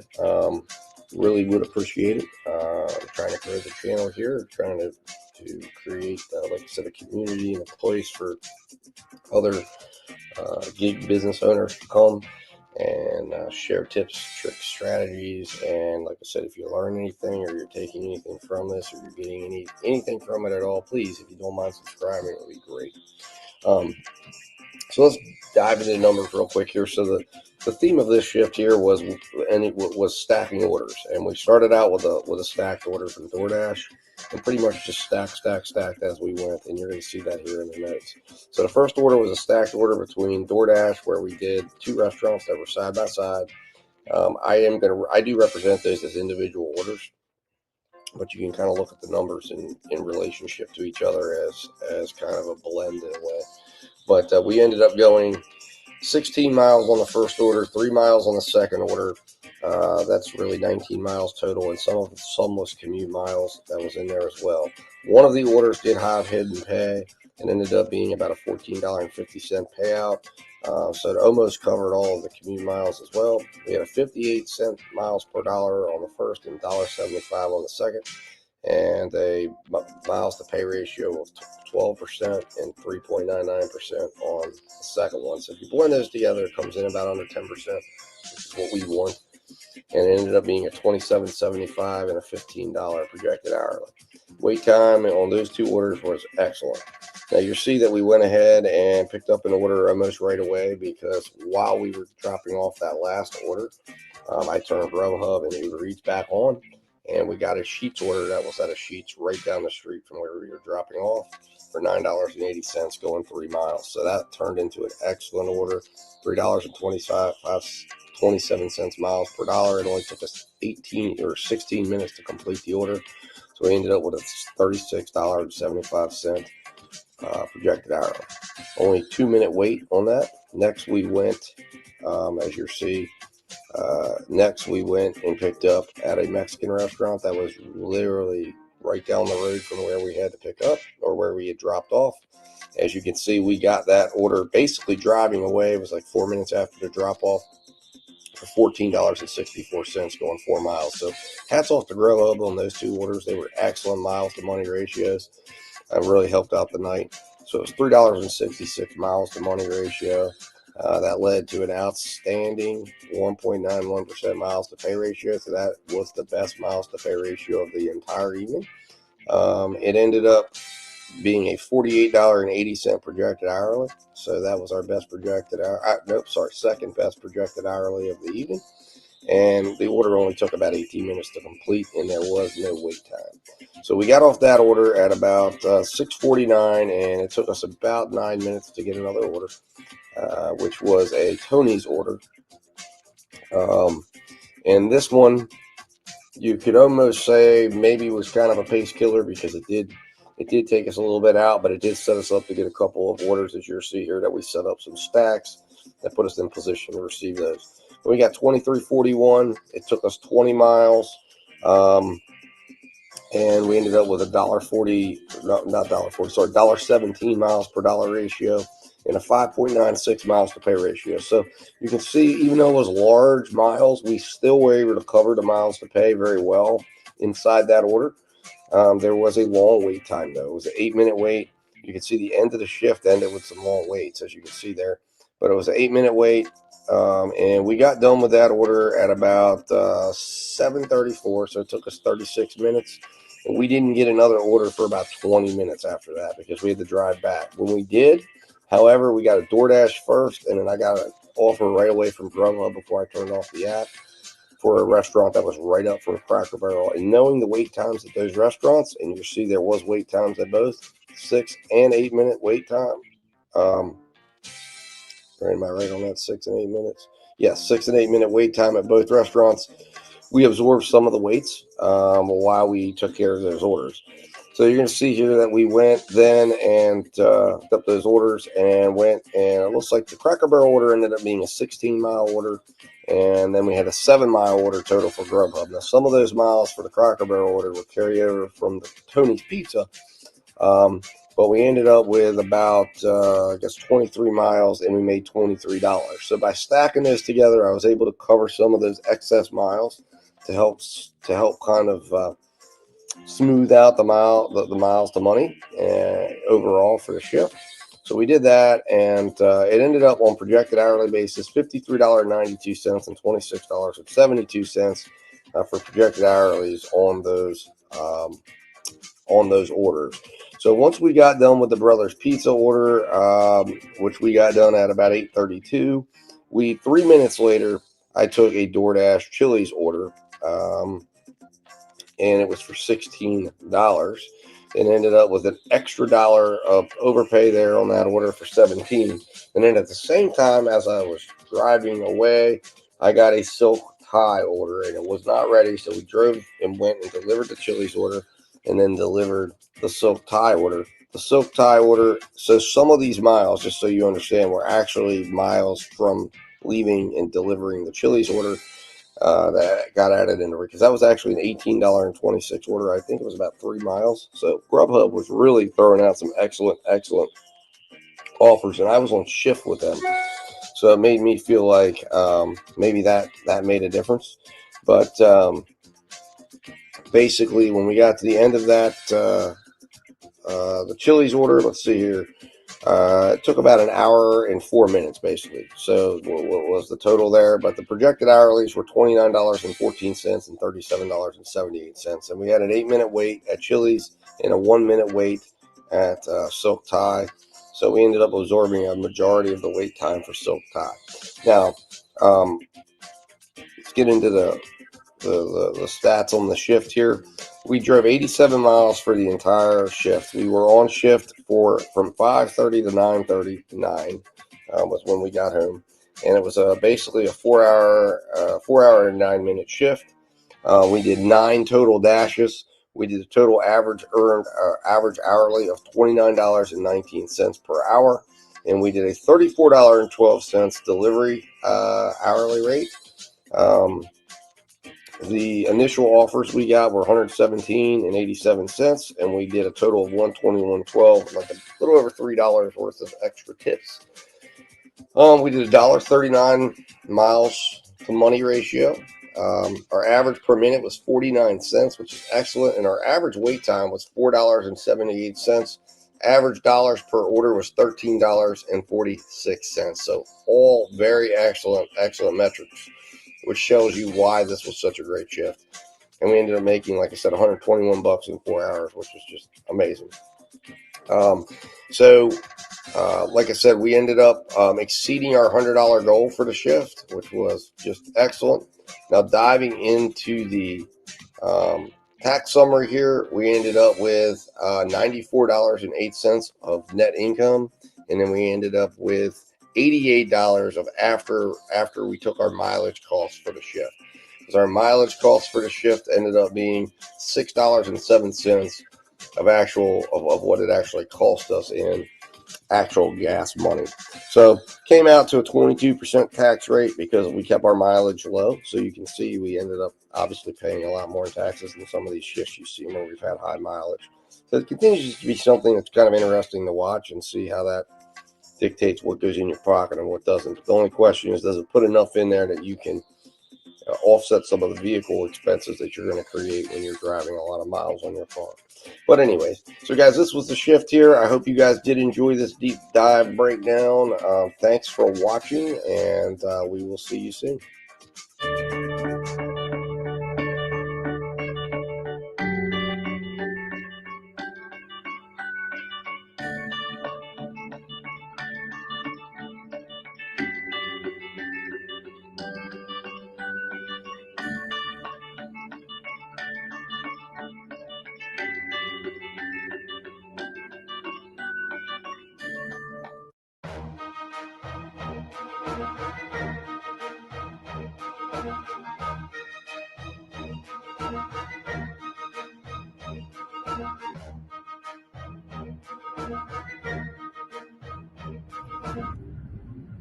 What's going on out there, guys? It's Dad Dash Industries here, and I wanted to kind of talk with you here today about a subject matter that I think is something that I have detected out there watching YouTube videos and seeing the comments, and it's an area that I think that a lot of people have a lot of questions about, and I want to try to add my 2 cents in and give some input to anyone out there who might watch this video.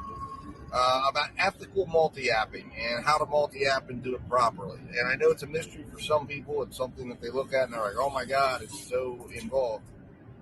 And I have a few tips and tricks that I think can kind of help to make it a little easier for you if you wanted to give it a try, or if you are giving it a try. And if there's problems that you're having, maybe some of these tips and tricks might help you with some of those problems. The first thing you want to do, and the first tip I always add in every tips and tricks video, is understand you are a business owner first. You are running a business, and you must view this as with every aspect that you know of the gig economy and the gig work you're doing as a business owner. And you've got to look at it from an ethical standpoint and understand that the apps that you're interacting with are your business partners.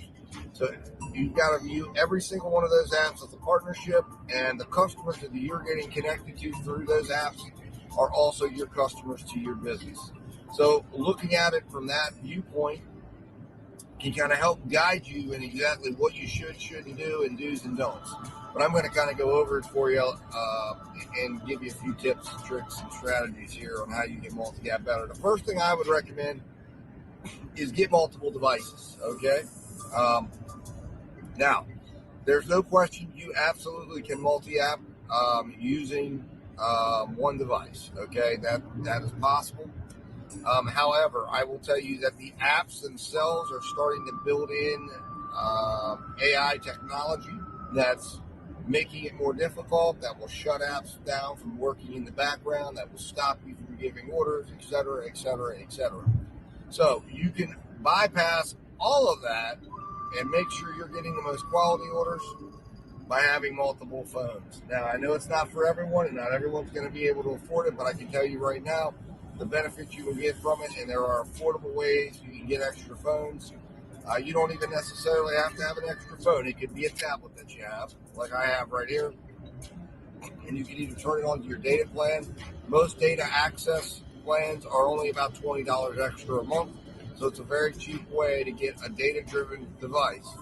And if you, depending on what device you go with, the latest iPad, the iPad 9, you can get for a very low monthly cost through your phone service carriers. In some cases, even free if you upgrade to the latest iPhone. So look for a deal, but have multiple devices. Now, I particularly like the new iPad mini for that because it is smaller. I think that the downside to the iPad 9 is it's a little bit larger, which is a little bit hard to maneuver. But this is a little bit bigger than an iPhone Pro, and it still fits in one hand, and it has a lot of multitasking features that I really like. I also use a Z Fold 3, which is also an amazing multi-apping device as well. But I would say you need to, if you're going to multi-app and do it properly, ethically, having at least two devices, to me, is a must. And if you only can do two devices and pick two apps and go in and then get off the one and go into the other, but I recommend you have both screens up, and I will show you why here in a moment of exactly what that can do for you. If you have a Z Fold, that can actually solve a lot of problems, but it's still kind of a smaller screen, and I really think having three devices is just the best way to go. But that's advice piece number one. Number two, when you accept an order, okay, once you have made a decision, the point of the multi-apping is not to necessarily create stacks.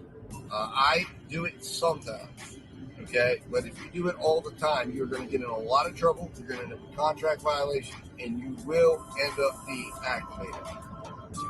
You should only do it when it makes absolute sense and you can guarantee that the impact to both customers is very, very small or almost unnoticeable. and you need to have exit points from each order you're trying to do. In the event that something goes off the rails and there's an extremely long wait time, you need to get out of the order. But my recommendation is when you first start out off multi-apping, it is still very, very powerful to have all 3 or 2 apps at a time running for you in your market, because it creates competition between the apps and allows you to take the best possible order with the best possible order figures for your business. And that is very, very powerful. But once you've selected that order, immediately turn off the other 2 apps. Now, timing the turn on of the apps is extremely important as well. Because one of the things that can happen, especially with DoorDash, if you turn it back on and accept an order too soon, you could still end up with a contract violation if you arrive too late at the other customers. And I got one of those doing just that. So I learned it the hard way. It's since left my account. I've gotten 3 contract violations in my entire time with DoorDash. All of them are gone now. All of them were lesson learned, and all of them made me adjust my approach. But in this idea, DoorDash should be turned on 1 minute before your arrival to the customer that you're dropping off for. 1 minute before your arrival. Or if you are going outside of what you know is your DoorDash area, turn it on before you leave the DoorDash area so you have it on when you are coming back in. Grubhub and Uber Eats, 5 minutes before arrival would be okay, because they give you a little bit more time and a little bit more leeway, and they have wait times that are going to be built into those offers that will allow you to turn that app on soon. So 1 minute for DoorDash, 5 minutes for Uber Eats and Grubhub if you're turning those back on. When it comes to DoorDash, ensure that you have completion rate available. This is extremely, extremely important. Number 1, my recommendation is you never go below 85%. 80% is when you will be deactivated on DoorDash, or could be deactivated if your completion rate. And your completion rate is when you accept an order and then you unassign it. That's what affects your completion rate. But ensure you don't go below 85%. That will always give you flexibility. And if you end up below 85%, then you need to make sure that you are not taking any orders that you aren't sure you're going to be able to complete, okay? And you get it up as fast as you can. I prefer to live above 90, and I will drop, and I have dropped to 88, 87, and then I will work like the Dickens to get it back up.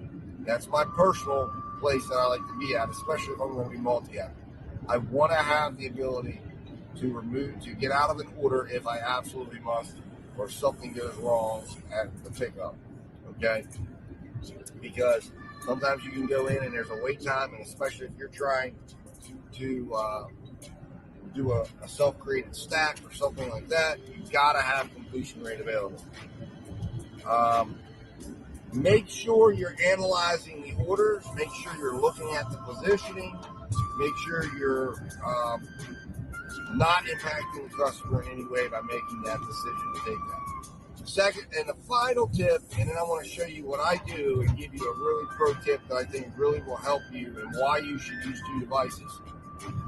But the final tip I want to share with you is communicate with your customers. Do not be afraid to tell them you have 2 orders, okay? They can't tell on you. They're not going to tell on you. It's very common on the apps themselves to have stacked orders, especially Uber Eats, especially DoorDash.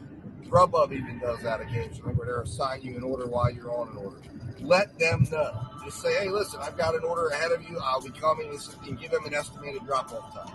This way they're not sitting there staring at their app and wondering what you're doing when their app's told them you're supposed to be on the way.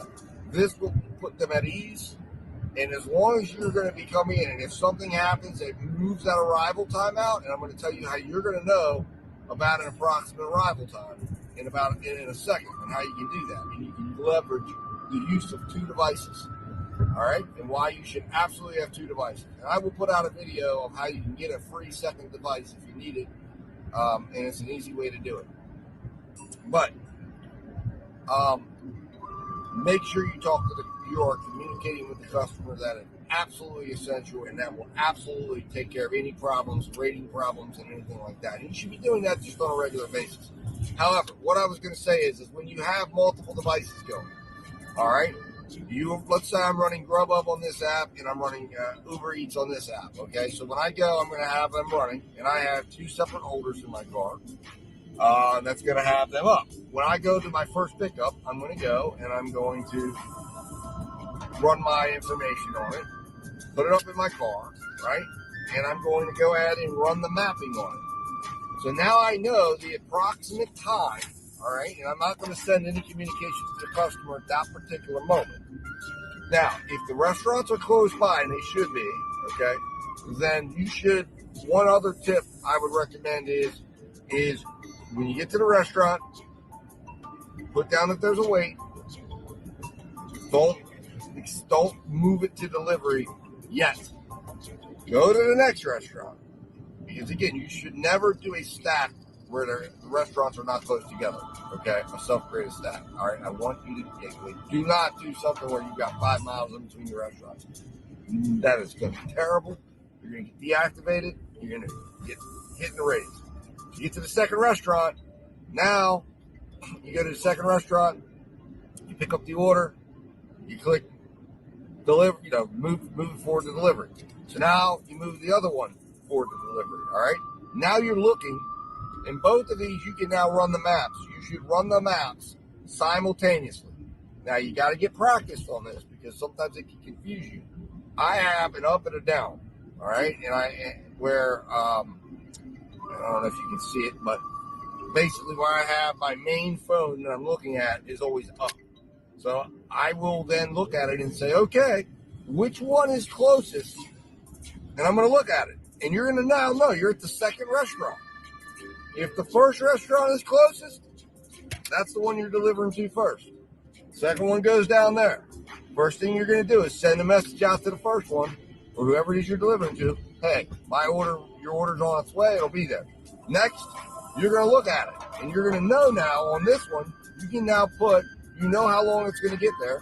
You can now put in on the maps on this second phone, put in the address of the customer that you now have, figure out the time it's going to take to go from that house to there, and you now have all the information you need to provide the customer with an estimate. Let them know that you have one delivery in front of them because you were given 2 orders, and that delivery of you're keeping it, their order will become fresh and hot, and it'll be there in 35 minutes or 25 minutes at this particular time. All right. Now, once you get done with that, roll forward with the first one. All right. So the first thing you're going to do when you get done with the delivery, or when you get done with the second pickup, is you're going to pop in, you're going to run through, and you're going to start navigation on through both apps, which you can do right on both phones. You're going to see which one is the shortest distance. You will now have the address in front of you of both addresses. The one you're going to deliver to first, you're going to put that address into the maps on the second phone. And you're going to then run the address time it takes to run from the first delivery to the second delivery. And you're going to add that time into this, and then you're going to send the second customer a message saying, this is your delivery time. There's one delivery in front of you. The app gave us 2 deliveries, and they're going to have me deliver to it first. Have no fear. Your food is in great hands. Will come to you fresh and hot. I'll see you soon. And then you will then have the address, obviously, of this one in, and you'll be running it live time. So when you pull up, if you know you told the customer you'd have it there at 7:35, and you're looking, you're going to be able to be watching that delivery ticker go. And if you pull up to the customer and you look down and you see now it says 7:40, you're then going to go into that after you get done with the delivery. You're then going to update the customer, and you're able to do it instantly and say, hey, just finished the first delivery. I'm on my way to you. It's going to be there a couple of minutes later than what I thought. Your delivery should arrive at 7:40. And then done. If you do that, you will have no problem multi-apping, okay? But you got to have 2 devices.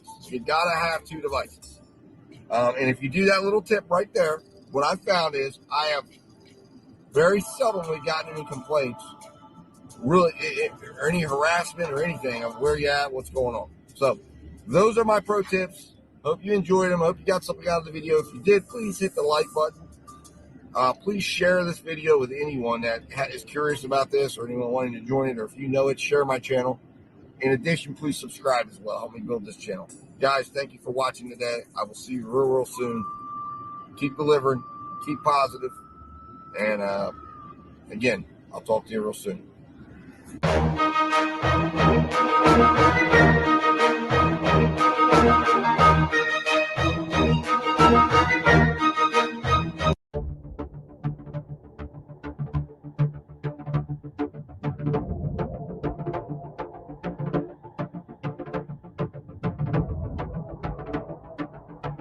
What's going on, guys? Steve with Dad Dash Industries back again with another daily vlog. Today we're going to be running a lunch shift. Planning to hopefully get in about 2.5 to 3 hours. Going to go to about 2:30 or so today. Obviously, our goal is, as always, is to make at least $100. Although if we're tracking the $25 an hour goal, that would be $75 would be outstanding for lunch today. Not going to most likely get in a dinner shift today because I've got some things to do with the family. But trying to go out and maximize as much earnings as we can for lunch. So about to fire up all the apps, start heading into my market. As soon as I come back with an order, I will be back on and go over hopefully what will be a good start to our day with a good, strong first order of the day. As always, guys, please subscribe if you haven't yet. Like I said, I'm a small channel trying to build. I am we're rather new into the gig economy. I started about now 5 months ago, now that we're in October, and left the corporate world and joined the gig economy because I needed a way to generate some extra income. Needed to take a year off to focus on some family stuff, and thought, you know what, let's see how much money I can make in the gig economy and see how successful we can be with this. So join me. I'm posting videos with tips, tricks, reflections to show you what it's like, hopefully a real perspective on exactly what it's like to be a gig driver, and also give anyone wanting to get into the business a perspective on what it's like, what to expect, et cetera, et cetera. So your support and subscription would be amazing, and it's a free way to support my channel and hopefully keep the content coming. All right, guys, I'm going to go ahead and get on the road here, and I will talk to you soon.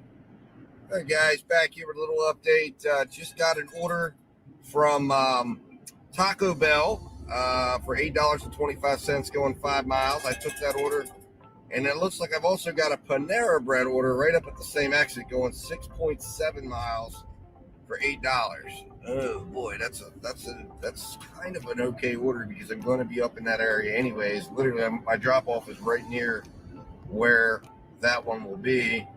So it's kind of an interesting idea there, whether or not I should do that or wait for another one that's a little bit better miles to money ratio. So in other words, my miles are covered to get up there, and then that would put me at a $16 order. I'm going to go ahead and accept it because I'll literally go drop that off and go pick that up. I'm pretty certain. I don't know. You know what? I'm going to reject it. Simply because I got to go still pick this order up, and I don't want to be too long on there. Now I just got a Wingstop edition, and this is a terrible edition. You're going to see right here that it's a $2 for 2.9 miles. Absolutely big no. Order is too small. Boom, no way. Shame on DoorDash for adding something like that. That is not a good add-on. So anyways, all right, guys, so I'm going to be, I'm just about here to the Taco Bell to pick this order up. I'm hoping there could possibly be a little additional money added into this. I don't know.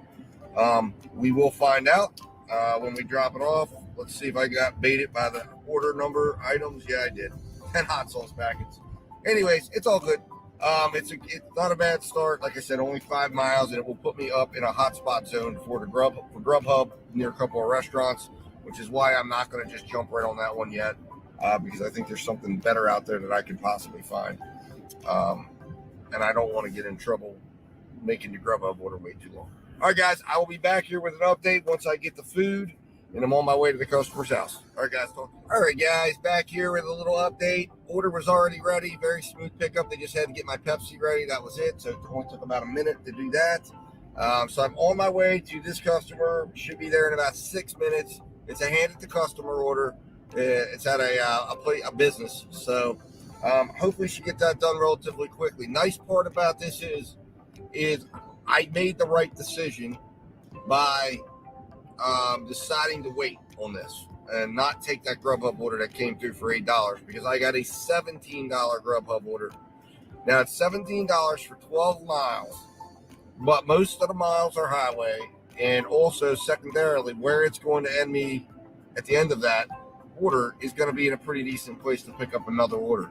So that's going to lock in at least a bare minimum right now. I could say a $25 hour, right? $25+ hour for a lunch, which is excellent. Once this all gets done, and of course, if there's anything extra added on this, I don't know if there is. There might not be. It might be $225 plus $6. Probably is. That's probably pretty accurate based on what the size of this order and what I've seen it is part of the order. Still will end up being a very good hour. So good start to the day. Hopefully it keeps up. Hopefully my estimation is correct and I can get another order pretty quickly once I get done with this one.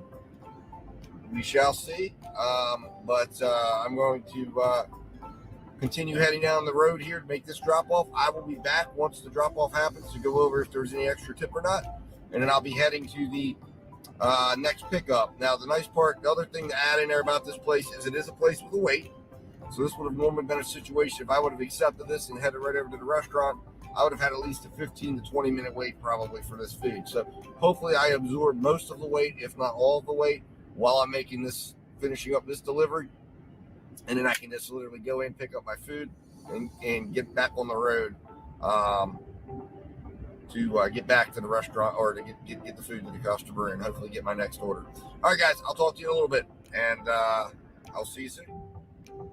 All right, guys, back with an update here. So just made that drop off. Went very well. Gentleman was right outside to collect the order.